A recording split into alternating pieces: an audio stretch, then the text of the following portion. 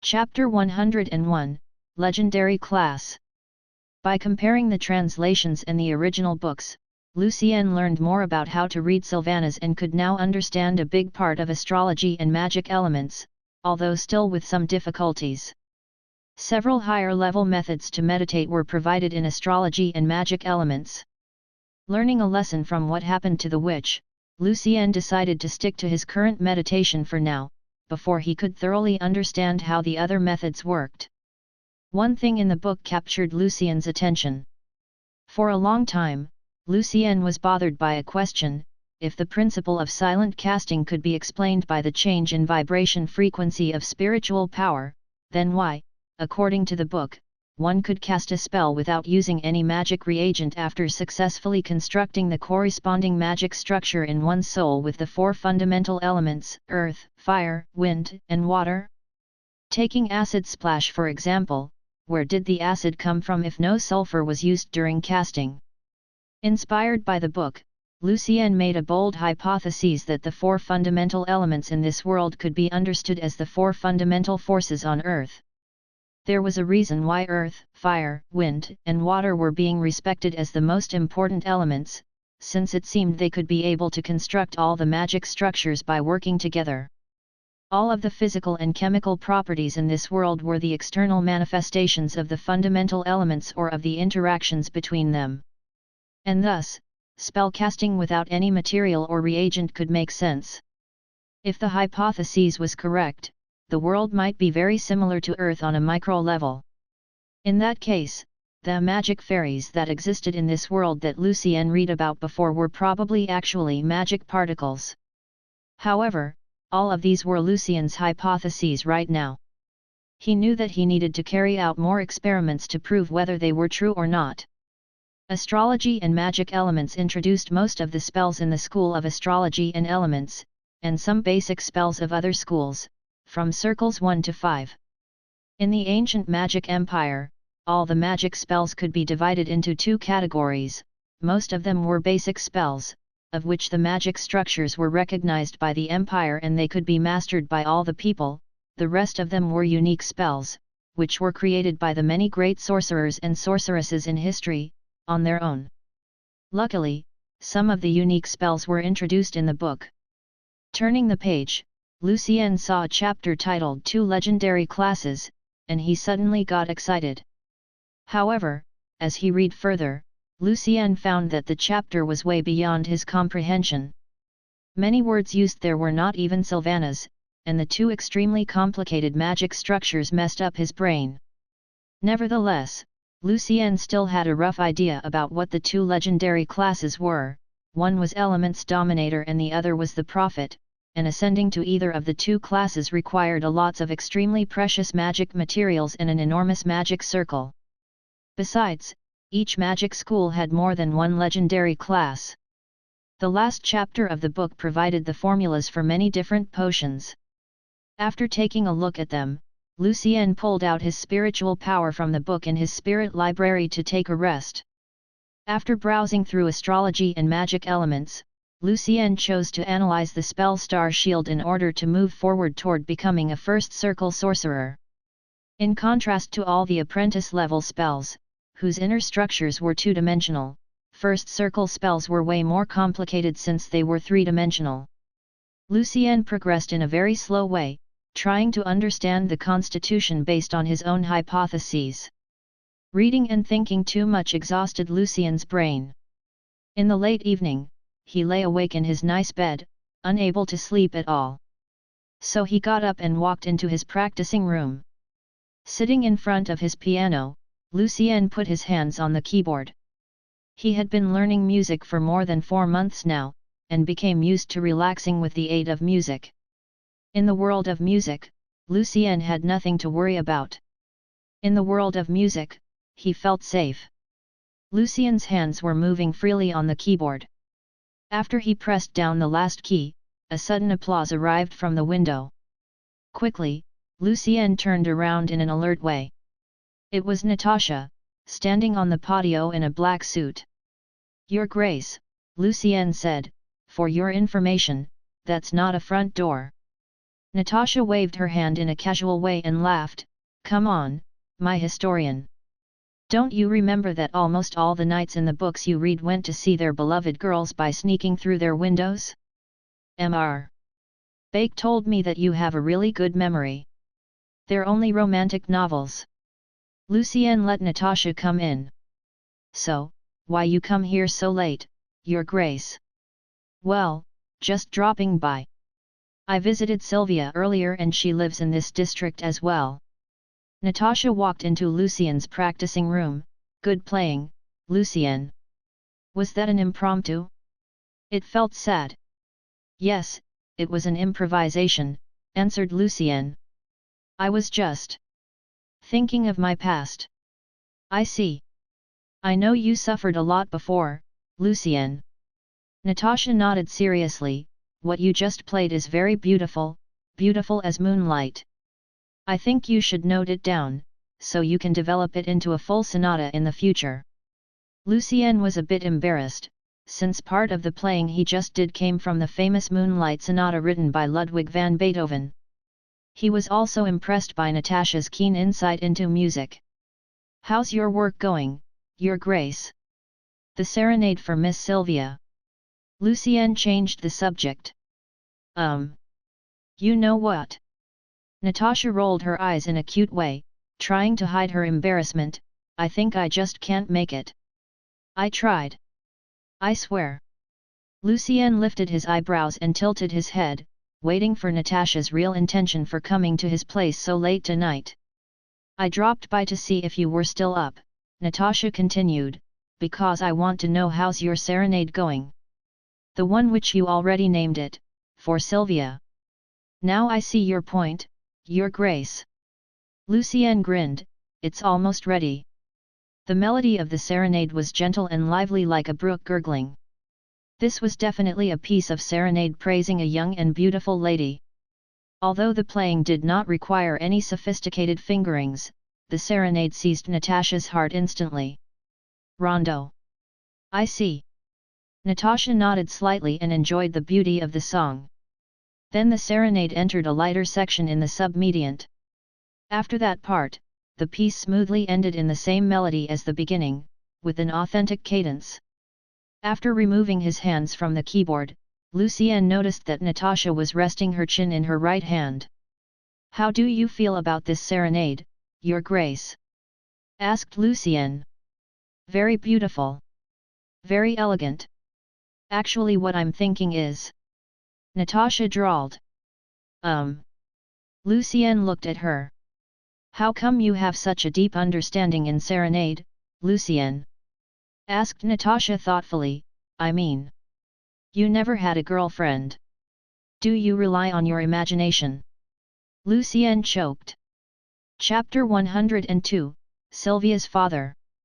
Although Lucien had completed the serenade called for Sylvia and had given the music sheet to the princess, he was still allowed to go to Natasha's study to read the books under her permission. She was hoping that the classic literature works might inspire him to produce more excellent music pieces.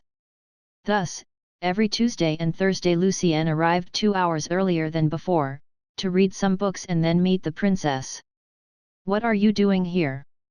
Bake was walking around in the study after translating for a long time, and he asked Lucien with curiosity. "I'm taking notes," answered Lucien briefly, "for future reference." Actually, there was no need for Lucien to take any notes at all, but Lucien's super outstanding memory surprised Bake a few times in the past 2 months. Lucien was a bit concerned that Bake might report this to the princess or someone else. In order to attract less suspicions, Lucien needed to do something to justify his great memory. "Can I take a look at your notes?" Bake asked. "Sure." Lucien pushed a pile of notes toward the scholar. Bake picked up a few pages and glanced at them. "Interesting. I've never seen anyone taking notes like this. It looks like you're following a time order, from the Dark Era to the Saint Calendar, but you also wrote down the many stories in a biographic way." "Yes, to serve my purpose." Lucien nodded.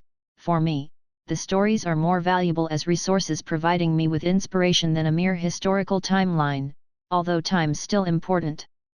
I see, Bake said to Lucien. No wonder you have such good memory. I was very surprised with how fast you can remember all the things. Actually, this method can be a brand new way of recording history. Oh, thank you, Mr. Bake. Lucien put on a smile on his face, knowing that it was not his credit. He just borrowed this method from somewhere else in his original world. It seems like you're becoming a historian now, Lucien. When they were talking, Natasha entered the study. Your Grace, Lucien and Bake saluted together. Natasha pulled Lucien out of the study with a big smile on her face. It seems Sylvia likes the serenade, doesn't she? Lucien also grinned. Oh my! She likes it. She loves it. Natasha was excited. Sylvia did not have a party for her birthday last night, but she said the serenade was the best gift. I'm very glad that you ladies like it, said Lucien. And I did not lie to Sylvia. I told her that for Sylvia was your work. Natasha's eyes were shining with joy. Sylvia appreciates your effort very much, and she wants to invite you for dinner tonight, at her place. I appreciate Sylvia's kindness, but it's not necessary. Lucien was a bit hesitant. Come on, Lucien. Natasha insisted, I don't want to let Sylvia down. And it will be a small, personal, family dinner. Only Sylvia, her father, Lady Camille, and I will be there. Well, the thing is. Lucien scratched his head a bit, I thought Sylvia would be mad at me. You know, after all, I was being your ghostwriter. No worries. Sylvia's always sweet and considerate. That's why I love her so much. Natasha did not give up, she knows that I'm not good at love-themed music, and she still appreciates my effort of practicing the serenade and playing it for her on her birthday. All right. Finally, Lucien nodded. At 7 in the evening. No. 78, Gisu District. Sylvia lived in a two-story, light yellow house. There were a few kinds of cold-resistant flowers still blooming in the garden. Welcome, Lucien. Sylvia and her father were waiting for him. The princess and Lady Camille are in the living room, said Sylvia, who was wearing a long white dress, with her beautiful long hair hanging down her shoulders. Sylvia would be like the dream girl for most men. Lucien handed a small gift to Sylvia and said happy birthday to her, then greeted Sylvia's father, Mr. Dironi. Mr. Dironi was wearing a black suit. Although his black mustache made him look a bit old and gloomy, Lucien still could tell that Mr. Dironi should be pretty good looking when he was young. However, Lucien felt a bit weird when he saw Sylvia's father for the first time, and he did not know why. Good evening, Lucien. Dironi greeted him slightly lowering his head. Although we both live in Gisu, we've never seen each other before. You're even younger than I thought, said Dironi as he led Lucien to the living room. Before having dinner, the five of them chatted casually. Mr. Dironi started to ask Lucien about the serenade in D. We're really looking forward to the complete version of it, said Dironi. Actually, I already finished it, answered Lucien. It's a piece of string quartet. Awesome. Natasha winked to Lucien, I hope you can play both the quartet and for Sylvia on the New Year ball. So I can. You know, that. Lucien knew what she was talking about. Natasha was still waiting for a chance to reward him with a manner. Unfortunately, Lucien preferred the night sword than a manner. Since for Sylvia is a piece of personal music work, I don't think I should play it on the New Year ball, though, Lucien stated. Why not? Said Sylvia in a gentle voice, it's your music work anyway, and it's very beautiful. People should have a chance to appreciate it. The only thing that you may want to change is the name of the serenade, or people would think that you're pursuing me. I don't mind. Natasha shrugged her shoulders and smiled, after all, most of the musicians in the association who are still single are pursuing you. By the way, Lucien, before you came we were talking about poems and tales from different places in the duchy. I know you're an expert, and maybe you can help us here. Expert? Mr. Dironi looked surprised. The princess is just joking. Lucien waved his hands. I've indeed read a few related books recently, but I'm nowhere close to being an expert. Don't be too humble, Lucien. Natasha laughed. Mr. Dironi's a very successful businessman and also the director of the Association of Accessories. He's been traveling a lot on the continent, and we were discussing about one of the folk poems that he heard before. What's this one about? Asked Lucien with a bit of curiosity. Well, not many people know this poem. Dironi rested his chin on his hand, but the scene the poem described was very unique. I wonder where and when the poem originated and what happened at that time. Then Dironi started to slowly recite the poem. When the sun entered Thanos's palace, huge fireballs fell down from the sky. The earth was crumbling. And in no time, the city, as well as the magnificent tower, turned into ashes. The ashes covered everything, from the earth to the sky. In the dark pit lived the devil. Look, look! The red water was now up to the lips. As you can see, Lucien, Natasha commented, the poem's not rhetorical, but what it described is very weird. As far as I know, Thanos Palace is the name of a specific position of the sun, where it shows a unique scene. Besides Natasha's interpretation, Lucien remembered that, according to the literature he read, Thanos was also the name of a previous chief magistrate of the Magic Empire, who was known as the King of the Sun. Chapter 103, Lucien, the Historian. Well, although astrology is totally strange to me, Lucien was pretending that he knew nothing about astrology, while, in fact, astrology was his speciality and he clearly knew that there was a constellation named Thanos in memory of the King of the Sun. I read some similar poems before in the princess study. So, I'm guessing it might be a prophecy poem. I don't think so. The folks told me that what the poem described really happened many, many years ago. Dironi denied Lucien's first guessing. I see. Lucien nodded. Dramatic as the poem seems to be, if it's not a prophecy, then I think it is a poem describing a catastrophe or something similar to that. That makes more sense. Mr. Dironi nodded. The War of Dawn lasted for more than 400 years, and before that, there were also countless horrible disasters and many great wars happened on this continent. Huge meteorites, earthquakes, landslides, and even battles could lead to the same scene. I read about them before in Heroes' Epic, the War of Syracuse, Saint City, Confession, Saint Continent Chronicles, and many more. Interesting. I think Lucien makes a good point here. Natasha nodded. War or natural disaster, that's our direction.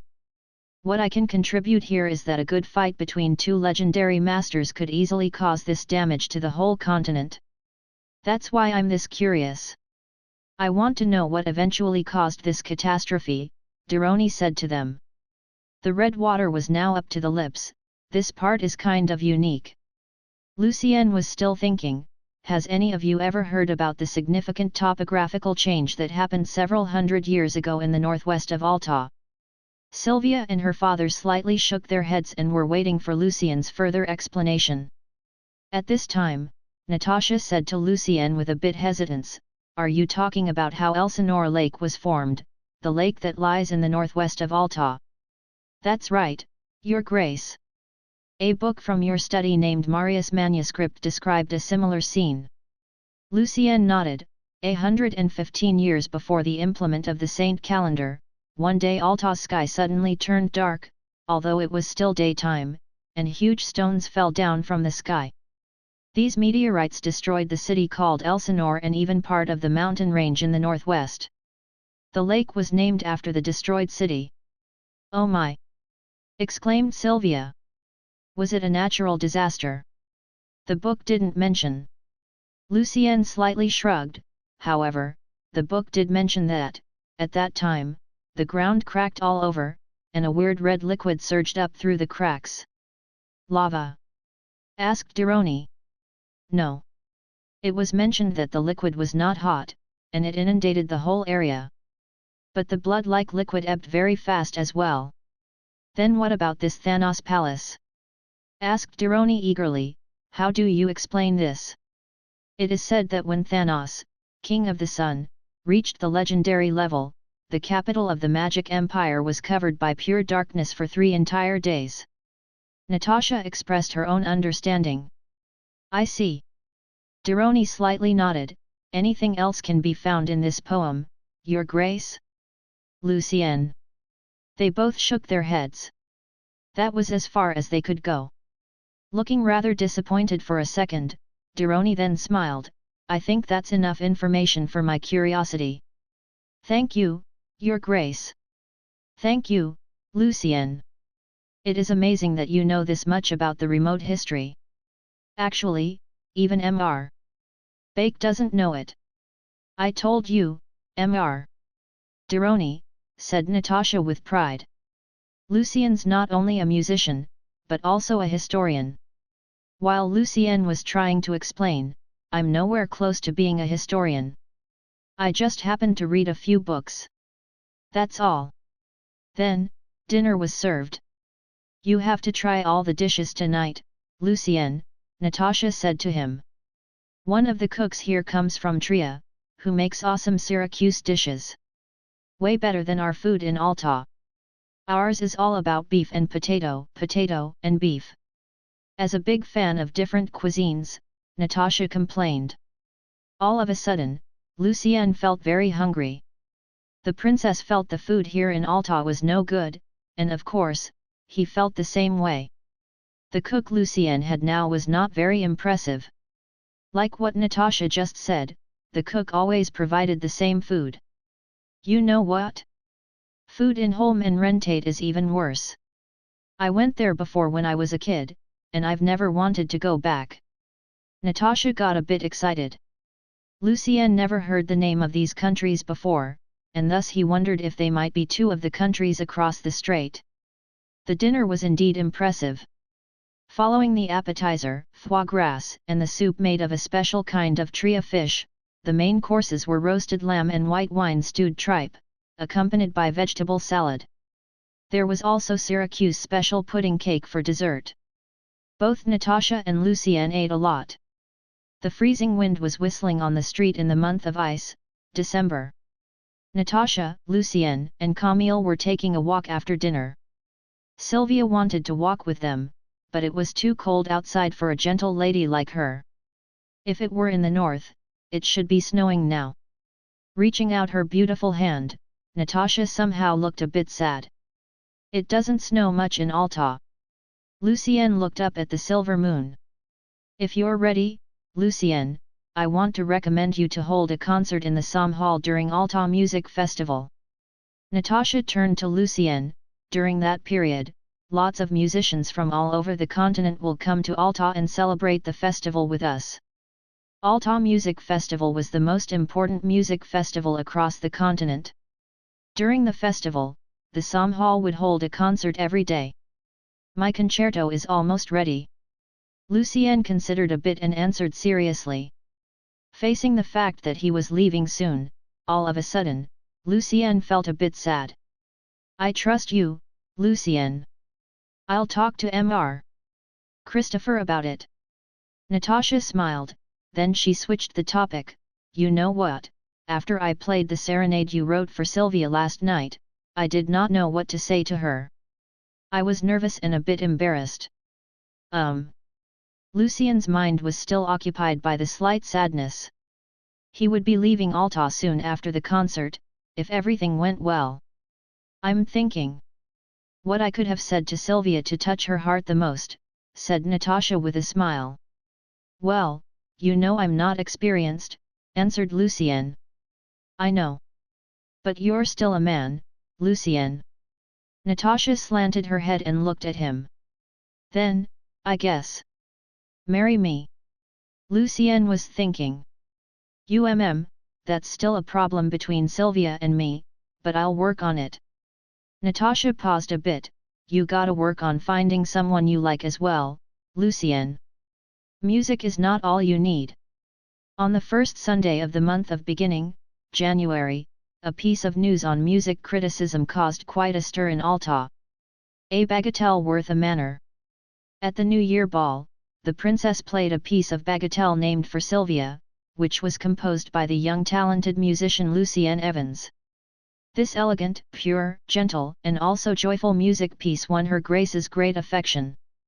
Thus, Princess Natasha awarded this young musician, who just recently gained popularity in Alta, with a beautiful manor in the suburbs. People are saying that for Sylvia might be the most expensive piece of bagatelle ever in the history of music. Another thing about Lucien is that somehow many musicians from the association started to call Lucien a historian. They started to ask Lucien questions about history and poetry, and Lucien always tried his best to answer the questions for them. Chapter 104, The Young Visitors. The last week of the month of life, the third month of the year. As the weather was getting warmer, Alta, the city of Somme, quickly recovered from the bitter winter and burst out great vigor, welcoming all the guests coming from different places all over the continent to join the Alta Music Festival, which was held every 3 years. Musicians, instrumentalists, bards, and nobles from other countries flocked to the biggest city close to the dark mountain range. Even in the afternoon, there was still huge traffic in front of the city gate in Nolan district. Lilith, a pink-haired girl, was pulling her elder brother's arm to make him walk faster. "Stop looking around like that, Sala." Saying that in a low voice, the girl seemed to be a bit pissed off with her elder brother, but clearly she did not want to draw attention from anyone. This 16-year-old girl was very lively and beautiful. A slight feeling of melancholy even added more charm to her. Lilith was very popular in her hometown.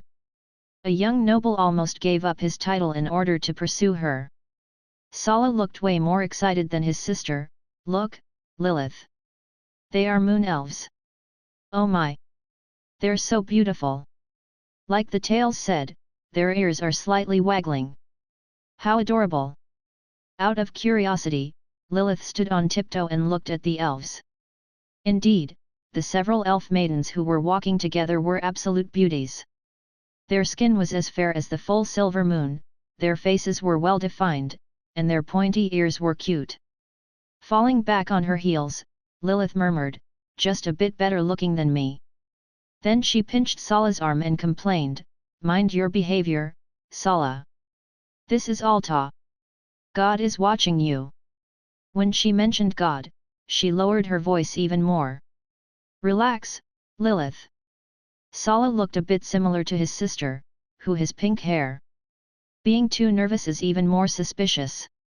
Entering the city, the brother and sister changed their direction and came to a quiet corner where there was no one.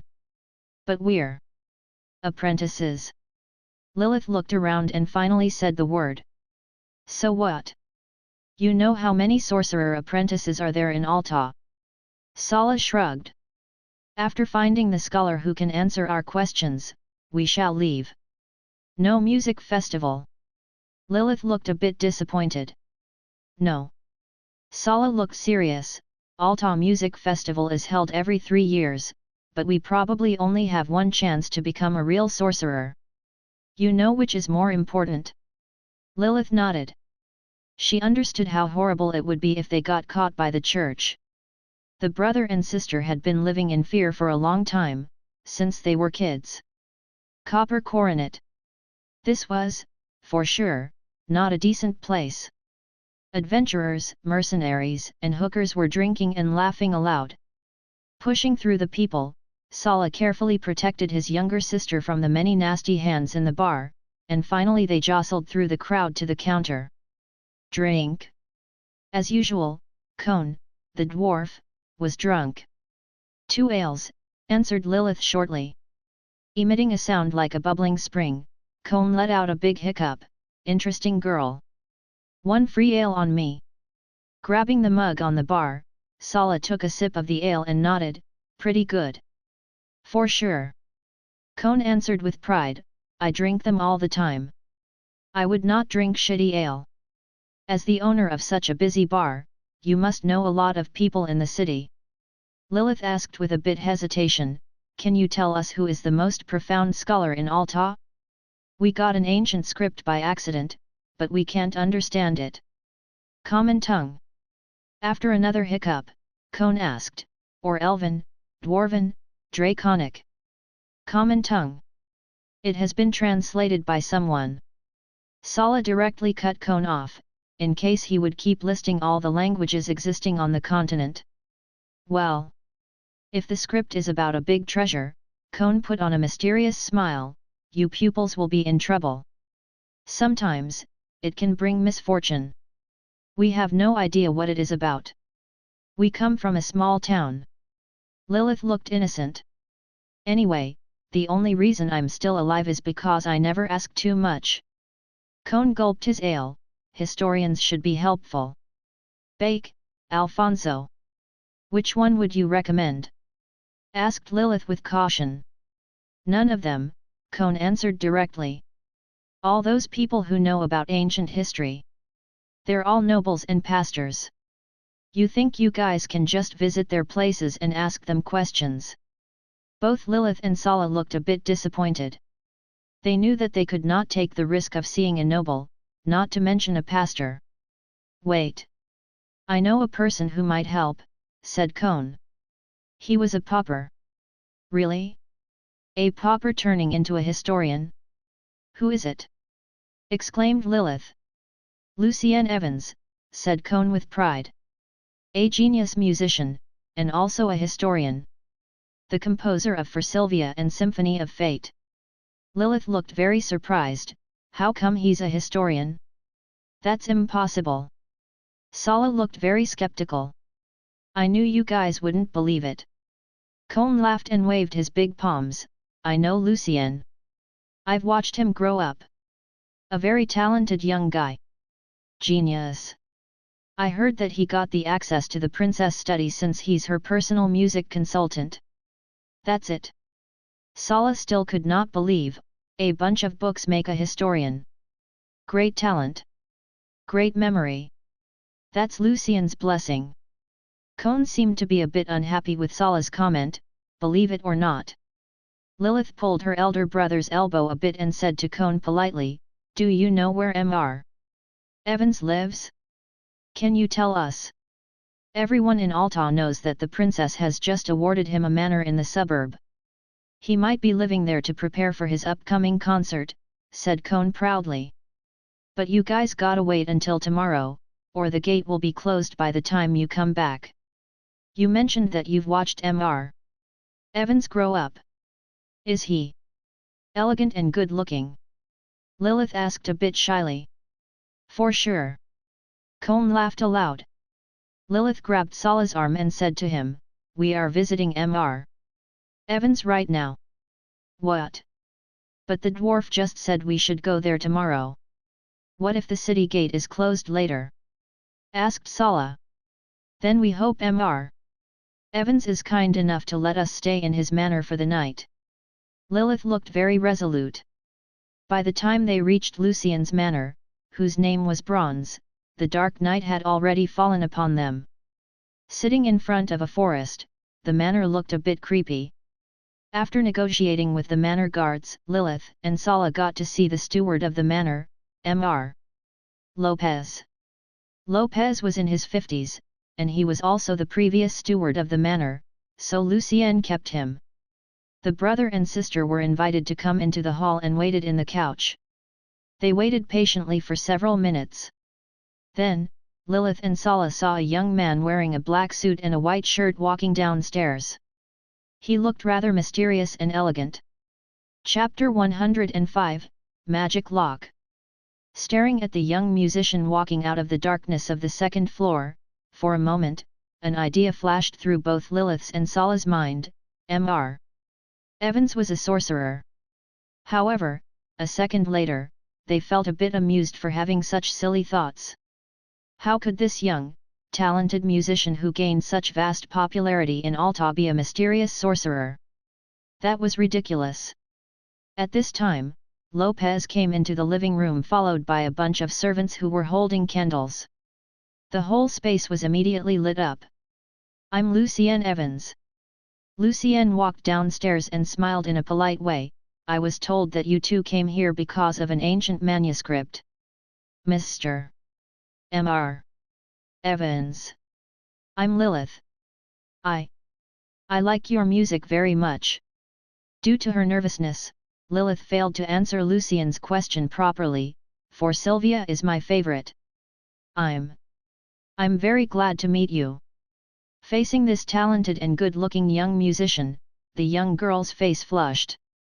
"Me too, Mr. Evans. I'm Sala." Sala was calmer than his sister. "Symphony of Fate gives me a lot of encouragement, sir." Lucien smiled and nodded. "Thank you for your support. But can we talk about the manuscript first?" Hoping that he could find more information about the Continental Congress of Magic, Lucien read lots of literatures and ancient manuscripts. He would not let any possible chance slip from his hands. "Yes. Sorry, Mr. Evans." Sala sniffed a bit and took out a pile of paper. "Here it is, sir." Lucien took the manuscript over and said to them, "Not a problem. Please sit down, so we can discuss together." Lilith sat back on the couch, still blushing. From time to time, she peeked at Lucien, who was absorbed in reading. Her heart was beating fast. As usual, Lucien read very fast in order to have a complete copy in his spiritual library. However, a familiar sentence in the manuscript immediately seized his attention. "When the sun entered Thanos' palace." Lucien was astonished. Why did he see the same weird sentence twice within just a couple of months? What did the manuscript have to do with the poem that Mr. Dironi mentioned? Thus, Lucien slowed himself down and started to reread the whole manuscript. The further he read it, the more shocked he was.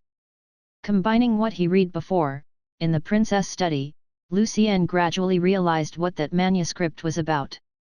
It was about the ruins of a magic site. Calm as Lucien looked, there was a great turmoil in his mind. Floating mountains, Grand Cross. Lucien remembered these words. He saw them when he was reading astrology and magic elements. Opening that book in his spiritual library, Lucien turned the page to the last chapter, Magic Circles. Just as he expected, Lucien found out that the manuscript described a wide and powerful magic veil called Magic Lock, which was mainly constituted by a series of astrology spells. Compared with the folk poem, the manuscript offered a more detailed description about how the city was destroyed by the falling meteors and how the weird, red liquid surged up from under the ground. Unfortunately, the manuscript was not complete. No explanation could be found on it regarding why there was a magic site built underground, or why a magic lock was placed around it. The witch's ancestors lived in Alta many years ago. According to the witch's notes, one of her ancestors was the student of a very powerful legendary sorcerer who was the lord of the city. Therefore, Lucien guessed that the magic site might have something to do with this legendary sorcerer, but he had no real evidence about it. It had been more than half an hour since Lucien started to read the manuscript. During this time, Lucien did not say even a single word. Both Lilith and Sala felt a bit nervous. Shocked as Lucien was, he pretended to be quite calm. "It's not complete. Do you have the rest?" "No." Lilith shook her head. "This is not the original manuscript. As you can see, Mr. Evans, it has been translated into the common tongue." "I see." Lucien put the manuscript on the table, then he said to Lilith and Sala, "I have a rough idea. This manuscript is about some underground magic ruins, and I can do a rough calculation to locate where the ruins were, based on the geographic and constellation features the manuscript provides." "Awesome!" Sala and Lilith exclaimed at the same time with great surprise. After Lucien finished his explanation, Lilith was even more excited. "Thank you so much, Mr. Evans. This will help." Lilith, Sala directly cut his sister off with a couple of fake coughs. Then, he stood up and said to Lucien with respect, "Mr. Evans, thank you for telling us the story behind the manuscript. How much we shall pay you for this?" "One thul." Lucien smiled. Since he was about to leave Alta after the music festival, he wanted to save more right now, although he already had saved 30 thalers from working for the princess and all the rewards he received. That was already more than what a commoner could earn for their whole life. "For sure." Sala slightly bowed to Lucien. Then, he pulled out the money bag and handed Lucien a thul with great respect. As the city gate has been closed, Lucien smiled to them and invited, "If you don't mind, Lilith and Sala, you are welcome to stay in my manor tonight." After having dinner, Lucien asked Mr. Lopez to take Lilith and Sala to their guest rooms.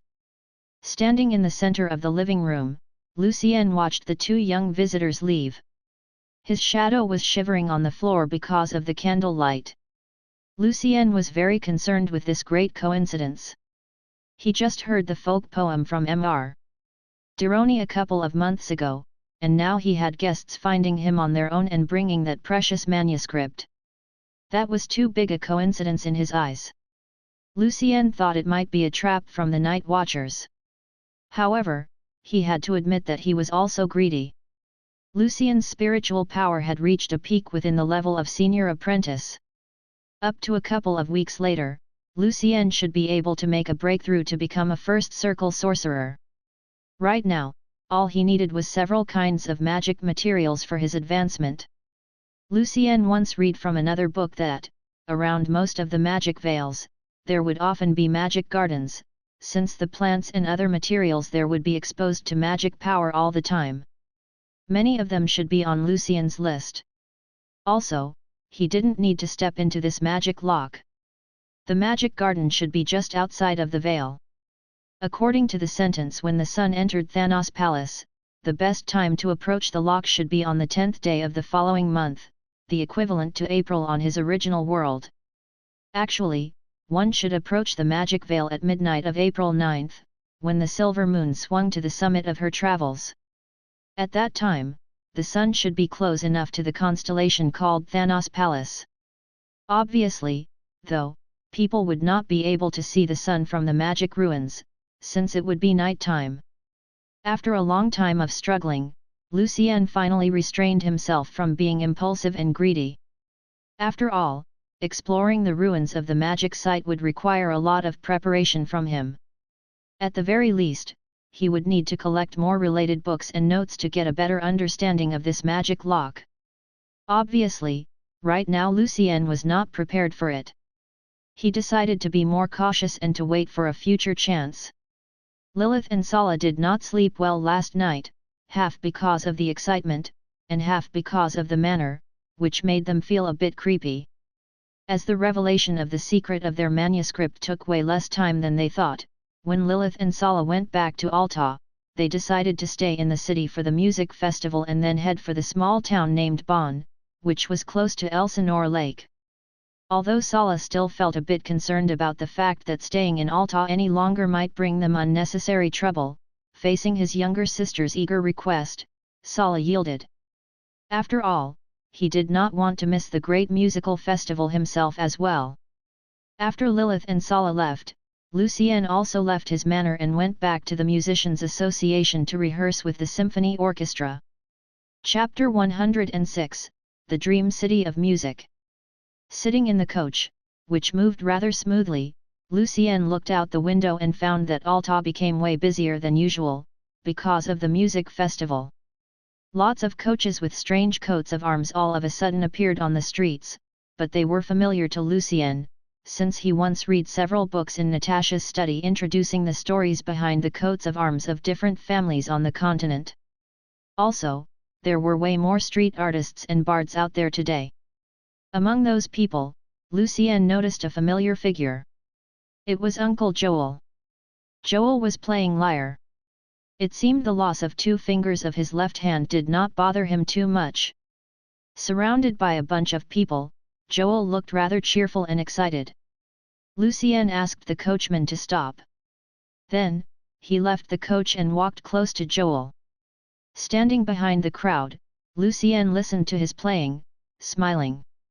The crowd burst out a warm applause when Joel finished his playing and bowed to them. A few of the listeners took out their money bags and put some coins in Joel's hat to show their appreciation. When Joel straightened up his body, he saw Lucien. Joel's eyes were lit up with surprise. "How come you're here, Lucien?" When the crowd dispersed, Joel walked with Lucien to a quieter corner. "I thought you were still in the manor." "I was." Lucien smiled. "I'm going to the association." "How are you doing, Uncle Joel?" "I'm doing great." Joel's eyes were shining with pride. "You saw it. They love my music." Lucien nodded and said to Joel, "For sure." Then he pointed at Joel's hat, which was filled with small change. "I don't need this money. You've been taking care of my family all the time, and because of you and John, we're now living a decent life." Joel weighed the hat a bit with his hand. "As long as they like my playing, that's enough." "I know," Lucien agreed. "Music itself is beautiful enough. I just play because of my dream now, not for a living." Joel nodded. "It feels like those days when I just came to Alta are back again. I'm passionate and motivated. Alta Music Festival turns me into a spring chicken again." Ha ha ha. Later, Lucien wandered around on the street to enjoy the different styles of playing. Street music had its unique charm, which also inspired Lucien quite a bit. Staying in his manor in the suburbs for too long, Lucien missed the bustling atmosphere. As he was walking, Lucien was trying to construct a rough idea about how to recompose the third movement of Violin Sonata in G minor, which was a very challenging piece of music in this world. Lucien wanted to present the beauty of this piece of sonata with piano, and he also wanted to show the audience his skills. Lucien decided to recompose it on his own, rather than referring to the masterpieces in his original world like what he always did before. This concert would be the first and also might be the last music concert in Lucien's life. He wanted to leave something that really belonged to him. Watching people's smiling and cheerful faces on the street, listening to the melodious music, Lucien sighed and murmured, "I wish there was no church here." "Sir, come and join our free concert." Suddenly, a young man popped out in front of Lucien. "Free?" His green eyes were full of hope. "Ah!" Lucien was a bit confused.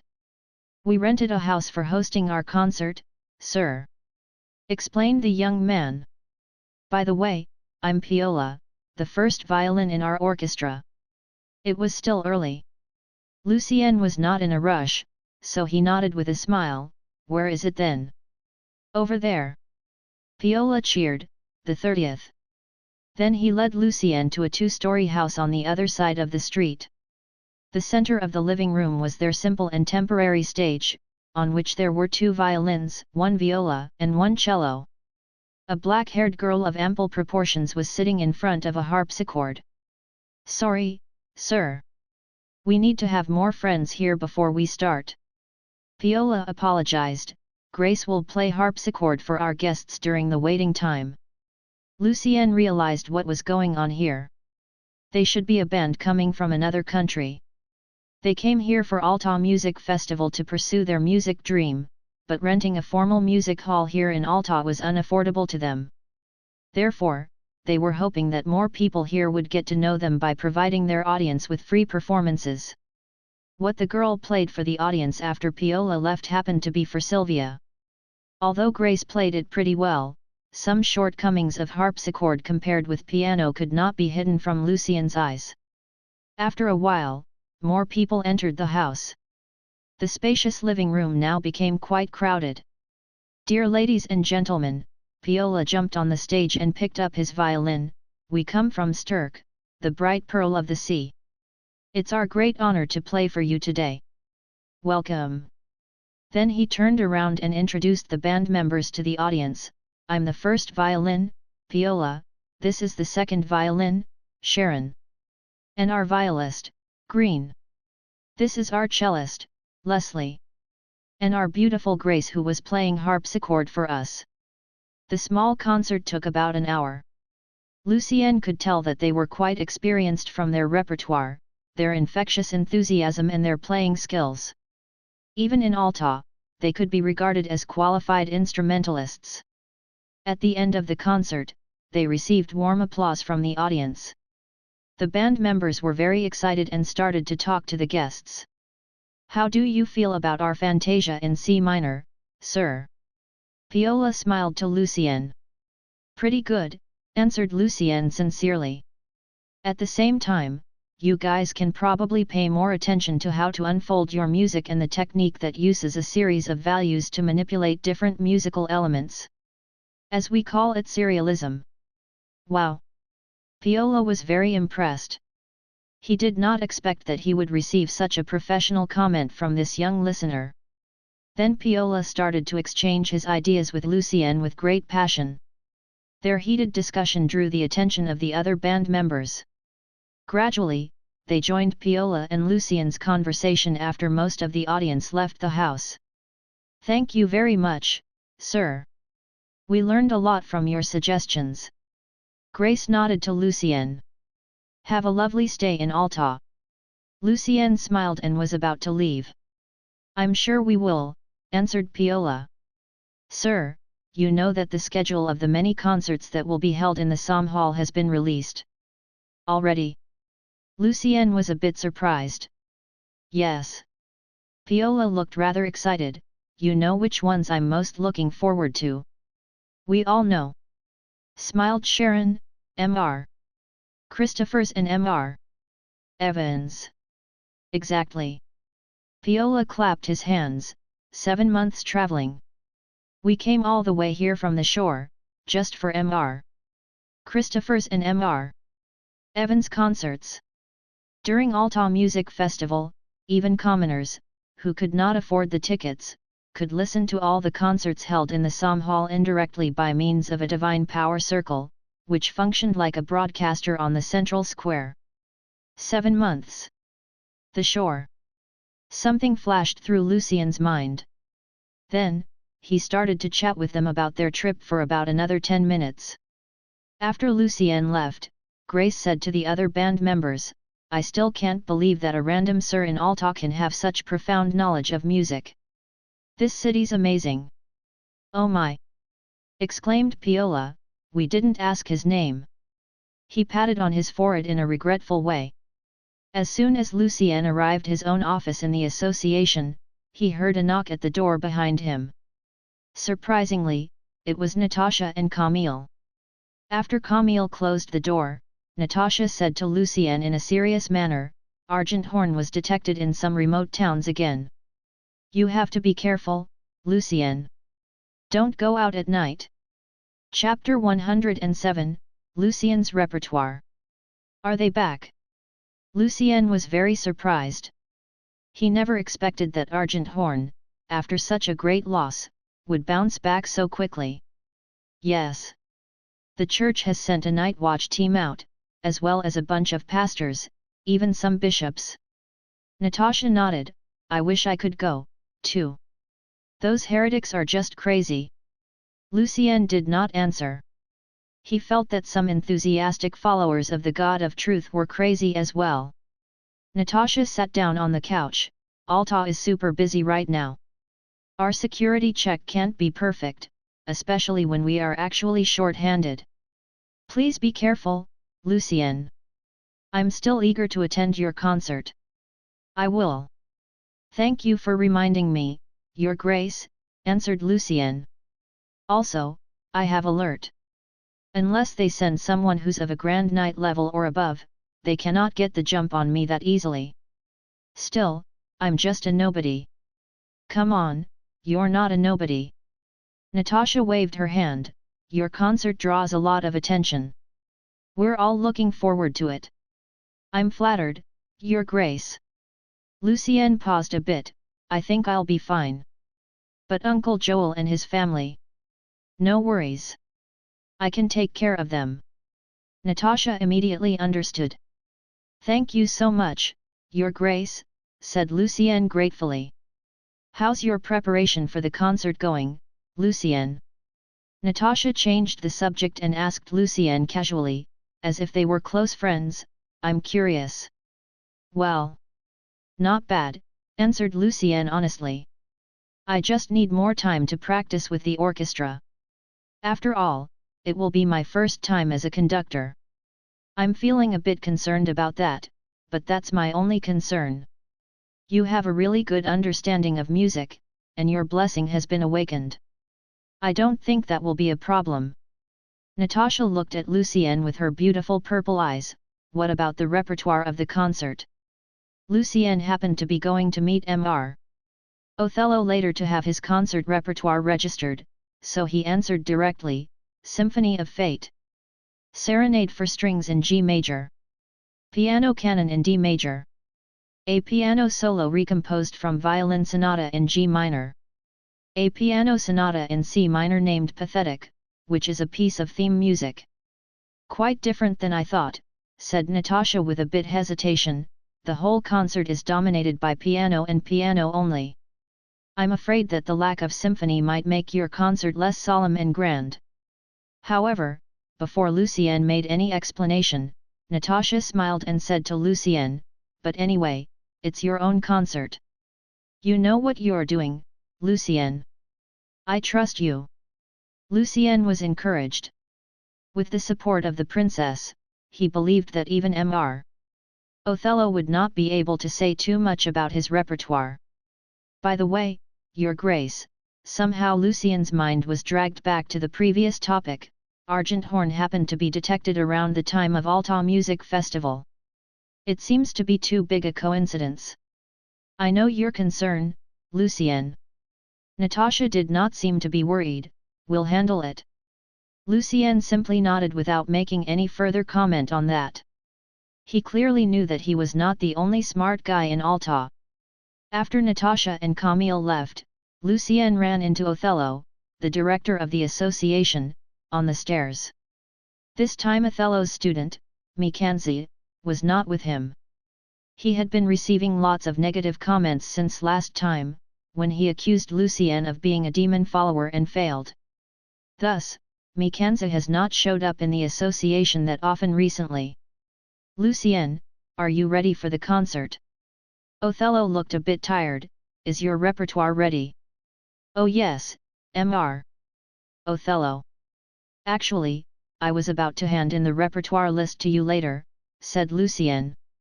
Then, he took out the list and handed it to Othello. Othello read the list with his brows wrinkling. Too many piano solo. They are not enough for a grand concert, I would say. I know a genius always has a lot of novel ideas, but Lucien, are you sure about it? Lucien nodded, I'm confident, and Her Grace agreed on the repertoire as well. Well, I see. I hope you don't feel too stressed. Othello was still a bit worried. In his heart, Natasha's decision to directly assign the last and most important concert to Lucien was not really wise. Othello believed that the final concert for the music festival required a musician who was way more authoritative and experienced than Lucien.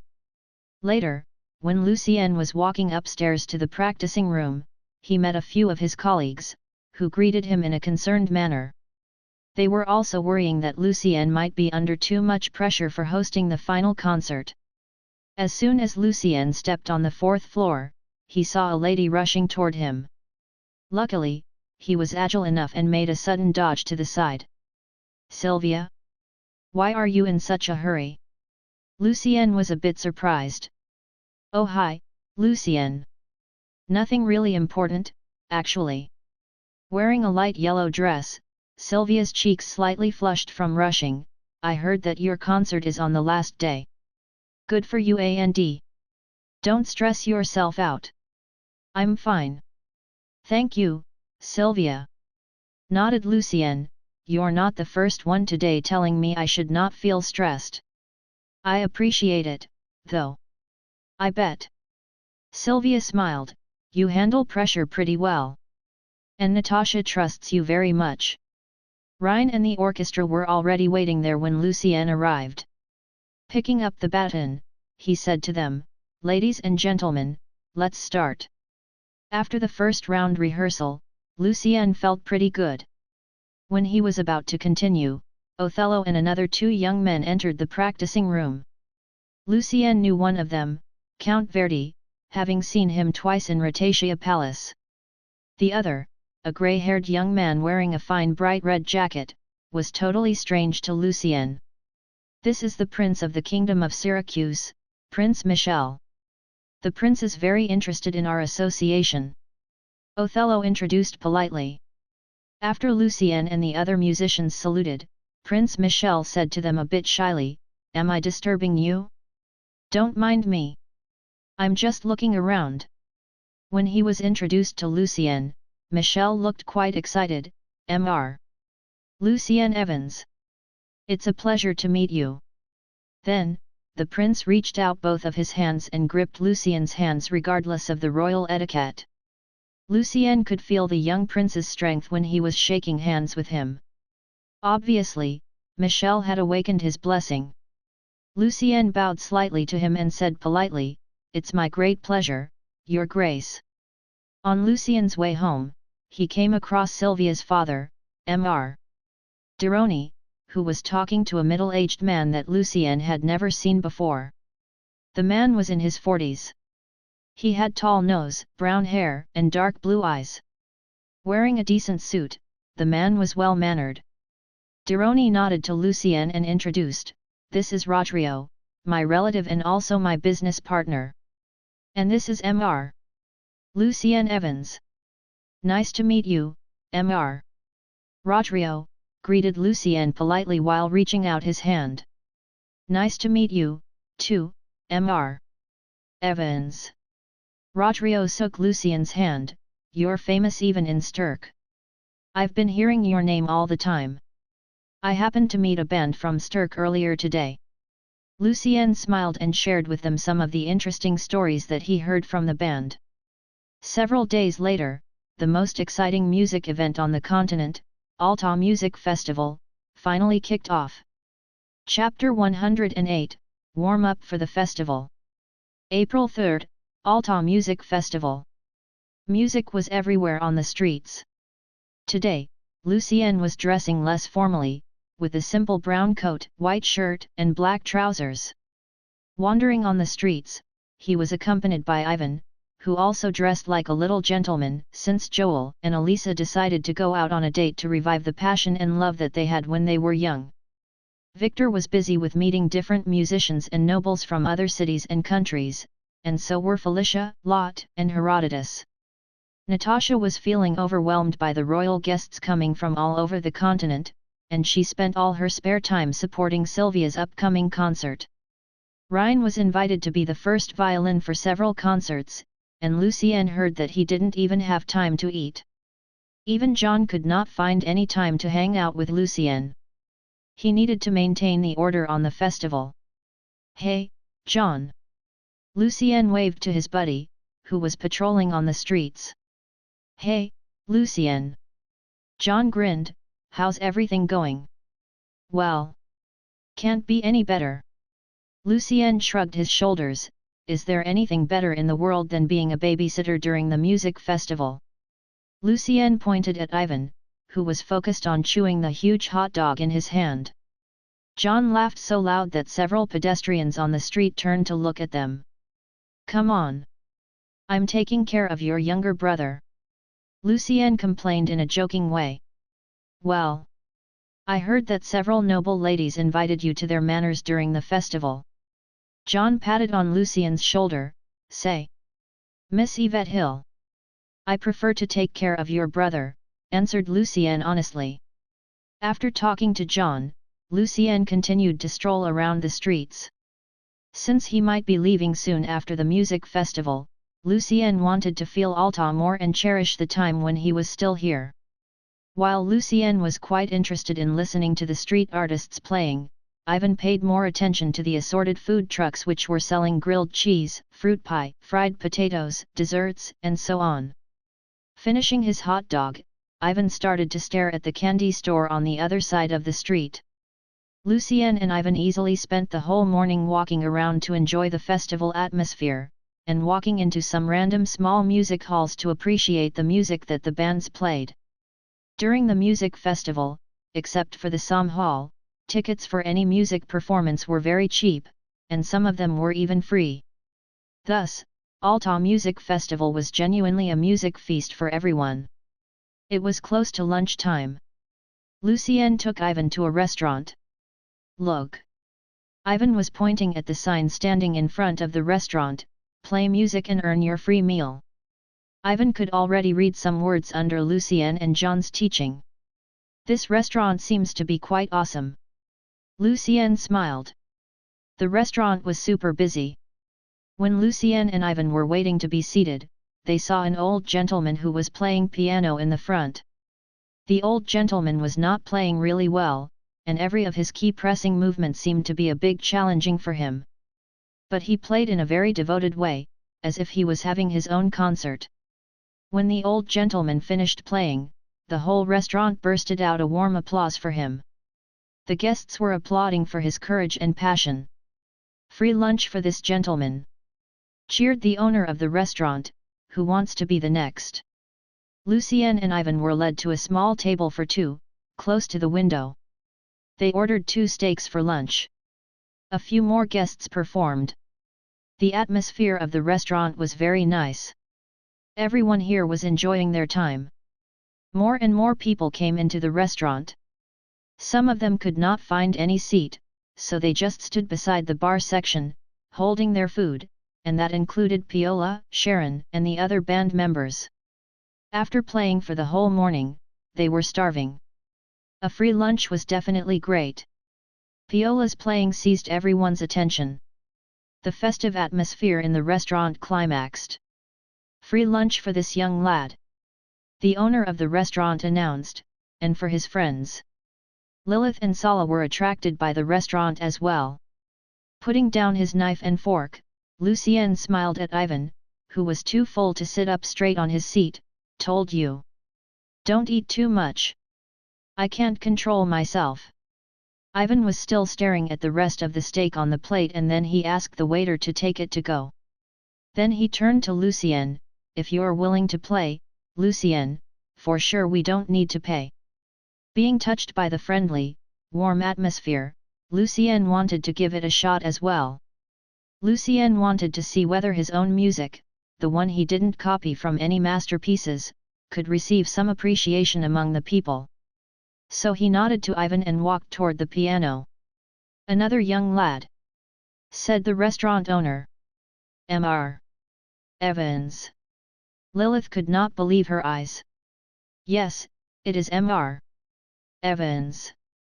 Sala looked a bit confused but also excited. I thought he was preparing for his concert. We're so lucky. Lilith's face flushed. We can listen to Mr. Evans playing here, in a random restaurant. Piola recognized Lucien as well, and he turned to his friends. That's the gentleman we talked to the other day. I wonder how well he can play. Placing his hands on the keyboard, Lucien quickly went through the small piece of serenade he wrote before in his mind, without referring to any music books in his spirit library. Lucien's playing was like a cool breeze coming in through the window, gentling touching every listener's heart. The busy restaurant slowly calmed down. Everyone stopped talking and listened to the music carefully. Moving his hands smoothly on the keyboard, Lucien closed his eyes and started to enjoy. In sharp contrast to the bustling atmosphere just now, the beautiful melody refreshed people's mind like a limpid brook. The piece of melody was very short. When Lucien left the small stage and came back to Ivan, the whole restaurant remained very quiet, since the guests were still immersed in the beauty of the melody. Lucien was satisfied. Leaving a NAR on the table, Lucien and Ivan quickly left. As soon as Lucien stepped out of the restaurant, he heard a great mix of people cheering and applauding. He left. Piola looked disappointed. We didn't ask his name. Again. I wonder why we never heard the melody before. Full of music surprises, Alta is such an amazing place, said Sharon. She did not know that it was that gentleman himself who composed the melody. Mr. Evans. Lucien heard someone calling him from behind. Turning around, he saw that it was the brother and sister who visited him the other day. Chapter 109, Marcus. Seeing Lucien, Lilith was both excited and shy. Your performance in that restaurant was awesome. Lucien somehow asked subconsciously, why are you two still in Alta? We still have time until... Before Lilith finished her phrase, Sala cut her off directly, since he realized that his younger sister might spill the beans inadvertently. Mr. Evans, why did you think we wouldn't stay here for the music festival? As soon as he asked, Sala regretted that he asked the question in such a harsh defensive way, which could make he and Lilith even more suspicious. Lucien got a bit nervous too. He did not want Lilith and Sala to realize that he actually knew more about the ruins of a magic site than they thought. You two were in quite a hurry when you visited me, Lucien's mind was working fast, and I thought you had something urgent. That's why. Oh. I see. Sala relaxed a bit and switched to a safer topic. Like Lilith said, your playing was very impressive. After chatting a bit more, Sala left with his younger sister, although the latter was a bit reluctant to stop the conversation with Lucien. Watching Sarah and Lilith leaving, Lucien slightly frowned his brows, feeling a bit concerned. He was not sure whether today's meeting with the brother and sister was just a coincidence or something else. However, Lucien would not let his concern ruin his beautiful day. He still spent a very pleasant afternoon with Ivan hanging around and enjoying the festive atmosphere. In the evening, Lucien took Ivan to Joel and Elisa and had dinner with them. Then, they walked toward the central square. Tonight, the square was way busier than usual, and the whole place was literally packed. People gathered here to enjoy tonight's concert in the Som Hall through the Divine Power Circle. The Divine Power Circle was actually visible, which seemed to be more like a transparent crystal dome floating in the air than a commonly imaged mysterious magic circle. Through this huge dome screen, people on the square could watch the spectacular performance and enjoy the wonderful music simultaneously. Wow! Ivan drawled with surprise. It looks like we cannot go anywhere closer, said Joel. Let's just stay here. We're not staying here. Refused Elisa, what can we see from here? As she was talking, Elisa was about to take advantage of her weight to open a path for them. Auntie Elisa, Lucien smiled and stopped her, I actually know a better place than the square. The town hall of Alta was a 5-story building, sitting on the other side of the central square. Felicia's father, Mr. Urbain, is the chief clerk here, Lucien explained. He invited us to enjoy the concert on the top floor. When they got closer, Lucien saw that Felicia was already waiting there at the back gate of the town hall. Due to the limited amount of seat that the Som Hall could provide and the large number of distinguished guests coming from other countries, even Mr. Urbain was not invited for tonight's concert.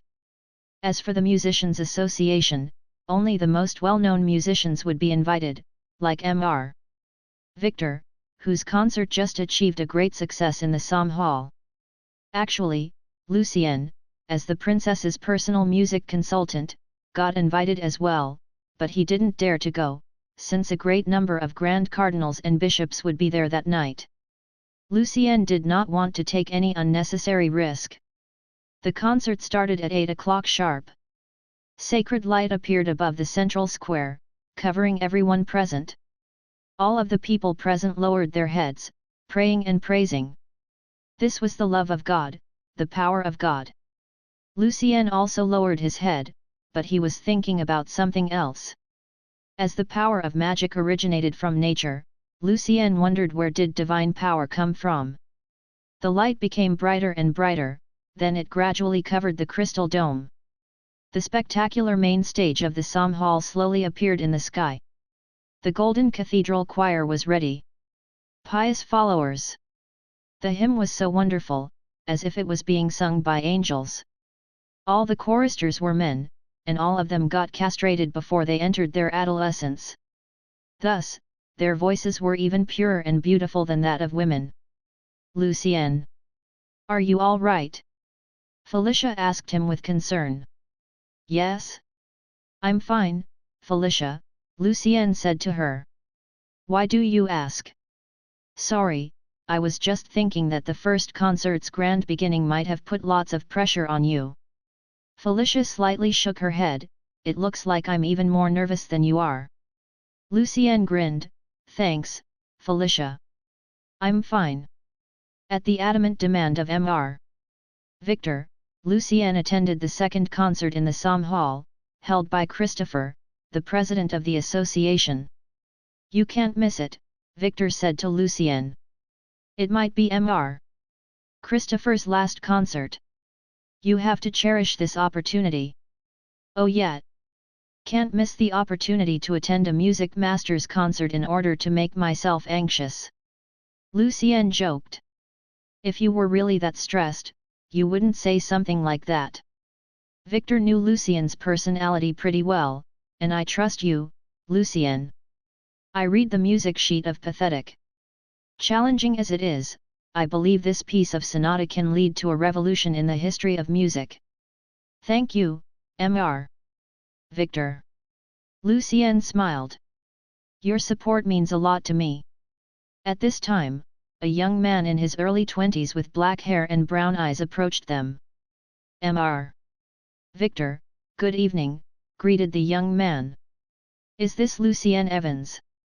Victor stood up and introduced with a big smile on his face, this is my previous student, Marcus. He is now the music consultant of the Kingdom of Shak. He came back several days ago, just because of the music festival. Chapter 110, The Last and the First. Lucien reached out his hand. Nice to meet you, Mr. Marcus. Holding Lucien's hand, Marcus put on a sort of arrogant smile. Likewise, Lucien. I heard your name when I was in Shak. When I had just arrived in Alta, a couple of days ago, I was about to visit you, but Mr. Victor asked me not to distract you from the preparation of your first concert. Marcus put some extra emphasis on the word first. In his mind, Lucien should not be respected as a musician until his first concert achieved great success. Mr. Victor often mentioned your name, saying that you're one of his most outstanding students. Lucien remained polite. In terms of concert experience, I'm not even close to you. Well, it's my great pleasure to be invited by the many countries. Marcus put on a big smile when they came to the topic that he felt the most proud of. He sat down beside Lucien and started to spout his concert experience in different countries, the passion of the Kingdom of Syracuse, the rigidity and conservatism of the Holy Heilts Empire, the boldness of the Kingdom of Shak. Lucien did not mind knowing more about these countries. So he nodded and asked a couple of questions from time to time when Marcus was talking. Marcus did not stop himself until the concert was about to start. In his mind, Marcus felt that Lucien was pretty easygoing, rather than arrogant as he assumed. Marcus' hostility did not come from nowhere. At first he felt truly happy that his teacher, Mr. Victor, noticed this talented young man, and he was proud that his peer could make achievements like him, until more and more news about Lucien Evans came to Shak like snowflakes. Even the nobles in Shak were talking about the young man and making comparison between them. All of a sudden, Marcus felt that his achievement was worth nothing compared with Lucien's success, but Lucien hadn't even had his own concert yet. The audience gave Christopher a very warm applause as soon as he appeared on the stage. Dressing in black, Christopher looked rather hale and solemn tonight. That would probably be Christopher's last concert for his music career, the last concert of the president of Alta Musicians Association, the most authoritative and the greatest musician across the continent, the living music legend. Ladies and gentlemen, Christopher turned to the audience, thank you for coming. Straightening his back, Lucien listened carefully. I've been devoted to music for 59 years, and now I'm 70, said Christopher with deep emotion. I'm still standing here because of all your support, and because of the stimulus I received from a young lad. We, as human beings, we age and die, but music never. Then Christopher turned around and raised the button. The first 3 symphonies were Christopher's most well-known music pieces. One was elaborate and ebullient, one was elegant and sublime, and the third one was passionate and graceful. The intoxicating and familiar melodies seized every listener's mind, no matter if they were inside or outside of the Som Hall. Christopher's achievement in music was the milestone in the history of music. Together with the music, the listeners' remote memories were brought back. During every interval, the audience applauded like never before, as if the whole continent was applauding the respectable, senior musician. After the third piece of symphony, Christopher looked a bit tired. Now, please enjoy my student Sylvia's piano sonata, while I'm going to prepare for the next symphony. In his last concert, Christopher wanted to support his student, and he knew that he must take a rest before the upcoming symphony. This is the living music legend. His concert is strikingly awesome, said Piola with great excitement on the square. I know. Sharon nodded earnestly. It's my greatest pleasure to be here right now and listen to Mr. Christopher's concert. Dressing in white, Sylvia walked onto the stage like an angel. Lucien closed his eyes and listened to Sylvia's playing carefully. Generally speaking, her playing was pretty good, and Sylvia's progress was already very impressive to Lucien, but he knew she could still make some improvement on her piano fingerings and her understanding of the many features of the new instrument. The 10-minute-long sonata also received a warm applause. Sylvia slightly lifted her dress and bent her knees to thank the audience, feeling quite excited. When Lucien was applauding Sylvia, he felt someone was looking at him. It was Natasha. Her beautiful purple eyes were shining as she smiled. She nodded to Lucien, and Lucien knew that she was thanking him for providing Sylvia with some tips for playing piano and recomposing the sonata. Then Christopher's returning immediately seized everyone's attention again. They were all looking forward to the last symphony. As Christopher lifted the baton and waved, the first 2 music notes struck every listener's mind. Christopher took them to a great battlefield. Horns blowing, flags waving, and the brave soldiers howled and charged like lions against the enemy, with their blood burning out of the great determination and the will of fighting. Under the guidance of the many heroes, pastors, and knights fought side by side and devoured their enemies like an overwhelming flood. They beheaded the titans and smashed the tall towers of the evil sorcerers. To protect their homeland, they killed all the demons who were trying to destroy the world. The following movement had a more restrained style, as if the army was mourning the heroes, but hope came with sadness, and even greater determination followed grief. Then, an exciting and passionate movement changed the music tone. In the name of justice and light, the soldiers wiped off their tears and marched again with irresistible momentum. The whole Som Hall remained silent for a moment after the symphony finished, then the audience burst into thunderous applause. This was not only an applause for the symphony, but also for Christopher's great spirit of innovation and perseverance in his 70s. Apparently, this piece of symphony was influenced by Lucien's Symphony of Fate. It was astonishing that the greatest musician ever would learn from the younger generation and always seek to reach new levels even in his late years. Master. Mr. Christopher, Master. Piola was too excited to form a complete sentence. Yes. Yes. Answered Piola's friends. Their voice was trembling. The Grand Duke, the Princess, the Prince from the Kingdom of Syracuse, Count Verdi, and all the people in the Som Hall stood up while they were applauding to show their great respect toward that great musician. Ladies and gentlemen, my last concert has ended tonight. Christopher bowed to the audience and said with emotion, tomorrow, our young, talented musician, Lucien Evans, will bring us his first concert ever here in the Som Hall. The last concert and the first concert. What God is telling us here is that music never ends. Music never ends. The audience followed Christopher and repeated his words. And then many of them turned to look at Lucien. Lucien bowed deeply to this great musician, with great respect. Chapter 111, Pressure. The crystal dome in the air created by divine power had disappeared, but people still remained on the square, lingering over the last piece of symphony named The War of Dawn. Following the trend of theme music created by Symphony of Fate, Mr. Christopher's latest music piece was definitely great. Comparatively speaking, Sala was a bit hesitant. Magnificent as The War of Dawn is, Symphony of Fate, to me, is still impressive. Lilith nodded, yes, I feel that the determination that Symphony of Fate carries is still stronger. Then she frowned her brows and looked worried, but Mr. Christopher's concert is still a great success. The concert tonight must have put even more pressure on Mr. Evans. Mr. Evans will be fine. Sala did not really know what to say. He won't let us down. Then what if he does? Lilith raised her head. After all, Mr. Evans is competing with the president of the Musicians' Association. Sala looked at his sister and sighed. At the same time, on the top floor of the town hall, Felicia released a long sigh, as if she was trying to drive away the worry and nervousness in her mind. However, not everyone was feeling concerned about Lucien's concert. Mikanza was one of the exceptions, who was very excited after tonight's concert, not really because of the great breakthrough that Mr.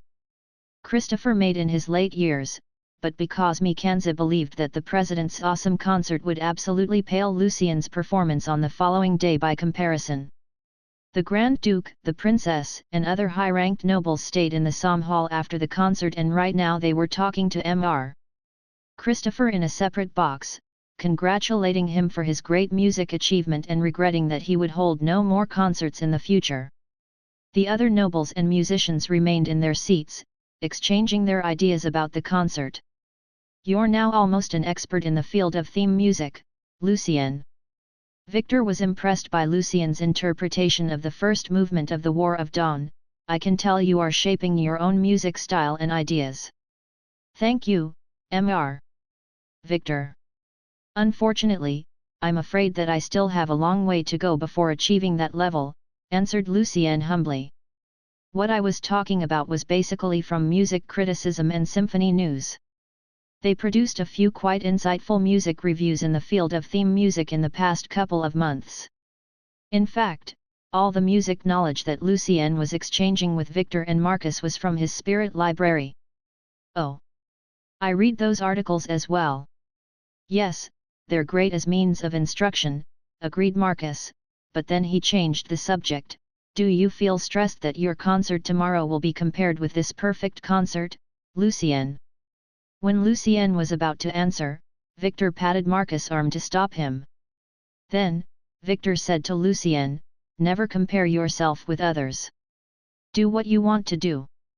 In fact, Victor himself was pretty worried that the piano solos tomorrow might not be able to provide enough music appeal to the audience, but he chose to trust his student. Lucien was not as stressed as other people thought. Although he knew that his arrangement and repertoire of the concert was quite ahead of the mainstream, and the several pieces of piano solos might be a great risk, Lucien believed that only himself knew what he wanted. I'll just try my best. He nodded. Then minutes later, the nobles started to leave the concert hall, followed by the musicians. Some nobles and musicians greeted Lucien in a sort of weird manner. Clearly, they were trying to avoid mentioning his concert tomorrow. It was April 5th, the last day of Alta Music Festival. At 7:30 in the evening, almost all the people in Alta were gathering around the central square and on the streets nearby, waiting for the last concert. Piola, Sharon, and other band members arrived at the square in the early afternoon to secure a relatively good spot. Now they were surrounded by more and more people and more heated discussion. Staring at the crystal dome, Piola murmured as if he was dreaming, I wish I could hold a concert here. I'd be willing to die for that. Not really possible, unfortunately. Green, the violist, shook his head and sighed, although he had the same dream in his mind. We're only in our 20s. We're still young. Don't be this pessimistic, Green, said Sharon. Mr. Christopher is still seeking for music breakthroughs in his 70s, and we shall carry our dreams all the way until we accomplish them. Speaking of being young, Grace said to them, Mr. Evans' coming-of-age ceremony is still a couple of months away from now. Sharon, who was born in a music family, replied, the youngest musician held his concert in the Som Hall when he was 15, but by the time he performed here, he had already hosted several concerts in different places. Mr. Evans is now having his first concert here during Alta Music Festival. That's something that will definitely be recorded in the history of music. Christopher held his first concert in the Som Hall during a previous Alta Music Festival when he was 26.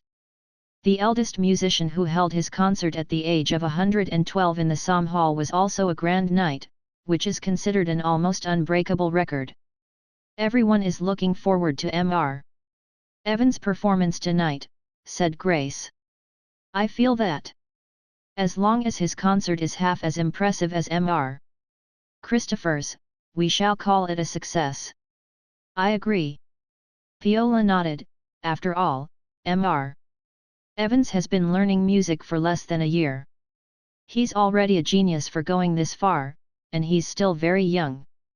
I don't think that other people will agree with us, unfortunately. Sharon sighed. There must be people who are hoping for Mr. Evans' failure. Outside of the Som Hall, Lucien, dressing a black tailcoat, was welcoming the distinguished guests together with Ryan and some other orchestra members. Many nobles and musicians trickled in the hall. Among them were Count Hain, Count Rafati, Count Hill, Mr. Othello, and other foreign nobles and musicians that Lucien did not know. Then, Christopher showed up with his student Sylvia.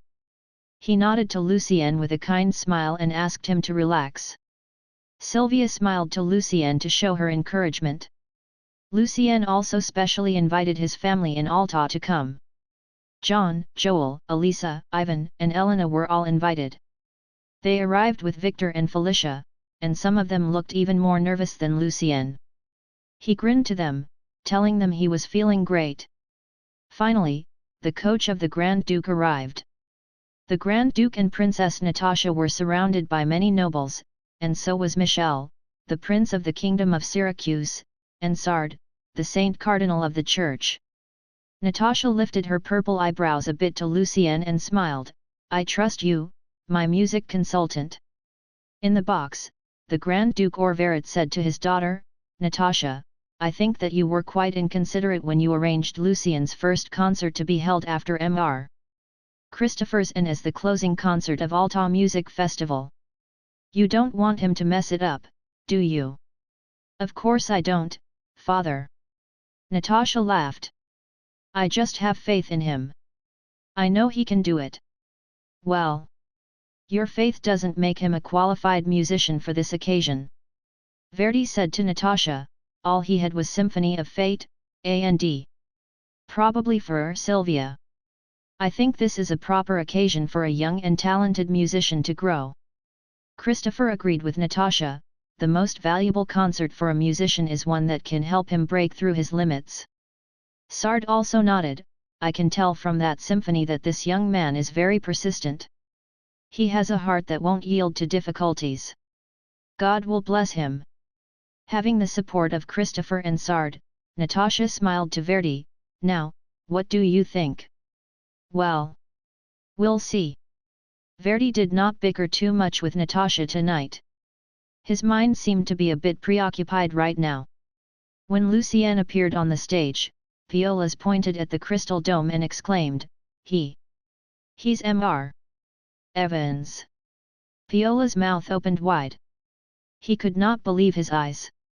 It took Sharon a few seconds to organize what to say. Yes, I think so. The young man we talked to before is Lucien Evans. No wonder. Grace murmured to herself. Standing in front of the orchestra, Lucien smiled to Ryan and nodded. Then, Lucien waved his baton. Chapter 112, The Art of Conducting. What was out of expectation was that the music did not start as soon as Lucien waved his baton. Standing in the front of the stage, he raised both of his arms up high. His whole body was shaking slightly, as if there was a great momentum of power coming out of his body. Before the audience realized what happened, Lucien quickly swung his arms backwards and lifted the baton again. Here came Serenade for Strings in G major. Short and direct, the music notes impacted every listener's mind.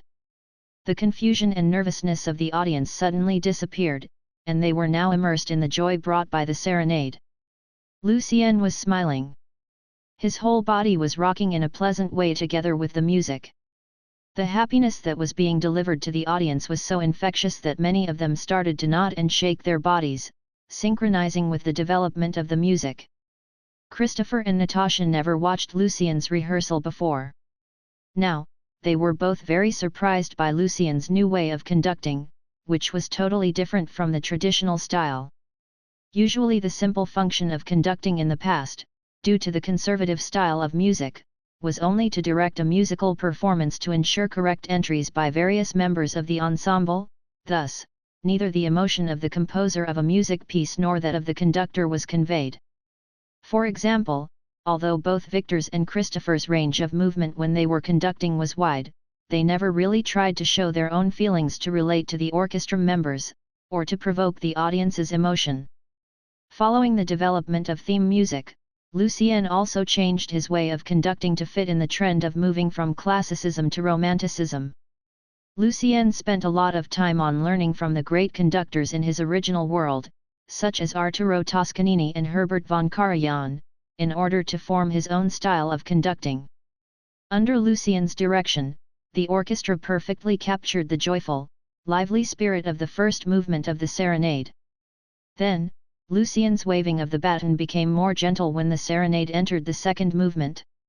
The melody was like a piece of veil-like, rosy dream, floating in the air and then slowly falling on everyone's mind.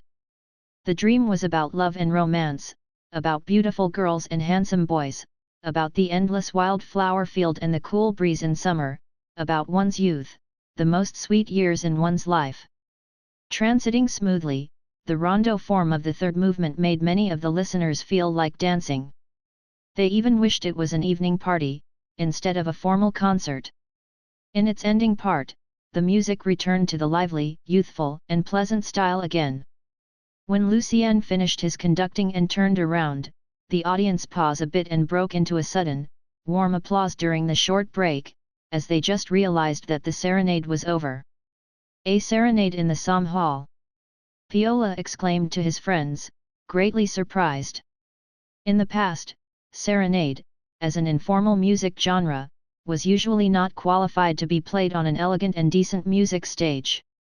Very rarely was serenade put on this kind of occasion in the past, and people never really liked it. Today, Lucien broke the stereotype and made a piece of serenade as impressive as a symphony.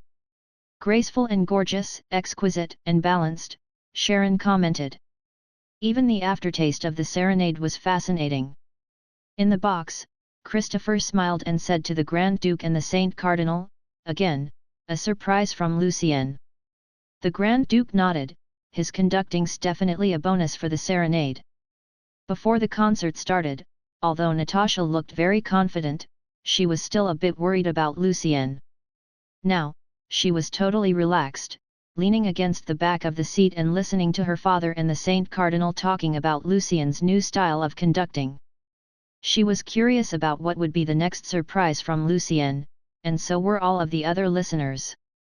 After the short break, when Lucien came back to the stage and passed by the concert members, Ryan smiled and said to him in a low voice, "It seems that your conducting received a pretty good feedback, and I believe Symphony of Fate will just shock them."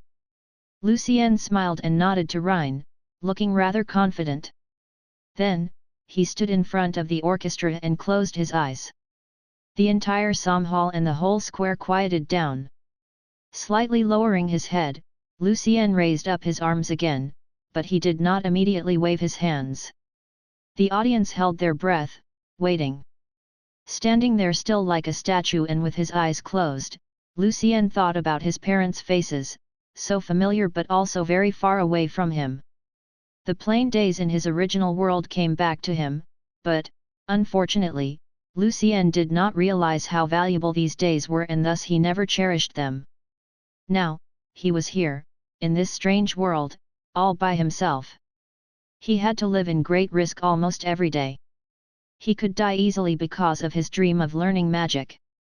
The faces of gangsters, the night watchers and the heretics showed up in Lucien's mind, mocking him, threatening him, telling him that everything was the arrangement of fate. Was he supposed to accept his fate? Was he supposed to give up fighting? Was he supposed to abandon his goals and yield to all the difficulties? No. Never. He would fight against the so-called fate with his last breath. Lucien's face was twisted with his great determination. Gnashing his teeth, he fiercely dropped both of his arms downward.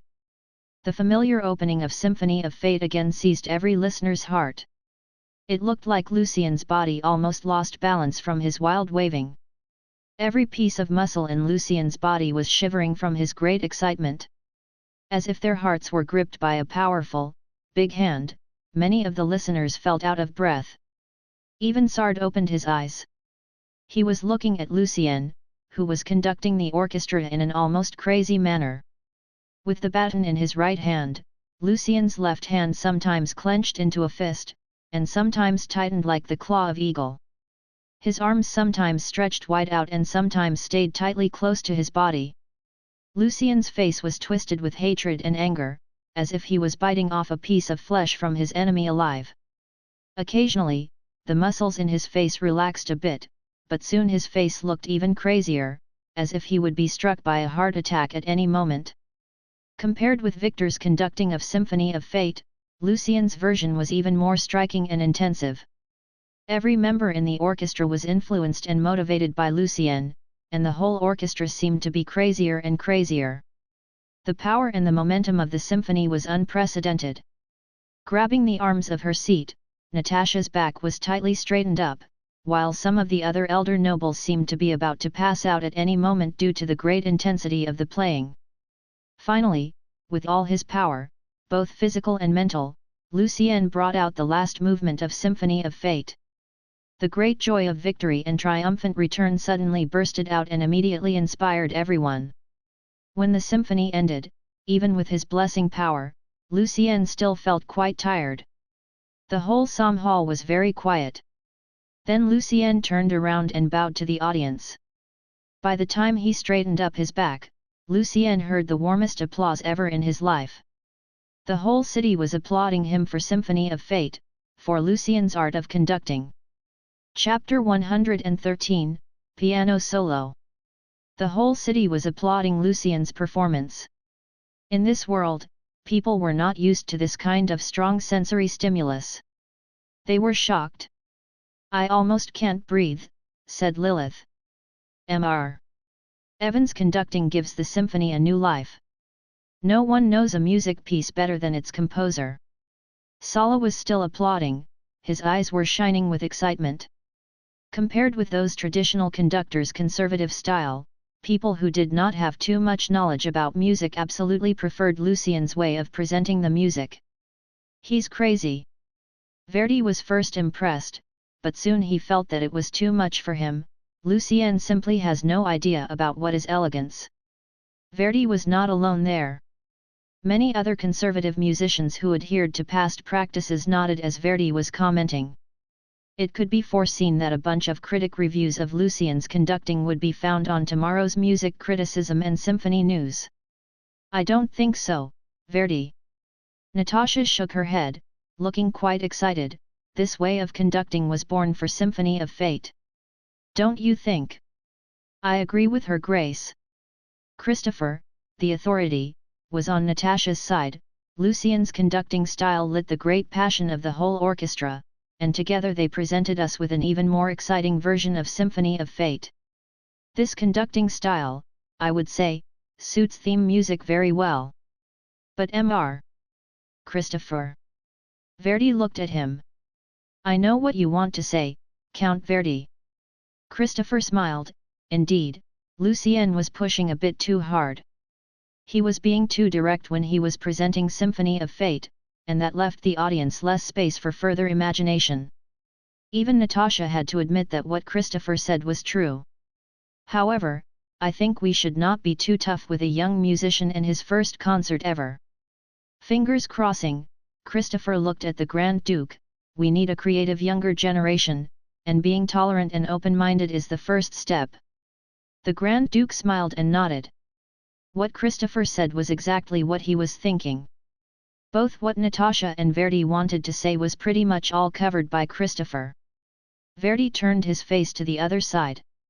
I'm wondering, please forgive my interruption, Your Grace, why Lucien chose to put Symphony of Fate in the second place of tonight's concert. Michel, the Prince of the Kingdom of Syracuse, asked in confusion, I mean. The remaining part of the concert is pretty much composed of piano solos only. That seems quite imbalanced to me. The Grand Duke picked up the repertoire card beside him and took a quick look. That's right. Michel, you made a good point here. What do you think, Christopher? Well, Lucien's best-known music work is Symphony of Fate. Using Symphony of Fate as the ending piece of the concert might be the most ideal arrangement. Christopher gently rubbed his chin a bit. For now, like Prince Michel said, the repertoire card does look quite imbalanced to me, and I didn't notice this earlier. Taking a short rest, Sard's eyes were half closed. He smiled and said to them, I believe that Lucien's not an idiot. Maybe he's very confident in his piano solo, or maybe he prepared something new. It's interesting to wait and see, isn't it? By the time they got to that conclusion, the whole orchestra had left. Now, there was only a piano on the stage. Instead of facing toward the audience, the piano was facing a different angle. Seeing Lucien appear on the stage through the crystal dome again, Piola asked his friends, why isn't the piano in the right position? That was what many people were wondering right now as well. On the stage, Lucien bowed to his audience and sat down in front of the piano. Pressing the keys, Lucien's hands started moving smoothly on the keyboard. It was Canon in D major, played in the piano. Sharon recognized the familiar, beautiful melody immediately. Simple as it was, Canon in D major might be the most classic music piece in this world. By playing one or more imitations of the music notes after a given duration, the repetition of the soft and gentle melody soothed every listener's mind like a cool breeze.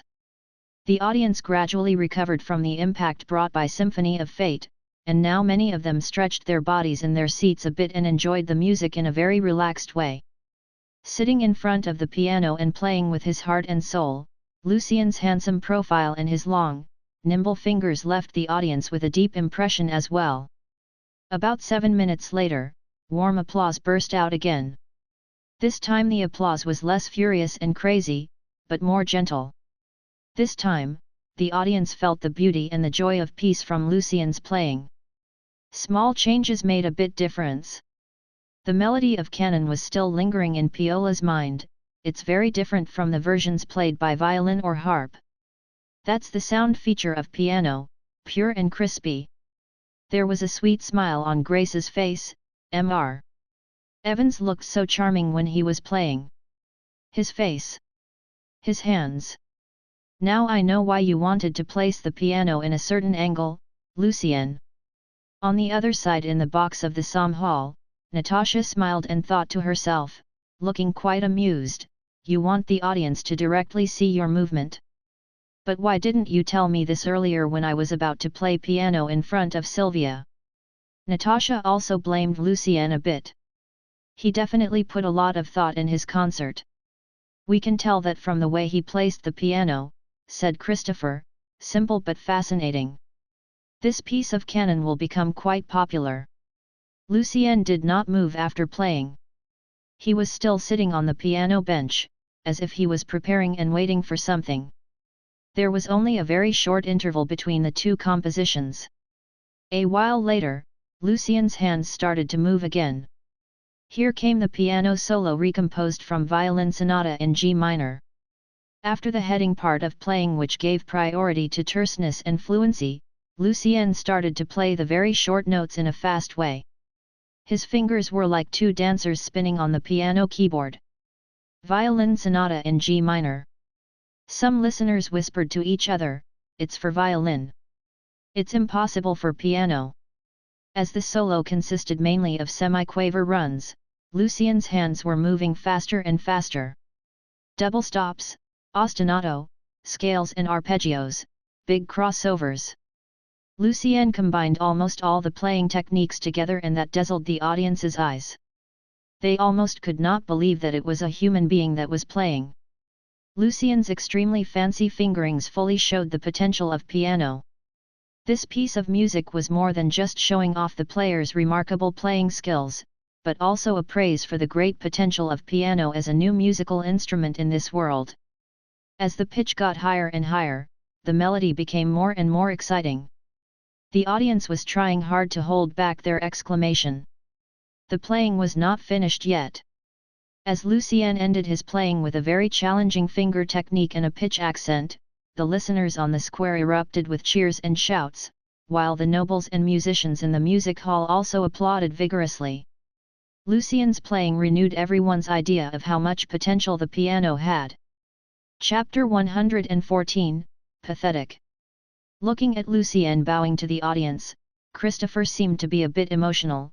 "When Victor and Ryan first introduced piano to me, although I could sort of see the potential of this new musical instrument, I never tried to compose anything specially for piano, not to mention to adapt any harpsichord or violin piece for it. The skills Lucien applied just now during his playing were very challenging. What he was trying to do was to learn from the playing skills for string instruments, which is remarkable. Practice makes perfect." Although Verdi was very impressed as well, he did not want to make a too favorable comment about Lucien, especially after awakening his blessing. The practice can't take long for him. Fingering is not everything. Natasha took a glance at Verdi. For other musicians, what is hard is to really get to know piano. I mean, like Lucien, who has this profound understanding of the unique features of this musical instrument. Without the knowledge, there's no way that one can produce such a fabulous piano piece. Well, maybe I'm too old. Although Lucien's playing is very impressive, I did not get as excited as you young people with his fancy fingerings." The Grand Duke smiled. "I'm more looking forward to Pathetic."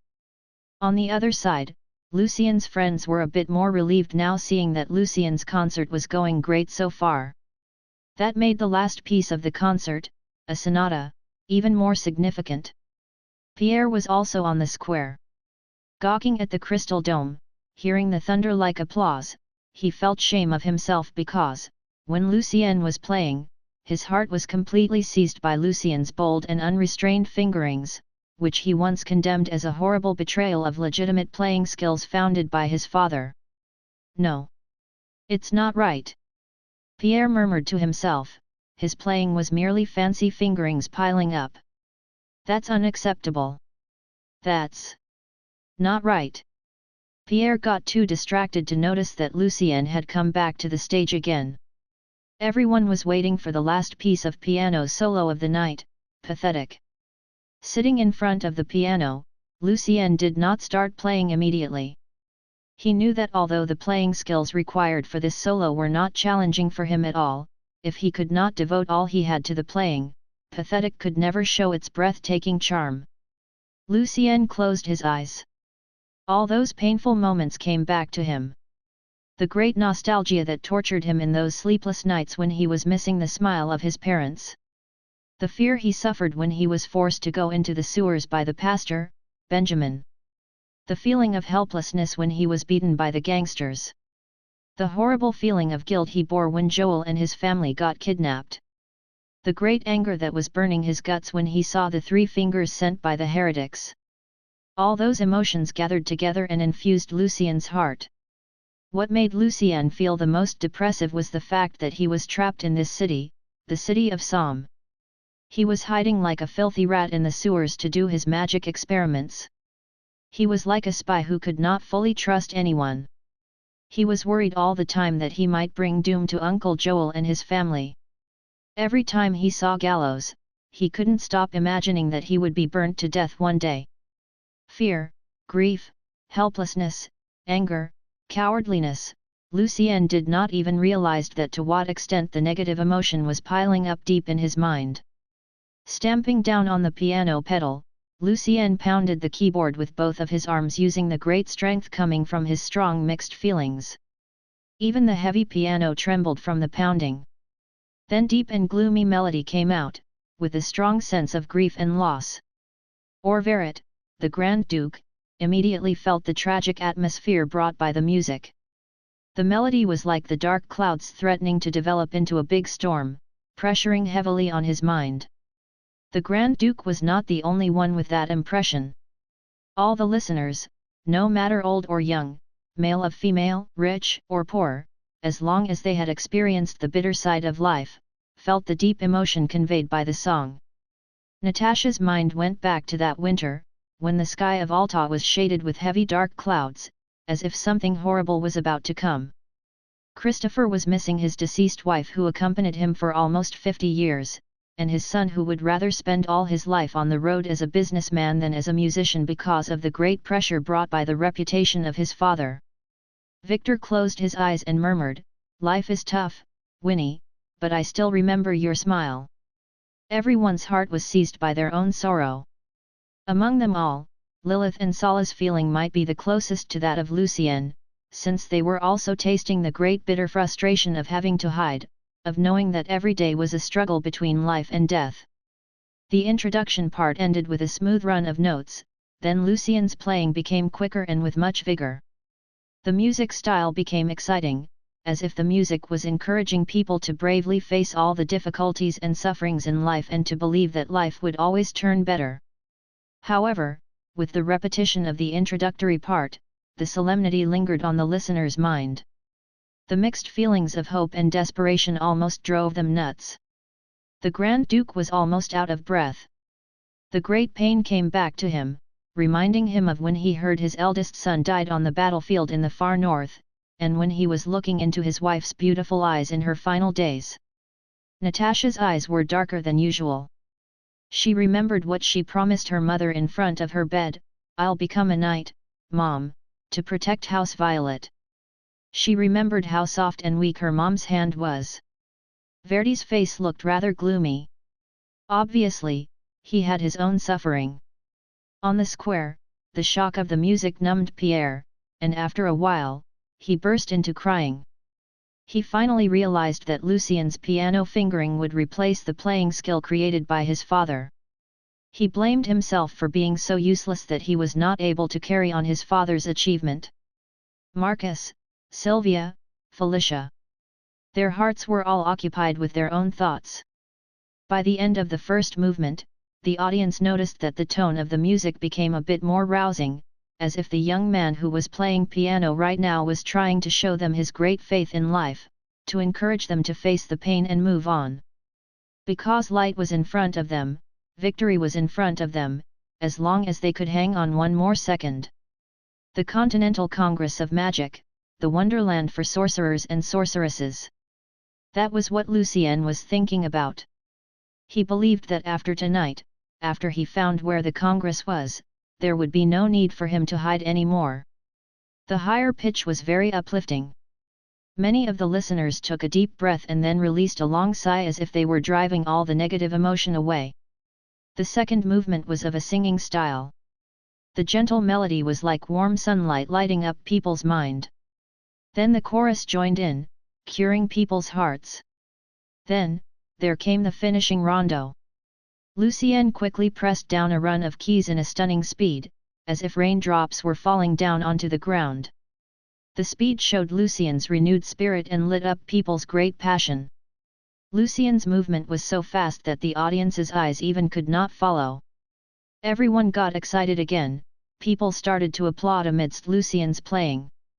They were enjoying the music, and they were enjoying more than just music. The audience's mood was completely led by Lucien, the young man who was showing his astonishing skills on the stage. At this moment, it did not matter whether they were nobles or commoners. They were cheering for this young music genius, cheering for Lucien's never-ending fight against fate, cheering for their shared emotions as human beings. Lucien's playing reached the perfection with the cut time movement in C minor. After another full run of notes, he heavily pressed down the last key and finished the sonata in great enthusiasm. All of the audience in the Somme Hall, including the Grand Duke, stood up from their seats and applauded for Lucien. The crowd on the square just went wild, and they were shouting and cheering. The whole city was conquered by Lucien's concert.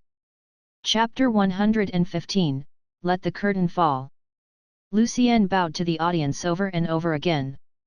And the thunder-like applause was still going on. And the people on the square were still shouting at the top of their lungs.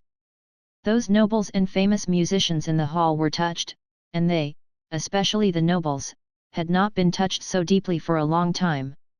They tended to forget their own feelings, joy, sorrow, love, anger, just to be less vulnerable. However, no one could resist the power of music. Nobles were still human beings. Even though many of them had awakened their blessings, being physically strong could not turn their hearts into rocks. The beauty of music was shared by all, regardless of social status, gender, or age. Only a few religious zealots remained relatively calm. Lucien had no idea how many times he bowed to the audience. After a long time, they slowly calmed down, feeling both tired and peaceful. The best piano sonata I've ever heard. Staring at the crystal dome, Viola exclaimed, similar to Symphony of Fate, but also different. The emotion is deeper. More conservative. Sharon nodded and smiled. I can imagine that Pathetic will become the classic sonata in terms of musical expressiveness. Alta Music Festival was definitely worthy of our 7-month traveling. Grace looked serious, after seeing Mr. Evans is playing. I want to stay in Alta to learn piano. Get real, Grace. Green said to her. Mr. Evans already gave us some suggestions for our Fantasia. Come back with us and let's focus on our own music work. We will become famous in Sturk pretty soon, I believe. I agree. If you stay, Grace, Sharon added, you won't be able to afford a music instructor here in Alta. And since Alta is filled with great musicians, how long do you think it will take you to stand out here? Finally Grace nodded and sighed, I guess you guys are right. Don't forget to buy the latest music criticism and symphony news. They will be very helpful for the future of our music. The other band members nodded. They would definitely buy a lot of them in Alta so they could take the newspapers back and make some money from the big price difference. After standing on the square silently for a while, Lilith and Sala exchanged a look and turned around to head for the city gate. After we become real. Sala paused a bit and gently patted on his younger sister's shoulder, we will travel across the continent and find a safe place where we don't have to live in fear anymore. Lilith nodded seriously, yes, then we'll be hiding no more. In the backstage of the Somme Hall, Lucien unbuttoned his suit jacket and then hugged Rein. Thank you, Mr. Rein. The concert wouldn't be this successful without your help. Then Lucien asked Rein in a low voice, and can you tell me where's it now? Rein smiled and whispered, you're so impatient, Lucien. I'll visit you tomorrow night. Then Rein raised up his voice, congratulations, Lucien. After meeting the orchestra members, Lucien saw a knight's choir waiting there to invite him to the theatre box in the front. Lucien was a bit nervous of getting too close to Sard. After all, he had no idea how sensitive a Saint Cardinal would be about sorcerers around him. No worries. Your blessing will conceal your identity. Pretending that he was wrapping up stuff, Rein said to Lucien in a very low voice from behind, unless he already feels you're suspicious. Lucien calmed down a bit from Rein's words and left the backstage following the squire. Although Lucien was still a couple of steps away from Sard, Lucien could feel the warm saint light that was surrounding the elder. Since Lucien had awakened his blessing, he could better sense the great power Sard owned. Fortunately, Lucien's blessing was not a dark one, and he did not specialize in necromantic spells, or his soul might be seriously injured just from standing close to the Saint Cardinal. After saluting the nobles, Lucien walked in front of the Grand Duke. Orverit nodded to Lucien approvingly, you're young and talented, Lucien. I like your soul-touching music and I appreciate your never-ending spirit fighting against the sufferings in life. Keep working hard, Lucien, and you'll become the next music master in Alta. Natasha directly gave Lucien a hug like a friend and said to him in a joking way, "What else are you hiding from me, Lucien? Friends are about to share, but you did not tell me that a small adjustment in positioning piano could make a big difference." "Nothing else, really." Lucien put on an awkward smile. Actually, he had way more secrets than that. "What I want to say is that. Thank you for your playing, Lucien." Natasha's smile was slightly sad. "Your music reminds me of the past. The past is painful, but also valuable." Christopher also hugged Lucien. "My era's over, but your era's just arrived, Lucien." "Thank you, Mr. President. I hope I can get a new start, too," answered Lucien in a meaningful way, since his life was about to set off a new journey soon. Then Lucien finally came in front of Sard, and he tried his best to stay calm. "I've heard your story before." Sard looked at Lucien with his turbid eyes. "I understand your pain, and I also see your strong heart. All the difficulties are tests from God. If you pass them, you become stronger." Following Verdi, Michel hugged Lucien a bit shyly. "Congratulations, Mr. Evans. On behalf of Syracuse, I want to invite you to Trier. Anytime you come to my country, you'll receive the warmest welcome." "Thank you, Your Grace." Lucien nodded. Then Lucien received many other invitations offered by the rest of the guests coming from different countries across the continent. Lucien knew that these invitations would become his excuse to leave Alta when he got to know where the Continental Congress of Magic was. When Lucien left the box, he saw that the last few people were leaving the Somme Hall. People on the square were also leaving. Soon, the whole city became very quiet. Lucien stepped out of the Somme Hall and said to himself, "It's time to let the curtain fall, Lucien." Chapter 116, Moonlight Sonata. After changing his clothes, Lucien left the Somme Hall through the side door. Not far away from it, he saw a couple of coaches, in front of which stood Victor, Joel, and his family. All of a sudden, Lucien felt quite emotional. Taking a deep breath, he walked toward them. "Congratulations, Lucien. I'm so proud of you." Victor walked to Lucien and gave him a big hug. "Are you a bit depressed, Lucien?" Victor was very sensitive. "Thank you, Mr. Victor." Lucien forced a smile on his face. "I'm fine. Just a bit exhausted." "I see." Victor showed his understanding. Playing 3 piano solos at a time is exhausting for any pianist. Then, Victor gently patted Lucien's back. "Have a good rest tonight. Tomorrow night we'll celebrate your success." "Tomorrow?" To Lucien, the celebration party seemed to be quite in a hurry. "Yes," answered Victor, "since a couple of days later, I'll be leaving Alta." "Where are you going, Mr. Victor?" Lucien did not expect that it was Victor who first bid them farewell. After last year's concert, Victor smiled. "I've been receiving lots of invitations from other countries. I stayed in Alta because, at that time, you were during your critical period of music learning. Since now you're a well-qualified musician and you just held your first concert, it's time for me to start my music tour and gather some new ideas about music. And Lot and I are leaving with Mr. Victor." Felicia nodded. "We are all Mr. Victor's students, but now you're a great musician, and, of course, we can't fall too far behind." Felicia put on a sweet smile. Lucien felt that it was a good chance to announce his leaving as well. "A music tour. That's what I've been thinking about, too." Lucien said to them seriously, "Honestly, this concert exhausted all my ideas about music, and I feel that I need to travel out of Alta to see more, to experience more. I'm very proud of you." Victor looked at Lucien's eyes approvingly.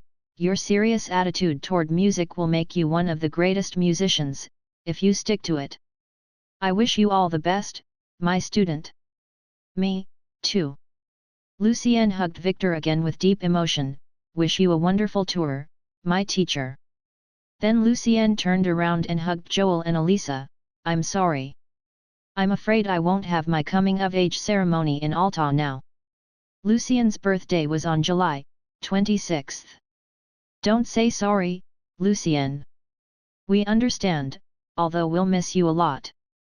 Joel laughed and patted Lucien's shoulder. Elisa and I. His voice trembled a bit. We're very proud of you, all the time. Elisa finished Joel's words. Come on. Don't be this dramatic, Joel. Little Evans will come back again soon. Elisa looked at Lucien with hope in her eyes. You will, right? Lucien opened his mouth a bit but did not know how to answer Elisa's question. He hurriedly nodded and turned to Felicia to hug her, in order to hide his awkwardness and sadness. Your playing and your understanding of music is awesome, Lucien. Felicia was very excited. Piano is the king of all the musical instruments. Lucien still remembered his promise to Felicia and Elena. I'll organize and write down my knowledge about piano before I leave. Thank you, our great musician. Elena's face shone with excitement. Then Lucien hugged his buddy. John, I hope you will already be a knight when I see you again. John answered decisively, I will. Good luck, my friend. The conversation between best friends was always simple, but the emotion was always deep. Then, Lucien slightly bowed to all of them with his left hand on his chest and said to them sincerely, wish you all the best in my absence. On the next day, Lucien spent most of day meeting his many visitors and at night he celebrated the success of his concert with all the guests. When it was close to the early morning, all the guests started to leave Lucien's place. The great silence was in sharp contrast to the faded jollification. Lucien went back to his bedroom and waited for Rhine, who had promised Lucien that he would come after the party. After a long time waiting, Lucien almost lost his patience. At this time, he heard a knock at the bedroom window. Lucien hurriedly stood up from his bed and turned to look at the window. However, it was Natasha and Camille who were standing on the patio. Being a bit amused by himself, Lucien opened the window. Wearing a long dress, Natasha looked a bit shy until she started to talk. Haha, were you waiting for me, Lucien? You looked in such a hurry. Yes, I was, he joked. After all, you did not show up on my party tonight. I'm sorry, Lucien. Natasha apologized sincerely. I wanted to, but I had to host the party in Rhotatia for sending off the nobles from other countries. Now I'm here, you see, to congratulate the great success achieved by my music consultant. I appreciate it very much, Your Grace. Lucien grinned. Well. Besides saying congratulations to you tonight, Natasha smiled, I also want to invite you to visit Cartier Palace with me. I'm leaving tomorrow. Sylvia and her father will go as well. Cartier Palace belonged to House Violet, sitting on the broad land owned by the family in the suburb of Alta. Sorry, Your Grace. I'm afraid I can't make it, replied Lucien. Then, he told Natasha his plan of leaving. Natasha looked quite excited. What an enviable trip. I wish I could travel around as well. After a brief exchange with Lucien about the unique features of different countries on the continent, Natasha switched the topic and asked Lucien, looking a bit embarrassed, Lucien, did you complete the melody that you were playing the other night? The melody that you were playing in the moonlight? I want to play it for Sylvia. I only finished the first movement. Lucien was a bit hesitant. I'm thinking about naming it Moonlight Sonata. Can I listen to it? Requested Natasha eagerly. Sure. Lucien sat down in front of his piano. Lucien placed his hands on the keyboard again. The introduction was slow and peaceful, picturing a glittering lake at a moonlit night. The soft breeze rippled the water like a pair of young ladies' hands. A mixed feelings of joy and sorrow rose in Natasha's heart. Everything under the moonlight depicted in the sonata was as beautiful as a dream. The first movement was rather short, only about a few minutes. Natasha's nodded and looked at Lucien with approval. Adagio as the first movement, impressive. I'm sure Sylvia would love it. Then she slightly leaned forward. What do you think I should say to Sylvia after playing the first movement of Moonlight Sonata for her? Remember me whenever you see the moon star. Somehow Lucien blurted out. Wow! Natasha looked very impressed. That's really something. Then, the princess stood up and said to him, I'm glad to have you as my music consultant and friend, Lucien. I'm not sure when you're coming back, but I'm sure we'll see each other again sooner or later. Lucien sighed in his heart but did not say anything special. It's my great pleasure to be your friend. Please take care, Your Grace. After Natasha and Camille left, Lucien continued to wait for Rhine. About 10 minutes later, Rhine finally showed up at the front gate of Lucien's house. Lucien went downstairs to open the door for him. Wanna go out and take a walk under the moonlight, Lucien? Rhine still dressed in black and red tonight. Chapter 117, The Congress of Magic. Under the moonlight, the many beautiful flowers in the garden looked a bit hazy. Lucien and Rhine were walking through the flowers side by side, both of them remaining silent. A while later, Lucien could not hold himself back anymore. Can you tell me where the headquarter of the Congress of Magic is now, Mr. Rhine? Rhine looked at Lucien and smiled. What do you think? Take a guess. I thought about it. Lucien nodded. I thought it was on the other side of the dark mountain range, or at least deep in the mountains. After all, the church failed to march further westward across the range. Does it make sense? A good guess, Rhine grinned, but if you go there, what you can find deep in the mountains will be a bunch of crazy and gloomy sorcerers and sorceresses who survived the violent suppression, or say, slaughter, done by the church. People call them ancient sorcerers. Really? How come they live that long? Lucien was a bit surprised. They are survivors. Rhine explained, they managed to survive because they are powerful. Many of them are archmages and even legendary archmages. They're cruel and crazy. You can easily become their subject for experiment if you piss them off and die from their brutal torture. Then, is the headquarter in a certain country? I mean, in one of the countries which doesn't follow the God of Truth. Lucien made another guess. Nope. Rhine shook his head again and again. Have you ever heard of the Kingdom of Holm? Yes, I did. Lucien did not quite get it. The headquarter of the Congress of Magic is in the Kingdom of Holm, said Rhine, or, to be more specific, in the floating city called Allen, close to the kingdom's capital, Rentato. Allen. In Sylvanas it means sky. Lucien murmured. Then his eyes suddenly opened wide, and he said, wait. It's impossible. The princess mom came from Holm, and this is a country that follows the God of Truth. The Grand Duke even visited it many years ago. How come? I knew the answer would shock you, Lucien. Rhine slowly explained, as if he was telling a rather interesting story. Among all these poems and stories and music works that praised the romantic love between the Grand Duke and the Princess Mom, neither of them specified why and who was trying to separate them. Don't you feel strange? I never thought about it. Lucien was confused. Was it the Congress? But why? If you had ever learned about the philosophy of ruling, the corner of Rhine's lips curled up, you'd understand that it's all about the balance between nobles. Can you explain it a bit more, Mr. Rhine? Lucien had some thoughts but was not quite sure. Rhine walked slowly. In the last 200 years of the War of Dawn, the power of the Church reached its peak. Even the Emperor needed to kneel down in front of the Pope and kiss the Pope's shoes. At that time, the Church could easily dethrone an emperor, not to mention deposing those dukes, counts, and viscounts. So, those nobles. Lucien rubbed his chin a bit with his fingers. They decided to support the cardinals who wanted to separate from the church. Good point. Rein turned his face toward Lucien. Although we still don't know why those cardinals back in the days decided to betray the Pope, what we know is that some local nobles in the north were more than willing to support them.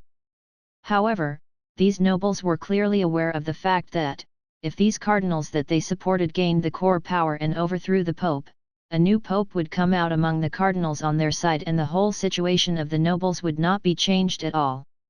So the nobles leaked the secret plan on purpose to let the Pope be relatively prepared. Lucien's brows frowned slightly.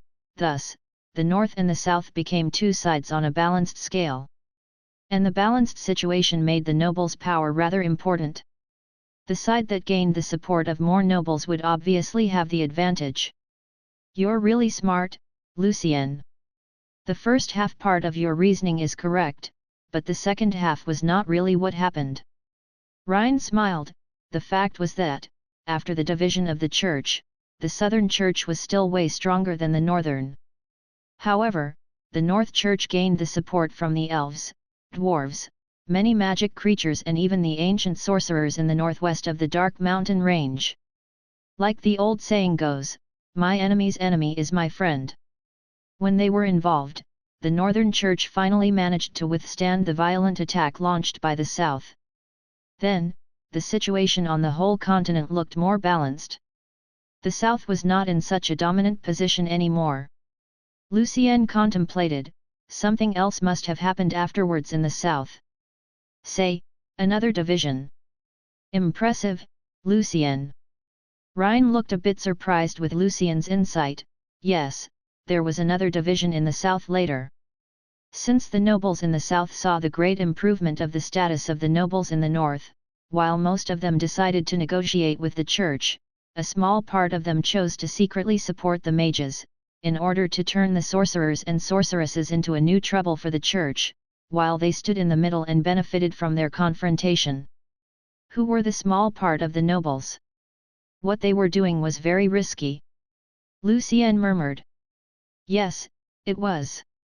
Rein shrugged. They were the nobles from the four kingdoms across Storm Strait. And what they did not expect was that a great mage named Douglas evolved the ancient magic system and initiated a huge revolution in studying the laws of the universe.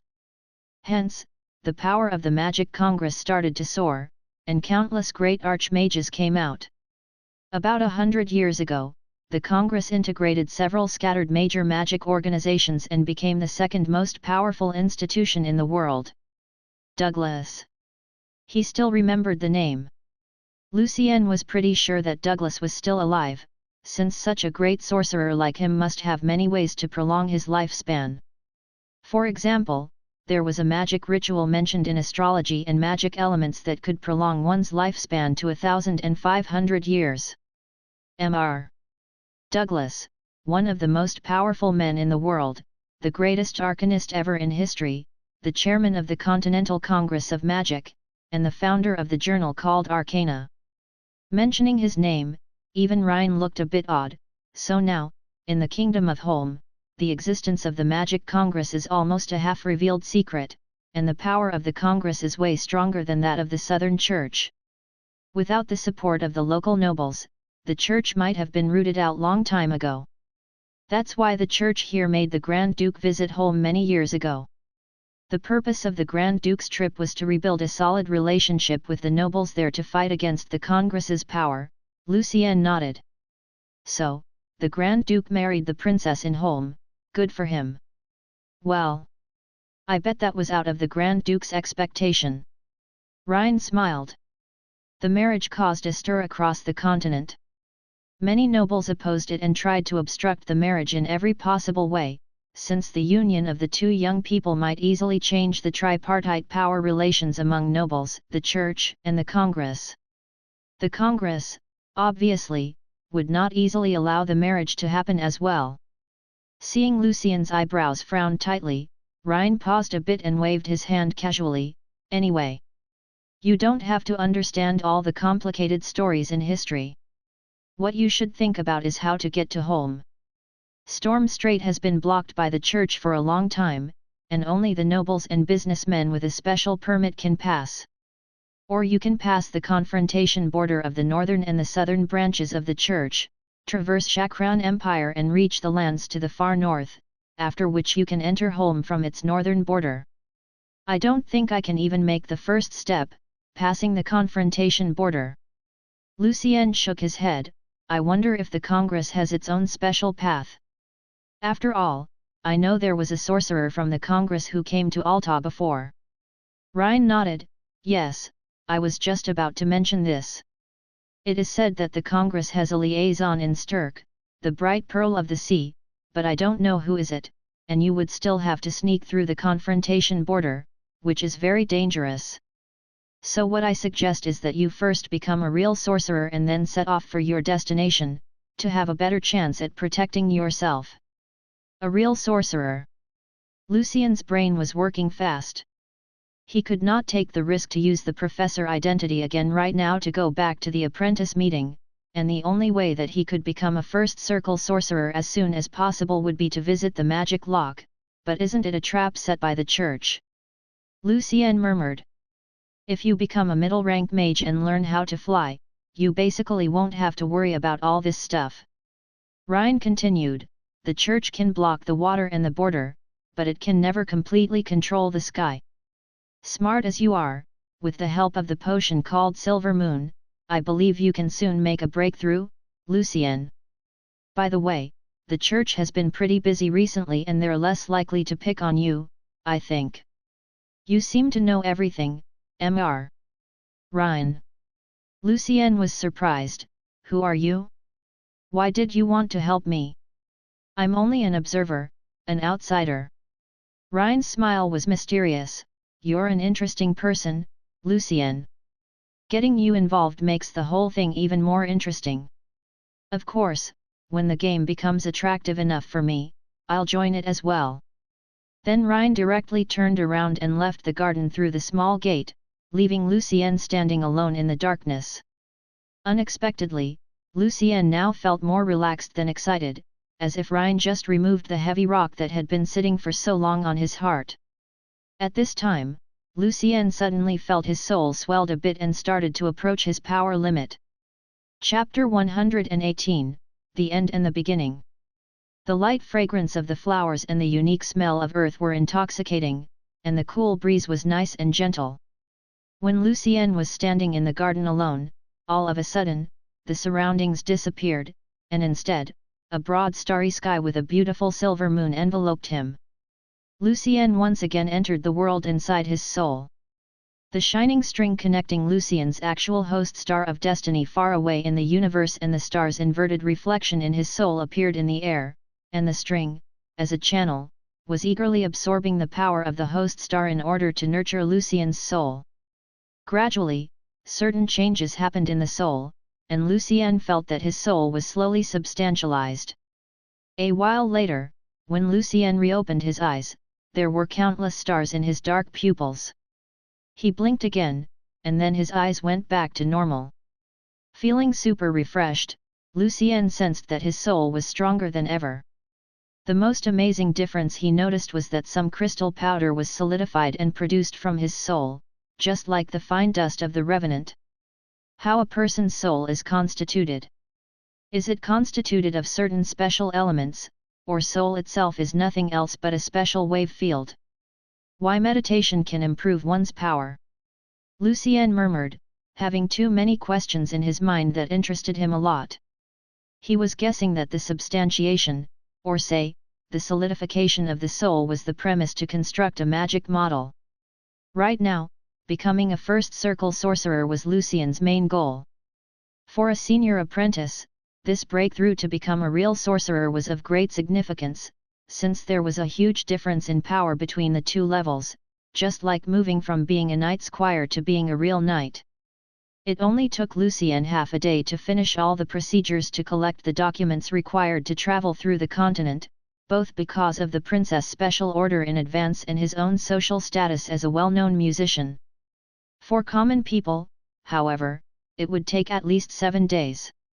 Although many adventurers were also traveling across the continent without any paperwork, it was illegal, technically speaking, and it could put them in big trouble, such as being suspected of being heretics or spies. Then, Lucien stayed in Alta for a few more days to plan his trip and also to wait for the upcoming April 10th. In the morning of April 9th, Lucien's coach set out for Diran, a province in northwest of the duchy. Since the coach was hired by the association, Lucien told the coachman to go to the north first and then head toward the kingdom of Syracuse in the east to hide his real destination. The magnificent city gradually disappeared behind the coach.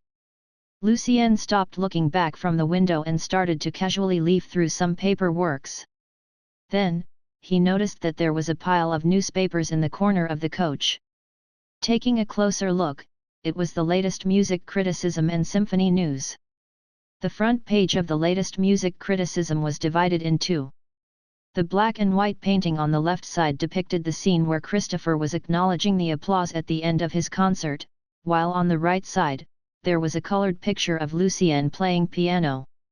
On the top of the front page, there was a line of bold letters, "The end of the old era, the beginning of a new era."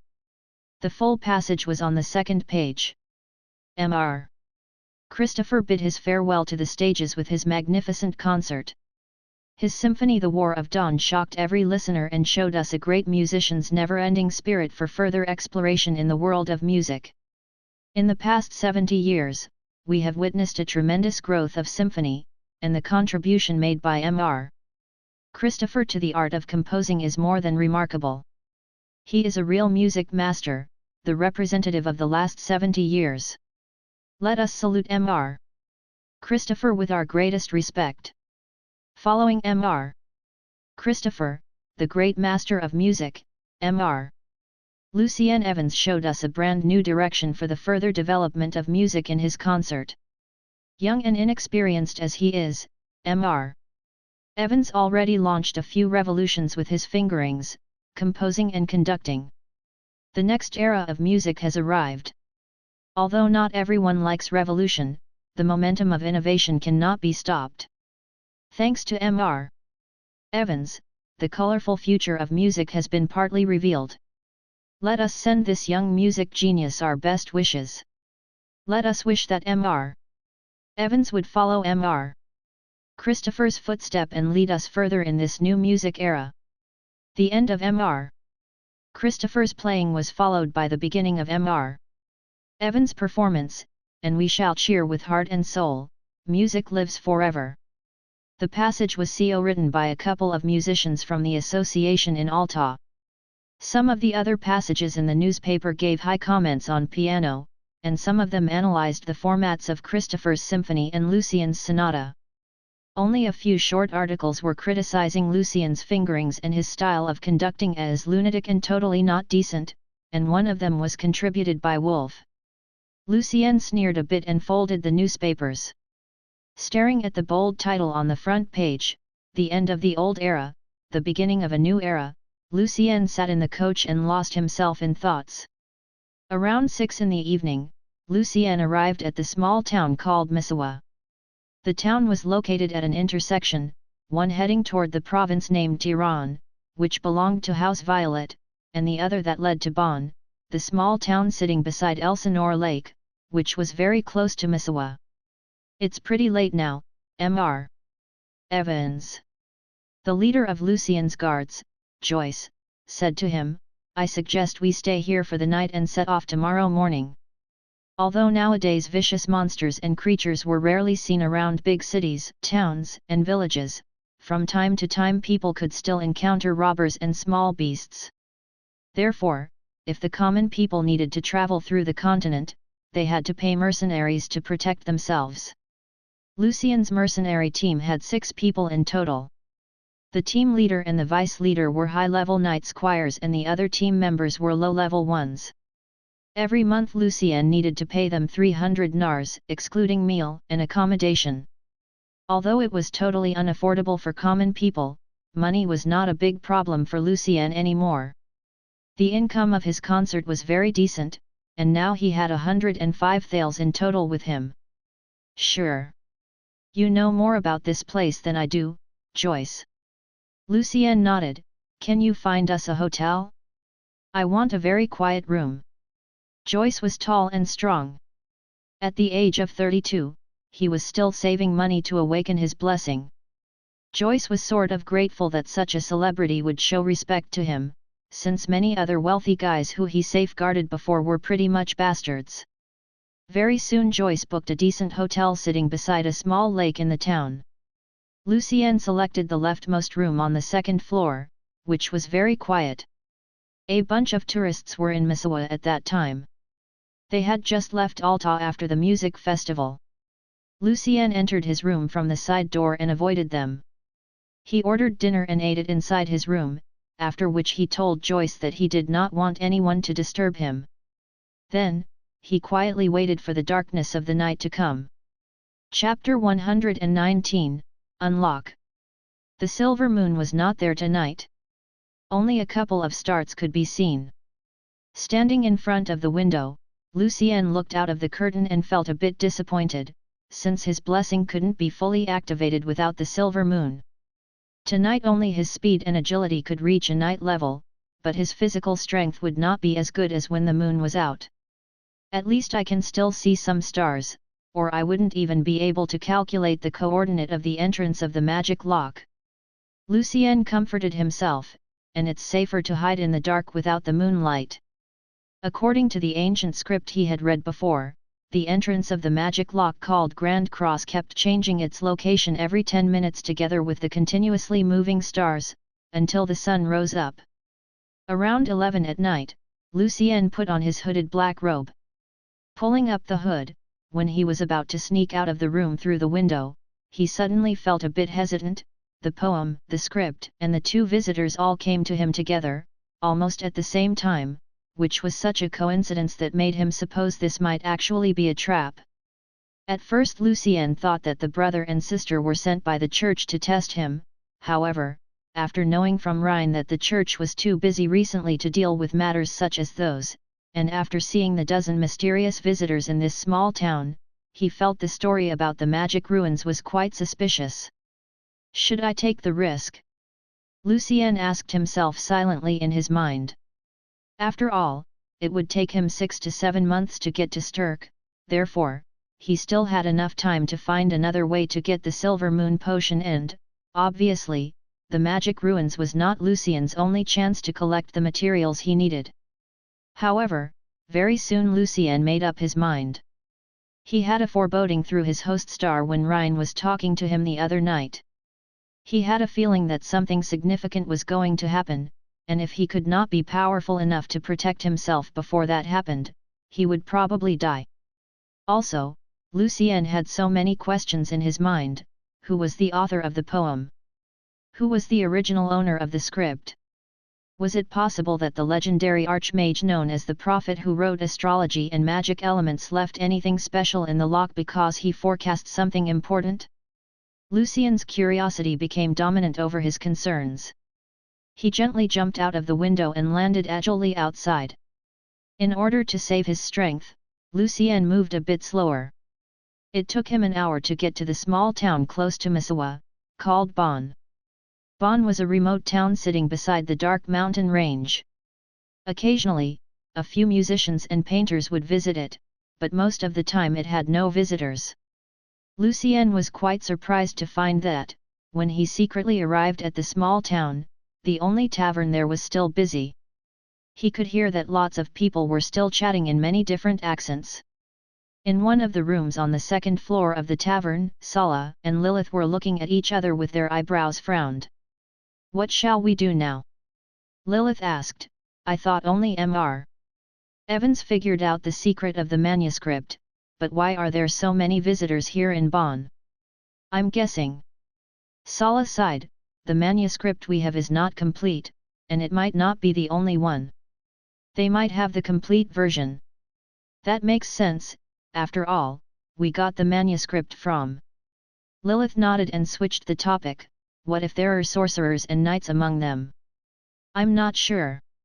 Sala looked downwards, as if he was trying to see the people downstairs through the floor, at least I know these macular guys bragging just now are no more than a bunch of adventurers.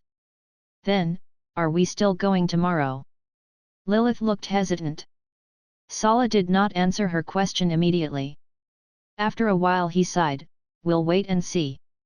I mean, we don't have to, and we also can't compete with them. I feel there's something wrong going on here. Although Sala sensed something wrong, his desire forced him to stay. All right. Lilith nodded. The entrance of the ruins will exist for 12 hours anyway. At the same time, Lucien was standing under the window of Sala and Lilith's room, leaning against the wall and calculating the coordinates of the entrance. Because that was a magic lock of legendary level, lots of parameters were required. It took Lucien more than half an hour to figure out the numbers. The calculation consumed Lucien so much energy that made him dizzy. Luckily, there was still a while before the magic lock started to be activated, so Lucien just sat on the ground quietly in the dark to recover. By around 3 in the morning, Lucien had been fully revitalized. With great caution, he moved toward a plain-looking bungalow. In the darkness, his black robe made him almost invisible. Opening the door with a simple spell, he sneaked into the place and then locked the door again from inside. In the bedroom, a couple was sleeping soundly, completely unaware that someone had just entered their place. Lucien sat down on a wooden chair in the living room, looking rather relaxed and calm. However, he was counting the time silently in his mind. Around 10 minutes later, Lucien suddenly stood up and threw himself on the dark vortex in the corner of the living room, which was definitely not there a second before. As if Lucien was sucked in the swirl, his figure completely disappeared from the place. 10 seconds later, the dark vortex disappeared as well. Lucien felt a great dizziness when he jumped in the swirl, as if his head hit a heavy, thick curtain. However, when he opened his eyes, he was still standing in the same living room. Lucien was confused and thought that maybe he had missed the chance. However, soon he noticed the difference. This place had no colors, made purely with black, white, and grey, as if he entered the world of a black and white movie. Taking a glance at the bedroom, Lucien saw that the couple who was sleeping in the bed disappeared as well. Carefully, he pushed the door open and came to the street. It was the same town, but it was empty, and black and white. That's creepy, Lucien said to himself, but he could not hear his voice. Thus, he finally noticed another difference. This whole world was completely silent, as if the world was dead. This was the lock. Lucien was in the magic lock now. Looking up at the grey sky, he saw no stars, no silver moon or sun. Luckily, he could still sense his connection with his host star, which meant he could still use magic, and he was still connected to the real world, so he wouldn't get completely lost inside the lock. No people, no cats and dogs, no birds, bugs, breeze, color or even sound. Lucien was sweating while he walked through the grey streets. According to the manuscript he read, Lucien located a few magic gardens. Keeping the locations in mind, he headed toward Elsinore Lake on the other side of this great town. Grabbing his sword named Alert, all of a sudden, Lucien's arms were covered with goosebumps. Something was coming. Quickly turning his head around, Lucien saw the door of a small house on the street slowly open. A little girl around 7 or 8 was standing behind the door. She had no color either, and her big eyes stared at nothing. Then she started to smile, with her big eyes without any focus. "My lord," kneeling on the ground, a person in black robe reported to the man standing on the altar, "Following your order, we found out a guy with the moonlight blessing arrived in Bonn, but we lost track of him all of a sudden. He disappeared." In his silver robe, Ilya sneered, "There he is." Then, he turned around and commanded, "Do not rush. Our plan is always our priority. But we'll give this moonlight guy a warm welcome as well." Chapter 120, Silence. Staring at the street outside of the window, Lilith and Sala couldn't and dared not sleep. "I heard that, from time to time, there were people missing in this small town, and it has been happening more and more often in recent years. Lilith asked her elder brother, "Do you think it's because of the magic lock?" Sala shook his head, "I'm not sure. After all, I don't even know what kind of magic lock this is. I know the church once sent several pastors here before, but they found nothing suspicious. In the end, they guessed that some monsters or creatures in the mountain took them." Then, Sala pointed at the small house on the other side of the street. That house once belonged to one of the few literate country gentlemen here in Bonn. 10 years ago, on April 10, his 7-year-old daughter was missing, and he never found her. Finally, he moved eastwards with his wife, away from Bonn, because they were too sad to keep living here. April 10. Lilith murmured thoughtfully. The girl, who seemed to be a figure coming out of a black and white photo, smiled to Lucien. Slowly, she raised up her arms and then started to run toward Lucien, as if an innocent and lively daughter was running toward her dad. However, the scenario was very creepy in Lucien's eyes. The little girl's body was floating in the air, and her eyes were hollow. Lucien started to cast a spell, but he couldn't even hear his own voice. The air surrounding the little girl began to stir and turned into several invisible robes trying to constrain her. Apprentice spell, Wraith Shackle. As soon as the little girl realized what was going on around her, her face contorted with hatred and viciousness. She opened her mouth and started to scream. Lucien was prepared, since he had some experience with the revenants before during his experiments. Right after he cast Wraith Shackle, Lucien activated Silence Wall to protect himself from the attack of sound waves. In a real fight, knowledge still mattered a lot. Lucien could see the ripples crashing against the invisible wall surrounding him. Even before he had a second to be proud of his foresight, the wall suddenly collapsed into small transparent pieces. The rest of the sound waves, although they had been weakened to some extent by the invisible wall, hit Lucien right in his chest. Feeling the sky and earth were spinning, he fell on the ground and almost threw up right away. Lucien's guts were trembling inside of his body. Fortunately, a layer of grey light instantly covered Lucien's skin when he was attacked. His moonlight blessing was activated on its own in order to protect him. Without the ability of dematerializing into moonlight, Lucien might be dead already. Lucien realized that this was a revenant as powerful as a real knight. Quickly analyzing what kind of revenant and how powerful the little girl was, Lucien swiftly shifted to the other side of the revenant, then his lips moved. Lucien cast Illumination. Even the weakest revenant was immune to most of the elements' spells. Only light, fire, and sound waves could hurt them. However, illumination did not work very well in this world. The grayish light ball in the sky looked rather dim and faint. The little girl paused a bit and then directly jumped onto Lucien. With his moonlight blessing, Lucien barely dodged away, like a grey shadow. At the same time, he grabbed his sword and hacked toward the little girl, after which he started running. Lucien knew the attack was in vain, but he did not have another choice, since he was still during the buffering time for casting. Seeing the sword did not hurt her, the little girl tipped her head a little bit and smiled. Then, she suddenly disappeared, and several seconds later, she showed up right in front of Lucien, with her arms wide open. Lucien reacted fast. Pressing his foot against the ground, he changed his direction and started to cast Hohmann's Oscillation. This time, the little girl was injured. Lucien saw her ethereous body rippling like disturbed water. The great anger appeared on her face again, and it became more and more vicious. She raised her head, screamed silently, and then directly rushed at him. Once again, although Lucien avoided the frontal attack of the sound waves with moonlight, his ankles suddenly felt weak and his movement paused for a second. The revenant had reached him.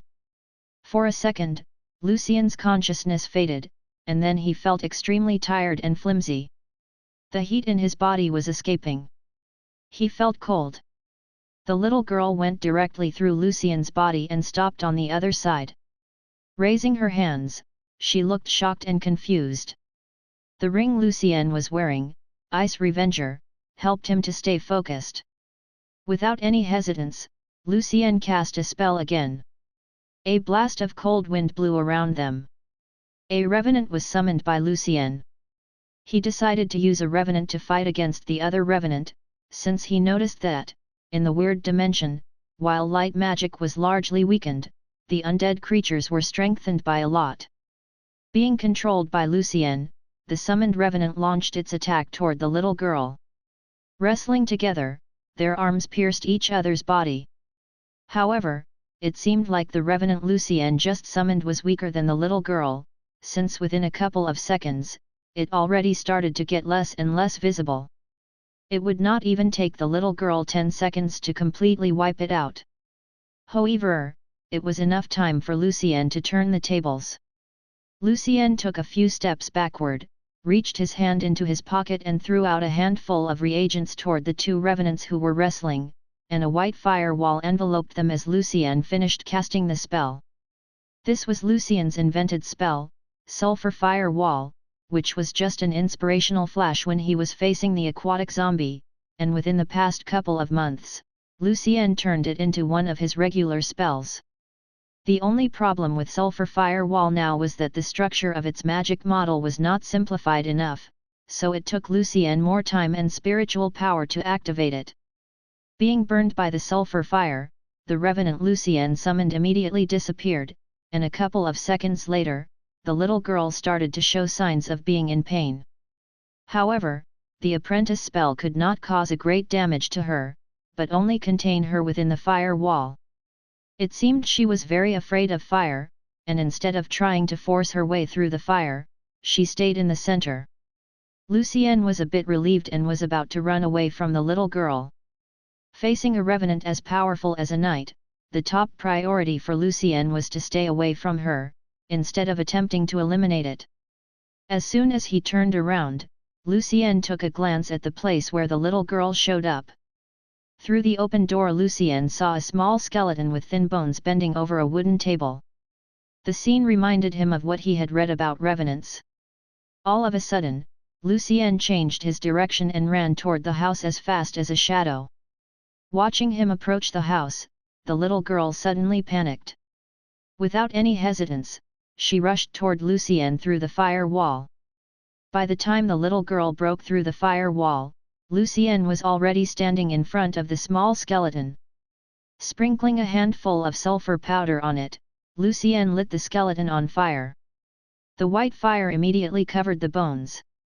In the fire, Lucien saw a drawing on the wooden table, carved by something sharp, like nails. It was an awkward drawing of a family of 3, but then, like an illusion, it shifted into a little girl waiting beside a door. Under the drawing, there were a few crooked letters, Daddy, Mommy, Home.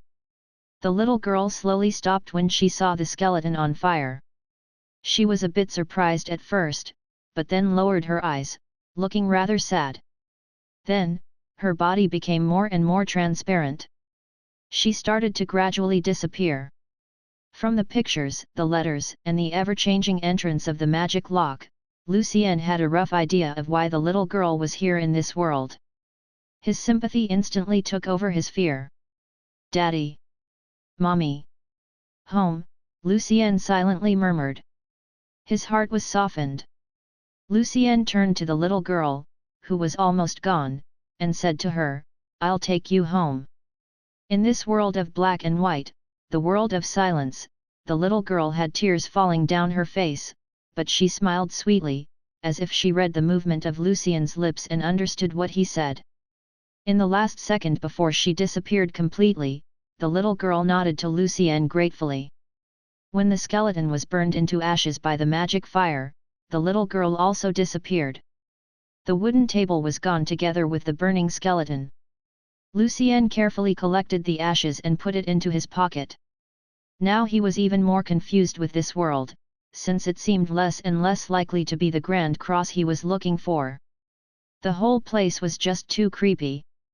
Lucien started to feel very uncomfortable with the great silence in this world. He felt himself dumb and deaf. Grabbing his sword tight, he started to walk toward Elsinore Lake. When he was about to leave the small town, he noticed that the cemetery that he saw when he arrived in Bonn disappeared, and instead, a piece of wasteland was in front of him. The magic lock world is actually not a copy of the original world. Lucien asked himself in his mind with great surprise. Picking up the pace, Lucien turned around the corner with overgrown weeds. Then, what he saw instantly shocked him. The scarlet Elsinore Lake in this world was like a huge pool of blood, and it reflected the inverted image of a grand cross consisting of 9 bright stars shining in the sky, whose light lit up the whole lake. That was the first time Lucien saw another color except black, white, and grey since he came into this world. Chapter 121, The Magic Garden. There was no wind and no rain. The sky was grey and the stars were absent. Lucien felt that the magic lock world was dead. However, there were waves on the surface of the red-colored lake under the Grand Cross, as if the lake was alive. The creepy and sharp color contrast also made Lucien very nervous, even though he was a senior apprentice who stayed relatively calm and focused all the time. Carefully observing the bright and shining Grand Cross in the sky again, and comparing it with the stellar map of astrology and magic elements in his spirit library, Lucien found that the arrangement of the magic lock was quite unique.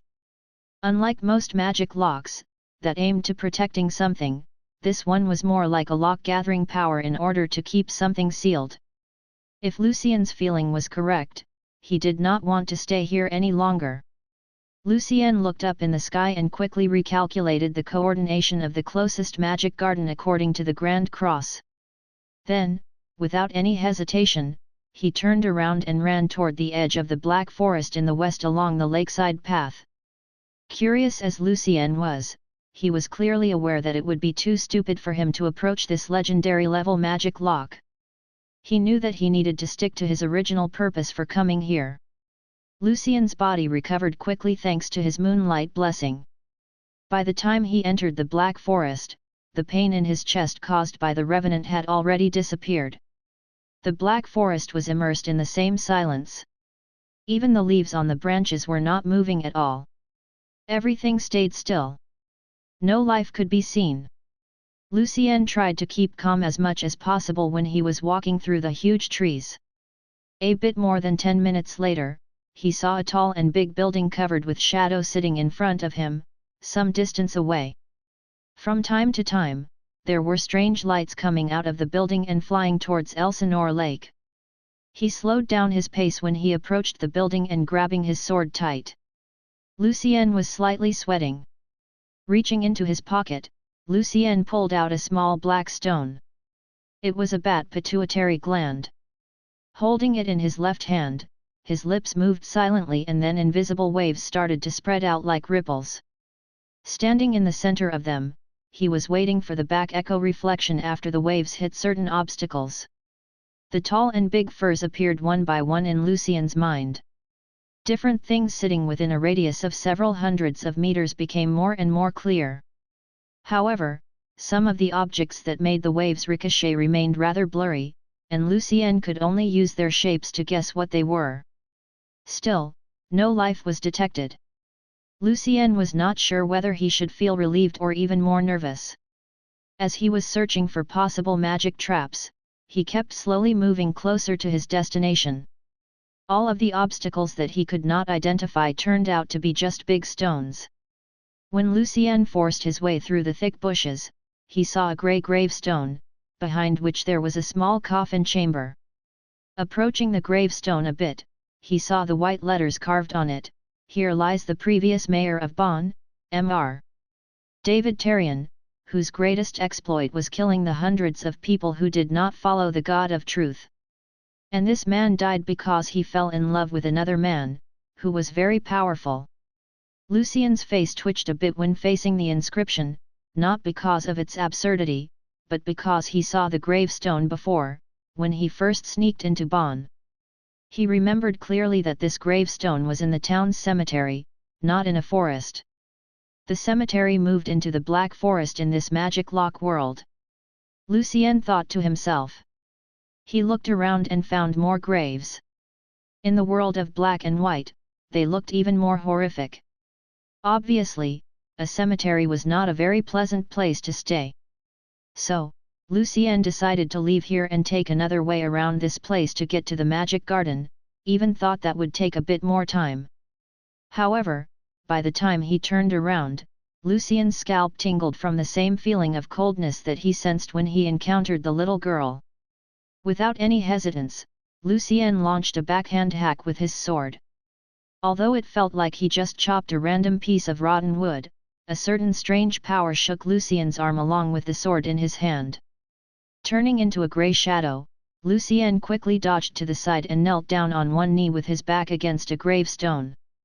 In the corner of his eye, there was a short line of words on the gravestone. "I was fat, but now I'm skinny."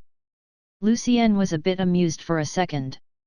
However, just within that second, a rotten arm stretched out of the barrow beside him. The body in the barrow came back to life. Most of the skin of the body was rotten, although some small skin pieces were still hanging onto the white bones. The stench of a dead body was horrible. Turning around, Lucien saw another zombie standing behind him, and the lid of David Terrien's coffin chamber was open. Lucien turned himself into a shadow again to keep a distance away from the two filthy undead creatures. From their sharp teeth and the way they were moving, Lucien realized that they were not common zombies or skeletons, instead, they were ghouls. And in this strange magic lock world, their power was strengthened. Lucien could tell that they were almost as agile and fast as him, and probably a bit stronger. With the characteristics of the undead, ghouls were covered with plagues and a depressing aura. A person who got hurt by a ghoul would feel extremely weak and numb, and would go down with the plague. If a person was killed by a ghoul, he would later turn into a new ghoul. Recognizing what they were, Lucien changed his strategy. He tried to avoid any face-to-face confrontation with the ghouls and to launch his attack from behind. Luckily, the ghouls were not intelligent at all, and the second ghoul seemed to be weaker than the other one. Gradually, Lucien gained the upper hand of the fight and his sword hacked at the ghouls several times. However, the bones of the ghouls were harder than he thought. The two ghouls were still moving, and they got even crazier when their rotten skin and flesh started coming off because of Lucien's attack. When Lucien was preparing the sulfur fire wall, he saw more ghouls coming out of the barrows. Their rotten arms were like the dark branches of a dead tree. Without any hesitance, Lucien cast the spell. As soon as the fire wall appeared in front of him, he turned around and started to escape as fast as he could. The strong smell of sulfur burning came into Lucien's nose from behind. Knowing that this might be his only chance to get away, he did not even take a look back. Another ghoul got in Lucien's way from the other side of the fire wall. Lucien just wielded his sword and directly hacked toward it. The horrible smell of rotten flesh became stronger and stronger, and Lucien saw more ghouls were crawling out of the barrows. Holding the sword in his right hand, Lucien shot 3 frost blades shining with cold light out of his left hand. He just cast Palmera's frost blades. The blades cut the ghoul's throat deep, that is, if the combination of rotten flesh and spine bones could still be called as throat. Lucien did not expect the blades would end the filthy creature, but only to freeze it temporarily. Within his expectations, the cold air coming out of the blades quickly covered the ghoul with a thin layer of ice, and the ghoul was frozen still instantly. At the same time, Lucien activated disarming loop and changed the gravity within the small area where the ghoul was. The iced ghoul lost its balance and fell on the ground. Then, he quickly passed by it like a faint shadow and noticed that the ice was already cracking. Lucien was running for his life with all his strength, and a herd of stinky ghouls was chasing after him. However, he still knew clearly which direction he should go. When Lucien distanced himself a bit from the ghouls, he changed his direction and ran toward the magic garden. Some of the ghouls were stronger and some were weaker. By the time Lucien saw the black gate of the magic garden, only 2 were still following him. The whole garden was covered with grey shadows, and only the black gate could be seen clearly. Behind the gate there was a low, pointed building, looking rather creepy. When Lucien got closer, he noticed that the magic circle carved on the gate was very familiar to him, but the pattern missed a small piece. The thought that this magic garden was actually left by an archmage on purpose for his inheritor quickly flashed across Lucien's mind, since he remembered the pattern when he was reading astrology and magic elements. Lucien pulled out a tube of mercury from his robe and grabbed it in his hand. As soon as he arrived in front of the magic circle and opened the tube, drops of mercury flew from the tube to the gate on their own. He took a deep breath to stay focused. Using his spiritual power, Lucien controlled the fine stream of mercury to complete the magic circle pattern. He knew that he really got lucky here. Although it was out of his expectation that the magic garden actually used a puzzle as a lock, thankfully he carefully read the book left by the archmage who created this dimension. When the pattern of the magic circle was completed, the two ghouls also arrived. The horrible smell made Lucien feel weak and dizzy. The magic circle on the gate suddenly glowed brightly. With all of his strength, Lucien decisively threw himself toward the magic portal with a whirling storm of light in it. The moment when he entered the portal, Lucien could feel the cold air from the ghouls trying to scratch his back with their sharp claws behind him. Chapter 122, Sun's Corona. As if he just passed through a heavy curtain, Lucien felt a bit cold, and then his body hit something hard. He heard himself let out a moan and then joy seized his heart for a second. It had been quite a while since he last heard any sound. Then, in the next second, he took a few quick steps back and held up his sword again. Lucien was now standing in a spacious corridor. His feet felt the soft and thick carpet on the ground. Although everything was still black and white, this place felt more gentle and kind to Lucien. Then, within Lucien's expectations, the two filthy ghouls followed him through the portal and also spoiled the beauty of the place. However, they were struggling to stand up from the ground, making it seem they were not used to the environment at all. Maybe they're not that strong here. The thought flashed across Lucien's mind, and then he immediately wielded alert toward one of the ghouls, targeting the deep wound on its neck which was caused by Lucien's frost blade. The second hack almost took the ghoul's head off. Its head slanted to one side, hanging on through just a small piece of skin. Throwing a handful of sulfur powder toward the second ghoul, Lucien made a fire wall to stop its attack. Then, he turned around, firmly held his sword again and directly chopped the first ghoul's head off. Black sticky liquid spilled out of the filthy creature's head. The horrible smell made Lucien feel very nauseous and he almost threw up. A few seconds later, Lucien ended the other ghoul. Leaning against his sword, he let out a long sigh. He felt lucky that the ghouls were not intelligent at all, or he would now be the one lying on the ground with his brain spread everywhere. Walking a bit away from the bodies and slowly sitting down, Lucien gave himself some time to recover. Then, he came back to the bodies and disgustedly removed the skin of their palms, or say, claws, with his sword, putting it into a special small bag. The skin could be used as the reagent for a second circle spell, Ghoul Touch. Lucien definitely would not waste it. After burning down the remains of the ghouls with his sulfur fire, Lucien cautiously walked along the corridor with his sword at the ready in his hand. The corridor with the white carpet and dark grey walls seemed to be endlessly long. Lucien felt he was walking in a tomb. The only good thing was that he sensed nothing dangerous. Finally, in the end of the corridor, he saw a black gate, on which there was another special dodecagon magic circle, that Lucien had already seen before in astrology and magic elements, and the pattern also missed a piece. He got a bit excited. Taking out another small tube of mercury, he completed the magic circle using the same method. Then, the magic circle started to shine brightly and the gate slowly opened on its own. Behind the gate there was a luxuriously decorated lobby. Lucien first saw the fireplace in the lobby.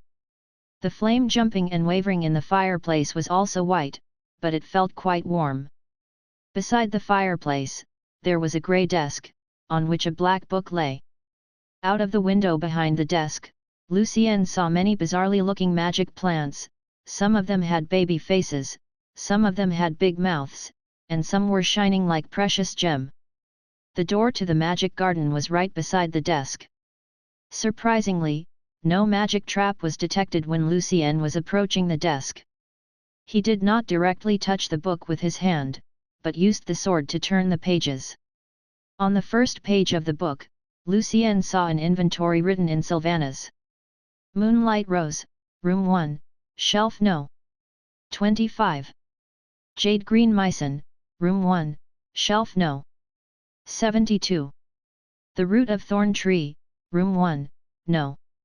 99, its sap in Room 2, No. 3.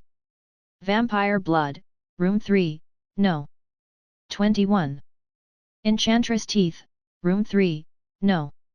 46.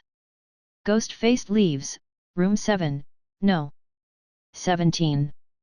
The Feather of Stone Snake, Room 7, No. 92. Goatherd's Moonflower, Room 8, No. 8. Murloc's Lymph, Room 9, No. 1. The following pages were all inventories. Lucien first thought that it was simply a book for registering the assorted materials stored here, but soon he realized that he actually needed all the materials that he just read, as if the book was specially written for him. Lucien turned the pages back and forth several times and made sure his guessing was correct.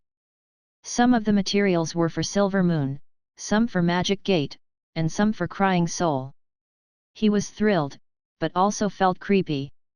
When he removed his eyes from the book and looked up, he saw that a white-haired old man was sitting on the chair beside the desk, writing something on the book.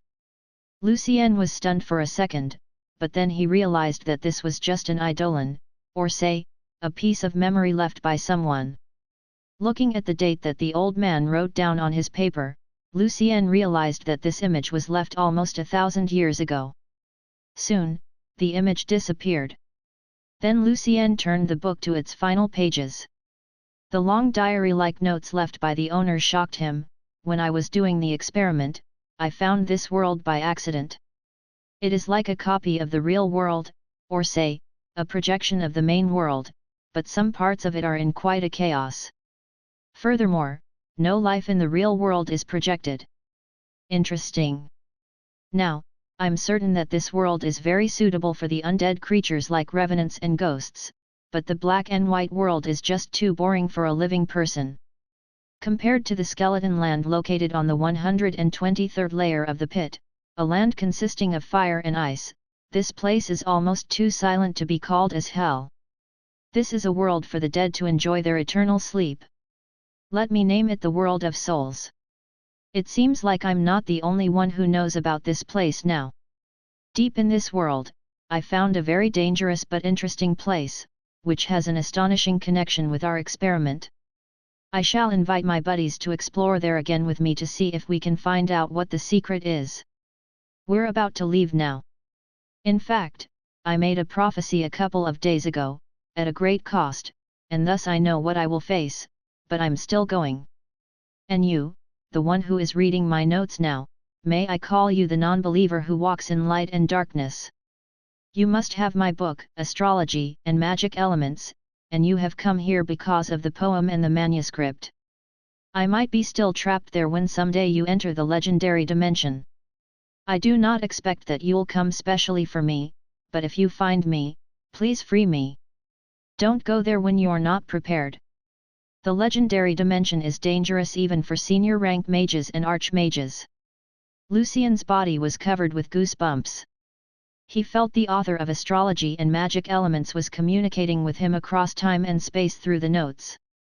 Lucien quickly turned the pages and wanted to know more about this world. The fragmented description and explanation was more than confusing to him. There is a crystal ball called Morning Light in the left drawer of the desk, and in the right drawer I left my self-made magic item for you. Its name's Sun's Corona. It can help you sense the gaps existing between the world of souls and the main world late at night. Gaps exist throughout the whole continent. The seal on Sun's Corona is made of 5 layers. Each time when you reach a new level, say, Junior Rank Mage, Middle Rank Mage, Senior Rank Mage, Archmage and Legendary Archmage, 1 layer of the seal will be unlocked, and you will be able to use the magic of that level. When the last layer of the seal is unlocked, you'll be able to find the dangerous but interesting place I mentioned before. Alright, my friend, from the moment when you first saw my notes, you'd have an hour to explore this place safely. An hour later, the lock will be collapsing, and at that moment you can leave this place through the small door of the magic garden. Remember, walk forward and do not look back. And my prophecy showed that you'd be facing a great danger soon, so seize your chance to improve your power here before you leave. Room No. 10 is the alchemy room. Your friend. The Prophet. Waldo K. Masklin. That was a lot of information for Lucien, and the notes left by Waldo confused him quite a bit. However, Lucien was very impressed by how accurate his prophecy was. Following the Prophet's guidance, Lucien found a fist-sized fine crystal ball in the left drawer, which was definitely a necessity for sorcerers specializing in the school of astrology. As he opened the drawer on the right side, Lucien saw a round amulet the size of a regular badge. It was the sun's corona that Waldo had mentioned.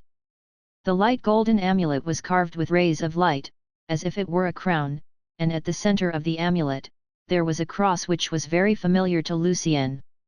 Beside sun's corona, there was a roll of parchment, which showed the inner magic structure of this magic item and explained how Lucien was supposed to leave his individual spirit imprint on the structure, to become its owner. Sun's corona. Level 9 medium rank. 5 layers of seal to be unlocked. Spells that can be used once a day are the following. First circle, Holy Strike, sealed.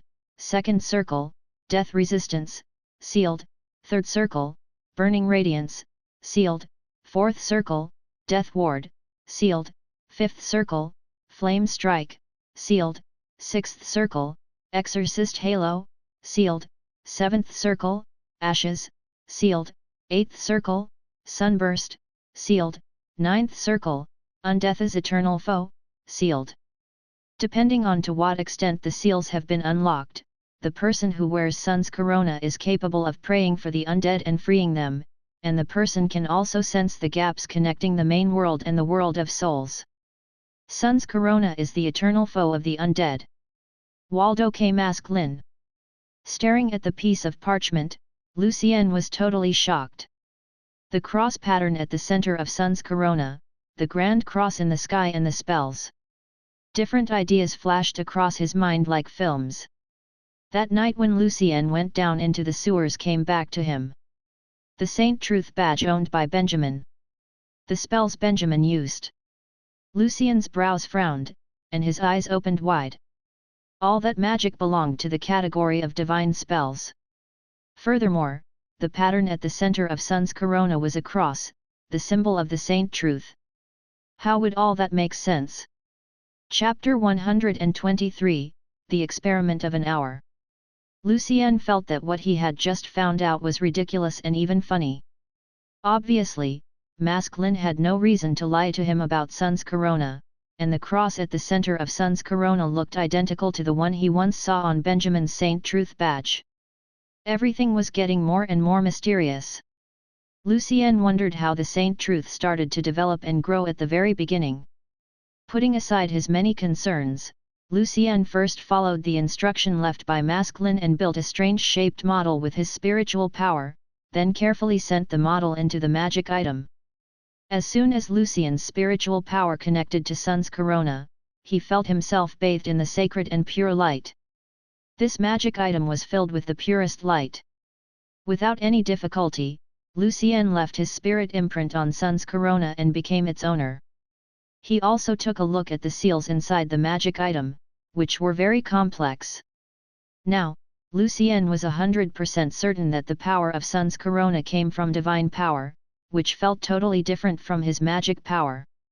He hung the amulet around his neck underneath his clothes and felt the warmness of it. The power could also be spread out by Lucien using his spiritual power to pray for the undead and free them. Lucien lit the parchment and the notes on fire and burned them down completely, since they had already been stored in his spirit library. Staring at the fire, he was really worried because he might be unconsciously approaching the biggest secret ever in this world, which involved the Church, the Congress of Magic, and even Argent Horn. He believed that Argent Horn was involved as well because he remembered that the so-called the Great Master of Argent used the Forever Lasting Silence as the title. Lucien already had the feeling before that the strange title did not come from nowhere, and now he came to this world of forever lasting silence himself. Maybe the great danger foreseen by the prophet was related to Argent Horn. Maybe the revelation of the manuscripts was the heresy's carefully planned conspiracy. Lucien had no idea what he was going to face, but he knew that all they could do right now was to make the best use of the 1 hour he had, and that was to gather the ingredients to increase his power. Taking a deep breath, Lucien left the lobby and walked toward room No. 1. There were lots of shelving units and waist-high glass cabinets in that room. All of them looked black and white. Lucien saw some weird-looking eyeballs soaked with black liquid, flowers that looked like spiders under glass covers, grey stones floating in the air, and dried bodies wrapped by shrouds. There were different magic circles carved on the shelves and cabinets for different means of storage. Lucien did not have time to go through them one by one. He followed his memory and directly found the No. 72 shelf for jade green mycin. Although the powder was supposed to be jade green, in this world, it looked plain grey. Lucien held his breath when he was scooping the powder from the jar, because breathing it in could corrode human beings' organs. Then, Lucien went to the other rooms and collected the feather of stone snake, which actually looked like scales, goatherd's moonflower and some ghost-faced leaves. Lucien felt quite disgusted when he touched the leaves, since each of the leaves had a face on it, some were laughing, and some looked vicious. Goatherd's moonflower plus ghost-faced leaf plus the feather of stone snake plus jade green mycin equals silver moon. Lucien was not going to work on the magic gate potion right now. Although he tried to analyze magic gate before, the process was still too challenging, especially when he was in a rush. In the spacious alchemy room, lots of professional equipment were totally strange to Lucien. There was a metal hand hanging on the top, some mysterious grey liquid running in transparent tubes, an operation table, tall stoves, and dazzling three-dimensional magic circles almost everywhere. Lucien walked directly to the operation table and activated the magic circles on it. He put a tube of jade green mycin into a container and, half-minute later, the grey powder within had been turned into a turbid liquid by the magic circle. Following the same steps, Lucien processed the moonflower and the feather of snake stone.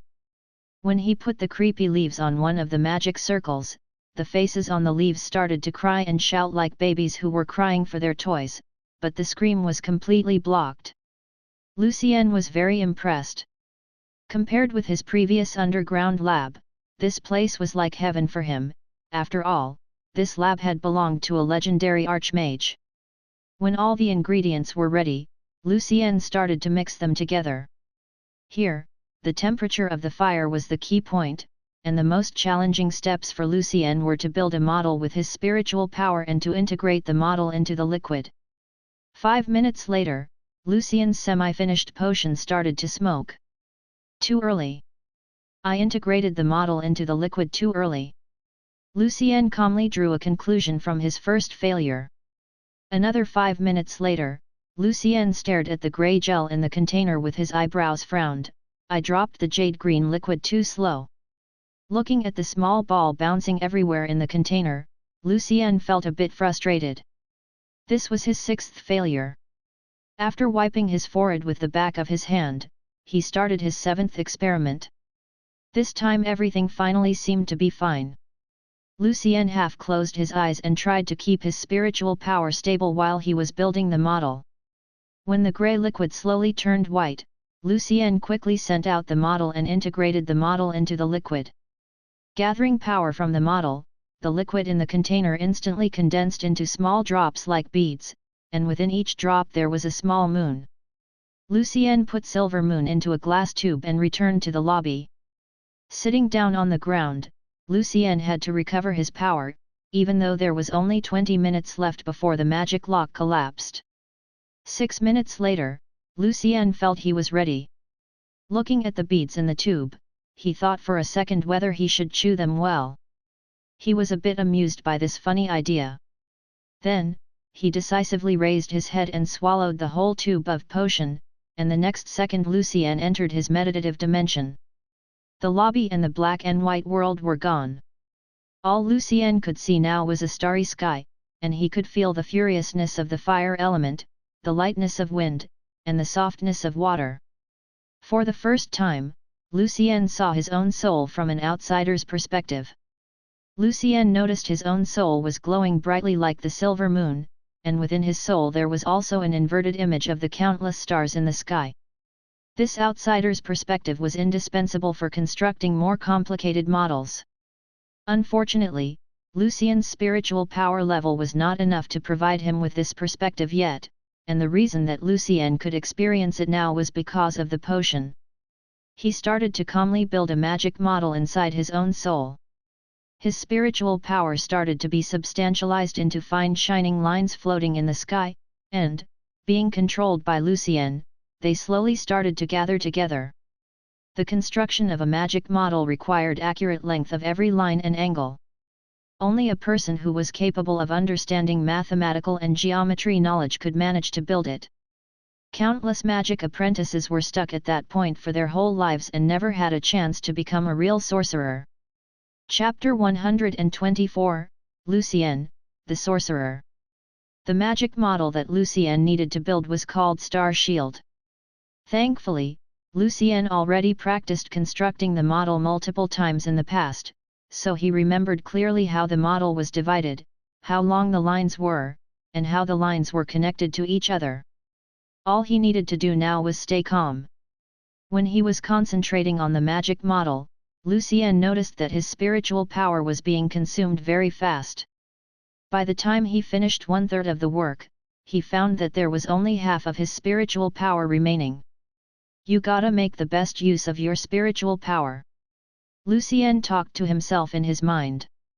Building a magic model was like drawing a complicated pattern on a piece of paper using a pen, but with a very limited amount of ink.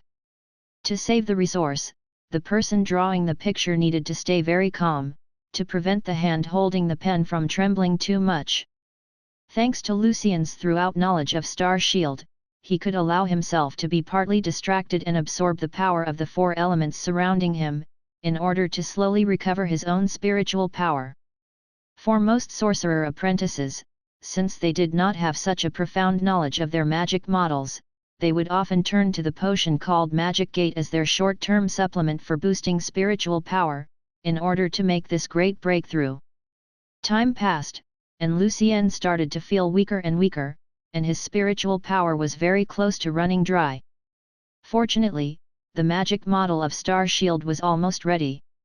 Now, it looked like a transparent small pyramid floating in the air, made up of many sophisticated lines inside. Just one more line to go.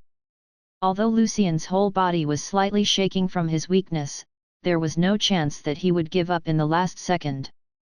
Clenching his teeth, Lucien summoned his last reserves of spiritual power like squeezing out the last bit of toothpaste from the tube and finished the last touch. The moment the last line was finally linked to the small pyramid, the whole model suddenly collapsed inwards and at the same time started to frantically suck in the power of the stars. Lucien's soul was racked by a sudden great pain, caused by the enormous power of stars impacting his awareness. Even from the outsider's perspective, he almost passed out because of the mystic energy. At this time, a gentle and pure ray of light came out of Lucien's soul, and the great pain was gone. Lucien's outsider's perspective also became more stable.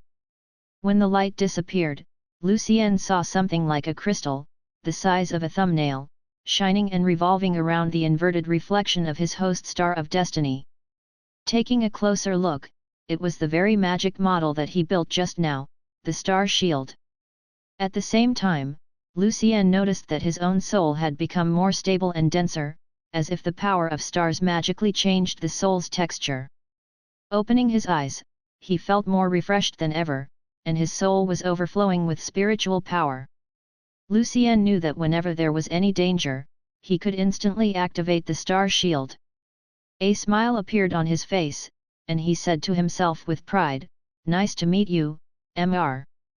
Lucien, the sorcerer."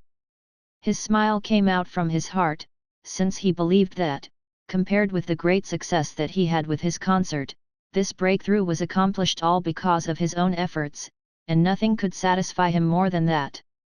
Lucien looked at the magic hourglass on the table and found that there was only 3 more minutes left, so he gave up the plan of building one more magic model in his soul. With his brimming spiritual power, he was confident that he could cast apprentice spells 200 to 300 times and almost 20 spells of first circle as well, without pause. That was the sweet gain from becoming a real sorcerer. What was even better was that, as long as one's soul was strong enough to handle it, the person could build more magic models every few minutes. However, Lucien did not have enough time right now. He must leave soon. Remember, keep walking forward and do not look back. According to the message left by Mask Lin, it seemed the trip leaving the lobby through the small door of the magic garden would not be a peaceful and sweet one. Lucien walked toward the door and tried to open it, but he failed. He could not leave this place until the magic lock started to collapse. Then, following Mask Lin's instruction, Lucien spent only a minute unlocking the first layer of the seal. Now, he could cast the 2 divine spells, Holy Strike and Death Resistance.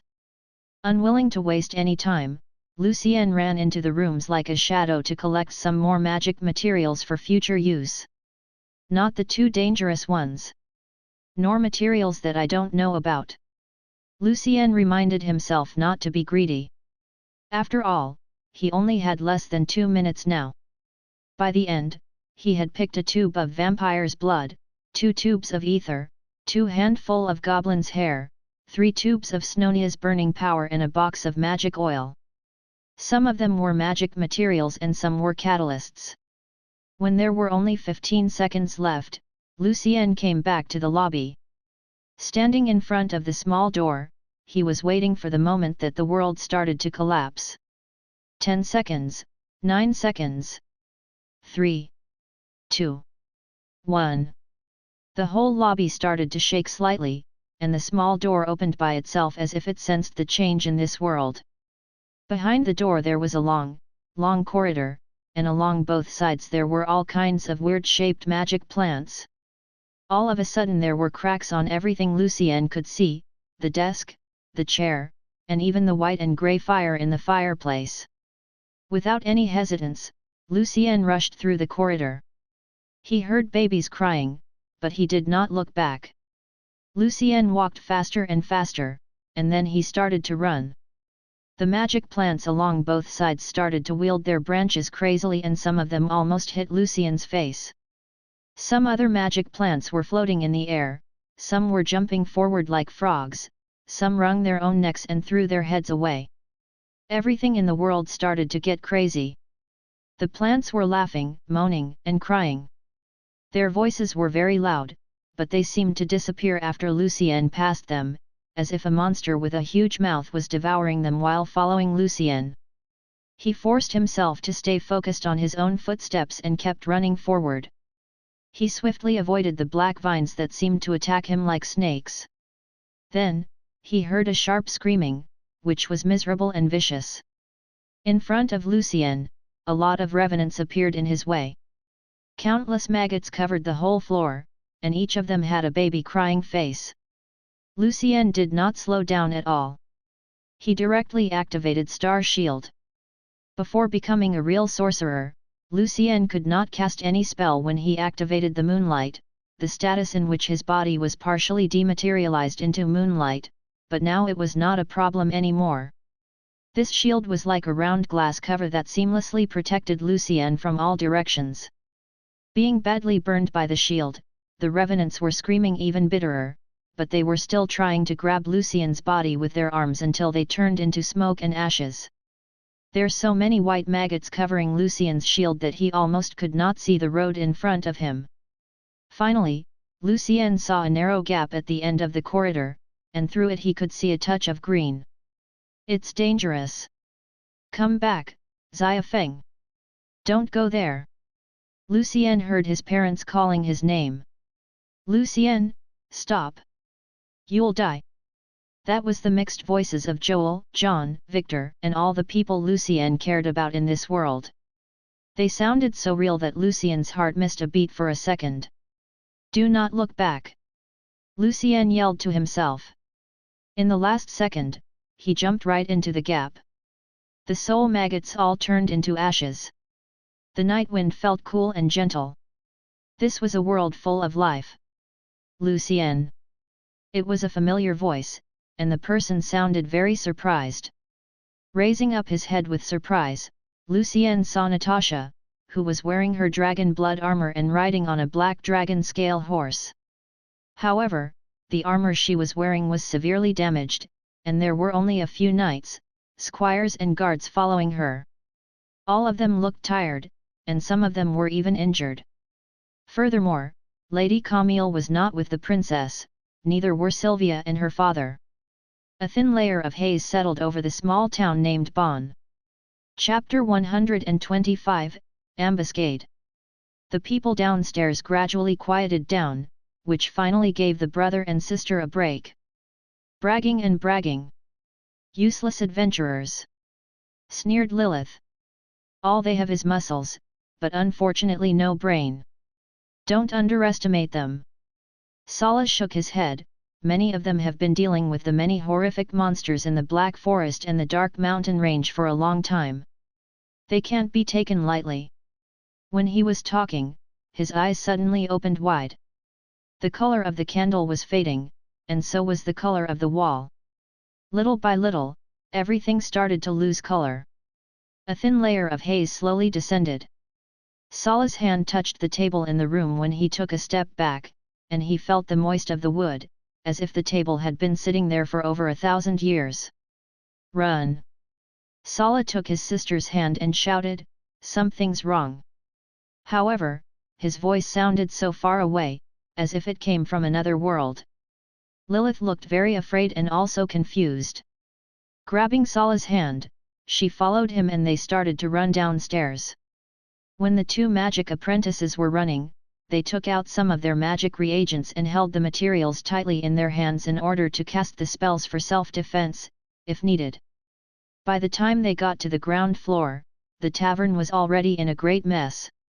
All those people, including the adventurers who had bragged about their strength for the whole night, were pushing each other fiercely in order to leave that place as soon as possible. Seeing that there was no chance for them to get access to the door immediately, Sala pulled his sister's arm and they ran together toward the tavern's back door. Directly kicking the back door open, Sala and Lilith found that the whole town was being affected and was turning grey. However, most people living there had already fallen asleep in their houses, so they did not notice anything unusual, and the town was actually very quiet. Sala and Lilith started to run toward the exit to Manhwa, the city close to Bonn. They had no idea what was going on there. When they were about to leave the town, Sala and Lilith bumped into a few adventurers who were running toward the same direction. "Something's wrong with Elsinore Lake." An adventurer talked aloud to the other people, "It must be the magic lock. The magic lock is... it's collapsing." Before the other people responded, Lilith cried out and pointed at the adventurers with her shaking hand, "You!" Their skin started to turn grey as well, and some parts looked rotten already. However, the adventurers themselves looked very confused, as if they had no idea what was happening to their bodies. Seeing that their eyes slowly lost focus, Sala pulled his sister's arm and shouted, "Run! Don't look back!" Sala and Lilith were running so fast that they almost couldn't breathe. A slight taste of blood rose from their throats. The town behind them had turned into hell. Finally, Sala and Lilith felt a bit warmer after the weird feeling of running through a thick curtain. However, they didn't dare to take a rest. They kept running toward Manhwa to stay away from that horrific town named Bonn. The magic lock. Ilya, the silver-robed great priest, immediately noticed the unusual change when the color of everything started to fade away. "This is not what the great master told us." Then, he decisively commanded the high and common priests and the dark knights, there is no more time for the blood sacrifice. The magic lock is changing. Cancel the sacrifice and gather all the people. We shall activate the summoning circle immediately to greet our true God." Receiving the order, 6 high priests flew up in the sky surrounding Bon and Elsinore Lake, and 12 priests and dark knights were standing on the ground in a corresponding way. These people was all Argenthorn had now in the Duchy of Orvaret, and some of them, following the will of God, came all the way from other countries or even the dark mountain range to support them. Ilya also flew above Elsinore Lake, and what he saw stunned him. The surface of the lake turned solid within a few seconds and suddenly broke into small pieces, like a mirror being shattered by some great power. The Grand Cross was shining brightly at the bottom of the lake, surrounded by some kind of blood-red liquid which was wriggling as if it was alive. Lots of ghosts, revenants, and black shadows were howling and screaming while they were swiftly flying back and forth above the lake. As they were shouting toward the same direction, the sound waves joined together and gave shape to a translucent, huge ghost, who was wearing a long, black robe with a huge scythe in its hand, standing above the blood-red liquid. Underneath its hood, 2 black holes could be seen on its skull-like face. Although being protected by his many spells, Ilya still shivered a bit from the scene, as if the warmth of his life was leaving his body. The Grand Cross was slowly collapsing. The main world and the black and white world were overlapping. Ilya took out a huge pale hand, and every knuckle of it had sharp bony spurs, shining with some faint light. Raising up the hand high in the air, Ilya started to chant a long mantra which could drive people crazy. Many silver lines came out of the priests and dark knights, were they in the air or on the ground, and joined together around Ilya to shape a complicated magic circle. When Ilya finished casting, he directly threw the huge hand into the center of the magic circle. Countless silver lines jumped up and devoured the hand like a monster's huge mouth. As a silver gate slowly appeared in the sky, the Grand Cross underneath was almost completely gone. All of a sudden, a bright, burning light beam shot the silver gate right in the center, from a higher position in the sky. The colors of black and grey suddenly disappeared, and the whole area was filled with sacred light. As soon as the ghosts, revenants, and shadows touched the light, they disappeared like vapor, and even the undead creatures in the town all turned into ashes instantly. This was the 8th circle divine spell, Sunburst. Amelton. Gosset. Ilya was shocked. How come? Floating high in the air, Vila Amelton was holding a cross-shaped badge carved with a pattern of a sun in the center, and Gosset was right beside her. Count Hartrafati, Count Hayward, who was the deputy commander of Violet Knights and also a Gold Knight, and another 2 Radiant Knights were also there. On the other side, Salvador and Clown were leading the other Night Watchers to block the whole area. Half of the most powerful people of the duchy were there tonight. How come? Putting back the level 8 divine badge, Vila said to Ilya coldly, "We've been waiting for you here for a long time." Although Ilya knew that the church would definitely send some people here to investigate the usual changes happening around the lake recently, he never expected that the ambush would be this powerful. Who betrayed us? Ilya's fists clenched tightly, but a moment later an evil smile appeared on his face. If the true God cannot come, all of us will die here tonight by the hands of what's sealed, or even worse, all of us will become its slaves. In the wilderness at the junction of Melzer Black Forest and the Dark Mountain Range. Lucien, why are you here? Natasha asked Lucien with confusion. Her voice was slightly trembling. Lucien looked down at the black robe he was wearing and realized that he needed to tell Natasha at least part of the truth. I found the secret of the magic lock from the poem provided by Mr. Dironi in a roll of manuscript brought to me by 2 strangers who visited me the other day. Lucien paused a bit and continued, "You know me, Your Grace. I always want to be stronger and more powerful to protect my friends and family, so I decided to take a risk to see if I could find any useful potion in this magic lock." Natasha's eyebrows frowned a bit. As soon as I arrived in Bonn, I was sucked into a creepy hole. The world inside of the hole was all black and white and I almost died there. When I was being chased by a bunch of horrific undead creatures and plants, I found a gap and I jumped in it. Now I'm here. It's very weird. I see. Some benefits from being a historian, Natasha put on an exhausted smile. Although she did not really trust Lucien's words, her mind told her that asking too much right now would benefit no one in such a situation. What happened to you, Your Grace? And where's Lady Camille? Asked Lucien. Natasha's eyes dimmed and she looked down. I got some information about the magic lock the day before yesterday. Out of curiosity, I decided to go to Elsinore Lake to take a look. But we were ambushed. My curiosity led my team into a horrible trap. What? Lucien was shocked. In order to make time for me to leave, Camille stayed to cover me. She was confronting a radiant knight and a senior rank mage. Natasha's voice became lower and lower. Who attacked you? Lucien's eyes opened wide. Natasha looked very depressed, and by the time she could answer Lucien, an army arrived and surrounded Natasha's people and Lucien. Lucien looked up and saw Verdi sitting on a weird-looking horse with 2 goat horns. Sylvia was right beside Verdi, looking rather sad. However, Sylvia's father was not there. My dear cousin, please give up. Verdi was covered with a suit of dark purple armor. It's too late for the church or the Violet Knights to come and save you. Chapter 126, The Mutiny. Natasha ignored Verdi's words and just stared at Sylvia. The princess' eyes were slightly squinted, and with a trembling voice Natasha asked the girl she loved, "Was it you, Sylvia?" Verdi did not act rashly, since Natasha still had a level 4 Grand Knight, 2 level 2 Knights, 2 level 1 Knights and more than 20 Knight Squires and around 80 soldiers to protect her. Sylvia took a few deep breaths and she gradually calmed down. I appreciate your love toward me, Natasha, but unfortunately, I care more about my father.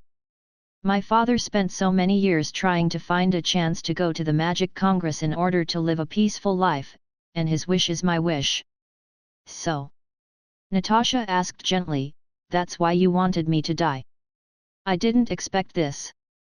Sylvia suddenly lost control and her voice became sharp.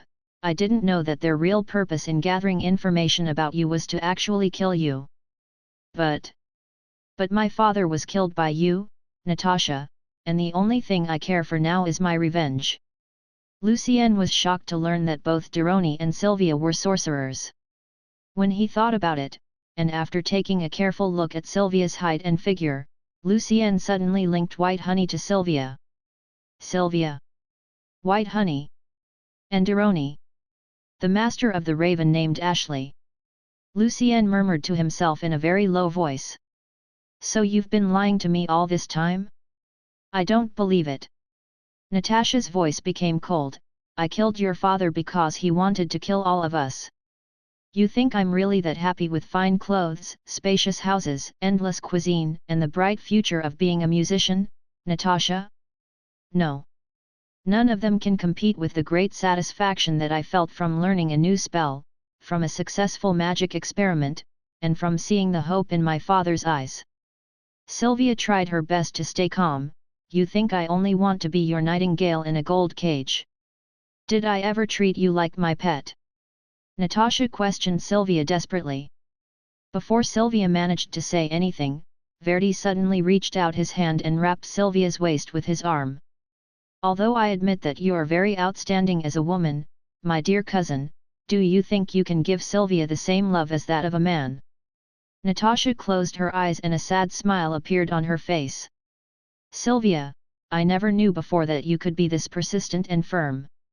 I thought that I should be always protecting you, and I was wrong. Maybe I was never in your heart. You were, Natasha. Sylvia lowered her head, but we're like 2 intersecting lines. We were very close to each other, and now we are heading for totally different directions. So you're heading toward him? Is that what you're doing? Asked Natasha. Then, she turned to Verdi and sneered, you're much more stupid than I thought, my cousin. You think Sard, the Saint Cardinal, would just crown you as the next Grand Duke after my death? Do you think he would just let you live a happy life after you colluded with Argenthorn and the Congress of Magic? That's not going to happen. You'll end up being tied to the gallows. Natasha decided to put her personal feeling aside first, in order to deal with this situation more wisely, which was a basic quality of a Grand Knight. Since Verdi already showed his true intention, every confusion within Natasha's mind was solved. The connection between the intelligence department and Argenthorn, the reason that Rosenarin could always escape the careful search of the church. All those things were related to her cousin, Count Verdi. Lucien also realized that it was Verdi who betrayed the Grand Duke family and the church. Taking a closer look at the high-rank knights following Verdi, it did not take Lucien too much time to recognize Rosenarin, who was in a suit of knight armor. After all, Lucien was familiar with Rosenarin's picture as a criminal wanted by the church. How stern and just your words are, Natasha. Verdi laughed. I knew you'd think I was tempted by the demon, but do you think your father is really that honest and straightforward? It was because of my father's death that he became the Grand Duke, and I'm not that stupid to believe my father's death was just an accident. I should be the next Grand Duke, not you, Natasha. Then wish your dream come true when you're being burned to ashes. Natasha held her head high. If you die tonight, Natasha, no one here will tell the Grand Duke and Sard what I did. Verdi shrugged easily. I'd be the biggest hero who provided the important information to Sard and Count Hayward and helped them stop Argenthorn's horrible conspiracy. Unfortunately, while they are busy dealing with the heretics, they don't know that the princess is facing this great trouble, ha! Yet. Smart? The corner of Natasha's lips was slightly lifted. Somehow the princess would just die here out of no reason. And no one would care afterwards. No worries, my dear cousin. Verdi waved his hand causally. After you die, Mr. Rodrigo, from the Congress of Magic, will come to wrap up everything. He will leave the clues which will all lead to the sorcerers, and the Congress of Magic will claim responsibility as well. I see. You're neither on the side of Argenthorn, nor that of the Congress. You just betrayed Argenthorn to please the church. Natasha's eyes looked rather cold, impressive. My plan went wrong several times, though. Verdi lifted his right hand and pointed at Lucien. This guy, Lucien Evans. He betrayed Argenthorn, or you'd be dead a long time ago. Lucien finally realized what was his big trouble predicted by Mask Lin. Because of Sylvia's betrayal, his blessing, and what he did to Argenthorn was no more a secret since long ago. The only reason that Lucien and Joel's family stayed safe until now was because the enemies needed to focus on their bigger plan. However, it seemed that Argenthorn still did not know that Lucien was actually the professor. Lucien, thank you for coming here tonight, Verdi said to him with an evil smile. So I don't have to bother killing you later, after our plan is done. But don't think you have bad luck, since your death would come to you sooner or later. I bet you're very happy that you can kill two birds with one stone tonight. Lucien put on a calm smile while facing that serious situation. The poem and the manuscript. They were really good traps to get me, a person who desires power so much. Although Lucien was acting like he already gave up, he was trying to sense the gaps connecting the world of soul and the main world, which would be the best way to save them. Unfortunately, the gap through which he came back had disappeared completely with the collapse of the magic lock, and he sensed no more around the area. Your calmness is impressive. Unfortunately, your loyalty will not bring you anything but death. Verdi lifted his chin a bit and looked at Lucien. Then, he turned to the knights on Natasha's side. What about you guys? The Hain and Hill families, as well as the two gold knights in the fortress, they're all taking a neutral standpoint right now. As long as I can kill the princess, I'll be the next Grand Duke. All the knights, squires and soldiers standing behind Natasha were shocked, and not even the princess could believe her ears. She never expected that Verdi had actually gained acquiescence from the big families and the most powerful people in the duchy. Why would you guys still want to follow her? Why would you guys want to sacrifice your lives for a woman who likes women? Verdi got more and more vicious. Shame on her, because she betrayed our honored tradition and she can't even continue her family's bloodline. Do you really think she could bring you guys glory? Some people who were on Natasha's side started to murmur at each other. Natasha forced herself to raise her head. As a knight of pride, she could not flinch even a bit from this situation. I have 2 level 5 Grand Knights, 1 level 4 Knight, 3 level 3 Knights. And also a couple of hundred of Knight Squires, Verdi threatened them. You bend your knees toward me, or you die. After a short period of time, many soldiers and squires started to run toward Verdi's side, and among them there was even a knight. Tightly grabbing her lance, Natasha looked at them with an expressionless face. Sitting on the horse, her back was as straight as a longsword. After a while, when she looked around, there were only less than 10 people who were still with her, and a couple of horses without their riders. There was a sad smile on Natasha's face. Knight Huan, why you're still with me? She asked. Huan was the level 4 knight, who had blonde hair and blue eyes. He answered the princess solemnly, I made my vow to serve you, your grace, and I'll serve you until the last second of my life. Natasha nodded with great resolve, and then turned to Lucien. What about you, Lucien? I'm on your side, your grace. Lucien answered shortly but firmly. Chapter 127, Natasha's Fighting Will. Hearing Lucien's words, somehow Natasha felt like making a joke. I'm sorry that you have to face this dangerous fighting because of me. After all, you have never even touched a girl's hand. If we can survive tonight, I'll introduce you to a decent young lady. Lucien released a sigh, your grace. At the same time, Lucien was glad to see that Natasha was still in a joking mood. Since she was the only level 5 Grand Knight on their side, the princess herself was the key factor determining whether they would have at least a bit of hope to survive tonight. Then, Knight Kasheril, Daniel, and Borscht, why? Natasha turned to the 3 knights who decided to stay. My heart is beating firmly right now. Kasheril pointed at his chest, this is the heart of a knight, not a coward.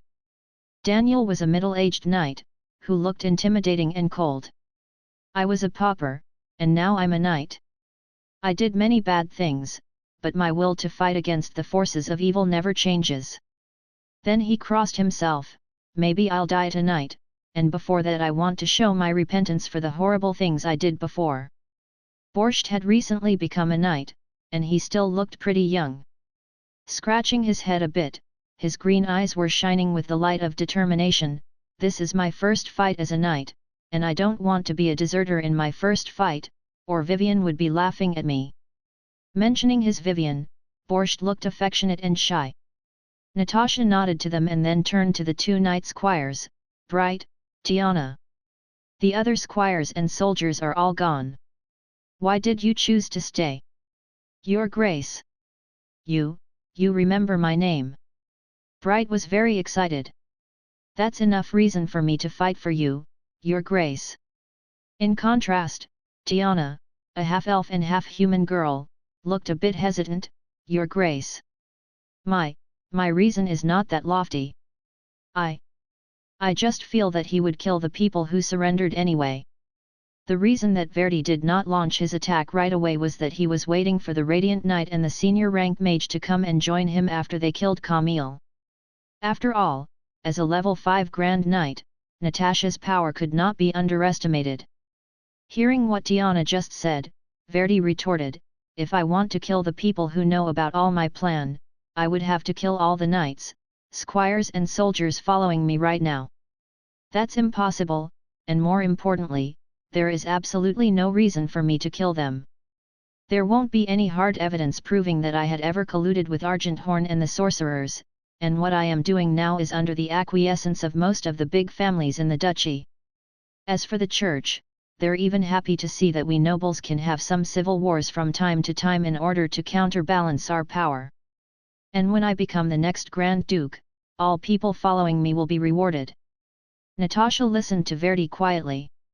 After he listed all those reasons trying to justify his behavior and assure his people that Tiana's words would never be true, Natasha slightly shook her head and smiled. "My dear cousin, have you ever wondered why the Congress of Magic wanted me dead so desperately that they even took the risk to seek your help? If you never thought about it, you wouldn't understand how much special attention the church paid to me. And, by the way, even if you killed me, you wouldn't be the only legitimate heir to the Grand Duke title within the Violet family." When Verdi remained silent within his confusion, Natasha turned around and said lowly to her people with great determination, "My knights, my warriors, although they outnumber us, they have to disperse their people to encircle us. And that means the number of the enemies in front of us is actually only a bit more than us. So we still have a chance." The knights and squires' eyes lit up. "As long as we can defeat the enemies in front of us before more of them start to attack us from behind." Natasha nodded with great determination. This would be a quick attack. The speed would determine their life or death. Sitting on her dragon scale horse named Agatha, Natasha turned around and stared at Verdi, who had 2 level 5 Grand Knights and 4 other knights behind him. Then, curling the corner of her lips, Natasha smiled, as if something she had been dreaming for was finally realized tonight. Her eyes were shining with great excitement, shining because of her heroic dream. Although Verdi did not hear what Natasha told her people, from Natasha's posture sitting on her horse, Verdi could tell that she was ready for the fight. There was no time for him to wait any longer. Securing her long lance named Slayer under her armpit, Natasha's pulled out her night sword named Natasha's Thunder. "March forward! Forward forever! In the name of Violet!" shouted the princess. "Violet! Violet!" The knights and squires following Natasha got excited as well. Lucien was very surprised and impressed, since he never expected that Natasha would choose this attitude to face the extreme danger. What he was watching was the true spirit of a knight. "For the glory of Violet! Charge!" Natasha shouted aloud again and shot forward like an arrow to lead the charge. "For the glory of Violet!" Cheryl, Lucien, and Xuanhuan, as well as Daniel, Tiana, Bright, and Borscht all followed Natasha close and charged toward their enemies with their proud war cry. Among them all, Lucien was the only one who remained relatively calm. After all, he was a sorcerer, not a knight. Holding his sword alert, Lucien was ready to activate Sun's Corona at any time. The tall mare named Agatha snorted loudly as it was running with great speed. There was black smoke coming out of her nostrils, and her dragon-like scales bulged greatly. As its hooves hit the floor there was loud and thunderous noises and the earth trembled slightly, as if a real dragon was coming for its enemies. Lucien was riding on a dark red horse left by the knight who surrendered to follow the princess. Cheryl was on his left, and Xuanhuan was on his right. Although there were only 8 people on their side, they were charging toward their enemies as if they were a great army. As they were charging faster and faster, the sharp tip of Slayer changed the airflow and created a big shield covering Natasha and all her knights and knight squires. Verdi was well prepared. Raising up his left hand, he frowned his eyebrows and then made a gesture. Instantly, hundreds of arrows were shot out targeting the princess and the 7 people following her. However, the shield created by Natasha's lance perfectly protected them from being hurt by the arrows. All of the arrows were broken and fell down to the ground as soon as they touched the airflow. Verdi was not very surprised. As he waved his hand again, the knight squires who were waiting for his command instantly started to approach the people following Natasha. At the same time, Verdi rushed at Natasha with a huge black iron shield in his left hand, and a fire sword in his right hand. Another level 5 Grand Knight on Verdi's side named Todd also charged toward them. With his blessing iron blood, Todd was very confident that they could crush them within 10 seconds. Natasha's purple eyes turned into a completely silver color. Staring at Verdi and Todd, Her eyes became colder and colder. Todd's silver lance grazed Natasha's slayer. Being protected by Verdi's huge shield, Todd focused all his strength on attacking. The shield Verdi was using was called the Shield of Truth. Natasha did not try to defend at all, instead, she made a direct thrust at Verdi's shield. As her speed increased, her long lance was surrounded by some visible black lines, coming straight from Natasha's own blessing, whose name was Cleaving, or more commonly known as the Sword of Truth. This was a fight between the sword and the shield. The whole world seemed to pause for a bit, as everything happened very fast. Verdi heard a tiny sound of crack from his shield a moment after the impact. When Verdi fully activated his blessing in order to repair the Shield of Truth, Todd's lance directly pierced through Natasha's abdomen. Even Todd himself was very surprised.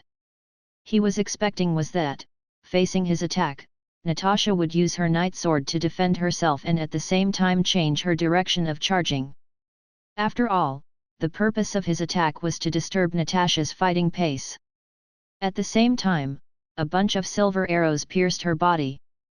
Since the armor called Dragon Blood that Natasha was wearing was badly damaged already, it could not protect Natasha properly.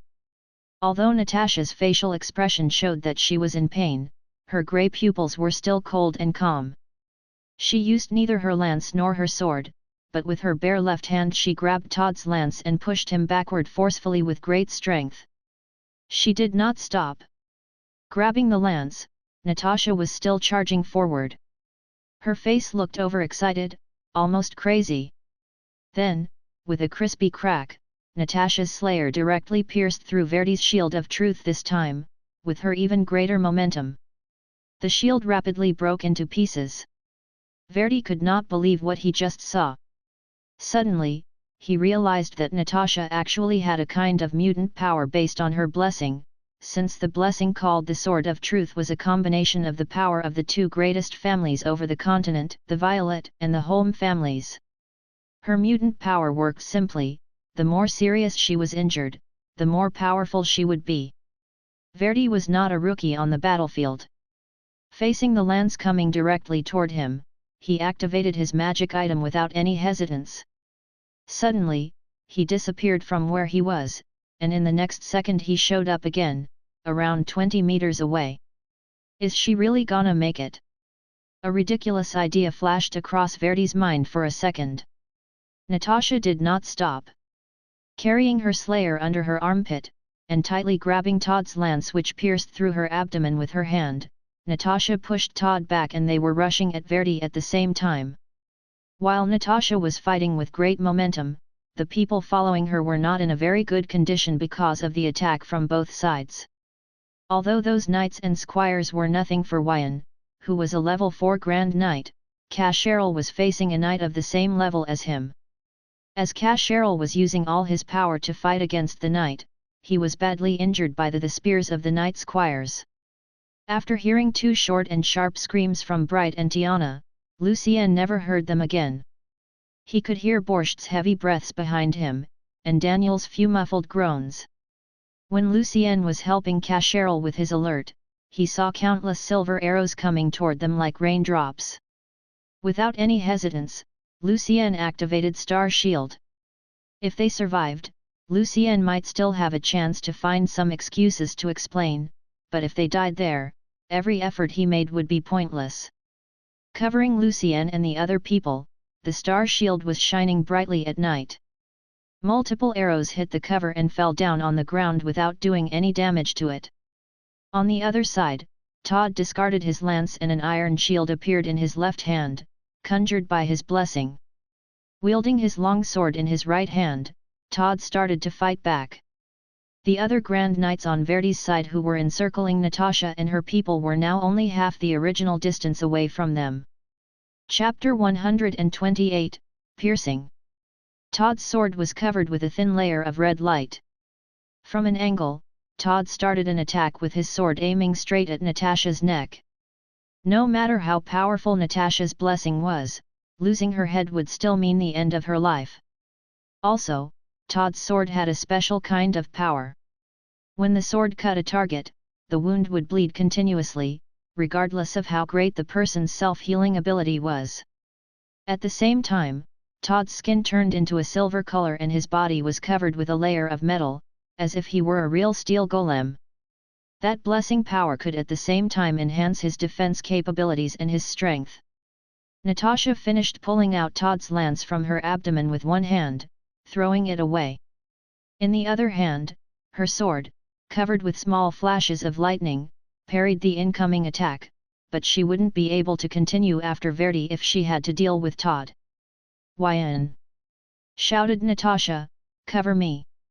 As Natasha called his name, Xuanhuan immediately activated his blessing. His body started emitting a bright white light and 4 pairs of big white wings appeared on his back. His size grew to almost twice that of common people. This was Xuanhuan's blessing, the Angel of Strength. Catching up with Todd, Xuanhuan wielded his huge sword with both hands and directly hacked at Todd's red sword. Riding on his horse, Todd swiftly changed his direction and blocked Xuanhuan's attack.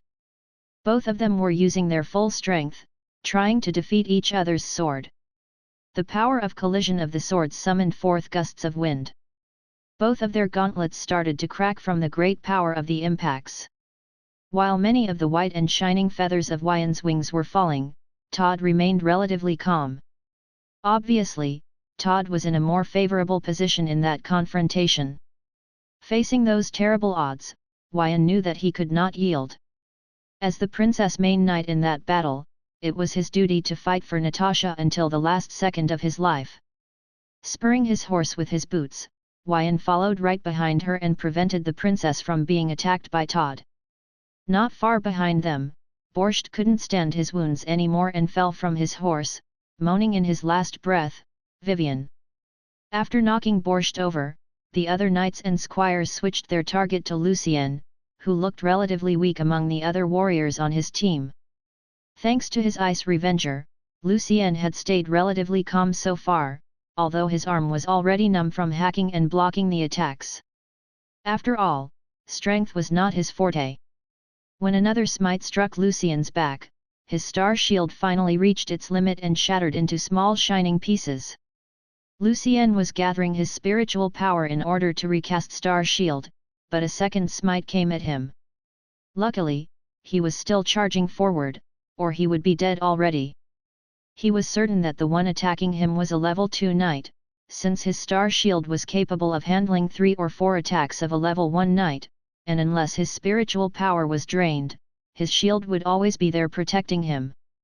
That was why a sorcerer was, to some extent, stronger than a knight of the same level.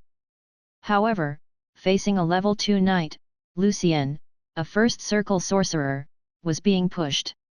At that moment, Natasha was again only a few meters away from Verdi. To the side, there were only several knight squires who were protecting Sylvia. Behind Verdi there was a broad open field and Melzer Black Forest further ahead. If Natasha could break out their siege and make it to the Black Forest, Verdi would lose his precious chance to kill the princess tonight, which he would probably not have again in this life. If Natasha made it through the night, Verdi himself would be the one who was going to be sentenced to death, and all efforts he made would become useless. Even without his shield, Verdi lowered his head and looked rather determined. Although he was a narrow-minded man, as a knight, Verdi still had strong willpower and a bold heart. Being clearly aware of the fact that, in terms of experience in fighting, he might be slightly inferior to his cousin, Verdi knew that what he needed at that moment was a perfect defense, to stop Natasha. Crossing his arms in front of his chest, he roared and activated his blessing again. The roaring was so powerful that even his horse was stunned a bit. The ground started to shake vigorously, and then multiple thick walls suddenly rose up from the black soil, blocking the path between Verdi and Natasha. A few stars in the night sky suddenly started to shine brightly. Their light seemed to cover Verdi's armor, and a translucent force shield showed up in front of him. The Shield of Truth was actually a blessing that combined the blessings called Earth and another one called Stars. That demanded all the power Verdi had. His blessing had showed its true power. Natasha's eyebrows frowned a bit, but then she started to charge forward with an even greater speed. Soon, Her black lance directly pierced through the first few walls. Although the rest of the walls were destroyed by Slayer as well, they made her charging speed decrease considerably. When the tip of Natasha's lance hit Verdi's force shield, the transparent shield shook with ever-widening ripples on the surface surrounding the lance tip. Verdi took a step back, but in the next second he successfully withstood the powerful momentum of Natasha's blow and stabilized the shield. 1 second, 2 seconds. Natasha's was pushing her Slayer forward with all her might, but it only penetrated a few centimeters into the shield. A cold smile appeared on Verdi's face as he saw that the other Grand Knights were finally about to catch up with Natasha, readying their swords to strike at her. However, at that moment, a white light beam came down from the sky and hit his shield with a tremendous power. The light was burning hot, as if it was the righteous flames of God. It was the Holy Strike. Although the level 1 divine spell did not actually do any damage to the Shield of Truth, Verdi was badly distracted. The Church. Verdi blurted out. Knowing that all of Natasha's and her knight's divine and magic items had been used up and reached their limit, this divine spell was totally out of Verdi's expectation and only one possibility crossed his mind. If the Church found out what he was doing there right now, that would be the end of him. As the blessings were affected by the owner's willpower, Verdi's Shield of Truth trembled a bit when he got distracted for that second. However, that one single second was already enough for Natasha, a Grand Knight, to completely turn the tables. Using all her strength and power, Natasha grabbed her black lance and pierced Verdi's force field like a drill. The translucent shield instantly cracked and broke into thousands of shining pieces. Slayer continued moving forward and pierced through Verdi's left shoulder, near the joint, directly knocking him off his horse. Being nailed by Natasha's lance, Verdi got crazy. To prevent the lance from completely drained his strength and life, he pulled out his sword with his right hand and directly chopped off his left arm together with his left shoulder. Then, free from Natasha's lance, he rolled to the other side. His purple blood burst out and sprinkled everywhere on the ground. It was Lucien who cast the spell Holy Strike just now.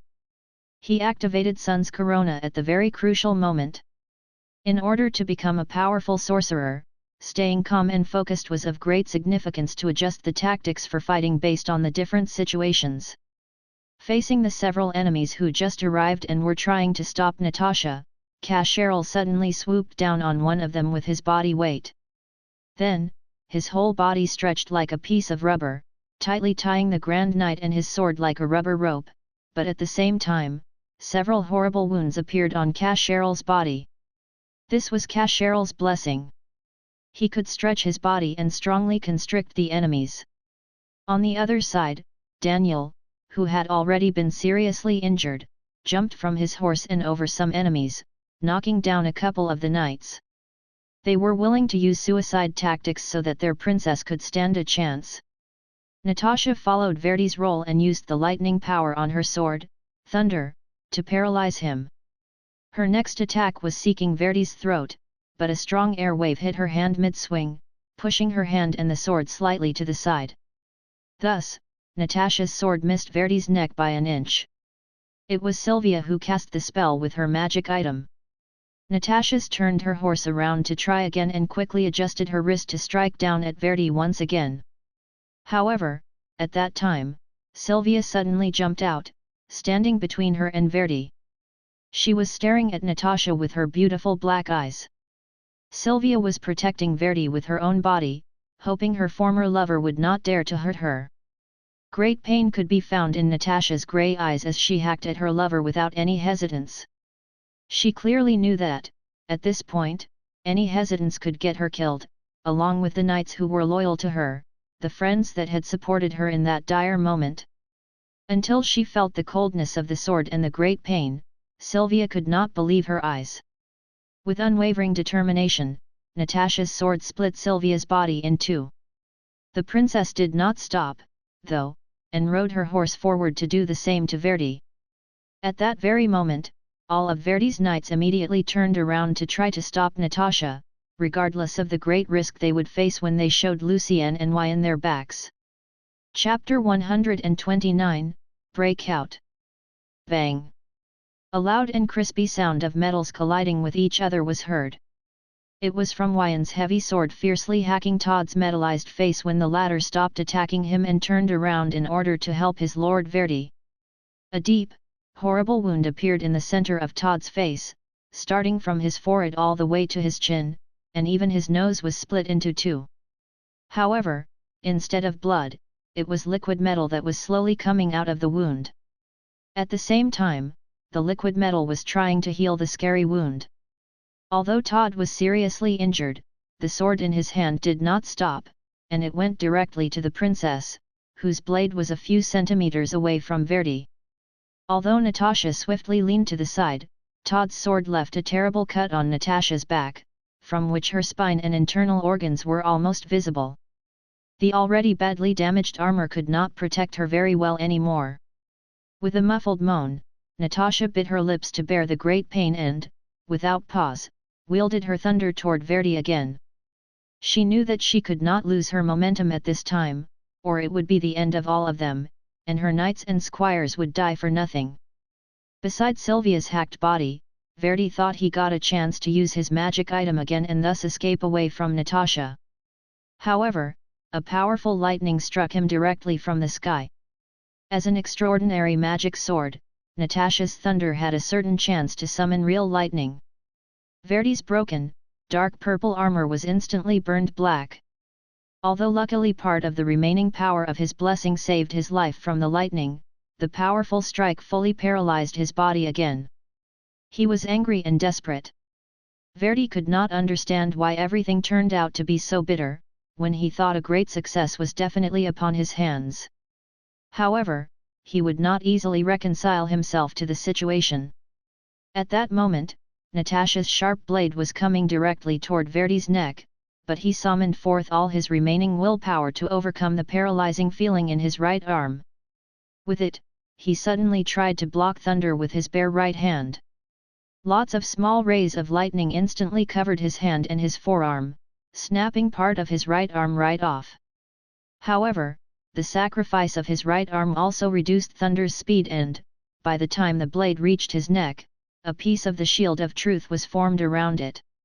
At the same time, his feet pushed against the ground and his body rolled backwards. Natasha hacked her sword at Verdi's neck with all her anger, pain, and hatred. Although the small piece of shield did not fully stop her attack, when the shield broke into pieces, her momentum had been weakened enough. Thunder cut a deep wound in Verdi's neck, but the blade did not really touch his carotid arteries. Verdi passed out, but he was not dead, yet. When Natasha was about to lift her sword again to end her cousin's sinful life, a few of Verdi's grand knights arrived and blocked her path to their lord, who had completely lost his consciousness. Natasha quickly made an estimation of their power and instantly decided to leave. She was already seriously injured, and the extra power her blessing created due to her injuries would not last much longer. She knew that this was not the right time for her to be a hero. "Let's go!" shouted Natasha to her people, and then she spurred Agatha and rushed out of the encirclement. Verdi's knights were occupied with saving their lord, and more importantly, they also felt intimidated when they saw their lord lying on the ground like a torn sack. Therefore, it was not hard for Lucien, Cascherel, and Xuanhuan to break the siege and follow Natasha. Unfortunately, facing too many knights on his own, Daniel did not make it. "You f***ing idiots! What are you f***ing waiting for?" When Todd approached Verdi, he yelled at the rest of the knights with great anger, "Go and get them, or we will all die." Leaving some knight squires to take care of Verdi, Todd spurred his horse and led the rest of the knights to chase the princess. The 4 dragon scale horses were very fast, and soon they were close to the edge of the Black Forest. At that time, Natasha suddenly turned around and threw her black lance, Slayer, toward Todd, with all her strength and power. Flying with great speed in the air, the lance stirred the airflow and created a loud and unique noise. As Todd subconsciously rolled down from his horse and fell on the ground, Slayer pierced right through another level 4 knight's chest, who was behind Todd and did not even have time to raise his shield to defend. When Slayer flew right through the knight's chest, it immediately turned the body into something brittle, that shattered into thousands of shining pieces in the next second. When Todd stood up again, the princess and her people had already disappeared in the forest. Natasha's final burst of power shocked everyone present. After a short period of time, Todd said to the rest of the knights in a cold voice, "We have to find and kill them tonight, and we have no second choice. If the princess survives, we will all die, and our families will die with us." The other knights nodded and followed Todd into the deep woods. As the big and tall trees grew in the number, the deeper they went into the woods, the horses were not suitable for moving forward anymore. Thus, Xuanhuan suggested that they should leave the horses and go on foot. When Natasha was about to get off from her horse, she fell to the ground. Both Lucien and Xuanhuan rushed toward her, and found that the princess was already in a coma. Her face was abnormally flushed, and her body was covered with gashes, especially the terrible hole on her abdomen and the deep cut in her back. "The princess has reached her limit," Xuanhuan was trying to stop some of the wounds from bleeding, "but her grace should be fine. After all, the self-healing power of a grand knight should be able to let her recover relatively fast." Lucien carefully touched Natasha's forehead and the tip of her nose. He found that there were small particles swelling underneath her burning hot skin, and, thankfully, she was still breathing relatively smoothly. As the least injured among them all, Lucien carried Natasha on his back and took her sword with him. At the same time, Xuanhuan put Casheril on his back, since he was already too weak to stand still. Then, they resumed their escape through the forest. "Baron Xuanhuan," Lucien paused a bit and said to him seriously, "You're the strongest and the most powerful one among us all. I think you should take the princess back to Alta, and I can cover you." "Impressive, Lucien. I heard your name before and I never expected that a musician could be brave and powerful like you are." A bitter smile appeared on Xuanhuan's face. "I appreciate your suggestion, but I don't think I should be the one to take the princess out of here, since Todd knows me pretty well, and honestly speaking, I don't think I can get rid of them that easily. I'm badly injured already. Right now, even the running is pretty much a stretch for me." "Baron Xuanhuan." Lucien did not know what to say. "Listen to me, Lucien." Xuanhuan nodded. "As you said, I'm the strongest among us all, and I bet Todd would believe that I would be the one with the princess. So you should be the one sending the princess back to Alta and Casheril, and I will cover you." "I agree." Casheril nodded and said to Lucien in a weak voice, "Even if you meet them on your way, they won't be Verdi's main force. And besides, you have the princess' sword," Xuanhuan added. "I see." Lucien nodded. There was no time for him to try to act like a great hero. "Take off the princess's armor and give it to us." Xuanhuan stopped running and said to Lucien. "The Grand Knights can smell the scent blood in the air." After Lucien handed Natasha's damaged dragon blood to them, both Xuanhuan and Casheril tied some pieces to their own armors. "All our hope is on you now, Lucien." Casheril smiled peacefully. "If we die, remember to bring some flowers to our graves." Lucien nodded, and then Xuanhuan and Casheril left toward the other side of the forest. Lucien was still running. He had no idea how long he had been fleeing. He was gasping loudly, and his own gasping was the only thing that he could hear in the deep forest. Honestly speaking, the idea of just leaving Natasha somewhere in the forest and running for his own life did cross Lucien's mind. After all, he still had his dreams that hadn't been fulfilled yet. However, Lucien just couldn't do that. Leaving a friend here just like that, in great danger, would destroy the rest of his life. After recovering a bit, Lucien activated his star shield again, covering both Natasha and himself, just in case. "Lucien, you really got some good stuff in the magic lock." At this time, Natasha's voice came from behind him.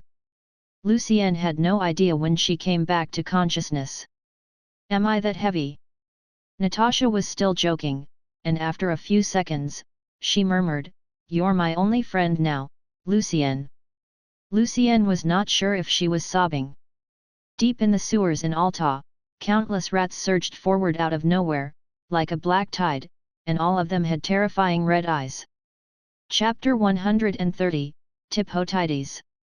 When Elsinore Lake got rid of the restriction of the Grand Cross in the black and white world, the space inverted and the magic lock was shattered, and its remaining pieces were still floating deeper into the world of souls.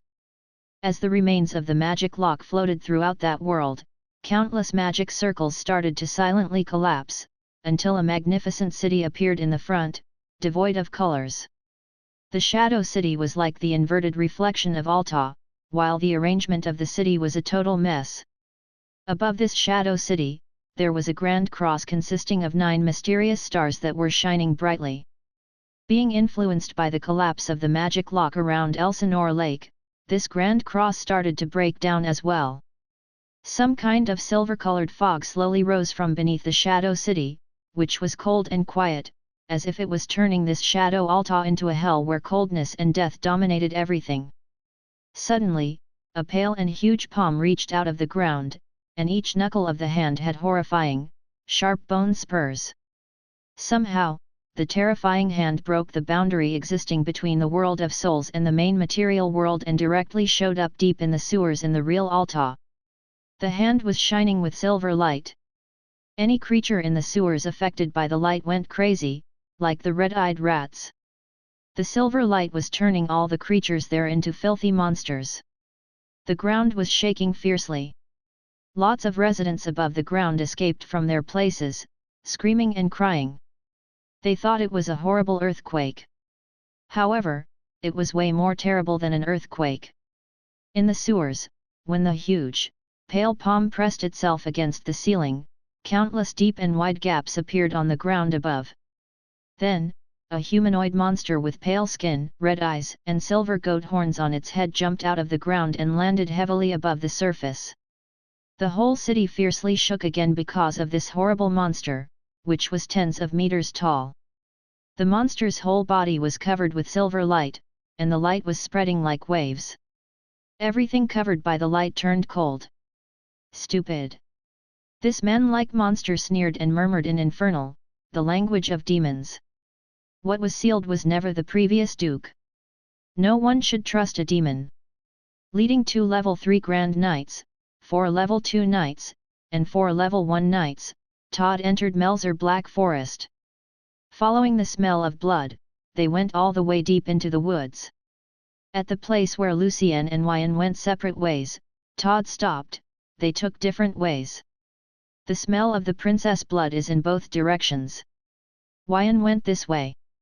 Warns, a level 3 knight, could detect the smell of Xuanhuan's blood. Xuanhuan is a level 4 Grand Knight. Anatole and I will go after him. Todd was very resolute. Warns, you take the other way. If you find the princess, send us a signal. Please wait, Rose and Aaron stopped Todd. Although Todd disliked Dark Knights a lot, he never underestimated their special abilities. What do you want to say? Pointing at the direction where Lucien went, Aaron answered seriously, they can confuse us with the smell of blood, but they cannot lie to the shadow. The dark shadow told me Natasha went this way. Very well. Todd nodded, then, Anatole and warns, you to go after Xuanhuan, and Aaron and I will follow this path. Hearing Natasha's words, Lucien did not know what to say. He sighed in his heart. If Natasha knew that he was a sorcerer, she would no longer have that impression. After a moment, Lucien comforted her, Your Grace, besides me, you still have the Grand Duke, Lady Camille, Felicia.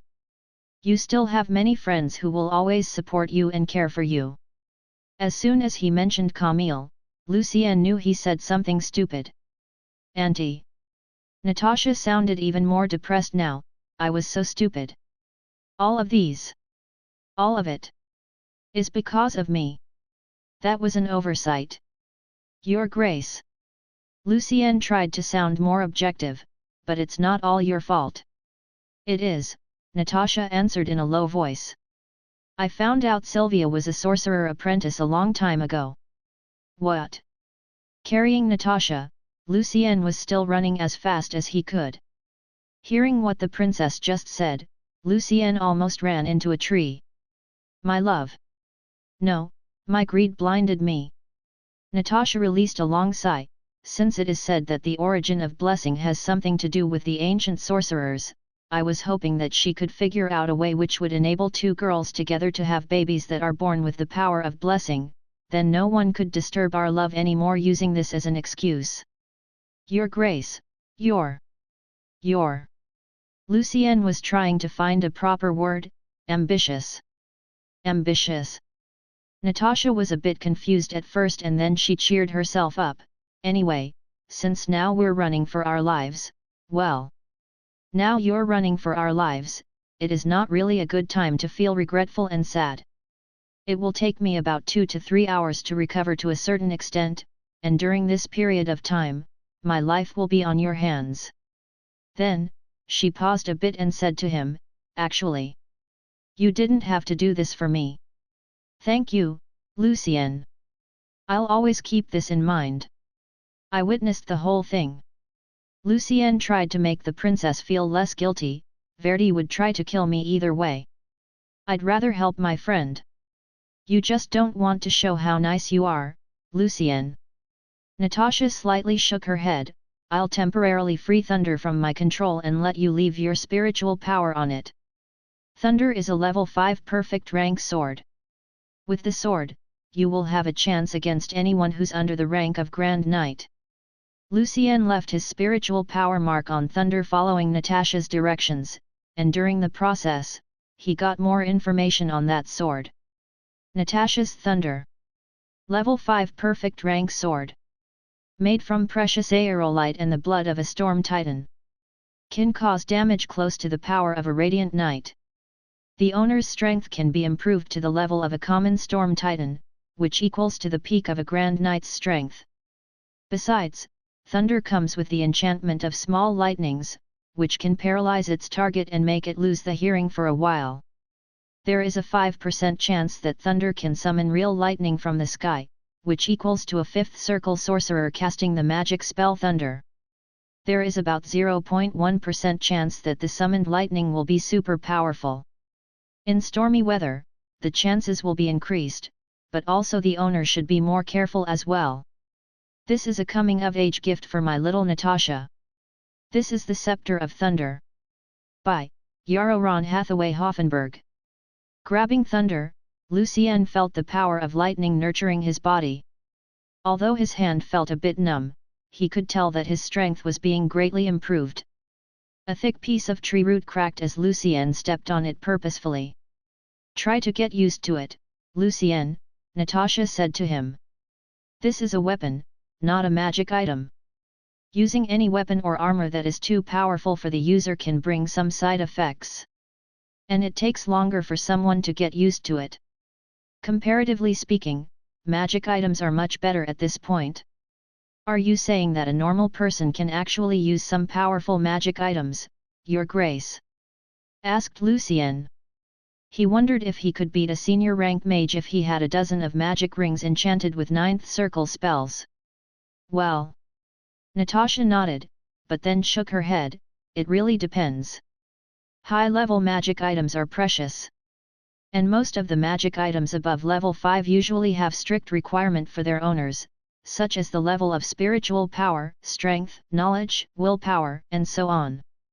But before that level, if your enemy who's more powerful than you is not prepared, yes, you might have some chance to win.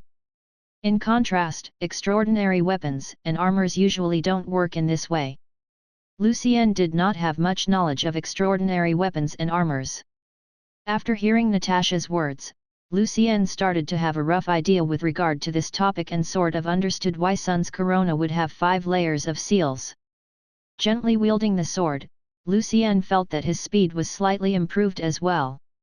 You know what? Natasha looked around and said to him easily, you left a lot of clues for those bad people to trace us. Did I? Lucien was surprised, I thought I had been very careful already. Well. After all, I'm just a musician, Your Grace. I bet you were, Lucien, but I don't feel you're just a musician. Natasha laughed and quickly switched the topic. When I received my night training, I learned a lot about these matters, and I can teach you.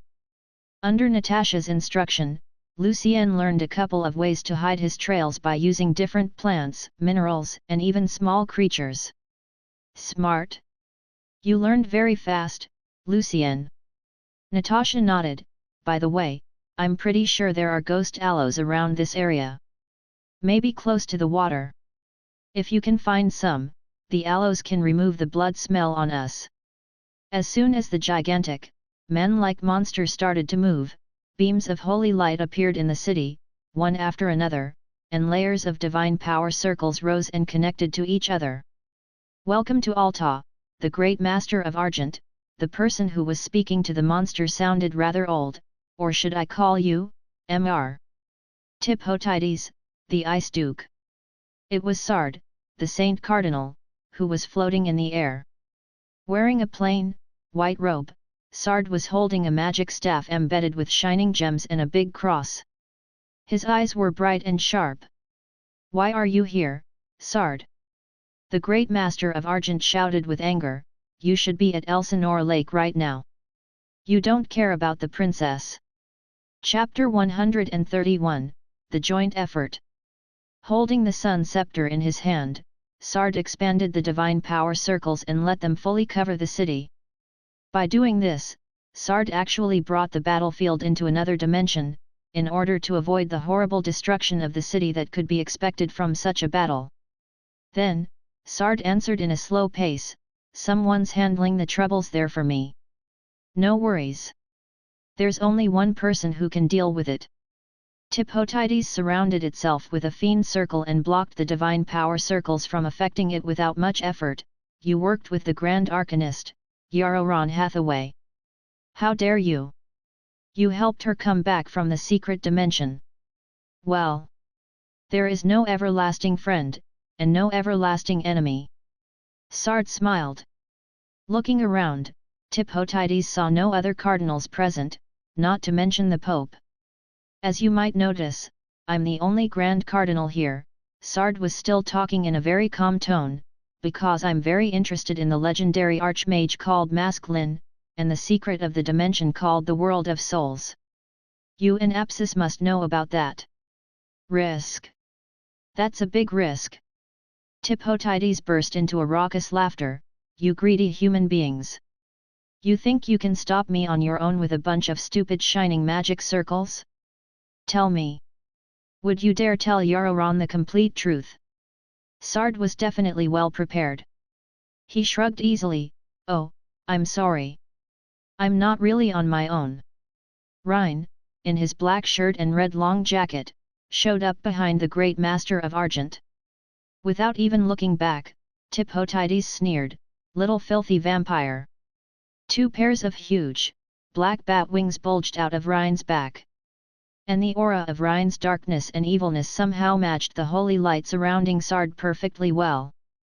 His eyes, instead of being the usual scarlet eyes a vampire had, were still silver. Long time no see, Tiphotides. For your information, there are different kinds of vampires, but it seems that you've already forgotten me, greeted Rein casually. Count Silver Eye, the observer. It's you. Tiphotides got serious. Above Elsinore Lake, the cardinals, gold knights, and night watchers floating in the sky besieged their enemies. Within the circle, there was a male and a female. The man in the black robe with brown hair and dark blue eyes was Rodrigo, Mr. Dironi's business partner that Lucien actually met once before. According to Verdi's words, Rodrigo and a radiant knight were supposed to be fighting against Camille at that moment. The woman was very beautiful, and her silver-grey eyes were very impressive. Wearing a dark purple robe, she looked rather cold. Slowly lifting up her hand, she pointed her finger at Ilya, his priests, and the Dark Knights, who were very confused right now, and slightly moved her lips. Elements resolve. Immediately, Ilya, the level 7 Grand Priest, was turned into a variety of different substances, black particles, smoke, small clusters of green wildfire, pungent sulfur powder, and even his great fiend power was being swiftly disintegrated. Very soon, the level 7 Grand Priest, plus his 6 Great Priests, 12 priests, and all the Dark Knights were completely turned into colorful small particles floating the air. Soon afterwards, nothing was left of them. Although the horrifying wraith wearing black robe was resolving as well, the colorful particles in the air did not disappear. A moment later, the particles reunited together and the monster appeared again. "Apsis, go back to your skeleton land," the woman said shortly. A shining gate suddenly emerged in front of the monster. After silently staring at the woman for a moment, the black-robed monster obediently stepped into the gate. Then, the lake became peaceful again. Thanks to the timely arrival of the church, the residents of the small town were saved. "Now, you can go." The lady was still very cold. She commanded the powerful cardinals and knights to leave as if she was giving an order to her minions.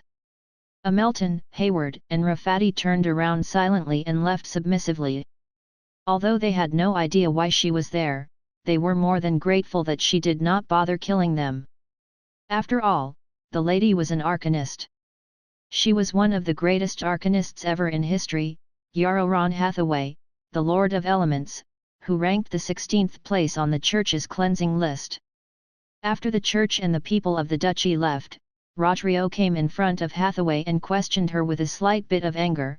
"Your Excellency, how can you violate the decision made by the Lords of the Congress?" Taking a glance at Rodrigo, Hathaway's silver-grey eyes remained cold. "Did I agree to it? Without my consent, no decision is valid." "But..." Rodrigo tried to insist. However, Hathaway cut him off directly. "Every Grand Arcanist has the power of veto, and you'd better keep this in mind. By the way, I don't want that there's anyone trying to poke their nose into the internal affairs of the Holm family." After finishing her phrase, she disappeared in the air. When Hathaway was gone, Rodrigo's face suddenly became more relaxed, as if the anger he showed earlier was just something fake. Facing an internal power struggle among the Grand Arcanists, even an archmage needed to be very careful. On the wildlands outside of Melzer Black Forest, bodies were overlapping each other. Grabbing Verdi's neck with her right hand, Camille directly lifted him up. "Where's the princess?" Verdi knew that he was totally hopeless now, and he sneered, "In the Black Forest. Maybe my knights have already found and killed her." Camille grabbed his neck even tighter. Tell me, Camille." Verdi could not breathe and the words were squeezed out of his throat. "Did the Grand Duke ask you to kill my father? Go to hell." Camille directly exploded Verdi's body into pieces with extremely powerful water spouts. Until the last second of Verdi's life, he felt no regret. Entering the Black Forest, Camille started to trace the smell of Natasha's blood. At some point ahead, she was a bit hesitant, since both directions had the smell. Ghost aloe looked completely different from common aloes. It had 5 long white leaves, as if its color had faded a long time ago. With transparent, long thorns growing on their tips, the leaves were very wrinkly, looking just like the skinny, wizened fingers of an old witch with long and sharp nails. Natasha was feeling much better. She plucked the aloes and crumpled the leaves up. Some aloe sap came out. "Lucien, you help me put them on my wounds, and I help you with the blood on your back." Natasha did not feel shy at all. Lucien knew that this was not a proper time to talk about proper manners between a man and a woman. He nodded and followed Natasha's request. When he was rubbing the small aloe balls on Natasha's wounds, he witnessed the great self-healing power of a Grand Knight. The wounds on her body were healing in a visible way. "How do you feel?" Natasha joked, first time seeing a girl's lower abdomen. Lucien thought silently in his mind that girls wearing bikini in his own world were a very common sight, and he should have seen way more girls' lower abdomen than Natasha, but he still answered seriously, "Horrible. Many parts of your inner organs are damaged. I feel I'll have a nightmare. You should be grateful if we manage to survive the night and you can still have a chance to sleep in a bed while having a nightmare." Natasha laughed. As long as my inner organs are not destroyed completely, for a grand knight such as me, whose power is close to that of a radiant knight and with a special blessing, the situation is not too bad. We'll see. Lucien frowned his eyebrows while he was still rubbing the aloe balls on Natasha's wounds. You don't believe me? Natasha giggled. I'll be all right, Lucien. Seriously, if we got lost in the forest and we needed to eat, you could cut piece of my heart, livers, or kidneys off and roast them for food. Isn't that great? Not really. Your Grace. Lucien released a long sigh. Sometimes he really had no idea how to deal with Natasha's sense of humor. Well, Natasha added, if I didn't get enough food, my body would stop recovering, and I would die, too, just like common people. I won't let it happen, answered Lucien calmly. In 10 minutes, we should be close to Masal River. Alta. Tiphotides, the great master of Argent, was tightly constrained by the many divine power circles controlled by Sard with all of his power. In front of Tiphotides, Rhine lifted up his right hand, and the huge bat wings were fully stretched open. Suddenly, the night sky lit up due to a full moon that appeared with its bright silver radiance. The moon was becoming bigger and bigger, and also brighter and brighter.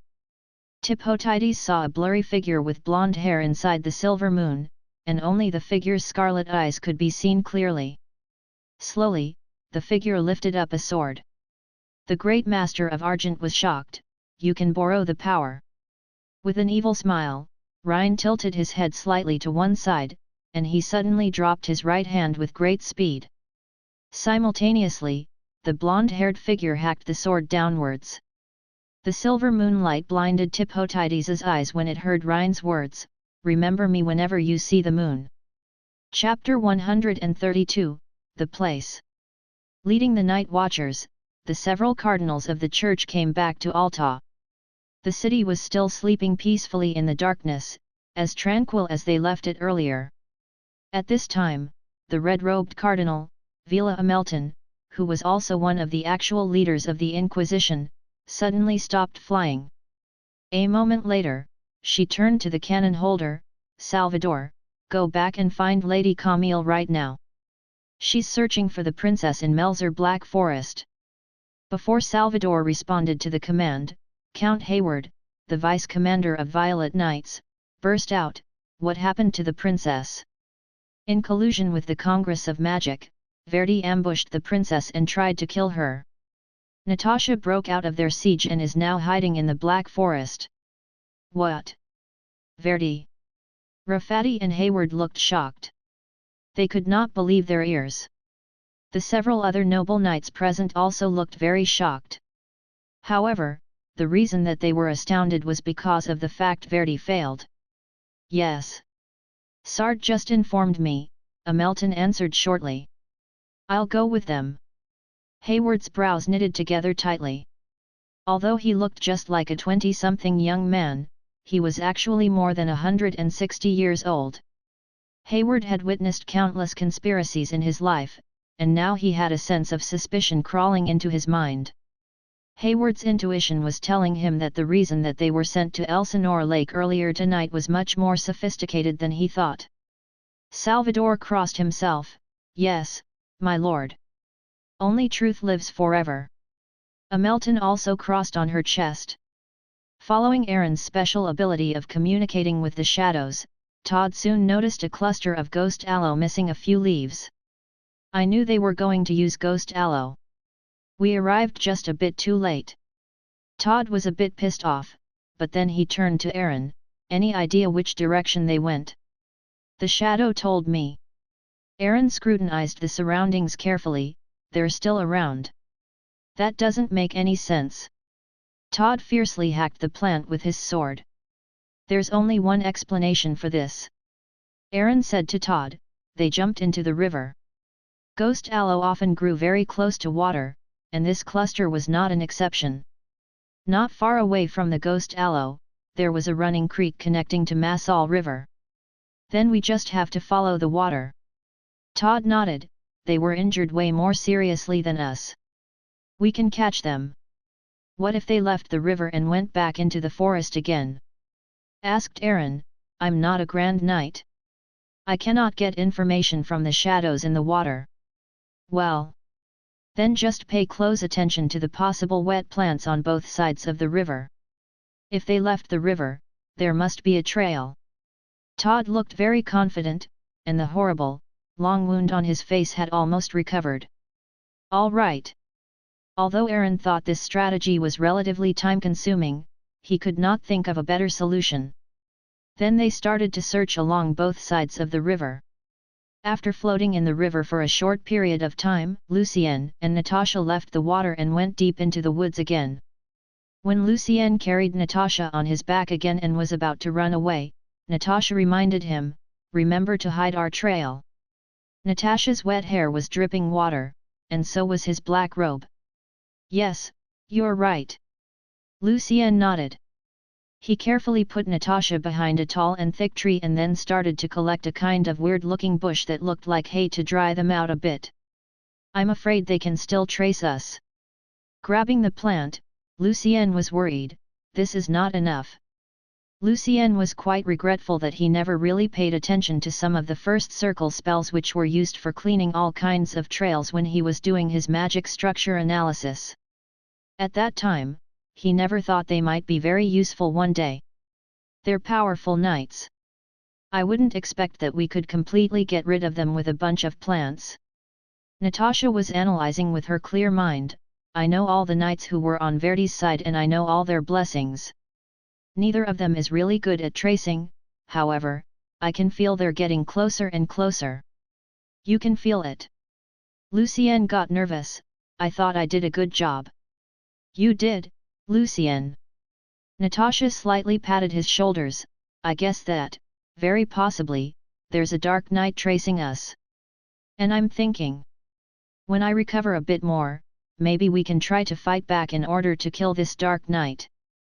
I don't agree. Lucien shook his head, what if it is Todd who's chasing us, instead of some random knights? Or what if the Dark Knight is also very powerful? What if they're using some magic items to trace us? Lucien knew very well that Natasha was a great risk-taker, but he was not. Well. I hear your many what-if, Lucien. Natasha slightly lifted her purple eyebrows, I know that any of your what-if can easily kill us, but do we have another choice? Sooner or later, they'll find us. Lucien lowered his head. He knew that what Natasha just said was correct. All right. We still have to be more prepared. Lucien looked up at the several faint stars in the sky and roughly estimated their location, at least we'll wait until your power reaches the level of an ordinary knight. I'm afraid we don't have this much time. Natasha carefully checked herself and said to Lucien, although the worst impact on my body caused by my blessing is gone, I still need a couple of hours to recover to the level that you just said. Lucien's eyes slightly opened bigger as he suddenly remembered something important. Reaching his hand into his wet robe, Lucien took out a bunch of magic ingredients for making potions that he got from the Archmage's storeroom and put them on the ground. Can any of these help you? Lucien was a bit hesitant. I got these from the Archmage's place, too. To sell them for some money. Lucien was a bit nervous. Natasha did not really notice Lucien's awkwardness, and when she lowered her head, a surprised smile appeared on her face, ether. And vampire's blood. Awesome! Both ether and vampire blood were ingredients for a very effective healing potion named Water Song. However, they were just raw materials, so Lucien felt quite worried. Any side effect? He asked. Natasha already grabbed the tube of vampire's blood in her hand. Vampire's blood. After taking it, I might be bit afraid of sunlight for up to 6 months, and my blood might feel burning, answered Natasha casually. Then she pulled out the cork of the tube and smelled the blood. Wow! It's a high-grade vampire's blood. Good for the Archmage. Can you recover completely by taking it then? Asked Lucien. Well. Natasha took a deep breath, not really. But if I push myself a bit harder and activated my blessing again, I might get probably up to 3 minutes with the power of a level 5 knight. After that, I'm done. Done. Lucien was shocked. No no no. Natasha laughed, I'm not going to die. I mean I won't be able to walk at all afterwards, and you will need to carry me all the way home. You'd better explain things a bit clearer in situations like that, you know. Lucien almost rolled his eyes. Lucien, Natasha became serious, if Todd was not among them, 3 minutes would be enough for me to kill the rest of the knights. Then, what if Todd is the one coming after us? Lucien needed to have a backup plan. Then I'd cover you by distracting Todd and the other Grand Knights, if there was any. Natasha said to Lucien, meanwhile, you handle the rest of them. Natasha leaned her head against Lucien's shoulder to take a rest. Her purple eyes were bright, and her lips were pressing together in a thin line. You want to sacrifice yourself to let me survive? Lucien asked her.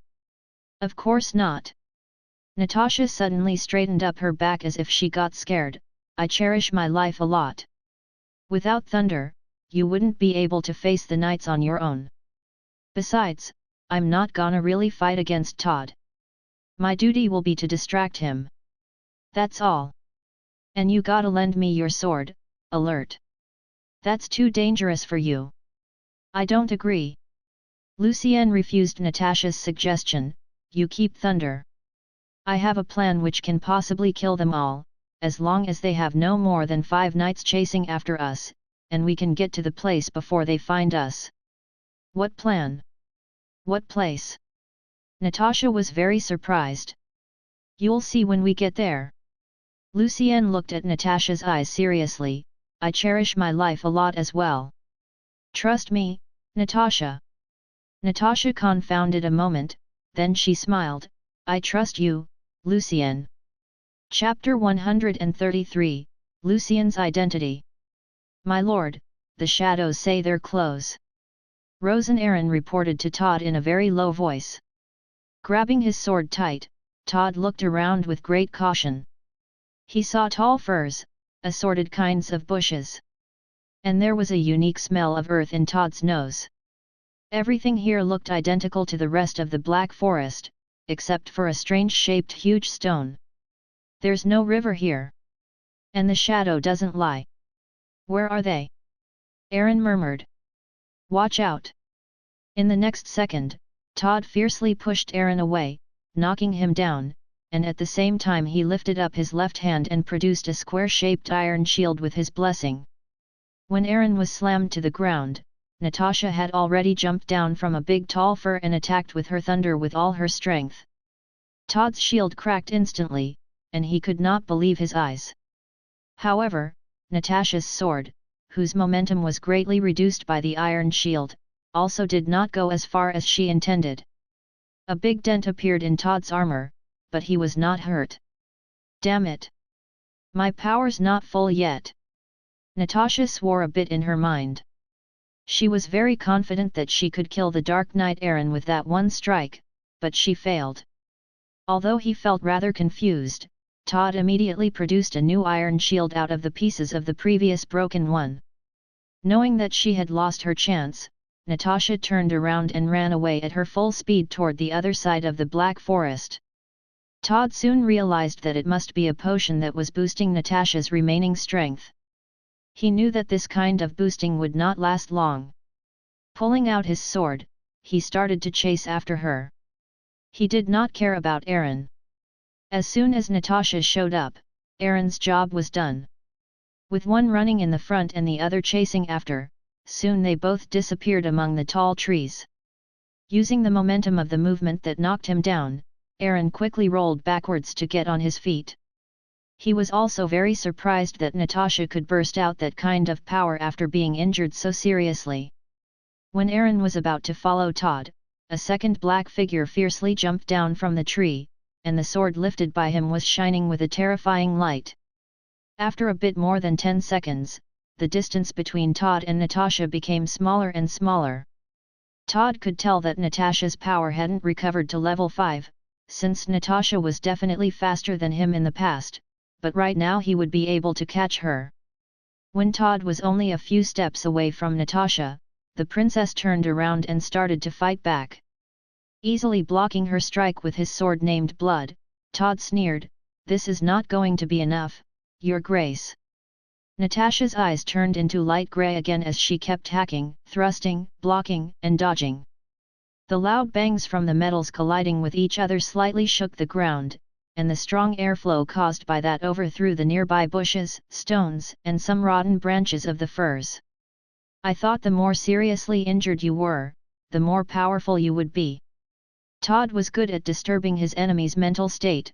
"It looks like your potion doesn't really help you that much. Are you a knight? Or you're just a talker, Todd?" Natasha's thunder never stopped attacking. Her eyes were full of determination. After blocking all of the princess's fierce attacks, Todd started to fight back following the formal knight training he received. "There's nothing wrong with talking while fighting, Your Grace. After all, it is good that I can still spare the effort to talk, isn't it?" Natasha could not deny that. She felt that her boosted power had started to fade slowly.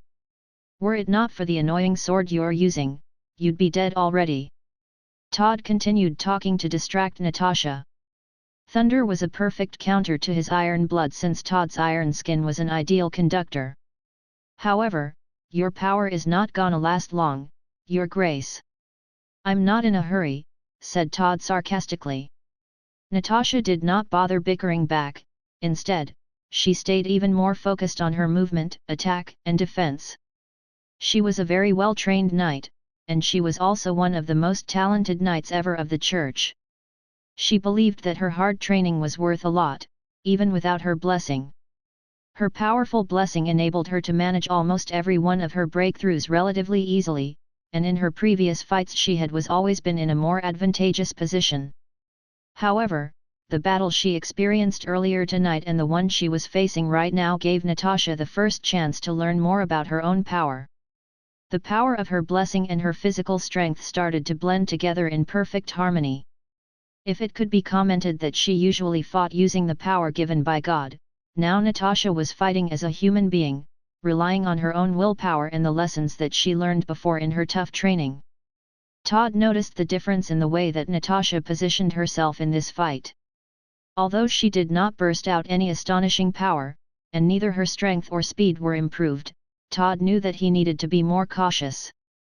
Grabbing alert with both of his hands, Lucien jumped down toward Aaron from above, hacking with his sword. Aaron's reaction was fast. He raises the black dagger in his right hand to block the fierce attack, summoned his black fire on his left fist and aimed a punch at Lucien's abdomen. Clang! When the weapons touched, Lucien's sword left a small gap on the edge of Aaron's weapon. In the next moment, Lucien pulled back his sword and dematerialized his body into moonlight to avoid Aaron's fist. Not even of a real knight's power. Aaron sneered. When he recognized Lucien, he became more confident. As a dark knight, Aaron was even faster than Lucien, not to mention his reaction speed and strength. Lucien kept a distance away from Aaron by using his sword, which was longer than the enemy's weapon. However, Lucien noticed that the black fire covering the dagger could slowly corrode the alert's blade. Aaron chose not to launch his attack in the front. Instead, he tried to approach Lucien from different angles, and his movements were not meant to actually damage, but more to probe. It was not a waste of time for Aaron, and he was actually very smart. Since Aaron was much more powerful, there must be a reason why Lucien would be confident enough to ambush him like that. The only possible explanation, based on what just happened to Verdi, was that Lucien had some magic items. Aaron needed to keep moving around, in case any of Lucien's magic item could lock him as the target. Lucien was not as fast as Aaron, and soon his body was covered by wounds left by Aaron's dagger. Although these wounds were small and not deep, they were covered with small clusters of black fire. As if they were alive, the clusters of fire were trying to enter into Lucien's body through the small wounds to suck his strength. With another quick attack, Aaron's dagger tore down a piece of cloth in front of Lucien's chest, revealing the amulet sun's corona, that Lucien was wearing on his neck. "Look at you." As he was swiftly moving around, it sounded like Aaron's voice was coming from all directions. "You're nobody, but you have a fine sword, a nice magic ring, and even a badge from the church. I wonder if you are Natasha's secret lover, haha." Lucien was still wielding his sword to block Aaron's attack as much as possible. "But that's okay," said Aaron. "Soon, they will all be mine." As Aaron was talking, he was trying to recall and calculate how many times Lucien had activated his magic items. Then, Aaron's attack became fiercer and fiercer, since he wanted to force Lucien into using the two items in case there was still any power left in them. Lucien seemed to be pretty weak, and all he could do was stand there and wield his sword. For a couple of times, he could not even stand on his feet since the black fire was eating up his strength. After testing Lucien by pushing him into his limit countless times, Aaron believed that the young man had already used all the power in his magic items for that night. Before Aaron launched his new round of attacks, Lucien's legs were already too weak to support his weight. With a twist in his ankles, Lucien fell over in front of the strange-shaped stone. Aaron almost felt amused by this scene. "Are you kidding me? Jumping toward me from the tree was all that you had prepared? Very touching. You want to die for your beloved princess." Lifting his dagger again, this time Aaron targeted Lucien's back neck. Suddenly, a thin, arc-shaped shield appeared above Lucien and stopped Aaron's dagger. Neither of his magic items was shining. It was Lucien's own power. A sorcerer. Lots of memories and thoughts flashed across Aaron's mind, his eyes suddenly opened wide. "You're Professor. Am I?" Lucien turned around and a mysterious smile appeared on Lucien's face. At the same time, Lucien pulled out his right hand from the dirt, in which there was a dark red bracelet. Before Aaron managed to turn himself into a shadow and back away from Lucien, a powerful fireball suddenly burst out from the bracelet and pushed Aaron backward fiercely. "Farewell, Mr. Aaron." Lucien nodded, smiling. Level 3 high-rank magic item, Fire Weaver Bracelet, previously owned by Fire Wolf, which was enchanted with 2 magic spells, Flame Shield, a second circle spell, twice a day, and Fireball, third circle spell, twice a day. The fireball covering Aaron's upper body blazed. When Aaron's body hit the ground a second later, only the lower part was left. When Lucien stood up holding the bracelet, he heard Natasha's familiar voice, "Professor." Turning around, Lucien saw Natasha standing on the other side with thunder in her hand, looking rather shocked. Chapter 134, The Ring. This idea occurred to Lucien when the surroundings in the Black Forest became more and more familiar to him. He remembered that, after he found Fire Wolf dead, he buried his 2 magic items there. During the past couple of months, Lucien had gained a better understanding of the inner structures of the 2 magic items, Fire Weaver Bracelet, and the Black Iron Dagger, called Grimsteel Dagger, and had also become capable of properly using them. That was why Lucien was being that confident when he was talking to the princess. What was out of his expectation was that, although Aaron was only a level 2 knight, he was surprisingly cautious, and his carefulness forced Lucien to spend more time on killing him. Also, Lucien did not expect that Natasha would come back within such a short period of time. Although Lucien was not sure whether Natasha witnessed everything or just a part, he clearly heard Natasha repeat the word "professor." A little while before Lucien pulled out the bracelet, Natasha gradually started to get an upper hand in this fighting. Although Todd's body was fully materialized into iron, he felt the great power in each of Natasha's attacks, and he could tell that the aura surrounding her had changed. The princess movement was becoming more and more aggressive, and her whole will was dedicated to this fight. Her attacks were as fast as raindrops hitting the ground. Even Natasha herself had no idea how many times she wielded her sword. She did not feel tired anymore. She could not feel it. The color of her eyes switched back and forth from silver gray to purple, and finally the 2 colors blended. At the same time, Natasha's soul and body integrated. With a sudden shout, the princess burst out great power. Her legs were bent slightly and then fiercely pushed off the ground with her maximum force. She bounced up high and, at the same time, lifted up her sword with both of her hands.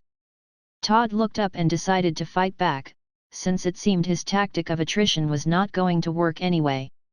He lifted the square shield in front of him and adjusted the angle of his wrist a bit, so his sword would target Natasha's waist. However, by the time Todd lifted his sword, Natasha's figure suddenly became transparent, and the great power of her sword was like from another world, which directly hacked his shield into two halves. As a matter of fact, what was hacked into halves was more than Todd's iron shield, but also his own body. The iron shield did not manage to reduce the great momentum of the sword at all. The astonished look on his face suddenly froze when he was split into halves. Bang! Todd's iron skin was still covered by metal when his body fell on the ground, colliding with his sword and making a loud metallic sound. Natasha landed heavily and quickly rolled over to the side. After gasping a few times for air, she stood up and started to rush back for Lucien. When she arrived, Natasha ran into the scene where Lucien was kneeling on the ground, looking rather weak, and the Dark Knight was about to stab his dagger toward Lucien's back. At that moment when Natasha was about to jump out to rescue Lucien, she saw that Lucien activated his magic shield again, and then, Lucien pulled out a scarlet bracelet from the dirt. She heard the Dark Knight calling Lucien. Professor! Natasha's mind suddenly buzzed. She recalled that the church did mention a dark red bracelet missing in the case related to Professor. The potion that helped Lucien with activating his blessing. The missing heretic who was following Lucien from Argent Horn. Lucien's great interest in the ancient books. And his great memory. And the fact that Lucien suddenly showed up tonight from the magic lock. Professor! Natasha could not find any excuse to lie to herself. Lucien could tell the mixed emotions in Natasha's beautiful eyes, in which there was astonishment, pain, sadness, and anger. Grabbing the bracelet tightly in his hand, Lucien was ready to activate it at any time, although he clearly knew that, facing a level 5 Grand Knight, these spells would not really work.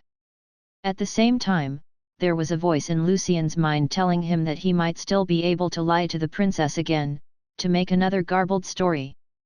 When Lucien was about to talk, Natasha said to him first, in a deep and low voice, "Go to home, then." Lucien did not really get it. And he noticed that the color of Natasha's eyes had changed. Instead of dreamlike purple or silver grey, now her eyes looked purplish grey, which was a mysterious but also pure color. You should go to home. The headquarter of the Congress of Magic is there. If you want to become a great sorcerer like Sylvia, you should go there, Lucien. Natasha repeated, then she squinted her eyes a bit and slightly lifted her chin, or should I call you Professor? No one is a better actor than you, do you know that? I never meant to hurt you. Lucien relaxed a bit seeing that Natasha was not planning on killing him. I admit that I lied to you many times, but I had no other choice. You're not the only one who was lying to me all the time, and I'm used to it already. The corner of Natasha's lips slightly curled up in a sad way, but I could tell, when you were playing pathetic. I could tell the pain and stress that you were suffering. After all, Alta is not a good place to study magic. You don't hate me as a sorcerer? Asked Lucien. Although he knew that in the past, Natasha's attitude toward sorcerers was actually relatively mild compared with the church and other nobles, after Sylvia's betrayal, Lucien was not sure about the princess's standpoint now. Looking at Lucien, Natasha answered seriously, my mom was a very talented sorceress, and she was the most beautiful and nice lady in the world. To me, one being a sorcerer does not mean they must be a vicious person. I don't judge a person based on his or her identity, but on the person's behavior. Then, she smiled gently, of course, I'm very angry and sad knowing that you were lying to me all the time, but like you said, you never tried to take advantage of me, or hurt me. Instead, you've been helping me all the time, and you saved my life tonight, carrying me on your back all the way here. I regarded you as my friend all this time, although you're the honorable princess, and although there were lies between us," said Lucien sincerely. "I know," said Natasha, and then she slightly shook her head. "Honestly, the moment when I heard that you were the notorious professor, lots of details flashed across my mind. Those details about you that I felt suspicious, but refused to dig into them. Even when I met you earlier, when we were besieged, I was almost certain that you were a sorcerer, and I still believed that you'd be on my side and fight for me. I would never link you to Professor, though, who killed so many night watchers. I think I trusted you even more than I knew. I killed them because they wanted to kill me," Lucien confessed sincerely. "I never wished to kill, never, but, again, like I said, I did not have another choice." Then both of them fell silent. After a long time, Natasha released a long sigh. "You know what?" said Natasha, "although your hands are covered with blood, I still want to be your friend." Lucien suddenly became speechless. "Thankfully, you never hurt my royal knights, or I wouldn't be able to have you as my friend anymore." Natasha started to walk toward Lucien, "But you never tried to hurt me, so why shall I care?" A sweet smile appeared on Natasha's face, as if she had got rid of the negative emotions from the shock. As she stopped in front of Lucien, the princess asked, "Dear Mr. Professor, except your identity, did you ever lie to me about something else? Say, your love experience? I've always felt you're pretty experienced." "No. I'm totally not experienced." Lucien's face flushed. Then, Natasha took a small step backward and started to look at Lucien up and down. "Actually, your face is quite good looking. You would be a very beautiful girl if you were a girl." Lucien was confused. He could not really follow the way Natasha changed the topic. "I mean, magic is sure wonderful and powerful. Although it's hard, it's not impossible to change your gender. I heard that a grand arcanist once made a girdle that could help people do that, and maybe you want to give it a shot." Lucien rolled his eyes and said seriously, "That's not gonna happen. I'm a man." Noticing that Lucien did not like this kind of joke, Natasha's sense of propriety made her stop. Then, she said to Lucien seriously, "I have something to give you." She took off an old ring from her right hand and handed it to Lucien. "This is..." Lucien took it over. "You don't know anything about Home Crown Prize," said Natasha. "It looks like you never received any formal sorcerer training following a mentor from the Congress. If you did, you would certainly recognize this ring. I'm pretty much on my own when it comes to studying magic, unfortunately," Lucien answered. "Well, I told you that my mom was a very talented sorcerer, and this ring was the award she received for winning the Home Crown Prize in her early 20s. Should be 23. Natasha explained. Honestly speaking, Lucien felt this ring was very ordinary, which looked just like a common iron ring people wore for practicing archery. "I know. It doesn't look any different, right?" Looking at the ring, Natasha's voice became softer, and there was a gentle smile on her face. "The ring was a very powerful level 7 magic item back in the days, but now it is damaged and is beyond repair. It was once called the finest ring across this continent." Lucien turned the ring around, and he noticed that there was a small word MO on the surface of the ring, and a small line of letters carved on its inner side, year 781. Home Crown. To Ms. Meredith Hoffenberg. Home Crown Prize is the award CO established by Home Royal Magic Academy and the organization named the Will of Element from the Congress of Magic. The purpose of setting up Home Crown Prize is to acknowledge the great contribution made by the great sorcerers and sorceresses in the Element School. "So, your mom won the prize at the age of 23?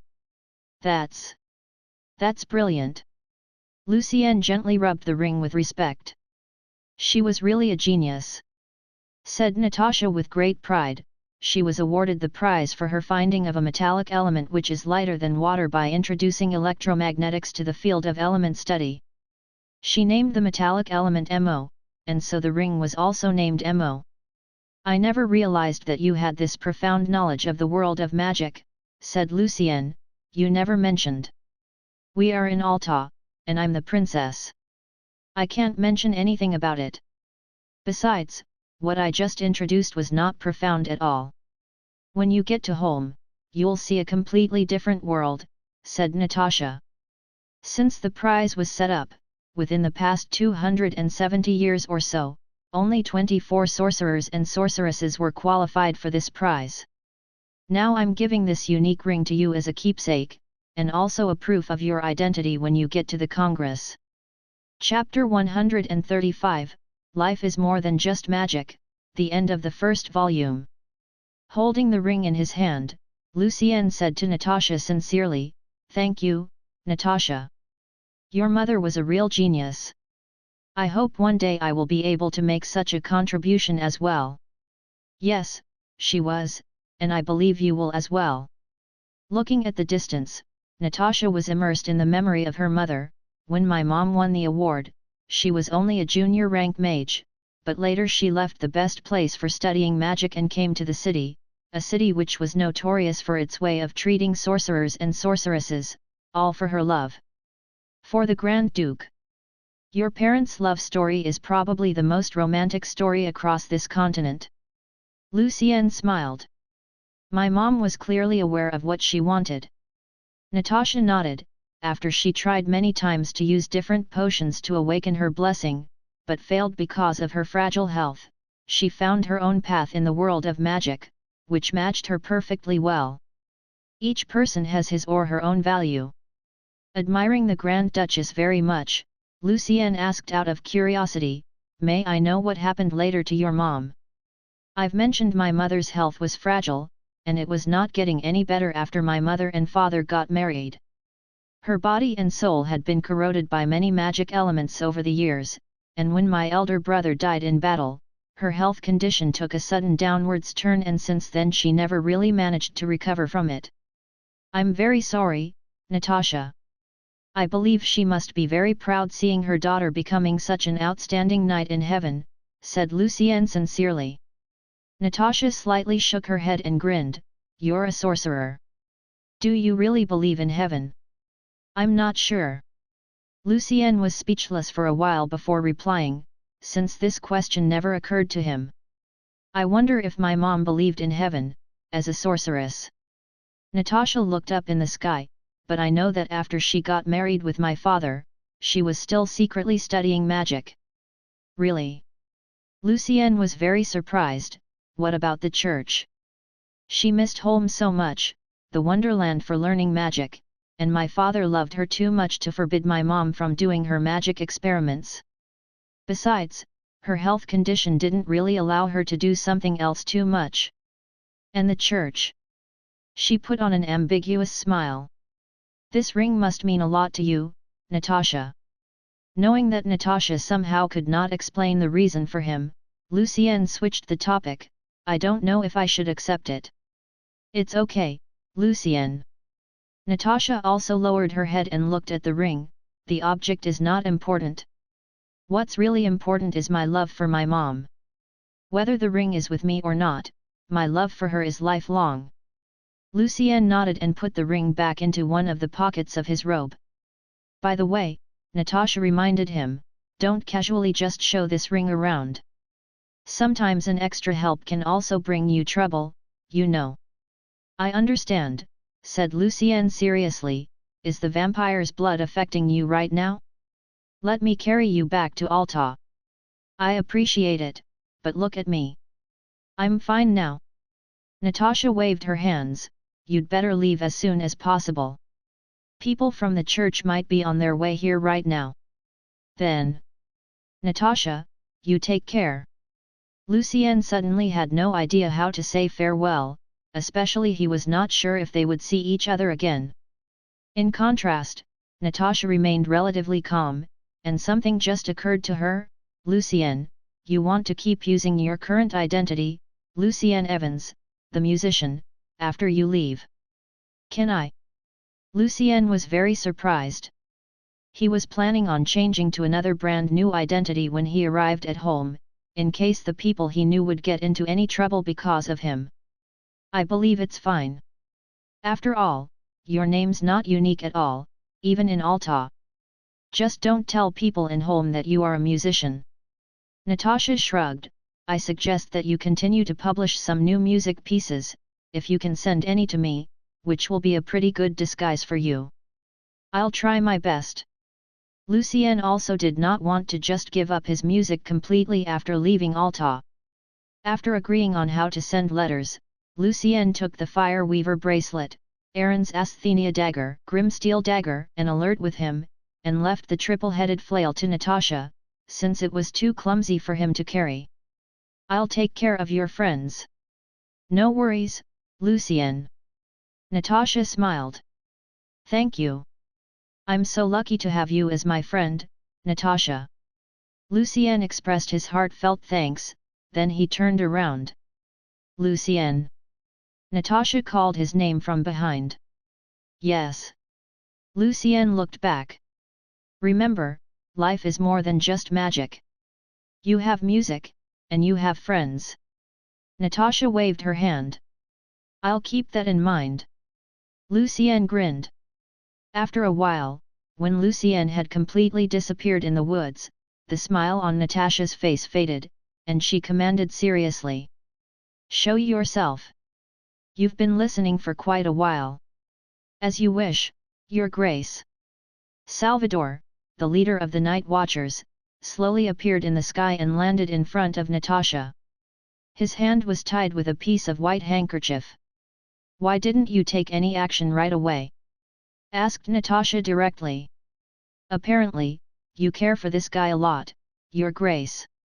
I wouldn't have any chance of killing him in front of you, although, yes, I wanted it very much. This damned professor. I see, said Natasha coldly. Then why did you choose to stay? You want to talk to me? Yes, Your Grace. Salvador answered, I want a deal for keeping this secret for you, Your Grace. Ah. Natasha was almost amused. You don't want to take revenge for the dead Night Watchers anymore? I thought you were pretty determined. I was and I still am, said Salvador calmly. But I cannot miss this chance. The chance of climbing up towards a higher status in the church, and cooperating with the princess. I already gave up so many things and now I'm walking in the darkness. All because. Not interested. Natasha cut him off directly. All right. Salvador paused a bit, let's get to the main point. To be more specific, I want. Before the next word jumped out from Salvador's mouth, Natasha rushed and hacked her sword directly toward him, without any hesitation. In the next second, Salvador was split into two halves by the sword. No one dare threaten me, said Natasha coldly. There was no blood coming out of Salvador's body, and his body was dissolving into small shining pieces in the air. Before his body completely disappeared, his last remaining awareness turned into his voice, radiant. Night. After another 10 minutes, Camille showed up from the other side of the forest, carrying Wyan and Casheril under her arms, who were both unconscious. Natasha, you're a radiant knight now. Camille recognized Natasha's change right away. It seems like this bitter fight turned out to be your great chance to make this breakthrough. Congratulations, Natasha. I'm very proud of you. Natasha smiled, but in a sad way. When Natasha and Camille came back to Alta, the sun was rising above the horizon. After comforting the Grand Duke who had been tortured by his worry and anger for the whole night, Natasha went directly to the Golden Cathedral. In a confessional, Natasha found Sard, who was praying silently there. Grand Cardinal, I need to confess, said Natasha in a low voice. God's here. Slowly, Sard opened his eyes. I killed a Night Watcher. I killed Mr. Salvador. Natasha crossed herself. I don't see your penitence. Hearing that the leader of the Night Watchers was killed, Sard showed no emotion. I feel no regret. This was my choice, and I'm willing to accept the punishment for the choice I made, answered Natasha seriously. Why did you kill him? Sard asked. Natasha did not answer. Sard slowly stood up. Compared with yesterday, he looked much older. I'll report to the Pope. He will be deciding the punishment to your sin. You stay here, Natasha. After Sard left, veins in Natasha's face and her hands started to swell and burn. Her beautiful face contorted out of the great pain. However, she kept kneeling on the ground in front of the big cross without giving out a single groan. In a bright, simple study, there was a white-haired elder sitting in front of the desk.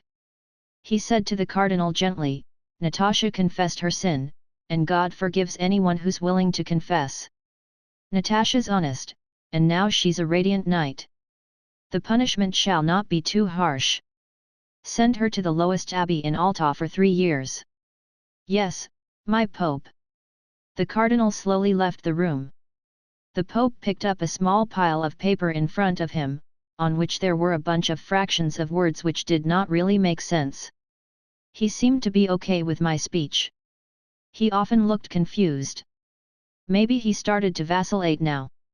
Following the instruction for anti-tracking given by Natasha, Lucien came back to Manhwa around 9 in the morning. The sun was already shining brightly in the air. Before entering the small town, Lucien took out all the stuff from the pockets and burned down his black sorcerer robe. Lucien did not see Joyce and his coachman around. After talking to the owner of the hotel, Lucien got to know that they all fled away because of the chaos happened in Bonn last night. Putting on a worried look, Lucien was actually cheering in his mind. He said to the hotel owner, "That's too bad then. I gotta hire another coach and some guards on my own. Can you please send word to the association that it was me who terminated the contract with them on my own? This way, the association won't trouble them. After all, I understand their fear." What a kind gentleman you are. The owner of the hotel took out a pen and paper and praised Lucien, and it won't be too difficult for you to hire some new people, sir, since lots of adventurers and residents from Bonn are right now staying in our town. After signing his name on the letter written by the hotel owner, Lucien went back to his room and started to prepare for his new journey. The end of the first volume. Chapter 136, Dragon Tooth Tavern. The second volume, The Feast of Death. Bang! The heavy door of the tavern named Dragon Tooth hit the wall as it was suddenly opened by someone with brute force. The grumbling drunkards, bragging adventurers, and shouting mercenaries who were enjoying the well-known roasted beef of the tavern suddenly quieted down. A black-haired young man walked in, dressing in light blue, with a fancy sword at his side. The midday sunlight came in behind him and outlined the young man's silhouette. Wow! Wow! A young lord! Is your fancy sword able to kill a wild dog? A drunkard shouted and whistled. Another young man got deceived by those best-selling night novels, an adventurer whispered in the ear of his buddy, seeking those exciting stories with a ritual sword. However, he dared not speak too loud. What if this young man was someone important? After all, he dressed very decently. Lucien did not care. With a stable pace, he walked directly to the tavern counter. After 2 months of traveling, Lucien arrived at this small border town named Dragon Tooth in the Duchy of Djibouti, located in the middle south of the continent. Look at his arm. No big muscles. A robust adventurer lifted and bent his right arm. Under the skin there were lean and big chunks of muscles. Look at his build. I bet he's not even of a knight squire level. Young and stupid lad. You think everyone can awaken the blessing? You have to be kidding me. A stout man, probably with the blood of dwarf, said in an arrogant way, I've been traveling across the continent for more than 10 years, and I'm still only about high-level knight squire level. But, if this young guy can have a chance to receive my instruction, maybe he can still awaken his blessing. After all, it was because of my training that Lord Neuville in Eero finally awakened his blessing. Some guys sitting around him gave him an admiring look, although Chris had boasted about that many times in the past, which made him even happier. Lucien just ignored them, came to the counter and sat down on a stool. The owner of the tavern did not look young. Seeing this decently dressed young man in this small tavern, the owner did not behave any different. "My friend, what do you want today? Wine or meat? Or both?" friendly asked the owner. "Water, roast beef, and a salad." Lucien slightly nodded to greet him back. "And I want to ask some questions." The middle south of the continent was surrounded by mountains and canyons.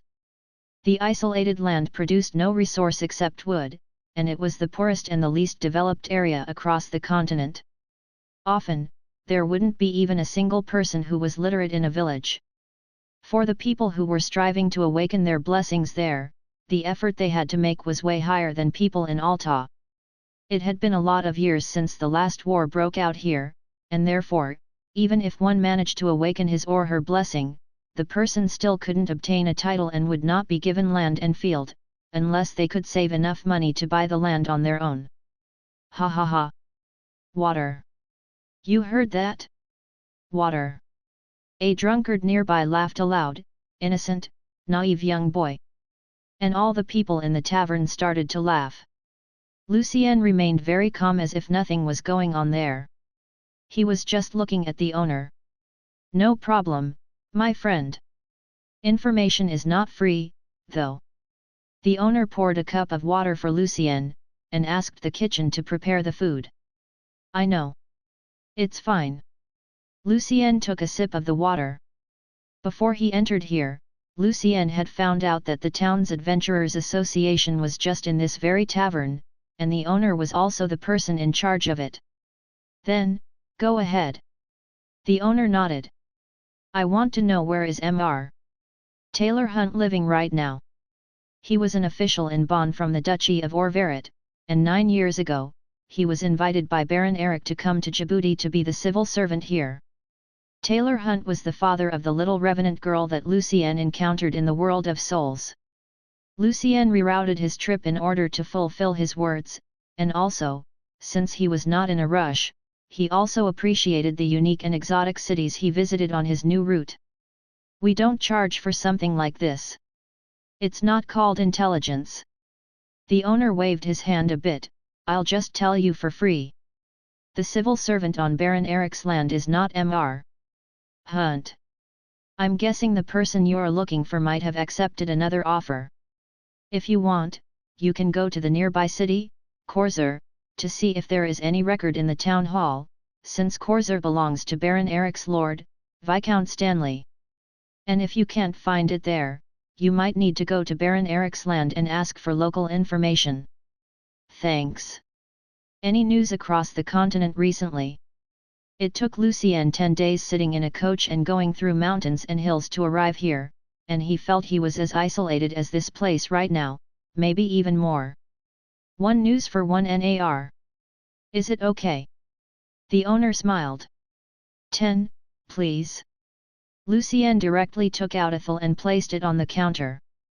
The adventurers and mercenaries were very surprised, and their eyes were staring at the shining coin. After all, they had to spend 2 to 3 months to make one single thel, and this young nobleman was just using it for buying some random news. A few of them were even considering if they should just rob this young man. The beef was ready. Lucien picked up the fork and took a bite. The meat was juicy and tender, which was surprisingly as good as the dishes produced in those fancy restaurants in Alta. The tavern owner pulled out a piece of crumpled paper and read it slowly to Lucien. 2 months ago, Alta. The owner paused a bit and looked at Lucien. A small town in Alta, Bonn, was attacked by a necromancer.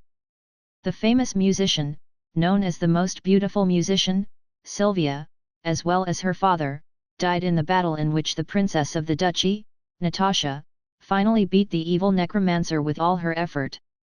Unfortunately, the princess was severely injured from the fight and now she is recuperating in an abbey.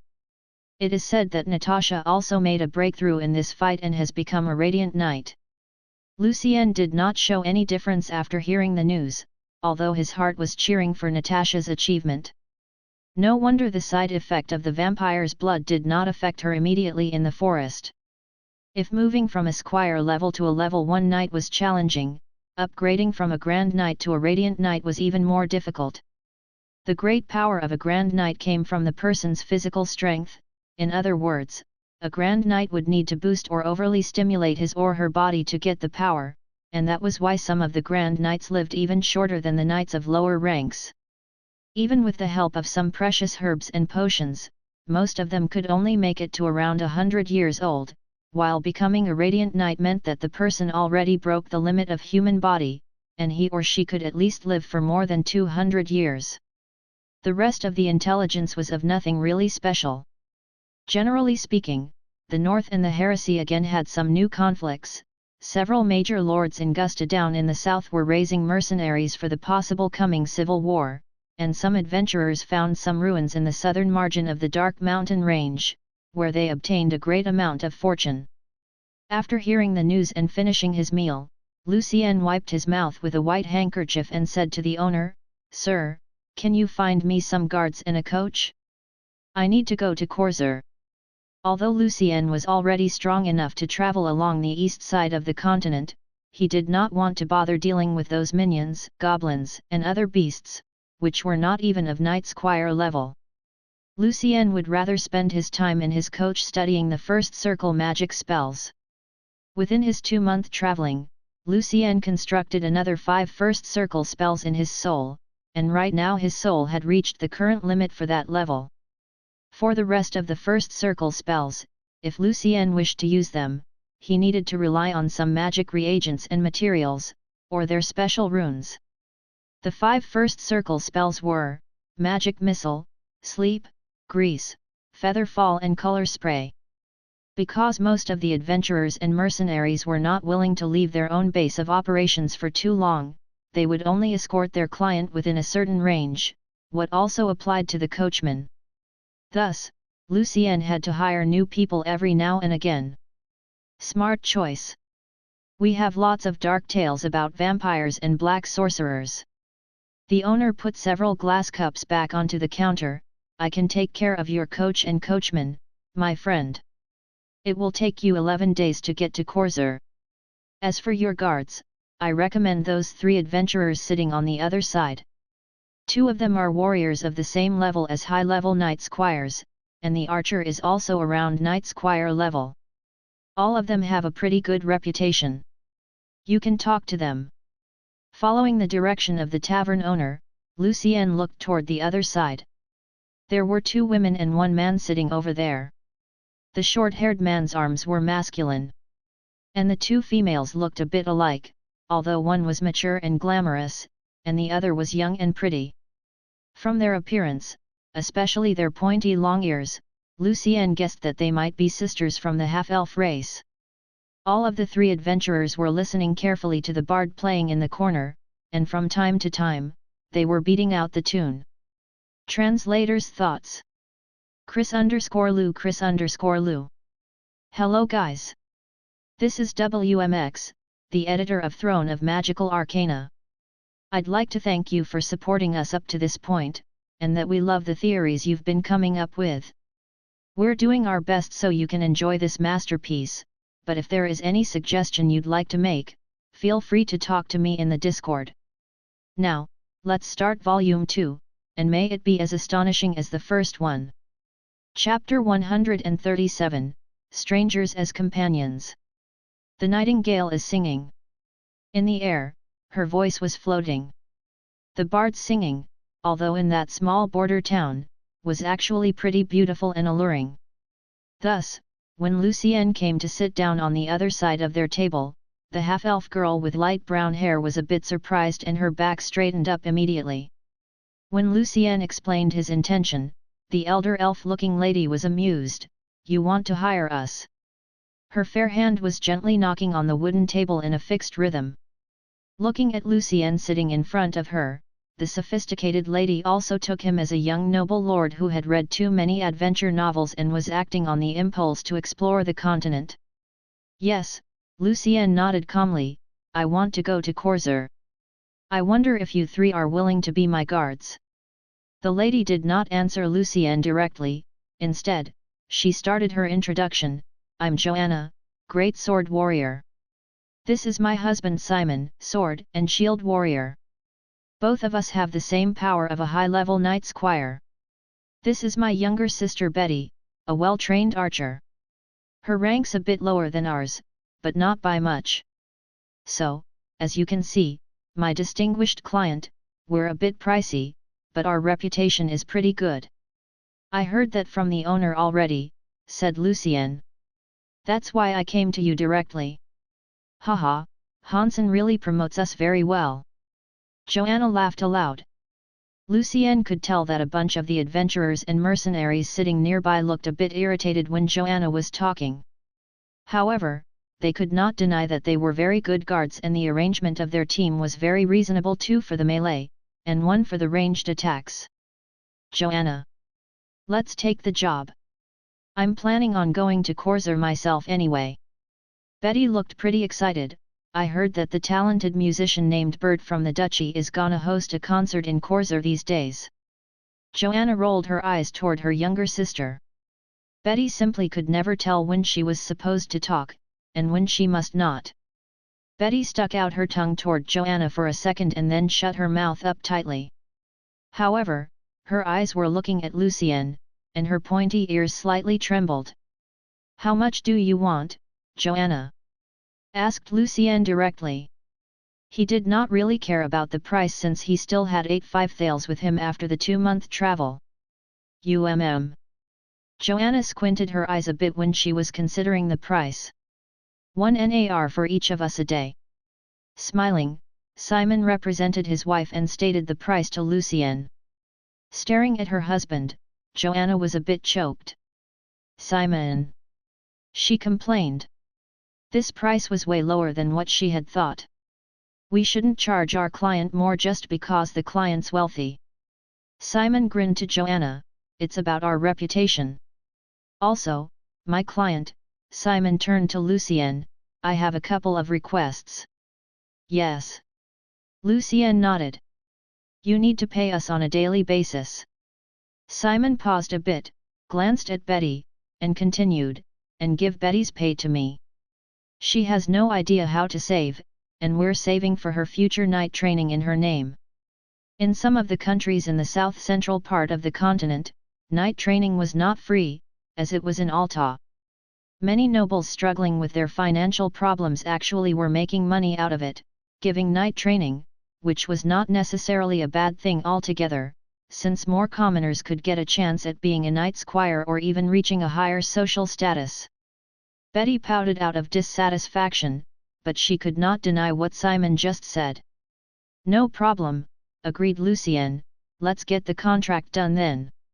All the adventurers and mercenaries registered with the Adventurers Association needed to sign a contract with their clients. Handing Hansen his own identification and documents, Lucien took a glance at the content and then signed the contract provided by the tavern owner. Thank you, sir. Lucien politely nodded toward Hansen. The moment Hansen looked at Lucien's identification, he became very surprised, but he instantly hid the different look on his face. My pleasure, Mr. Evans. Hansen then carefully checked Lucien's documents. The fact that he had a great musician here visiting his tavern was definitely something he could brag in the future in front of his guests and offsprings. Joanna accepted the 3 NAR paid in advance and then left her fingerprint on the paper. You're very generous, sir. Joanna smiled sweetly, can I call you Mr. Evans? In contrast, Lucien's 3 guards weren't really hyped up due to Lucien's identity, since all of them were illiterate. Sure. Lucien nodded slightly. Another Mr. Evans. Betty grinned, you know there's a talented, young, and handsome musician in Alta whose surname is Evans as well. I heard that he's traveling across the continent for his music right now. I wonder if he would come here to Djibouti. Dream on. A great musician visiting this remote and poor country. Joanna said directly to her, just get your feet on the ground and awaken your blessing. When you join the Violet Knights, we can all move to Alta. Lucien laughed, how do you know this Mr. Evans is good looking, Miss Betty? All the bards say that. Answered Betty cheerfully. Outside the tavern, when Lucien was about to get on the coach, a young man quickly walked toward him. Wait. Please wait. The young man was waving his hand. The man in a white robe was in his 20s. He had blonde hair, and on his angular face there was a pair of blue eyes. Hi, Mr. Evans. Can I join you folks? He grinned, I'm also heading for Corsair, and I'm willing to afford 1/3 of the guard's pay. It was not the first time someone else wanted to join Lucien, and he was always very cautious about this. You don't look short of money. Why you want to join me? Asked Lucien directly. Joanna, Simon, and Betty did not care. They would not make any extra either way. Hansen told me that you just got the best guards in the tavern. The young man shrugged, as for the rest of the adventurers and mercenaries. They looked more like robbers to me. That's really true. Betty laughed. The young man took out his identification and documents and handed them to Lucien. The Musicians' Association. Bert Wise. Reading the document silently, Lucien learned that the young man was also a musician, and thus he lowered his guard a bit. Why are you heading for Corsair, then? Lucien, however, knew that one could never be too cautious on this continent. I'm visiting the Musicians' Association there, Bert answered, to study. All right. Lucien gave the documents back to him, Mr. Wise. Welcome. We're companions now. One thing I need to remind you is that I'm sort of bothered by psychasthenia, so please be as quiet as possible. I need sleep. For sure. Wise nodded. Are you a musician, Mr. Wise? Betty, on the other side, got excited. I'm still learning. Wise remained rather polite. That's great. Do you know Fur Sylvia? How do you feel about it? Betty's eyes were shining with excitement. She kept talking and talking until the coach started to leave. Wise got on the coach and smiled to Lucien, very passionate girl. I actually don't really know much about music, though. Me neither. Lucien also smiled, and then he closed his eyes, ready to start to analyze his magic structures. However, at this time, another traveler asked to join them. This was an ordinary lady holding a baby in her arms. Nice to meet you, Mr. Evans. My name's Lena, and I'm heading for the town named Fog, located between Dragon Tooth and Corsair, the lady said to Lucien gently. Can I join you? I can afford my own expense.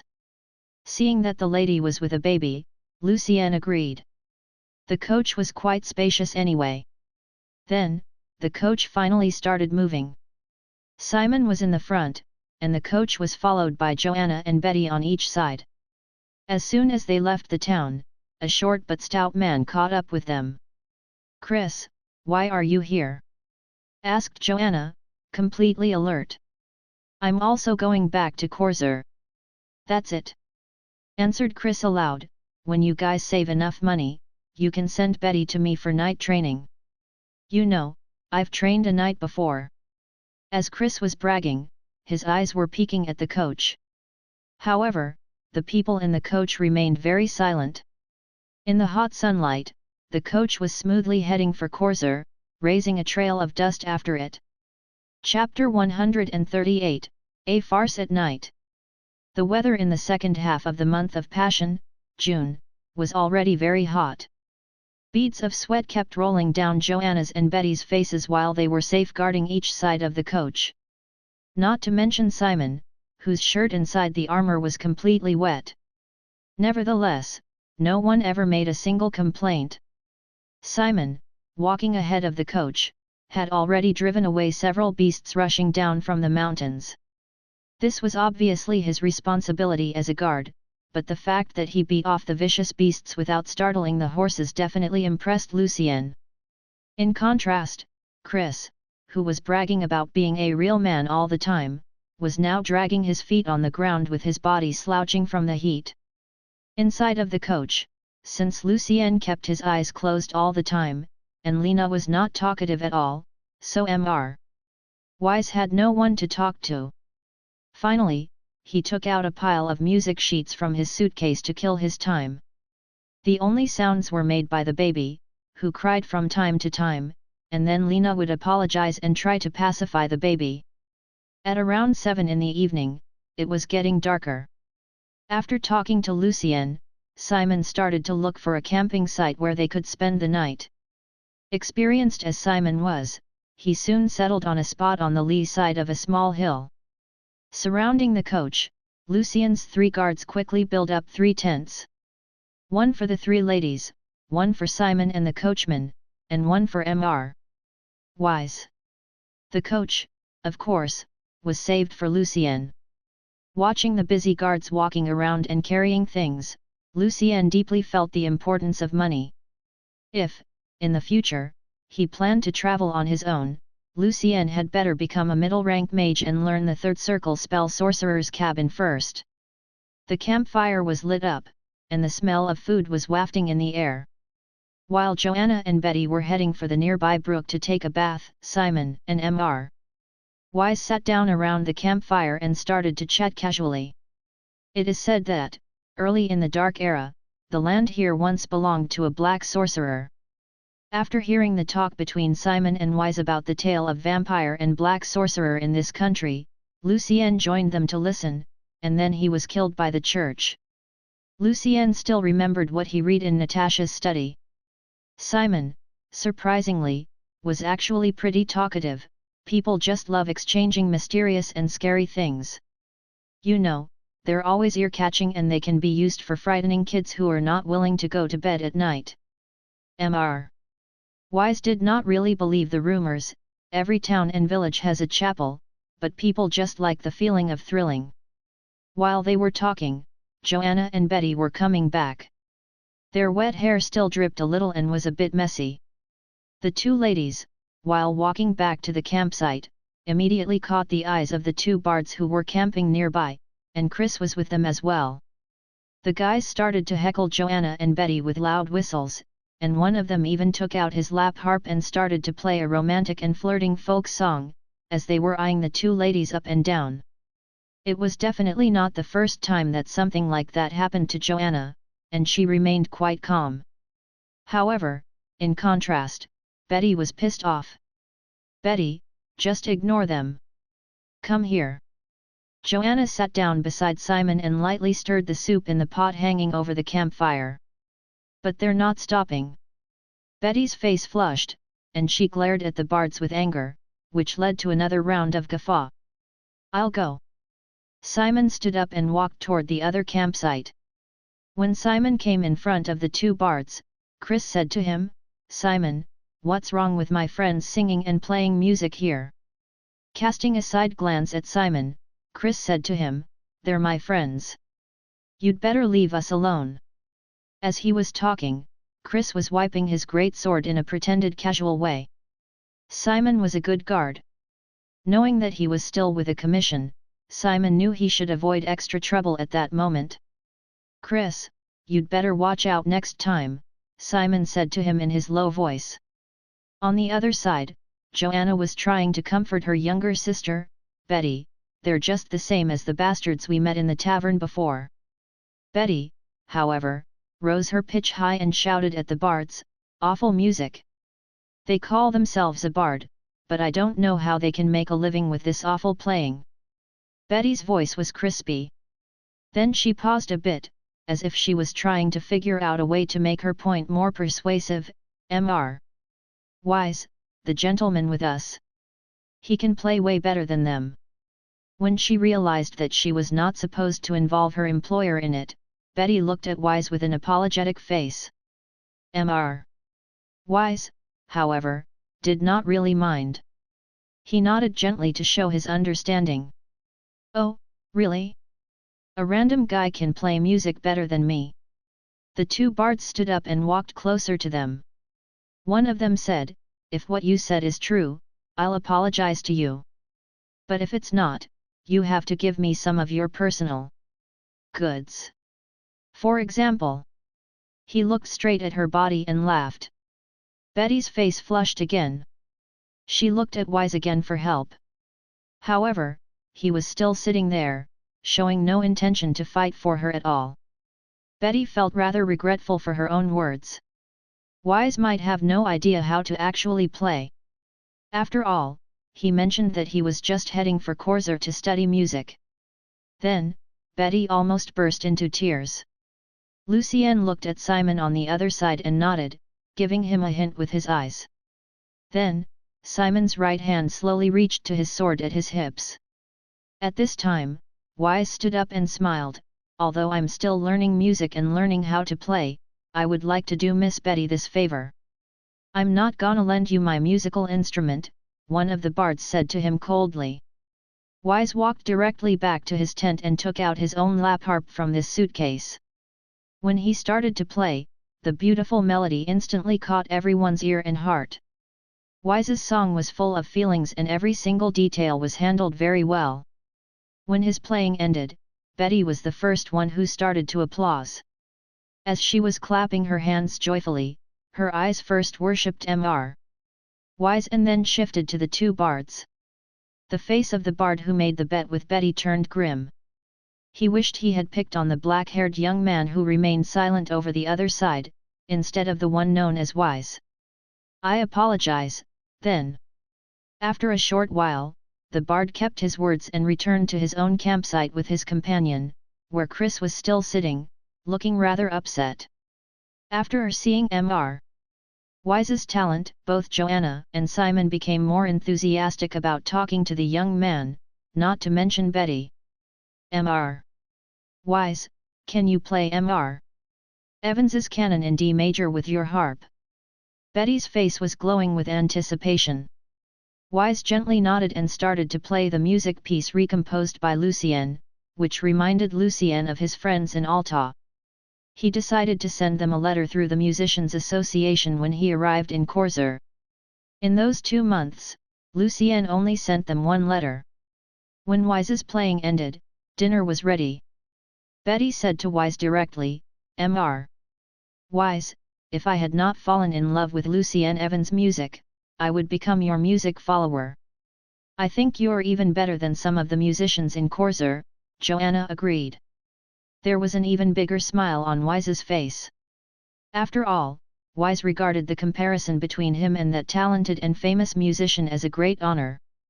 When Wise went past Lucien, he still showed a humble smile. "You were being really modest, Mr. Wise," Lucien said to him, also with a smile, "you played very well." Deep into the night, almost all of them were sound asleep, except for 2 people.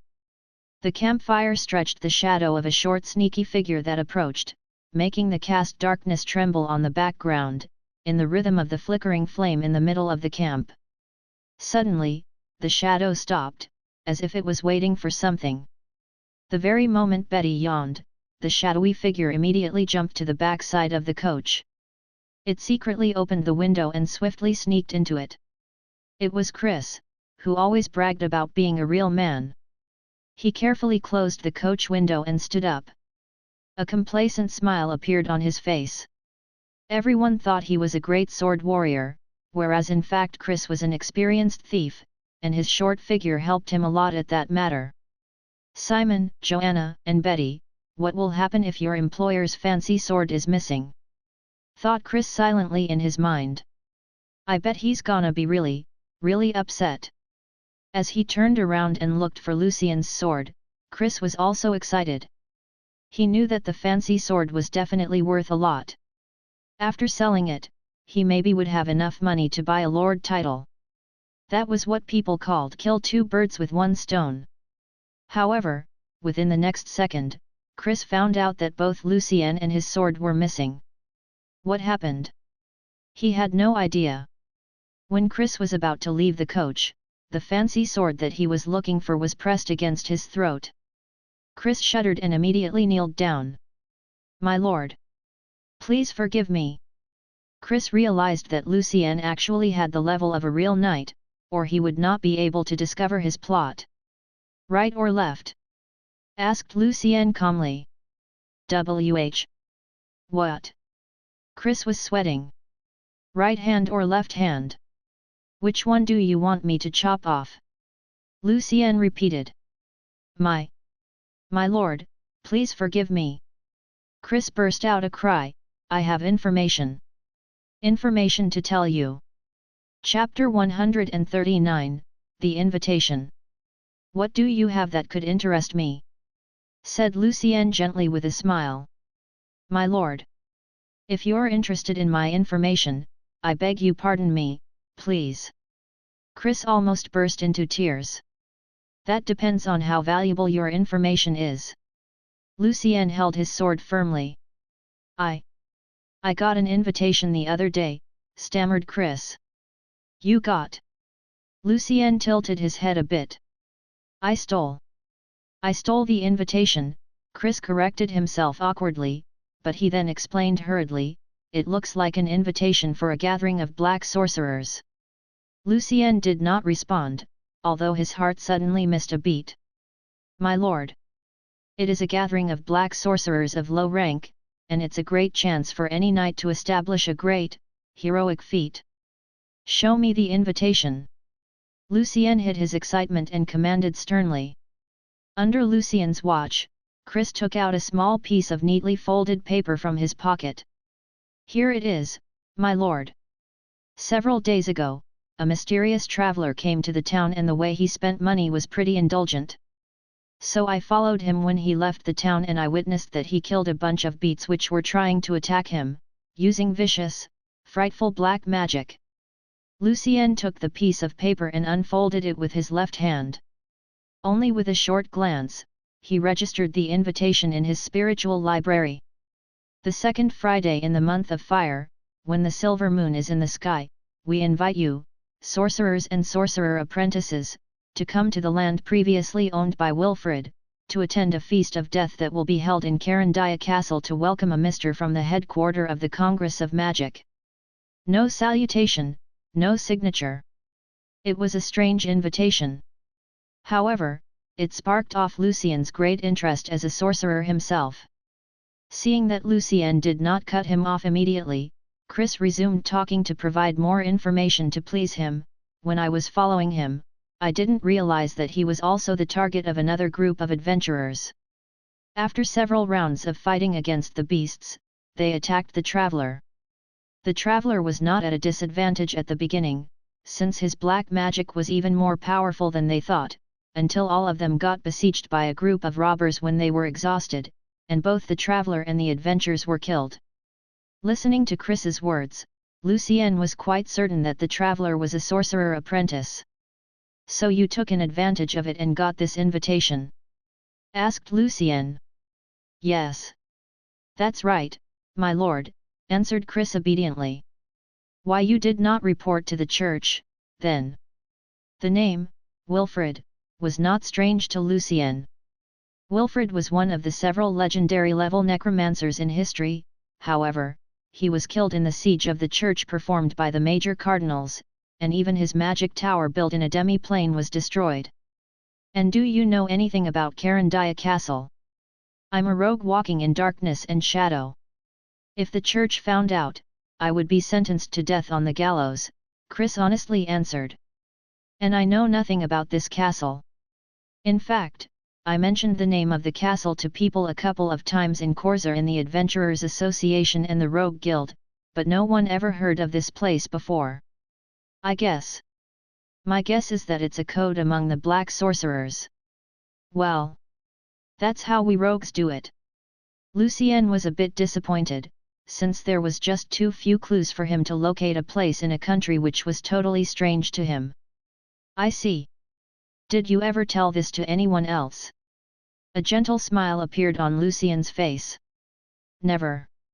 I was still looking for a buyer." Chris gave a sigh of relief. It seemed his hands were safe now. Serving you is my pleasure, my lord. Lucien nodded, good job. Then, Lucien directly stabbed the sword at Chris's throat without any hesitance. Chris's eyes opened wide, but he could not make a sound. His blood bubbled from his mouth and throat. Lucien calmly pulled the sword back, you know too much. Although Lucien did not think he would be able to find the so-called Carandia castle, he did not want to leave any risk here for himself, just in case, especially because he did not trust Chris at all. Who knew whether this rogue would sell this information to someone else afterwards? Although in the beginning he felt bad, Lucien had to admit that now he felt way less guilty about killing someone who could be a great danger to himself, as long as the person was not his friend or not innocent. Chris's body hit the wood floor of the coach and made a thud. A small cluster of flame appeared on Lucien's fingertip and quickly burned the piece of paper completely down. Then, without hesitation, Lucien opened the window of the coach and called Betty's name gently, Betty, can you come over here? Although his voice was low, Betty was still taken aback. Mr. Evans. You scared me a bit. Although she was complaining, there was a sweet smile on her face. Then Betty stood up and walked toward the coach, and at this time, what was mentioned once by Joanna and Simon suddenly occurred to her. It was not uncommon to have some clients who would ask for some extra services if his female guard was good-looking or had a nice figure. If the client was generous enough and was not annoying to the guard, some of them, who were quite open-minded about sex, would be willing to have an intimate relationship with their clients. After all, they also had physiological needs, and there would be a decent amount of money for them. However, Betty regarded herself as quite conservative, and although Mr. Evans was quite handsome and generous, she was still not going to agree. When Betty was considering how to refuse Mr. Evans, the young lord said to her calmly, a thief sneaked into the coach. What? Betty raised her tone and immediately covered her mouth. Luckily, none of the others were woken up because of her shout. She quickly got on the coach and saw a body lying on the floor. Chris. He's a rogue. Betty's eyes opened wide, is he dead? I think so, Lucien answered in a plain tone. Mr. Evans. Betty turned around and looked at him, you killed him? Yes. Lucien smiled, he was trying to steal my sword, and he failed. I woke up during the process and killed him. Since Betty had always regarded Lucien as just a young noble who wouldn't even dare to kill a chicken, Lucien's reaction after killing a person and the smile on his face sort of scared her, but soon she calmed down. Mr. Evans, you're stronger than I thought, said Betty. She now believed that this young nobleman sitting in front of her should be about the level of a high-level knight squire. Can you deal with the body, Betty? Lucien did not respond to Betty's comment but pointed at the body on the floor. Of course, this is my fault. I should apologize for letting a thief sneak into your coach. Betty lowered her head, and then looked at Lucien again with her big eyes. Mr. Evans, can you keep this as a secret from my sister and Simon? She would be quite disappointed and mad if she got to know that I was not doing a good job at protecting our client. Lucien titled his head and smiled, I won't tell your sister. Just be careful. Don't wake her up when you're dealing with the body. Thank you so much, Mr. Evans. Betty was very grateful, since this kind of fault could be very bad for their safeguarding record in the Adventurers Association if the client decided to complain to the organization. I promise it won't happen again. Betty started to pull the body out of the coach. She had disliked Chris for a long time, and no guard would hold sympathy to a thief who was trying to attack his or her client. Wait a second, Betty. Lucien asked, did you ever hear about a castle named Carandia? Betty frowned her eyebrows a bit as she was thinking, but then shook her head, no, never. I see. Lucien nodded with a bit disappointment. Although Betty was still a young girl, she was relatively experienced as an adventurer in her age. With great caution, she did a great job with the task given by Lucien. In the following morning, although the other people, including the two bards, were quite surprised that Chris left the campsite without telling anyone, no one really cared. On the other hand, Betty, who felt rather grateful to Lucien for keeping her secret, was now showing more respect and enthusiasm toward him. In the evening of the third day, the coach arrived at a fork on the road, whose northward road led deep into the woods to Fog Town, known by people in this area for its lumbering, and the northeastward one to a mining town named Nice. Both roads could lead them to Corsair, although the northward one was way less busy, but also more bumpy. Because Lena needed to go to Fog Town, they chose the northward road. Chapter 140, Fog Town. Although Fog Town was not very far away from that fork in the road, the bumpiness of the road made Lucien feel very nauseous. When he was just about to get off the coach to walk on his own, they could see the small town in the distance, where there were only two main streets intersecting with each other. The guards sensed a bit of creepiness when they went deep into the woods heading for Fog Town, not to mention the people in the coach. Even Lucien, a sorcerer who was used to dealing with so many kinds of creepy experiments, could easily notice the changes happening around them. The common oaks and birches were gradually replaced by dark grey cedars, and the cedars were so tall and thick that Lucien almost felt that he was now back in Melzer Black Forest. Even though they were not far away from the town now, the guards didn't dare to lower their alertness, especially because the trees around them were thick and tall, which were perfect for an ambush. The roots and the knots of the big trees looked almost like ghost faces. Betty subconsciously grabbed her bow and arrow tighter, and stayed a bit closer to Lucien's coach. Wilfred tree. Through the window of the coach, Lucien recognized this tree. In fact, nothing else was really special about it except its shape, which was often creepy. It was not named Wilfred at the very beginning, but since the famous necromancer with that name had a special affection for them and planted the trees widely in the demi-plane where his magic tower existed, the tree was later directly named Wilfred, after the necromancer, and turned into a symbol of viciousness. Furthermore, it was precisely because of these dark grey trees that the town looked as if it was covered with a layer of fog, and that was how the small town gained its name. When the coach entered the town, Lucien saw a bunch of lumbermen heading home after work. Their faces were expressionless and their eyes were dim and glazed, as if all of their passion was erased by their repeated labor day after day. "I'd rather die if my future was like that." Betty looked back at the lumbermen and murmured to herself in an alert way. As soon as the coach stopped in front of the only inn of Fog Town, Wise, who had been silent for quite a while, hurriedly jumped out of the coach and started to vomit. "Are you all right, Mr. Wise?" asked Betty concernedly. "Maybe you can walk with us tomorrow. The coach must be very bumpy." "I'm okay." Wise straightened his back a bit. "Thanks for asking, Betty." On the other side, Joanna was helping Lena and her baby get off the coach. She turned to Lucien and said, "You look fine, Mr. Evans." Joanna smiled. "You're actually stronger than I thought." "I was trying to sleep." Lucien was not feeling really good as well. He was trying to analyze some magic structures to distract himself. And when Joanna went past Lucien, she said to him in a low voice sweetly, "I'm not only talking about the trip."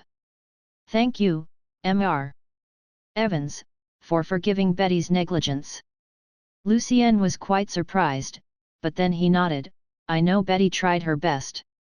Simon, who was standing on the other side, also came over and said to Lucien in a low voice, "We wouldn't even be able to know that you killed Chris if Betty did not cry out."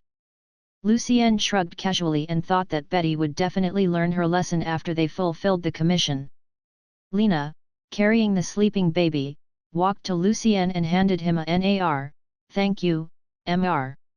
Evans, for sharing the coach with me." "You're welcome." Lucien took the coin. Lena smiled. "I'll remember your kindness, Mr. Evans. I'm leaving to visit my cousin Kaylin now." May God be with you. Lucien was now used to the phrases used in that world. Lena slightly bent her knees and turned around.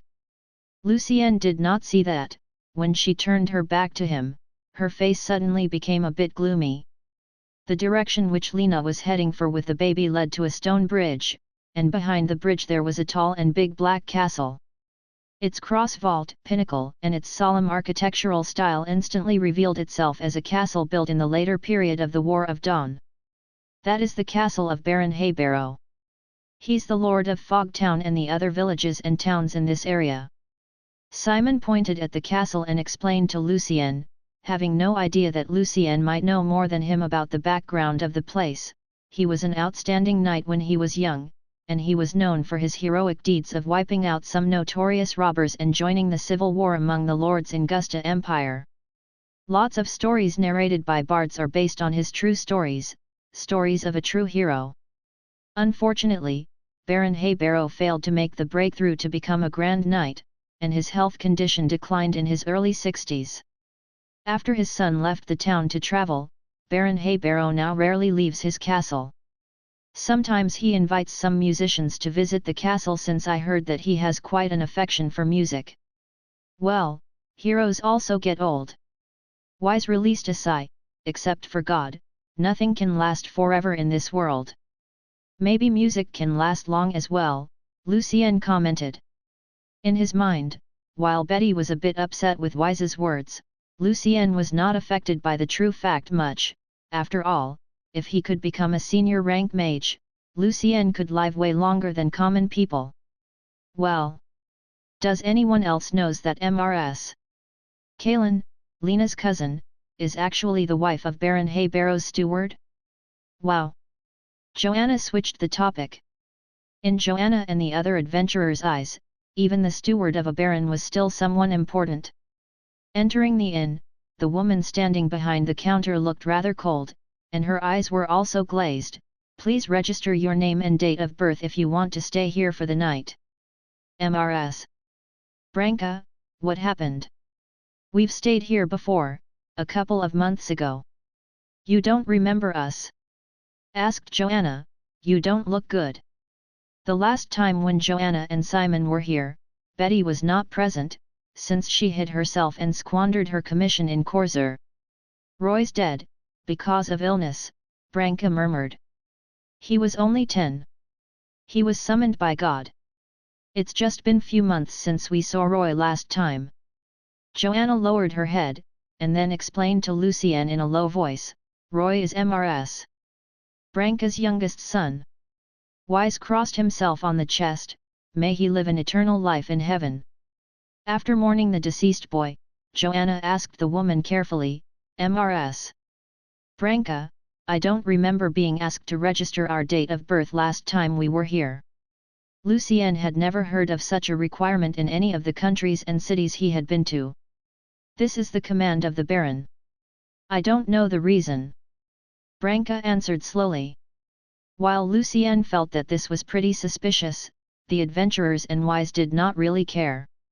All they wanted now was to have a good rest. You're only 29, Simon, Lucien joked. I thought you were 34 or 35. Simon indeed looked elder than his age. He scratched his head and looked at Joanna. I know.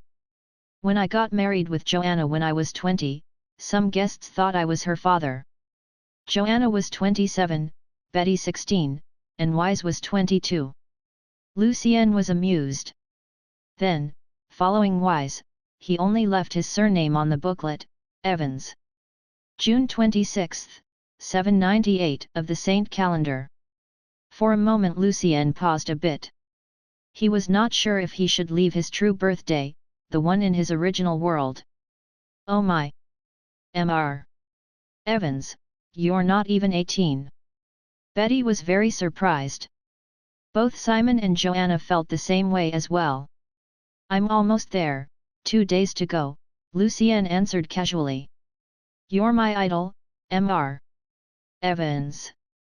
I hope I can become as powerful as a high-level knight squire like you before I turn 18. Betty's eyes were shining with excitement. She just revealed Lucien's strength carelessly in front of other people. So, you shall receive formal night training. Seizing the chance, Joanna educated Betty. Since their parents died, Joanna played a role both as elder sister and mom to Betty. When it was dinner time, a blonde lady entered the inn with 2 guards following behind her. She looked around, and soon noticed Lucien and other people in the not very busy lobby. "Excuse me, may I ask if you are Mr. Evans?" She walked to Lucien and asked with a polite smile. "Yes, I am. What can I do for you, madam?" Lucien could sort of guess who was this lady. "Nice to meet you, Mr. Evans." The lady nodded. "I'm Lena's cousin, Kalen. I'm here to thank you for taking Lena back." "You're welcome, madam." It wasn't a big deal, Lucien answered politely, although he felt suspicious again. Shouldn't Lena be there as well? Lena's cousin coming here on her own with her guards to thank him was sort of weird to Lucien. Kalen looked at Lucien, then Betty, and then took a step closer to Wise. "Baron Haybarrow asked Lena about her trip, and my cousin mentioned to the Lord that there was a very talented young man who could play harp very well. I think it's you, right? Mr. Wise." "I'm more than flattered, madam." Wise slightly bowed to Kalen. Baron Haybarrow loves music very much, thus, he wanted to invite Mr. Wise to his castle to exchange ideas regarding music. "And, of course, Lord Haybarrow is very interested in your traveling experience as well, Mr. Evans. I wonder if you two would like to visit the castle and be Baron Haybarrow's guests." Before Lucien said anything, Wise smiled. "Yes, for sure. Lord Haybarrow is my idol. He's a hero." Kalen nodded and turned to Lucien. "What about you, sir?" "I just worry about my guards." Lucien pointed at his 3 guards. Since it seemed the Baron was more interested in Wise's music, Lucien felt he should be fine if he decided to go, and another important reason was that he might be able to get some information from the Baron about the castle named Carandia. "They can come with you. It's not a problem at all." Kalen's smile was polite and sweet. The Baron was an adventurer before, and he would like to listen to some amazing adventure stories from you. "We can go as well." Both Betty and Joanna were very excited, and even Simon showed some emotion. "Mrs. Kalen, will Lena be here tonight as well?" Betty asked when they were approaching the castle passing the stone bridge. "She won't. She needs rest," answered Kalen shortly. Betty was a bit disappointed. "I'm kind of missing Lena's cute baby." Kalen did not respond, leading Lucien and other people into the castle after crossing the suspension bridge. Chapter 141, Baron Haybarrow. The Baron's castle was a typical representative of the architectural style in the later period of the War of Dawn. The lobby on the first floor was spacious and magnificent, and in contrast, the windows high above were narrow. In general, Lucien felt this place was dark and mysterious.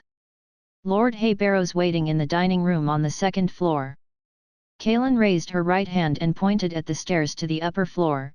The first floor is mostly for parties and sometimes used for court.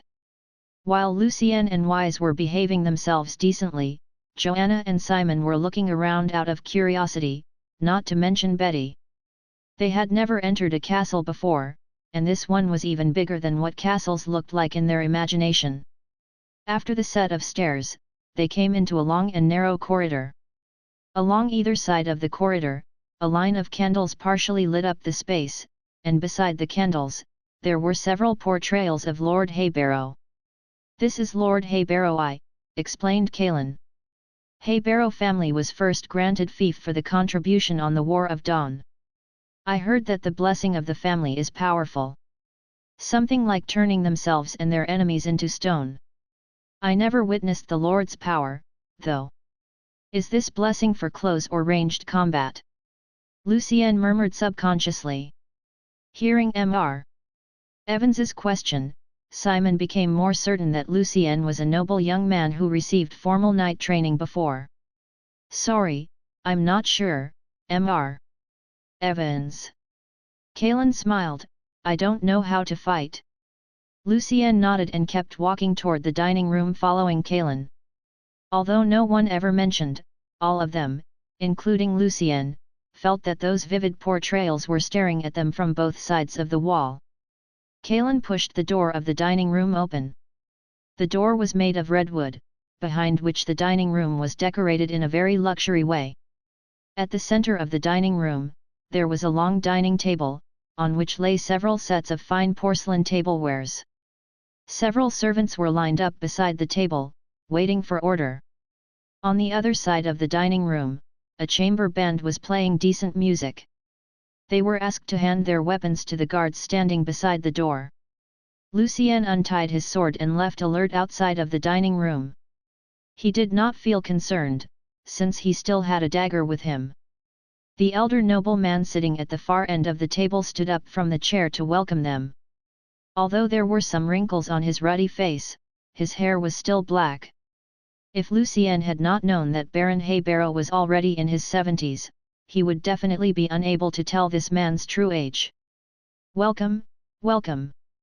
Lord Haybaro was wearing a brown robe of old style. My guests. Your arrival has brought me, an old man, a lot of new energy. His voice was resonant and his eyes were bright. The big, green jade ring on his right hand was quite eye-catching. Baron Haybaro. Lucien took the lead and bowed to him. You must be Mr. Evans. Haybaro's eyes scanned Lucien, young and elegant. Arms and legs look pretty strong. As he was talking to Lucien, Haybaro was glancing at Lucien's face, chest, arms, and legs. Lucien felt very uncomfortable with Haybaro's comment, and he wondered if this old lord actually liked men. Lucien was just about to directly tell the Baron to stop looking at him, but Haybaro turned around and started to greet other people. When he was greeting Betty, he started to stare at her in a lascivious manner. Betty almost rolled her eyes. As if he had realized his gaffe, Haybaro apologized with an awkward smile, sorry for my misbehavior. I'm an old man, weak both physically and mentally. Every time I see young people, I often appreciate their youthfulness. I miss my early years very much, and I wish I could regain the fine skin, strong hands, and legs again. We shall toast for youthfulness later. You still look very young in your age. Lucien responded, although he still had the impression the Baron was very suspicious. After sitting down beside the table, Lucien laid the napkin on his legs and asked, Lord Haybaro, is your steward not around tonight? Lucien could not help but ask the question, since he had felt that there was something wrong there, and he was trying to figure out what it was. Without a doubt, if the master was entertaining the guests, the absence of the steward was not normal. Yes, Mr. Cork is out for some other business tonight. Haybaro's face was partly hidden by the shadows. If you'd like to stay here tonight, Mr. Evans, you should be able to see him tomorrow morning. Then the Baron introduced the elder man who was playing piano on the other side. This is my music consultant, Mr. Mars, a famous musician in Corsair. Although Mars was just in his early 60s, he looked obviously much elder than the Baron. After getting each other, Mars complained to the Baron, My lord, the musical instrument that you just bought. Piano, yes, piano. Is not even close to harpsichord. The sound quality is not very good. After being invented about a year ago, now piano was gaining more popularity. Even the Baron, a noble in this remote place, started to pursue the trend as well. It's the pedals. You did not use the pedals properly. Betty murmured. She disliked the fact that someone was criticizing the music instrument which her favorite musician, Lucien Evans, was best at. Such a young lady, I think you're simply not a professional. Mars frowned, I did use the pedals. I'm not professional, but Mr. Wise is. Betty disputed, he's a musician. Wise looked rather embarrassed when Mars turned to look at him. Well. Actually, I don't understand music completely. It just so happens that I've been studying piano recently. Wise waved his hands a bit, then he started to introduce some really professional theories about this new music instrument, which confused all the people present, except Mars and Lucien. Holding a glass of water, Lucien listened to Wise's thoughts with interest. Some of his concerns were raised by some musicians and critics over the newspapers before, but finally these concerns were all proved unnecessary by Lucien's successful playing. Now, the era of traditional symphony has ended. The splendid era has ended. Heibaro sighed. I still remember the thunder-like applause over that Alta Music Festival many years ago, when traditional symphony established its supreme status. Mr. Christopher, Mr. Lindrinho, Ms. Rania, Mr. Ionescu and all those other great musicians created a great era, and now, that era has ended, sharing the fate of every human being, who will eventually die. I don't think that the passing of this era is something that we shall feel regretful. Now we have brand new music styles, themes, ways of presenting, and countless possibilities lying in the potential of music. Right now music is bursting out more of its energy than ever before. What is past is past. We shall look to the future. As Betty was expressing her idea about music, she totally forgot that the person sitting in front of her was a baron. Later, all of them joined the music discussion, except Lucien. Finally, someone turned to Lucien and asked, "What's your opinion, Mr. Evans?" He considered for a bit and said carefully, "I understand both sides. Lord Heibaro missed the passing era because he was part of it, and he experienced the glory himself. Likewise, it is also reasonable that Mr. Wise and Betty, as the younger generation, would like to pursue the new trend of music." Both Heibaro and Wise nodded. "So, I think that, although revolution and change is always unavoidable in any era, as people witnessing the changes right now in the trend, we can hardly comment whether the changes are good or not. Maybe people who live a few hundreds of years later can have a better perspective talking about the features of different music eras." Lucien's comment summarized their discussion well. The Baron sighed. Mr. Evans' point of view is really persuasive. However, Mars still did not want to let the topic go. "Mr. Wise, can you play the piano for us to show me how am I supposed to utilize the pedals?" "Yes, please, Mr. Wise." Betty agreed with excitement. "I also want to have a chance to appreciate Mr. Wise's playing." Heibaro also nodded. Wise had no choice but to nod. "All right. I'll try." Lucien recognized the melody immediately when Wise started to play. It was pathetic. Wise's performance was unexpectedly good, and everyone present was listening to it very carefully. Lucien took a glance at the Baron when Wise was playing, and he noticed that the Baron's face was twitching a bit, as if he was suffering from some painful emotion, which made Lucien feel suspicious again. As if the Baron had noticed Lucien's gaze, he forced a smile on his face and leaned forward to talk to him. "Mr. Evans, do you know Mr. Wise's full name?" "Bert Wise." Lucien disguised his suspicion. "No wonder. Bert Wise. The talented musician who's gonna hold the concert in Corsair." Mars, who was standing beside them, was very surprised as well. "I thought he was just a common young man who was a music fan. It turned out that he's the most professional one among us all." "Really? I never thought about asking Mr. Wise's full name." Betty's eyes were shining with great excitement. "He always said that he did not really understand music, and thus I never expected that he was the famous musician, Bert Wise." Lucien was surprised as well. Wise came back to his seat under warm applause. He shrugged a bit when he sat down beside Lucien. "I mean, really, I don't really understand music." Wise smiled a little awkwardly. Lucien was amused. He raised his glass of water to Wise. "Me neither. When the dinner was about to start, the uneasy sense of foreboding in Lucien's mind started to become more and more torturing to him. Thus, Lucien found the excuse to use the bathroom and left the dining room following a servant.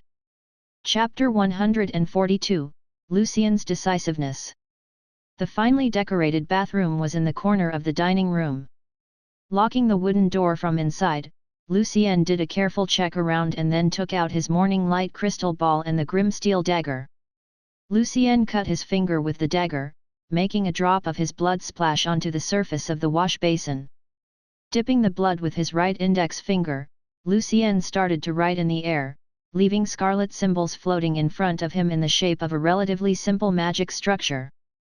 This structure was meant to hide the magic waves that the crystal ball would cause. The crystal ball named Morning Light slowly rose, and the strange symbols soon covered it. Lucien reached his hands out close to the crystal ball and started to murmur a mantra. The center of the crystal ball became darker, and stars showed up all over it, as if there was a starry sky within. This was one of the most unique spells in the school of astrology, horoscope. After finding the crystal ball, based on the astrology knowledge he had as an apprentice, and also due to his previous understanding of astrophysics, Lucien soon learned primary horoscope. That made Lucien feel even more curious about destiny. Staring at a shooting star in the crystal ball, Lucien frowned. My host star of destiny is dimmer than before, which means that I'm still in potential danger. And the great danger is coming.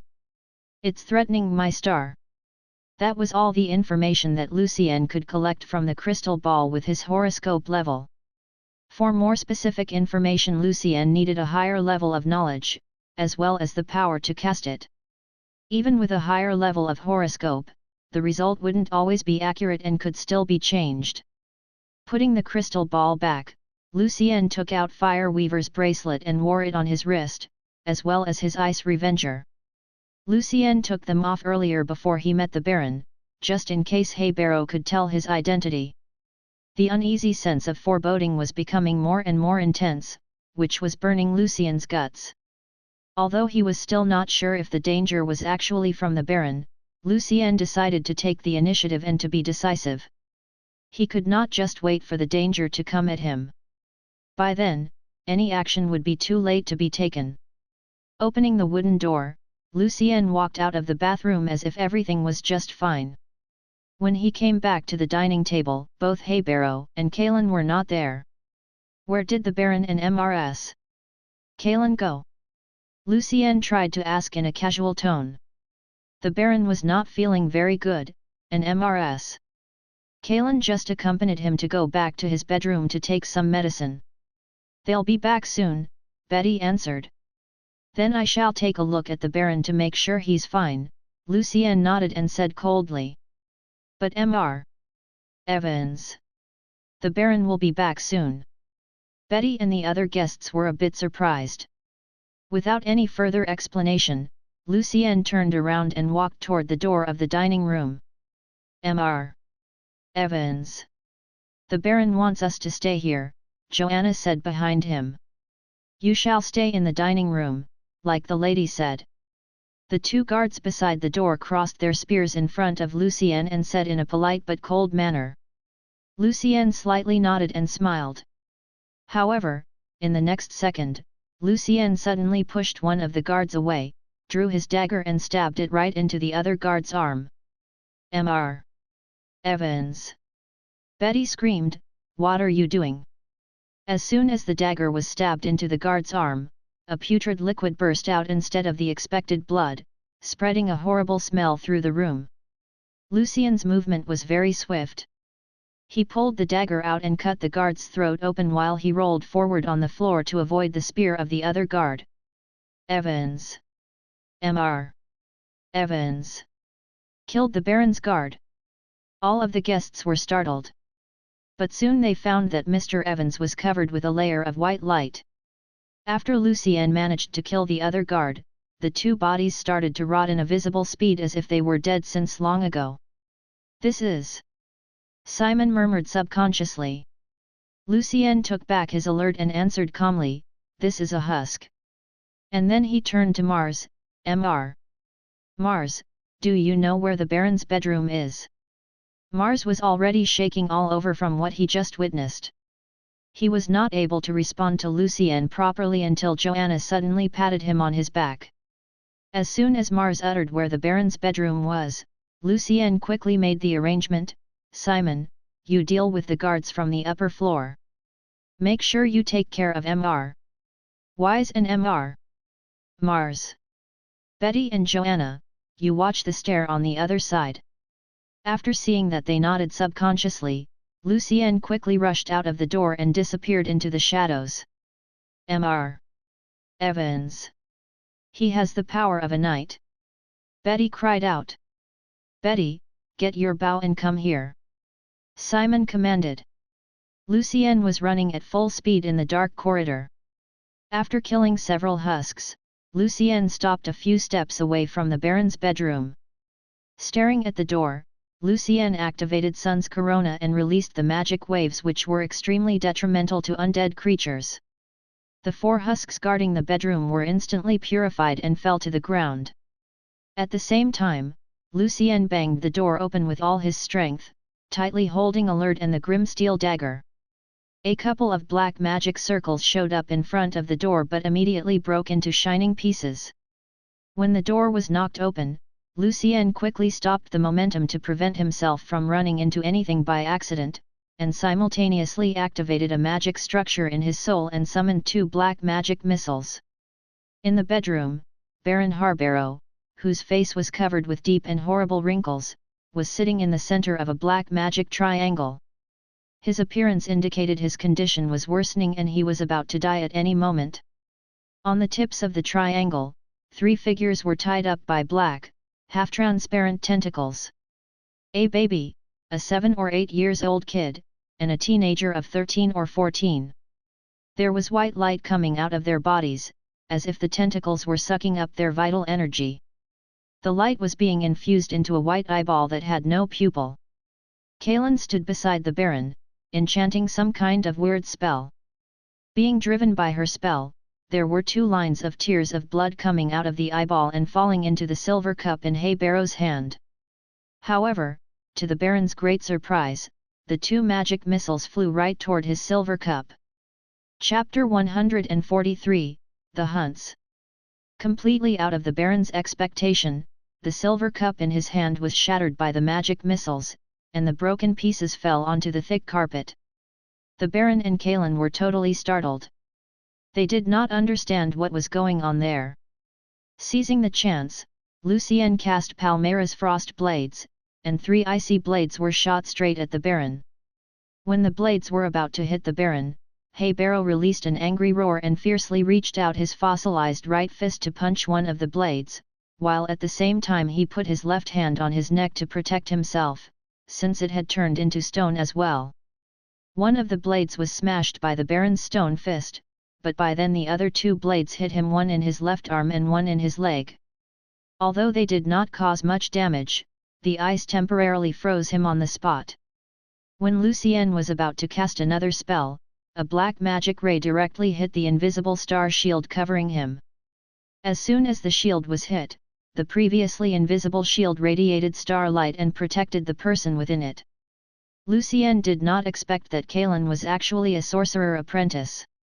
Although Kaelin's spell was not powerful enough to hurt Lucien, a real sorcerer, it bought time for the Baron to get rid of the ice. In the next moment, the layer of ice covering Haybarrow collapsed, and then the stone man rushed straight at Lucien. Although Haybarrow wanted to get his sword on the desk to the side, he decided to launch the attack immediately, in order to leave the sorcerer no time to cast any spell.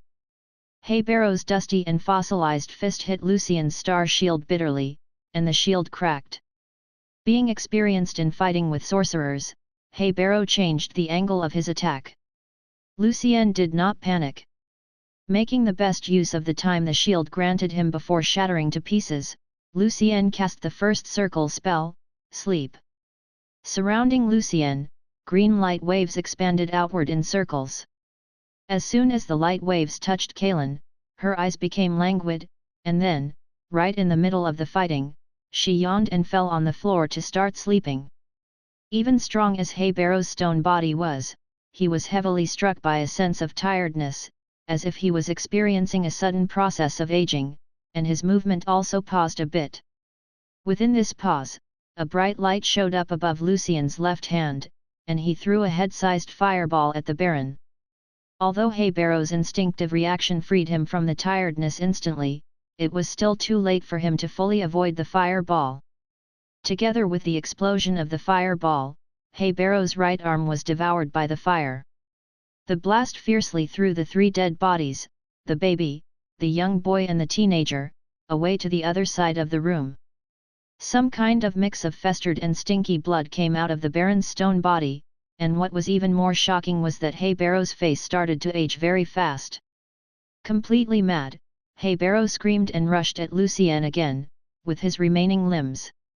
Using a lure to block the Baron's attack, Lucien could see that even his sword was surrounded by stone dust, as if the sword would turn into stone soon. Before Heibaro's power did any real damage to the sword, Lucien activated Sun's Corona. A beam of holy light was summoned and directly struck the Baron. "Holy light!" Heibaro cried out. The light was burning the Baron's skin and finally peeled off the stone covering his body. Seeing that his own body was rotting in a visible speed, the Baron looked very scared, but then, became calm and relieved. Bathing in the holy light, aging and dying in the holy light, he murmured as if he was dreaming, "My skin was losing its glory, like dried fruit. My face was fully covered with wrinkles, and so did my body. My strength and agility were fast declining and could never come back again. I couldn't see beautiful sceneries, couldn't taste cuisines. My passion was fading. Even having a young beautiful woman in my arms was." Hearing his words, Lucien frowned, but the Baron continued, "Why people age? Why when people age, all the happiness is gone? Where's God's heaven?" Although Lucien couldn't really understand the pain of aging, he was still sort of shocked. And he was sort of grateful that he chose the sorcerer path, so he could still have a chance to live longer than common people. After someone became a senior rank mage, he or she could make it over 200 years old, and a sorcerer or sorceress could still turn to magic rituals and potions to further prolong their lifespan, such as lich conversion, although many of them died during the process. Even middle or junior mage could also find assorted ways to live longer. The Baron's eyes slowly closed. His sinful life finally ended. Lucien felt rather lucky that he decisively made up his mind and took action in time, since if the Baron had completed his ritual and recovered his power of a level 2 knight, that would probably be the end of Lucien. However, after killing the Baron, the uneasy sense of foreboding was still lingering above Lucien's mind. What he felt mostly suspicious was the reason why, even toward the end of the fight, Heibaro never cast any necromantic spell. Lucien's brows frowned, since he knew that there was only one possible explanation for this: the Baron himself was not a necromancer, and it was someone else who was instigating and enticing Heibaro to use young lives to keep his own youthfulness using black magic. So, after binding Kaylin's arms, Lucien woke her up. As soon as Kaylin opened her eyes, she saw a pair of black pupils in which there was a starry sky. Lucien used his hypnosis on her. "Mr. Evans, what do you want me to do?" asked Kaylin, like a little girl speaking to someone she admired. She just completely ignored the loud fighting sound on the other side of the castle. To be more specific, what Lucien was using right now was the first circle spell called Charm Person, which could control a person's mind whose spiritual power was less strong than the spellcaster's. Unless the given order conflicted greatly with the will of the person being controlled, in most cases, the person who got controlled would just follow the spellcaster's orders. "Tell me, who taught you magic, and who taught the Baron the black ritual?" asked Lucien directly. "My husband, Hunt, or say, the Baron's steward, Mr. Cork." Kaylin smiled, as if she was very glad that she could provide any useful information to Lucien. Several years ago, when he was invited to be the Baron's civil official, Hunt started to teach Heibaro to use the power of the death of young lives to extend his own life, and at the same time, he could use the dead bodies for his experiments afterwards. In order to better disguise what they were doing, Hunt became the Baron's steward. Cork. Hunt. Kalen Hunt. Lucien was quite shocked. Are you the Hunts from Bonn? Kalen Cork was actually MRS. Hunt, who Lucien was looking for to fulfill his promise to the Revenant girl.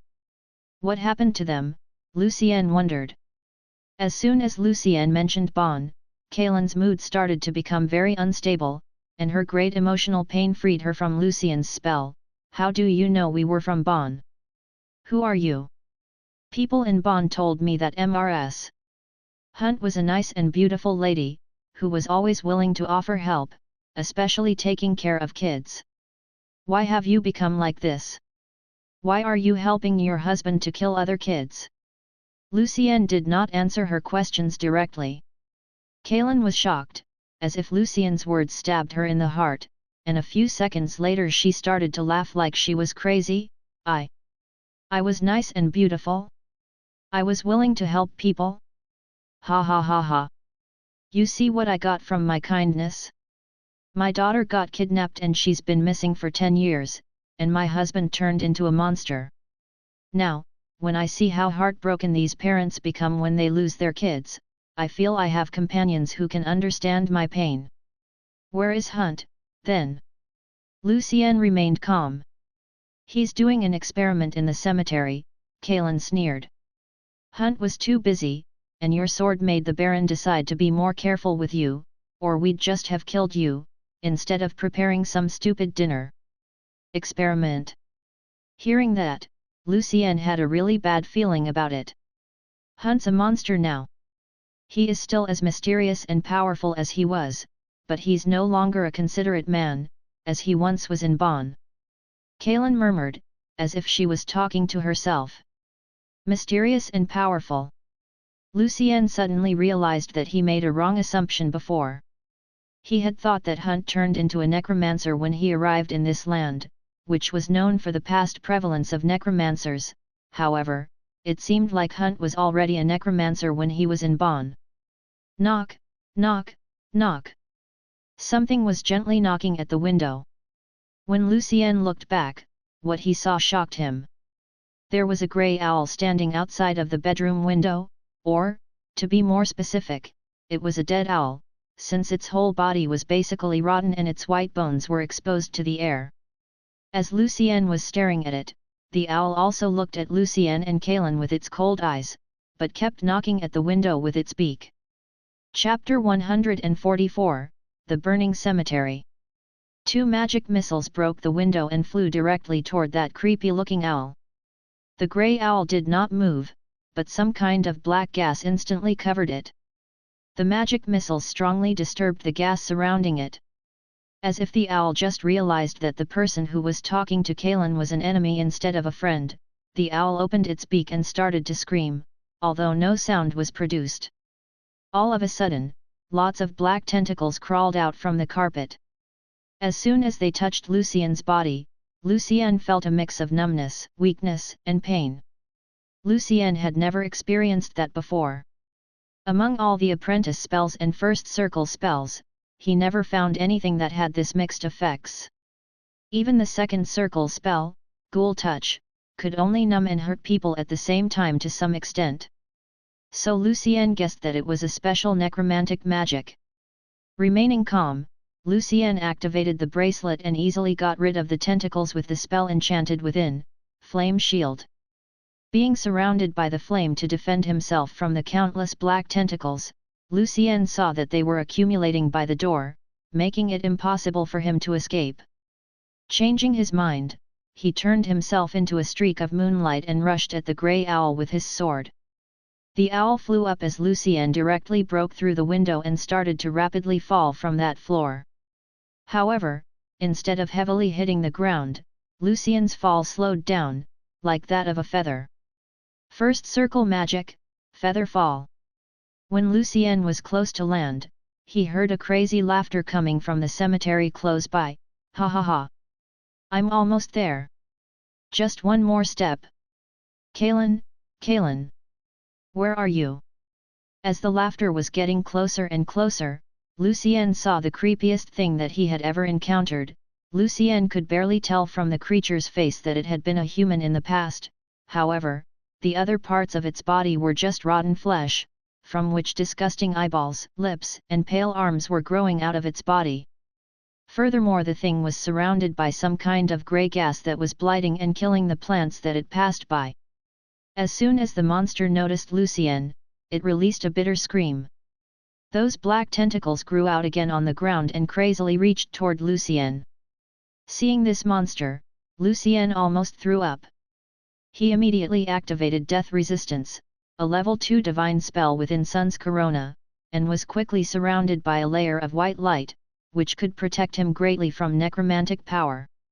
The black tentacles were frightened, as if they were facing their biggest bane, which bought Lucien some time to safely land and adjust his position to hack at the monster. Lucien was pretty much certain that it was Hunt. What Lucien did not expect was that, as Hunt pointed at his sword alert, the sword hacked backwards at Lucien and left a deep wound on his shoulder. It was the first circle necromantic spell, Backbite. Taking a deep breath from the pain, Lucien grabbed the sword again and activated the magic structure in his soul. Instantly, a layer of oil covered Hunt and extended to the ground. First circle spell, Oil. Taking a step ahead, Hunt almost fell over. So he stopped and started to use some ranged spells to attack Lucien. Negative Energy Ray, Shriveling, Chill Touch, Enfeeblement Ray. All these spells were attacking Lucien crazily as if there was no buffering time at all.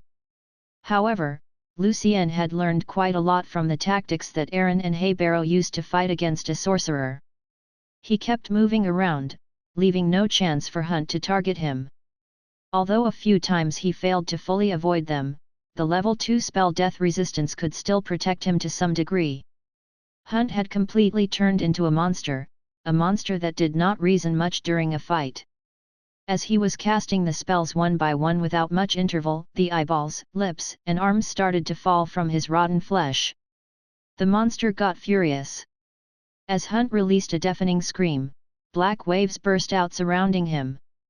Third circle necromantic spell, and also an area spell, Negative Energy Explosion. Lucien had nowhere to hide from the black waves. So he had no choice but to use the last chance of activating Flame Shield and Fire Weaver's Bracelet to resist. Although the flame was as bright as the sun, it was soon eliminated by the black waves. Thanks to Lucien's another layer of protection, Death Resistance, inside of the Shield of Flame, Lucien barely survived that ranged attack. After casting this powerful spell, Hunt was temporarily still from the overconsumption of his power. He needed some time to recover. At this time, Lucien cast oil again, covering Hunt and the place he stood with a second layer of oil. However, when Lucien was about to attack Hunt again, 3 magic missiles flew directly at him. It was the Grey Owl. While its owner could not cast any spell, Hunt's summoned familiar distracted Lucien. Dodging aside swiftly, Lucien avoided the missiles, however, he didn't dare to stop moving. Lucien had no idea what spell was useful right now to kill this filthy thing up in the sky except magic missile, but as the owl was flying around, it was also not easy for Lucien to target it. Besides, the owl was protected by Death Shield, and Lucien would have to hit it several times with his missiles to break it down. I should have learned how to summon a flying familiar as well. Lucien thought to himself when he was moving around, trying to break the owl's magic shield with magic missiles. When Lucien was about to throw his dagger toward this filthy evil bird when its shield was almost gone, Hunt started to move again. Damn it! Lucien burst out a swear when he saw that, as the rotten chunks of flesh started to fall from Hunt's body again, on the other side, there were bodies climbing out of the graves. Some of them were skeletons, while others were partially rotten. All of them were waking up and dragging themselves out of the black soil. Furthermore, there were even several revenants floating in the air. Lucien was their target. Like a tsunami, they were coming at him. Lucien's heart was beating fiercely. He did not know what to do for a second. Should he kill the owl first, or deal with the army of bodies and revenants? Suddenly, an arrow shining green light shot fiercely out of the castle and directly punched a hole through the owl's eye. It was Betty, followed by Joanna and Simon.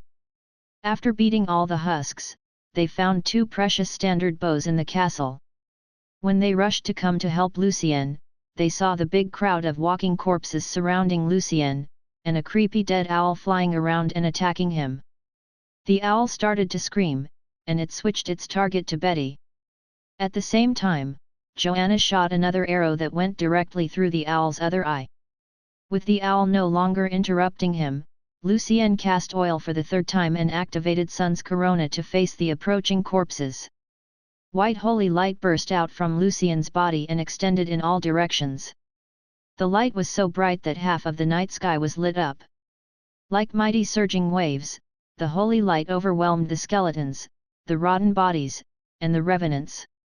Being washed out by the white light, they started to collapse, turning into piles of bones and flesh. The scene was literally shocking. Mr. Evans. Mr. Evans is a saint knight. Betty cried out, that's his power. There were only a few zombies and skeletons still struggling and screaming on the ground, but Hunt had already recovered some of his power. The monster opened his mouth again and was ready to cast another negative energy explosion. However, that was too late for Hunt. Hunt! It was Kaylin's voice. She was screaming at the top of her lungs. Simon got her, pretending that he was about to throw her out of the window. Hearing the familiar voice, Hunt slightly turned his head to the side and stared at Kaylin, although most of his consciousness was already gone. Seizing the chance, Lucien threw the big fireball summoned directly toward the monster. Bang! The sound of explosion was deafening. Being covered with oil, Hunt instantly blew apart and his rotten flesh, eyeballs and arms fell all over, making disgusting, sticky, jelly-like sound. The remaining major part of Hunt was still writhing on the ground like a moving torch. The burning parts that flew out of his body ignited the other bodies and bones on the ground. The whole cemetery ended up in a horrible fire. Betty, Simon, and Joanna were totally shocked. Turning around, Lucien directly threw his dagger at the owl and the weapon pierced through its head. The owl fell to the ground and could not move anymore. Hunt! Kaylin screamed her husband's name and struggled to free herself from Simon's control. She jumped right through the window and fell hard on the ground. Dragging her legs, Kaylin slowly crawled toward the fire with all her effort. Chapter 145, Hunt's Experiment. When the chunks of rotten flesh and limbs covering Hunt on the outside were burned down to ashes, the original look of the man was revealed. Both of his legs and one arm were missing, but his eyes once again looked like that of a human being. Moaning, Hunt was crawling toward Kaylin, dragging his remaining body with parts of it still being burned by the fire. Lucien took out a glass tube filled with white ashes and handed it to Kaylin, and then he carried Kaylin closer to her husband. This is... Kaylin's heart missed a beat. Surprisingly, the ashes in the small glass tube felt familiar to her, and tears rolled down her cheeks. Is that... Mary? Hunt's voice trembled from both pain and shock. Kaylin. It's Mary. Our daughter. Mary was trapped in a magic lock. Before she died, she asked me to take her home. Lucien explained shortly. He did not mention how Mary spent the last days of her life in the world of souls, where there was no food, no color, and no life at all. That was too much for the parents. Hunt's lips moved a bit, but made no sound. Then, he burst into tears. The magic lock. Hunt cried with pain, not from his body, but his heart. I knew it was the magic lock. It consumed more than 20 years of my life, and also took Mary away from me. Lucien remained silent. He had the feeling that Hunt knew something about Mary's disappearance, and his guess turned out to be correct. Kaylin choked with sobs. Pulling the cork out of the tube, she scattered Mary's ashes on her chest and pulled the rest of it in her mouth. Then she hugged her husband tightly. The fire on Hunt's body was now burning her as well. Mr. Evans, thank you. At least we can reunite before we die, said Kaylin. Then she hugged Hunt's head in her arms and kissed his forehead with her lips covered with Mary's ashes. Looking at the couple in the fire, Lucien's mood was heavy. He did not know what to say. We should have taken Mary with us. We shouldn't have stayed in Bonn. We should have come back to Djibouti. My hometown. Hunt hugged Kaylin, clearly dying. I've always loved you, all the time, Kaylin said to him.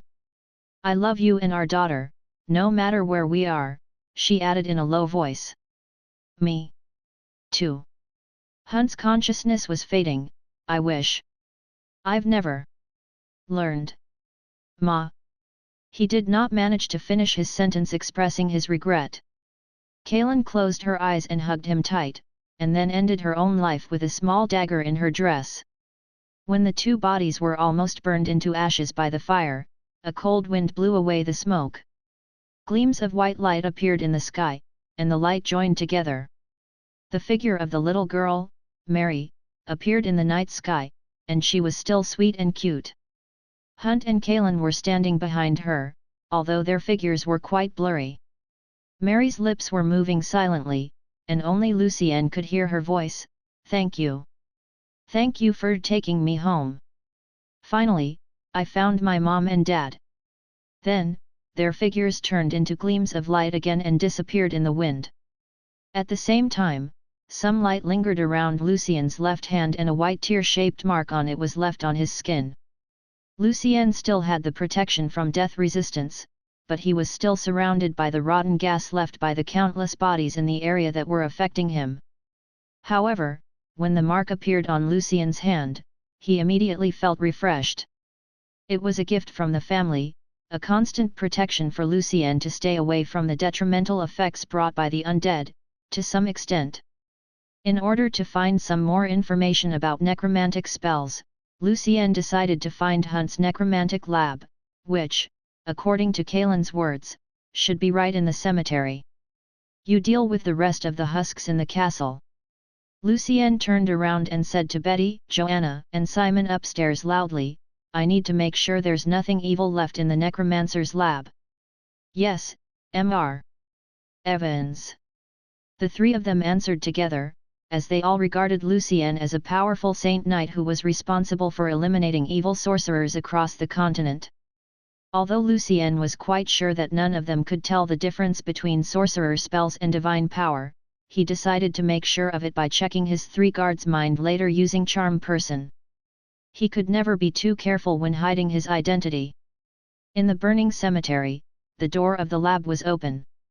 It seemed that, when his experiment succeeded, Hunt immediately ran outside of the lab to inform Kaylin of this good news. Although Lucien was relatively prepared to what he may see inside, when he actually entered the lab, he was still on the verge of throwing up, since the whole lab was like a small slaughterhouse. Many human bodies lay around the place, while most of them were babies, young kids and teenagers. The bodies were cut into chunks and the organs were placed in categories on the lab operation table. Hunt's desk was beside the operation table, on which an upside-down tree was carved, and that was one of the most well-known symbols of the school of necromancy, reversed tree of life. There were 10 circles on the top of the 10 branches of the tree, but there was nothing in the circles. Something that Lucien thought was a rectangular box at his first glance turned out to be a small coffin. After a careful check, Lucien opened the coffin. To his great surprise, it was Mary who was in it. The Mary inside of the coffin looked around 7 or 8 years old, and her cheeks slightly flushed as if she was just sleeping. Lucien gently touched her face, it was soft and supple. Being certain that Mary's real body had been burned to ashes by him, Lucien realized what Hunt's experiment was. The purpose of Hunt collecting the bodies of babies and young kids was for making a human body, but clearly he failed. Rummaging around, Lucien found 2 books in the corner. One looked like a notes, and the other was pretty thick, on which there were words, Book of Necromancy. Quickly leafing through both the book and the notes, Lucien first made a copy of them in his spiritual library, and then started to read Hunt's notes carefully. According to the info on the Magic Tower, Bonn, this small town in Orverit, is part of a mysterious magic ruin which is protected by a magic lock, and it is possibly related to the whereabouts of the several legendary archmages.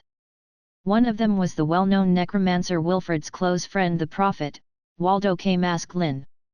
And I bet there are lots of magic items and treasures. Bonn is even more beautiful than I thought. Residents here are friendly and traditional. And the girl named Kaylin. She is gorgeous. Why I just can't find the magic lock. What kind of magic lock is it? I wonder if it is one that was designed by Masklin in person. I can't find any clue, even from the background of the missing town residents. Maybe it's time for me to give up, but I also don't want to tear her away from Bonn. Maybe I shall tell her my true identity. I have a baby girl now, and I'm a dad now. Kaylin, and I want to name her Mary. I don't really care about necromantic spells, the experiment jointly conducted by Masklin and Wilfred, or the magic lock and all those kinds of things anymore. Nothing's more important than my wife and my little girl. Mary's been missing for 3 days. I'm sure that I've killed all the wild beasts in this area. I have no idea where my girl could have gone. I don't know. Whether it was because of the magic lock. Impossible. After so many years. That's ridiculous. My dear Mary, where are you? We miss you so much. Please. Please come back, Dad is begging you. Kaylin is crying every day. I think we need a new environment to live. And I need a better environment for studying necromantic power again to see if we can find Mary. If anything bad really happened to her, I shall try to bring her back to life. The Baron in Fogtown finally killed his own son to prolong his own life. Now both of us get what we want. He can keep his youthfulness for another several years, and I can start my experiment now. Why my body start to smell like a corpse? Is this the revenge from the dead? I can hear that bitter crying all the time. I need to hurry. When I become a middle-rank necromancer, the pain in the body will never bother me anymore. I can't make it. Third Circle Necromancer is a target that I can never reach. I can't let my body rot away like this. Maybe I shall try the ritual written in the book named Body Sewing, and I shall start to make Mary's body as well. Making Mary's body is really costly, and I've spent all my money. Although I don't want to, I have to pledge my only magic item to continue the experiment. Anyway, if I can successfully turn myself into a sewed body, I will be able to use the third circle magic spells directly. I won't need the item anymore. He sent me an invitation, talking about some feast of death. The Congress of Magic. Maybe I should go if my ritual turns out to be successful. But where's Carandia Castle? I need to write a letter to ask. The Baron is getting greedier and greedier.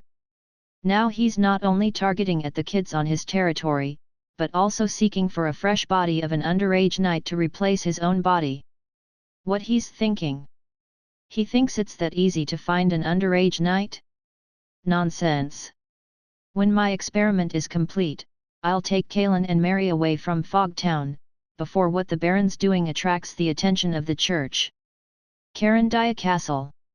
I never expected it would be there. Deep in the mountain named Iran next to Korzur. Interesting. I wonder why they picked such a place. This information really surprised Lucien. He never expected that he would find the location of the castle in Hunt's notes, and the invitation was also in between the 2 pages. The rest of the note was mostly about the body sewing ritual and the record of the process of making Mary's body. The statistics and the records were precious to Lucien. Picking up the other book, Book of Necromancy, Lucien roughly browsed through it. The book was left by one of Wilfred's students, the legendary necromancer, and it recorded most of the necromantic spells and rituals taught by Wilfred, but there was nothing related to how Wilfred made the breakthrough and became the legendary Archmage, being respected as the great master of paleness, which was quite unfortunate for Lucien. Finding no other valuable items in the lab, Lucien took the invitation with him and left the place, and then set the lab on fire, burn it to the ground. Staring at the great flame burning all the dead bodies, including the Marys, into ashes, Lucien slowly turned around, and different thoughts filled his mind. Ancient necromancers believed that the body of a human being who died before coming of age is the best and the purest material for conducting necromantic rituals and spells. That's why the Baron was so obsessed with young human bodies. But why Mask Lin, the great legendary astrology sorcerer, would conduct an experiment with Wilfred, the great master of paleness, from the school of necromancy? And it seems to be a mysterious and significant one. Chapter 146, After the Fight.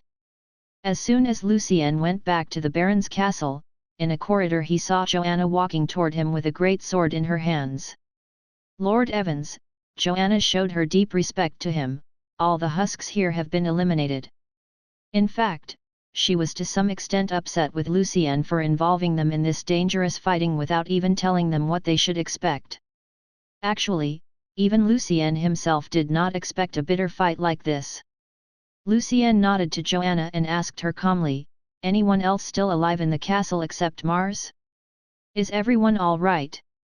Joanna would not easily reveal her dissatisfaction toward Lucien, but she answered seriously, "Except Mars, there's no one alive in the castle. They're all husks. Simon is dealing with some chaos happening in Fog Town right now. It might have been caused by some escaping husks. Mars and Wise are still hiding in the storage room. Betty is vomiting in the bathroom." "Is what?" Lucien's left hand grabbed a handful of casting reagent. Joanna put a look of disgust on her face. "We found something in the kitchen, looking like the dinner we were about to enjoy. There were rotten flesh, eyeballs, tongues, fingers. All covered with maggots." As she was speaking, she almost threw up as well. Lucien nodded. It seemed that the Baron was about to serve them food with ptomaine to make them sick first before revealing his real intention. Under the disguise of magic, common people could not tell what that food really was, but when the spellcasters died, the camouflage was gone as well. "I see. Thank you, Joanna."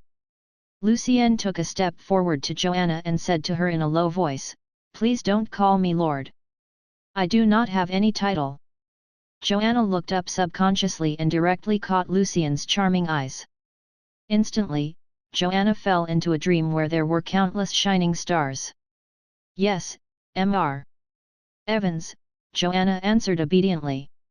Lucien checked her memory about the fight they just had and found nothing that could potentially reveal his identity, but he still made some tiny adjustments with Joanna's memory. "I'm fine here. Go to find Simon and help him, Joanna. Can you?"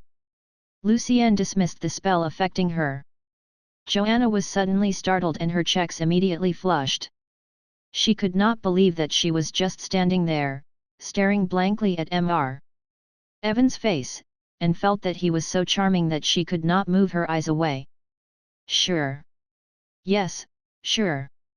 I'm going right now." Joanna quickly touched her face with her hands and turned around, heading for the gate of the castle. After Joanna left, Lucien adjusted the memory of the rest of people one by one and erased any evidence of magic in the fight in the Baron's room. Under the dim light provided by the candles placed around the living room of the castle, Lucien said to Simon, Betty, and Joanna, "Thank you for helping Fog Town, and, of course, thank you for helping me. As a convention, you take 1/10 of the Baron's wealth, and I shall take 1/3. The rest of his belongings should be handed to Viscount Stanley and the church." Lucien still wanted to maintain his identity in their mind as a knight, and that was why he did not take all the Baron's stuff on his own. Besides, he also felt a bit sorry that he involved his guards in far more danger than what they would commonly encounter. The Baron's place was actually not that full of jewelry and gold as most people would think. Except for the castle, the manor, and the land that Heibarrow owned, there was only 60 thalers left in the Baron's place and a level 2 great sword of extraordinary quality named Rock, since Heibarrow needed to handle the expenses generated by Hunt's experiments, buy babies and kids, maintain his luxury lifestyle, and pay for different things to hide his sinful behavior. That's about 6 thalers. Simon's eyes were full of excitement. No, it should be 20 thalers, Lucien corrected him. What?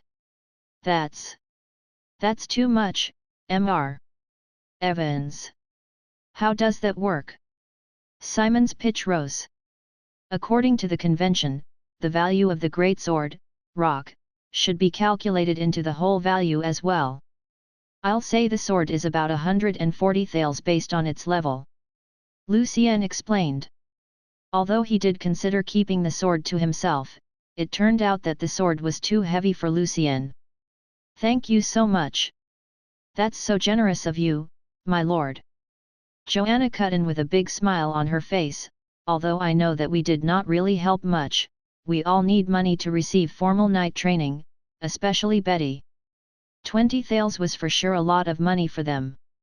For Joanna, Simon, and Betty, their whole year income was not even close to 10 thalers. Lucien smiled and nodded. After they put the money in their own pockets, Lucien said to them, I can teach Betty some night training skills before we get to Corsair. You two can watch as well. On one hand, Lucien appreciated their help, and on the other hand, when the church questioned them, which was very likely to happen after he killed the Baron, the idea that he at least knows something about formal night training could possibly hide his real identity. Really? Betty was so excited that she almost burst out a scream. Thank you so much, Mr. Evans. Joanna and Simon were very surprised with Lucien's generosity. Except for saying thank you to Lucien over and over again, they did not know how to express their gratefulness. Lucien waved his hand. I'm actually not a saint knight, and not even a noble. I once served a princess, and my power mostly comes from my divine items and magic items granted by the princess, which is not really my power. I hope you three can keep my power as a secret to avoid unnecessary trouble. For sure, Mr. Evans, they answered. Very well. Lucien nodded and said to them, the fight was intense and I need to get some rest now. Do not let anyone disturb me tonight, please, even including you three. I'll try to recover by tomorrow morning, and tomorrow we're heading for Wolf Town to report to the church.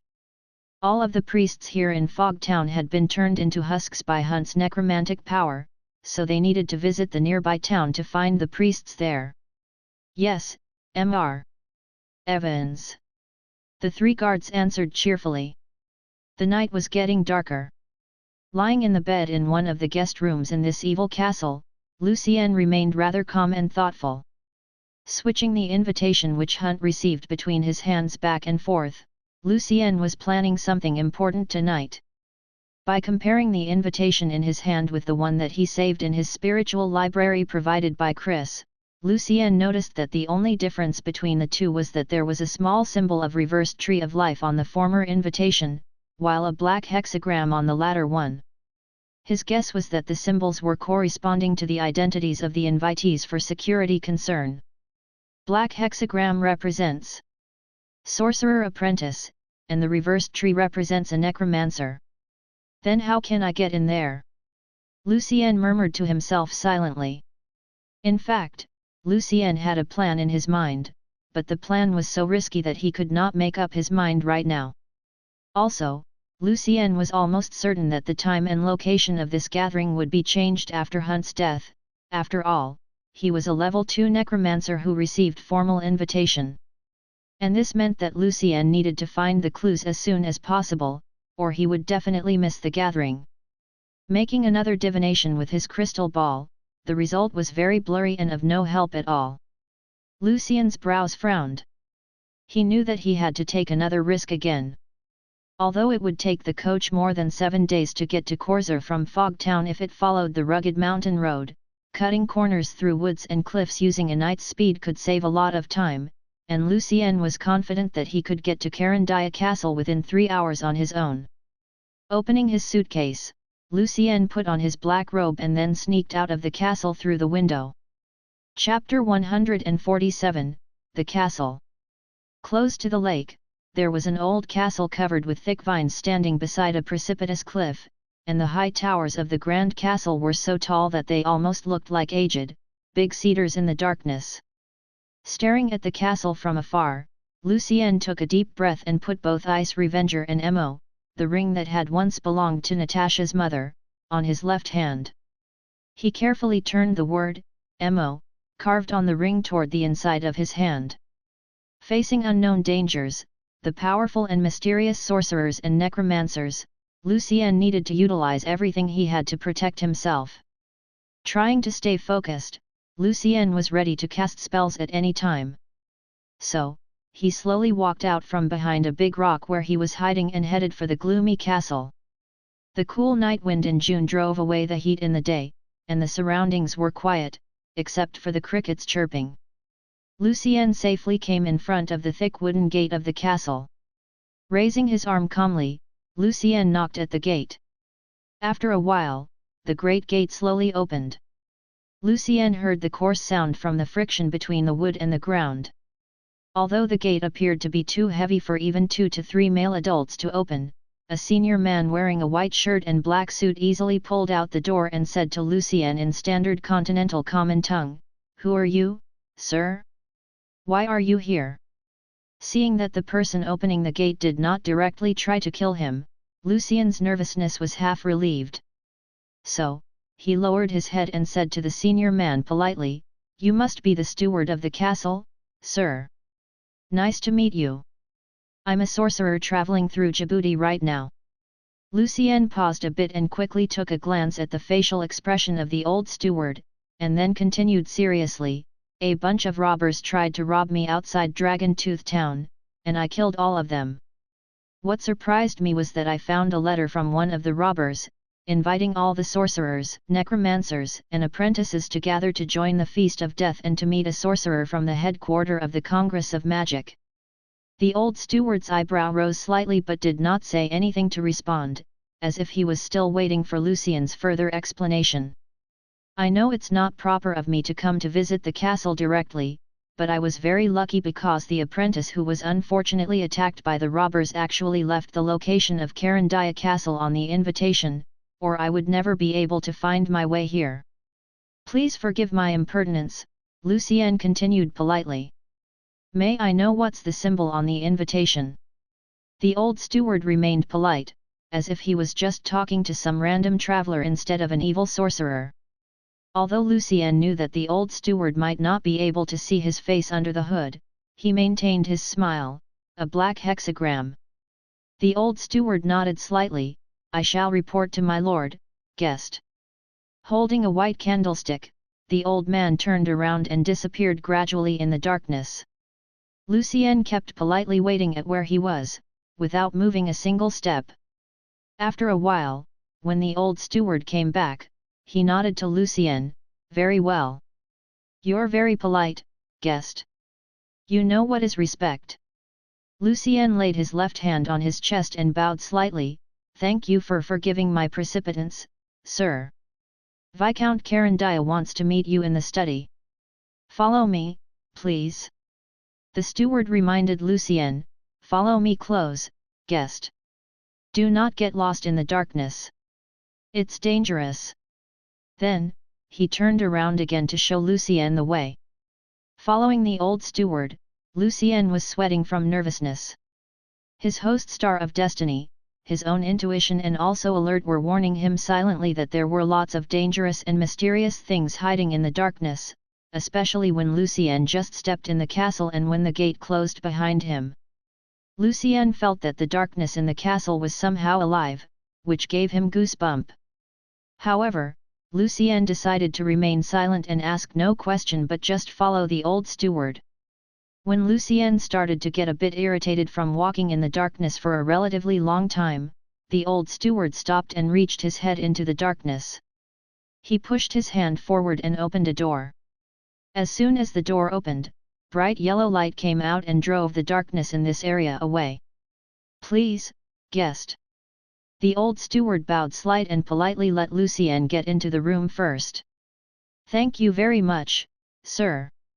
Lucien nodded, and then entered the room without any hesitation. The dark yellow carpet in the study was thick and luxury. Even the hat stand was gilt. The table, the bookshelf, and the armchairs were made from precious rosewood. Based on many details of the decoration of the room, Lucien could tell the pursuit of extravagance of the owner of this place. In a red couch in front of a coffee table sat a young man wearing a black shirt and red coat. He had blonde hair and deep eyes, matched with an attractive smile. The line of his chin was defined, looking handsome and also manly. Nice to meet you, Mr. Sorcerer. The blonde young man greeted without standing up from the couch. My lord, please adhere to your noble manner. The manner-oriented old steward walked to the young noble in a fast pace and whispered in his ear to remind him. Nice to meet you, Viscount Carandia. Thank you for seeing me. Lucien bowed slightly. You see. The guest doesn't mind me sitting. The Viscount turned his head to the steward and smiled. Take it easy, need. If the Count was here, he would be your model of being elegant and noble, the old steward murmured in a low voice and then stood behind the Viscount. Come on. I don't even really remember my grandpa. How am I supposed to learn from his manner? The Viscount rubbed his forehead a bit. Then he pointed at the couch beside him and said to Lucien, please have a seat. Need told me your intention of coming here, but I have to make sure that you're not a spy from the church. The church has a bunch of sorcerers who surrendered to them. Even while he was talking about Lucien's possible identity as a spy from the church, the Viscount still looked rather relaxed. The church would never have me as their spy. Lucien gave the Viscount his answer, which was already prepared earlier. I have a pseudonym, Professor. Professor? You're the professor ranking no. 359 on the cleansing list. Carandia stood straight and asked him seriously. The Viscount knew clearly that all the names on the list represented powerful beings. Grand Arcanists, legendary archmages, the Grand Cardinals in the north, ancient dragons, the ancestors of vampire, the prince of werewolf, royal family of Kuo-toa, and the leaders of heresies were all included. The reason that he noticed Professor on the list was that this mysterious sorcerer was the only one whose power was below that of a radiant knight. Lucien gave a sigh of relief in his mind, feeling lucky that the Viscount actually knew his alias, which also made sense because, as a noble, he should have access to this list. Yes, I'm the professor. Lucien nodded. I'm back now, from Alta. How do you prove it? Carandia had a cunning smile on his face. Even I am not on the list. Your power must be very impressive. How do you want me to prove my power? Breaking one or two of your vases in this room. Sitting in the couch, Lucien asked in a joking way. Ha! I'd rather not. The Viscount laughed. I heard that you created an unique magic that can directly destroy a house. And I know that, even in the headquarter of the Congress of Magic, there was no similar spell registered. I can show it to you. Lucien shrugged and pointed at the castle's floor, but here. Up to you. The Viscount sat back in the couch with his eyes slightly squinting. Lucien walked to the wall and laid both of his hands on it. After spending a bit time on calculating the possible range of vibration frequency of the castle, Lucien sent some magic waves to the wall and felt the feedback of the waves to get the more accurate information about the frequency of vibration of this whole place to adjust the speed of the waves he sent. Soon, the old castle started to shake. Although the shaking was obviously easy to notice, it was far from destroying the whole place. Lucien was guessing that this old castle was protected by many powerful magic circles, so the professor's oscillation hand could not really do damage to it. Before Lucien felt really embarrassed, the Viscount clapped his hands behind him. Enough, enough, Professor. Right now I cannot really afford a new castle like this. Seizing the chance, Lucien removed his hands from the wall and turned around, so I'll take it as a pass. Of course. Karen Dai let Lucien go back to sit. You already know the time and the location of our gathering, Professor. I can ask Need to make another invitation for you. That'll be great. Lucien nodded. What if there's any change with regard to the time or location, how can I be informed? While Need, who was standing behind the Viscount, walked toward the desk to make a new invitation, Viscount Carandia said to Lucien, we have 2 secret sites in Corsair for sorcerers to leave coded marks and messages to exchange information. Any information regarding the changes of this gathering will be available there. After introducing the location of the 2 sites and the meaning of the codes to Lucien, Viscount Carandia smiled to him, I'm looking forward to your presence, Professor. And if you could come one day earlier, although I know you must be very busy, you can have more time to exchange ideas and thoughts with Mr. Felipe, from the headquarter of the Congress of Magic. After all, both of you are young folks. Young people should be given more time to gather and to make joint progress. We young folks? Looking at the Viscount, Lucien was confused. Chapter 148, The Inquiry of the Church. Yes. Of course. I can feel the energy of youth in your body, Mr. Professor. The corner of the Viscount's lips curled up, the power of life. I never get it wrong. Since Mr. Douglas defined Arcana, the Congress of Magic was revitalized like a young person, full of hope and vitality. Lots of outstanding young sorcerers and arcanists are giving new life to the Congress. It's beautiful. Lucien wondered why the Viscount was speaking in the tone of a senior and elder person. After all, Carandia was still very good-looking and energetic, but by the fact that the Viscount could sense the young power of life made Lucien guess that the noble might be a powerful vampire, since the sensitivity toward life power was especially known as an unique advantage of this bloodthirsty race. I wish. Although I never heard the name of Mr. Felipe, I'm looking forward to meeting him. Lucien did not show his suspicion toward the Viscount's identity, but remained rather conservative and careful. Unfortunately, I have some of my own business to deal with on the day before the gathering, so I'm afraid I won't be able to meet Mr. Felipe in advance. Lucien was not sure about Felipe's attitude toward him as professor, so he would rather get some more practical information from the gathering, such as getting to know who was the liaison of the Congress of Magic in Sturk. Well, that's too bad, but I'm sure that you will definitely enjoy the gathering. The Viscount handed him the invitation. Here's yours, Mr. Professor. Lucien took a quick glance at the invitation and noticed that his own symbol on it was a black top hat. I appreciate it. Lucien stood up and bowed slightly. I think it's time for me to leave now. It's pretty late. Forgive me for coming over at such a late hour. No worries. My day has actually just started. The Viscount waved his hand casually. After Lucien left, the old steward, Need, asked his lord with a confused look, My lord, why you allowed him to join the gathering? Forgive me. I mean, can we really be certain that he's the professor just based on that one single strange spell? The spell was just part of it. Viscount Carandia stood beside the window and stared at the shining lake under the moonlight. What made me certain about his identity was the ring he was wearing. The ring? Asked Need. The plain-looking one. On his left hand. The Viscount had a faint smile on his face. Although the ring already lost its power and no one could tell its original look, I know the material of the ring. It was made by the alloy consisting of the 7 elements. Only Holm Royal Magic Academy and the Will of Elements can produce that alloy. So, this Mr. Professor should be on their side, according to my guess. Then it's even more confusing to me that you, my lord, allowed him to attend the gathering. The old steward looked surprised. The Will of Elements and the Hand of Paleness are just for fun. And somehow he smelled a bit familiar to me. The Viscount frowned his brows a bit and then turned to another direction. What do you feel about the spell Professor just showed, amores.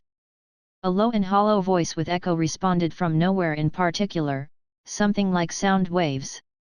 Not sure. He kept adjusting the frequency of vibration, and the vibration was quite unique. It made me feel a bit itchy.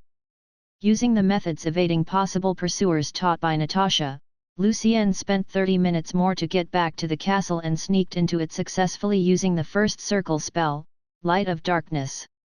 It was a spell which could create a special zone of darkness. People inside the dark zone could see the outside very well, while people outside could not tell what was in the darkness. In the guest room, Lucien took off the ring given by Natasha and hid it safely. Then, he burned down Hunt's invitation before going to bed. In the morning of the following day, they left the castle, heading for Corsair. Sitting beside the window of the coach, Lucien was introducing some of the methods of formal night training, which mostly came from John's sharing and Natasha's teaching. Unlike what Betty imaged with night training, the procedures were actually quite boring and painstaking, and even Joanna and Simon, who were also listening to Lucien's instruction, felt hard to handle it. However, out of their admiration for Mr. Evans' great power, they knew that they should stick to the training. In the early evening, they were already very close to Wolftown. When we report to the church, Simon said to Lucien a bit emotionally, the legend of Baron Haybarrow will fall. I know it must be very disappointing for those people who view the Baron as an idol, but those young lives who died because of him deserve justice, said Lucien. 3 hours later, in the confessionary of the local church, after checking all of Lucien's documents, Arnold, a level 3 bishop from Corsair, smiled to Lucien. It's hard to imagine that the talented musician, Lucien Evans, is also a powerful knight. Very surprising. Before that, he even asked Lucien to play pathetic to prove himself. Now, the bishop had no suspicion toward Lucien at all. My blessing came from the potion that the princess rewarded me, but I don't have any noble title. Lucien slightly shook his head, and I don't think I could even have survived this time against the Baron and the Necromancer if I did not have the sword and the powerful items given by the princess, not to mention killing them. The princess's generosity makes all people feel jealous, Arnold said in a meaningful way. 2 magic items, 1 divine item, 2 extraordinary quality weapons. Those things could almost compete with the collection of Viscount Stanley. The bishop was almost certain that the rumor was true. Lucien Evans, the young talented musician, was the secret lover of the princess of the Duchy of Orvaret. As soon as the pastors in Wolftown heard Lucien and his guards report on what happened in Baron Haybarrow's castle, they were completely shocked and immediately sent their message birds to inform the cathedral in Corsair. Then, by using some kind of divine portal, the level 3 bishop, Arnold, together with his 2 pastors and 4 night watchers came to Wolftown to meet, or, in other words, to inquire about the Baron's case. The inquiry went separately, and Arnold was the one responsible for questioning Lucien. Lucien's words, after his careful design, were not suspicious to the bishop, and what Lucien said was also verified by his safeguards. Now, the last part of the bishop's work was to write a report on how Lucien killed the Baron and the Necromancer to the Cardinal of the Duchy of Djibouti. Mr. Evans, can I take a look at your magic and divine items that helped you kill the Baron and the Necromancer? Asked Arnold. Sure, answered Lucien. He reached out his left hand and introduced to the bishop, this is the ring that can shoot frost blades. And this is the bracelet. It is where the fireballs and the fire shield came from. Before that, Lucien dyed his bracelet and the ring with some kind of special plant, just in case that the church would recognize them. Seeing that Lucien was not going to take off the ring and the bracelet, the bishop also did not bother asking. Arnold just checked the 2 items from a distance with his waves of faith, which was basically the same thing as spiritual power, to see if the power inside was according to Lucien's words. Then Lucien took out the amulet hiding beneath his shirt. Early stage of the War of Dawn. Should be the style from that period of time. Arnold's eyes lit up a bit instantly when he saw the amulet, I guess only families with long history like the Violet family are able to possess them. Lucien's eyes squinted a bit from his confusion about the relationship between masculine and the church, but he knew that this was definitely not a proper time for investigating it. He put on a casual smile and put Alert and Asthenia dagger on the table. Alert, rewarded by the princess. And the dagger was from a level 2 Dark Knight killed by the princess. I see the coat of arms on the sword, yes. Arnold nodded. He checked them again and then said to Lucien, well. I think we're all set here. I sense that the night watchers are back, and after our verification, you'll be good to go, Mr. Evans. Lucien waited patiently in the room for the bishop. 10 minutes later, the bishop came back with smile, no problem. Everything's clear now, Mr. Evans, although it's quite a pity that the necromancer's lab had been burned down by your fireballs during the fight, or we could find more information. Lucien nodded to be polite, but did not say anything. And this is a reward from the church. If it had not been for your brave fight, Mr. Evans, more innocent lives in Fogtown would suffer. You're a great contributor to the purity of the church. And you're good to go now, Mr. Evans. The bishop handed Lucien a cross-shaped brooch, which was not a real divine item, but just a common gift for acknowledging Lucien's merit. Lucien was almost amused. The church was giving a reward to a sorcerer who was on their cleansing list. How ironic was that? In the basement of the abbey in Alta, there was no light and no sound. Camille opened the door of the basement slowly without making any noise and entered the room. When she saw the princess, who was dressing pure black, kneeling on the floor and praying silently, Camille almost burst out tears. The princess looked emaciated. Her practice here was to immerse herself in extreme darkness and silence in order to strengthen her will. What can I do for you, Your Grace? Camille took a deep breath and walked to Natasha. Slowly raising her head, Natasha smiled. Did you bring paper and quill, Auntie Camille? Yes, as you wish. Camille handed the materials to the princess. Writing something on the paper with effort, it took Natasha quite a bit of time to finish the letter. Then, she carefully folded the paper and gave it back to Camille. Please, bring it to Mr. Othello. In the afternoon, 7 days later, in Corsair. We need to head for the Musicians' Association now. Wise and Mars said to Lucien and his guards, you're welcome to visit us anytime you want, Mr. Evans. Can I go with you? Lucien smiled. I have some personal things to deal with in the association as well.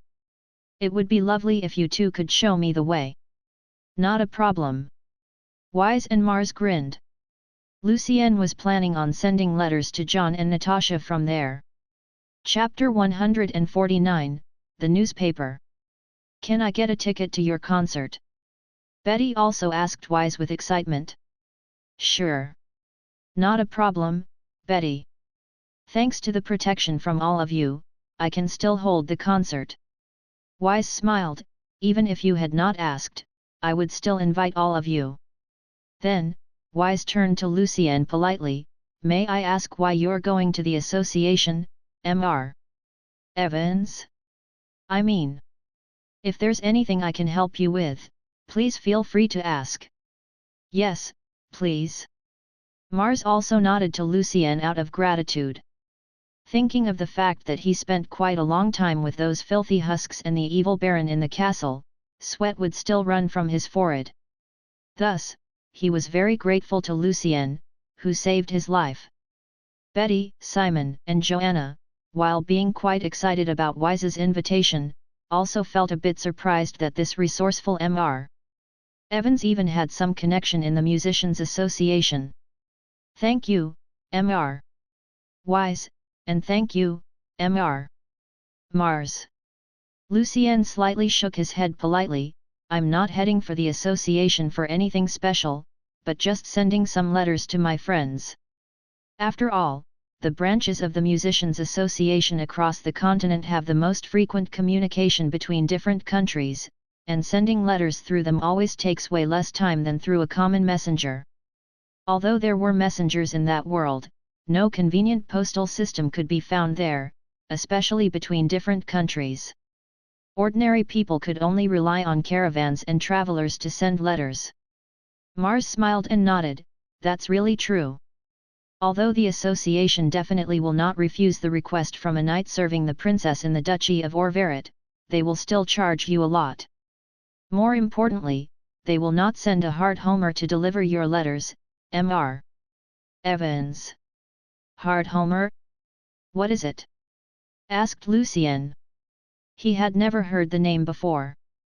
Hard homer is a special kind of eagle originated in Djibouti.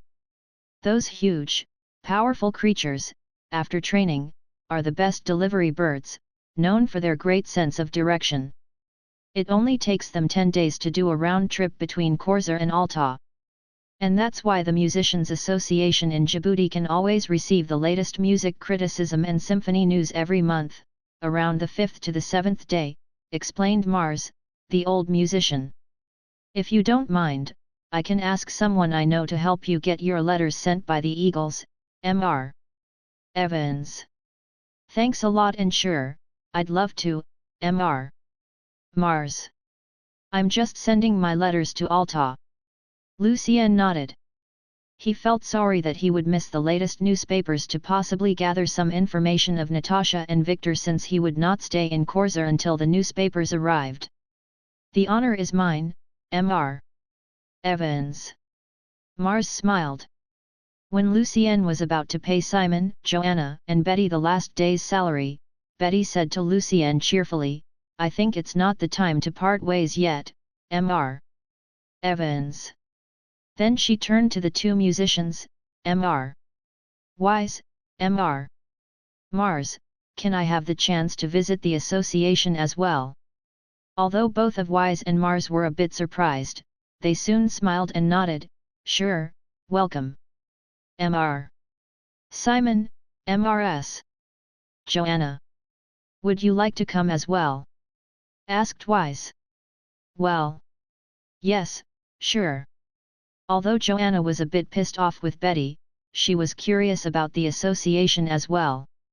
Although Korza was a major city in central southern part of the continent, it was only about 1/5 of the size of Alta. The architectural style of the 4-story building of the Musicians Association was older and simpler than the one in Alta. Furthermore, the guards there were also more strict than that of the association in Alta. Standing in front of the iron railings, they would not let any stranger go in unless the visitor was some well-known musicians such as Mars. One of the guards was sent by Mr. Mars to report to the director of the association because Mr.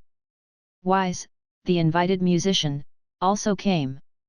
A variety of beautiful crystal ornaments, huge pictures of different famous musicians, soft dark red carpets, and a bright and wide space together constituted the hall of the Musicians Association in Korza. While Betty, Joanna, and Simon were looking around out of curiosity, a middle-aged man dressing in black showed up, followed by a couple of his colleagues, to welcome them. "Nice to meet you, Mr. Wise. Thank you so much for having your concert here in Korza and welcome.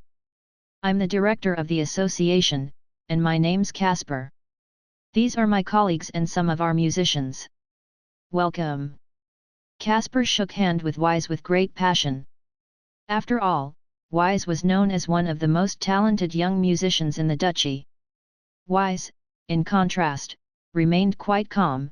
"Thank you, Mr. Casper.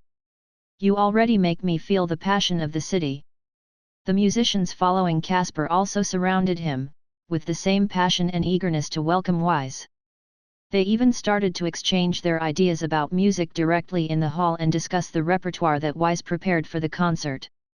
Lucien, Mars, Betty, and the rest of them were just ignored. "Wow! It's so great!" Although being ignored, Betty did not mind that at all. Her eyes were shining. "It feels really good seeing them talking about music like this. When we awaken the blessing," Joanna murmured to her husband, "we will go back to our hometown. We'll receive this warm welcome as well." Everyone loved the feeling of being respected, and Simon was not an exception.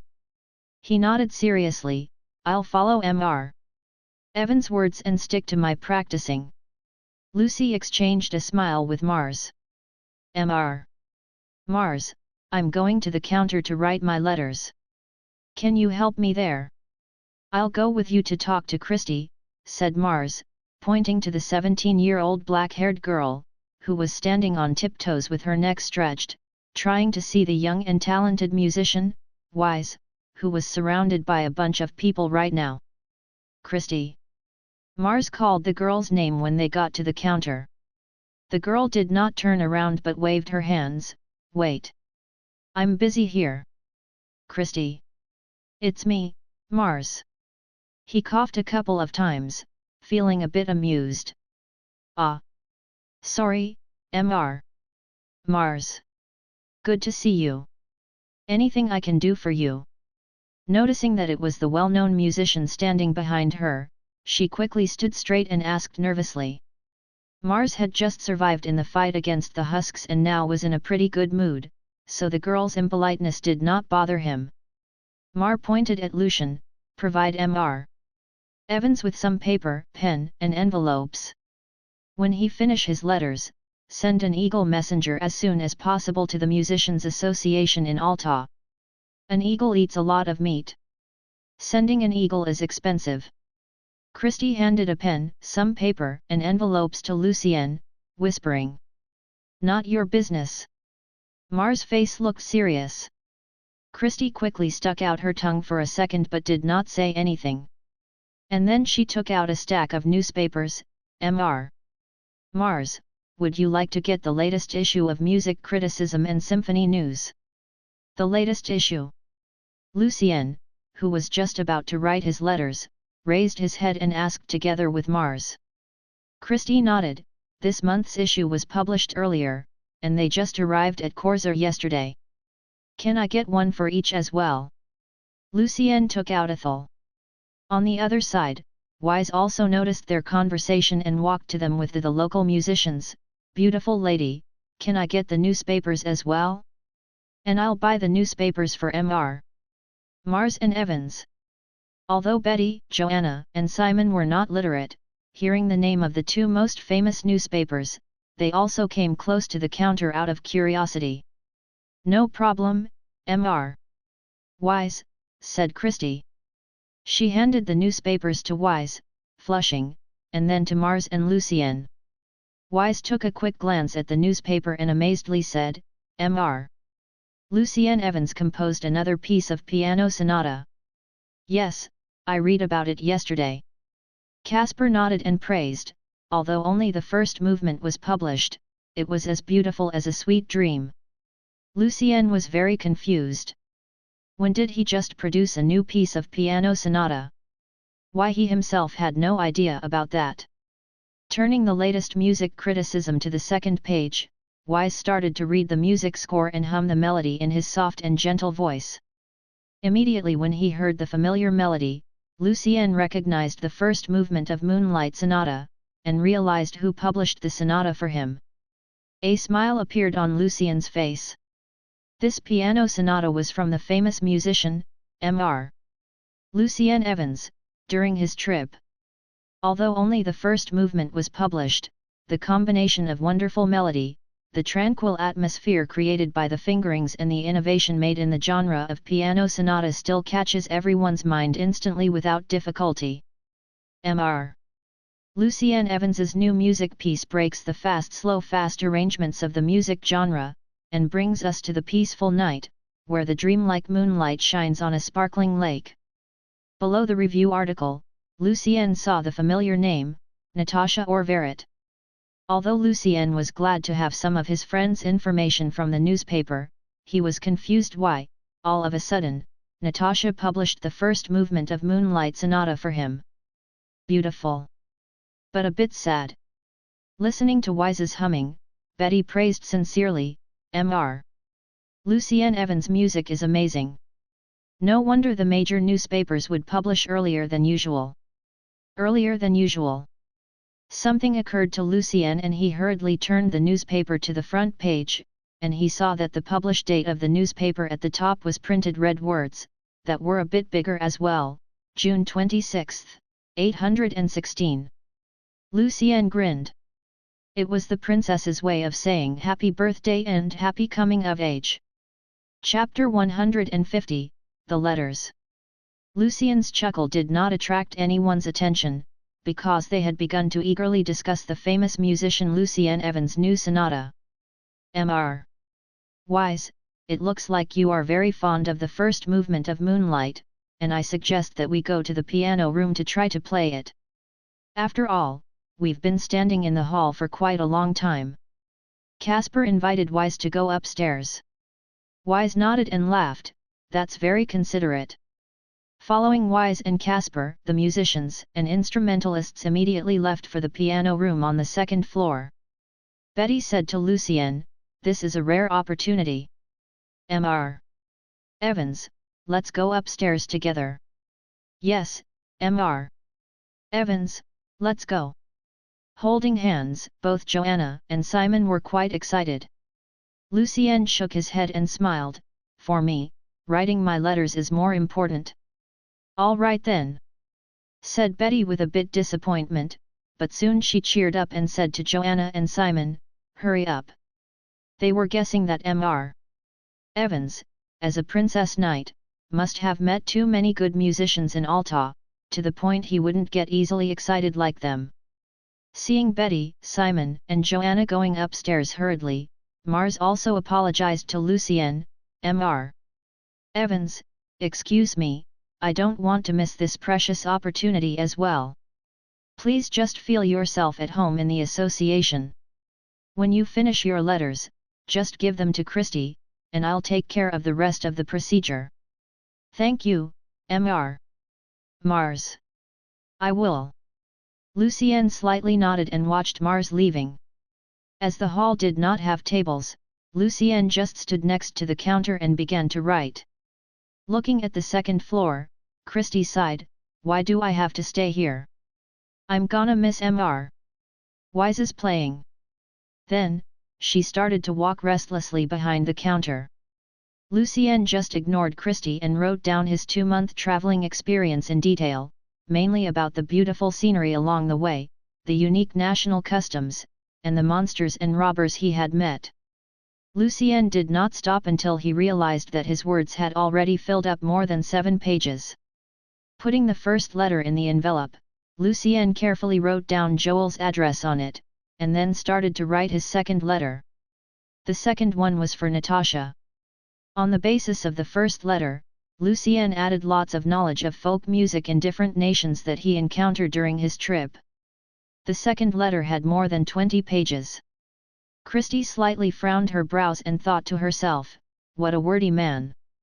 At the end of the letter, Lucien wrote down the last paragraph with a big smile on his face, your birthday is coming, Your Grace. May I send my happy birthday to you in advance from afar. After the second envelope was loaded, Lucien got himself some more papers to work on the third letter for Christopher, the previous president of the Musicians' Association in Alta. Seeing that Lucien was still writing, Christy, who was feeling very bored, started to get curious. She wondered how many more letters this young man was still going to write and where would the letters be sent to. Taking a glance at the envelopes beside him, Christy noticed an eye-catching name. Natasha Orverit. Wait. Is this the Natasha Orverit? The princess in Alta? Thinking about it, Christy almost burst out an exclamation. Natasha's name often appeared on music criticism and symphony news, so this name was actually very familiar to people from other countries. And, also, Orverit was a very unique surname, unlike Evans, and that was why Christy directly linked the name to the princess in Alta. What is the relationship between this guy and the princess in Alta, the countess from the Violet family? Christy wondered with great curiosity and surprise. Hold on. Just now Mr. Mars called him Mr. Evans. Is he the Evans? The famous and talented musician, Lucien Evans. Evans, even in Corsair, was not a rare surname. Actually, Christie also had a friend whose surname was Evans. However, there was only one Mr. Evans who she could link to the princess in the Duchy of Orvaret. She almost released a scream out of excitement. Christie's careful tiny movements were all caught by Lucien's eyes. He was a bit amused but did not say anything. At this time, Casper's voice came from upstairs as they were walking out of the piano room. Very impressive. Casper praised, Mr. Wise, you're genuinely a music talent. It only took you a couple of times of practicing to present the complete first movement of Moonlight Sonata to us. Moonlight Sonata is definitely beautiful. Wise smiled, I feel the emotional connection in the movement. Honestly speaking, I did not put too much skills in the playing. The music itself is gorgeous enough, isn't it? What about you trying to compose the following two movements of Moonlight Sonata, Mr. Wise? I bet many big men in Corsair would love to read your work, Casper suggested. Casper's family declined many years ago, and with his relatively limited talent in music, regaining the name of his family on his own was a hopeless dream. So, Casper was working on seizing every opportunity to build connections with major noble families to possibly get his title back, and music was definitely a good way. Thank you for your encouragement, Mr. Casper. Wise smiled and shook his head gently, but I'm not even close to Mr. Lucien Evans. I would rather not ruin the masterpiece. I see. You're just being too humble, said Casper, and the other people agreed. When they walked downstairs and came to the hall, Casper said to Wise, I've found a nice villa for you to take a rest and prepare for the concert. Thanks a lot, Mr. Casper. Wise and the rest of the people walked toward the gate together. Lucien Evans. You're Mr. Lucien Evans. At this time, Christie's high-pitched voice came into their ears. Christie knew for sure that the young man standing in front of her was the top musician, Lucien Evans, when she saw that he was actually writing a music score in his third letter. In the quiet hall, Christie's voice was penetrating. The people walking toward the gate stopped out of surprise. Among them, Mars looked back and asked, What are you talking about, Christie? Christie almost jumped up from the floor. She pointed at the young man standing beside the counter and said to Mars carefully, He is the Lucien Evans, from Alta. She was trying to keep her voice down but her words still sounded very clear. What? The Lucien Evans? Betty was confused. Lucien Evans, the great musician. He's writing a piece of music score right now. Christie tried hard to explain. Ah! Betty first released a scream out of great surprise and then ran toward Lucien. When she saw what Lucien was writing, Betty almost could not speak properly. Evans. You're Lucien? Yes, I am. And I told you before that I serve the princess. Lucien just smiled while his right hand continued writing. Hearing Lucien's answer, the two young girls, Betty and Christie, almost passed out due to their great excitement, while Joanna and Simon felt like in a dream. They just could not imagine that the powerful knight and the great musician were actually the same person. Wise's face flushed. He felt embarrassed that he even played Mr. Evans' music in front of him. Walking past Wise, Casper hurriedly rushed to Lucien, Mr. Evans.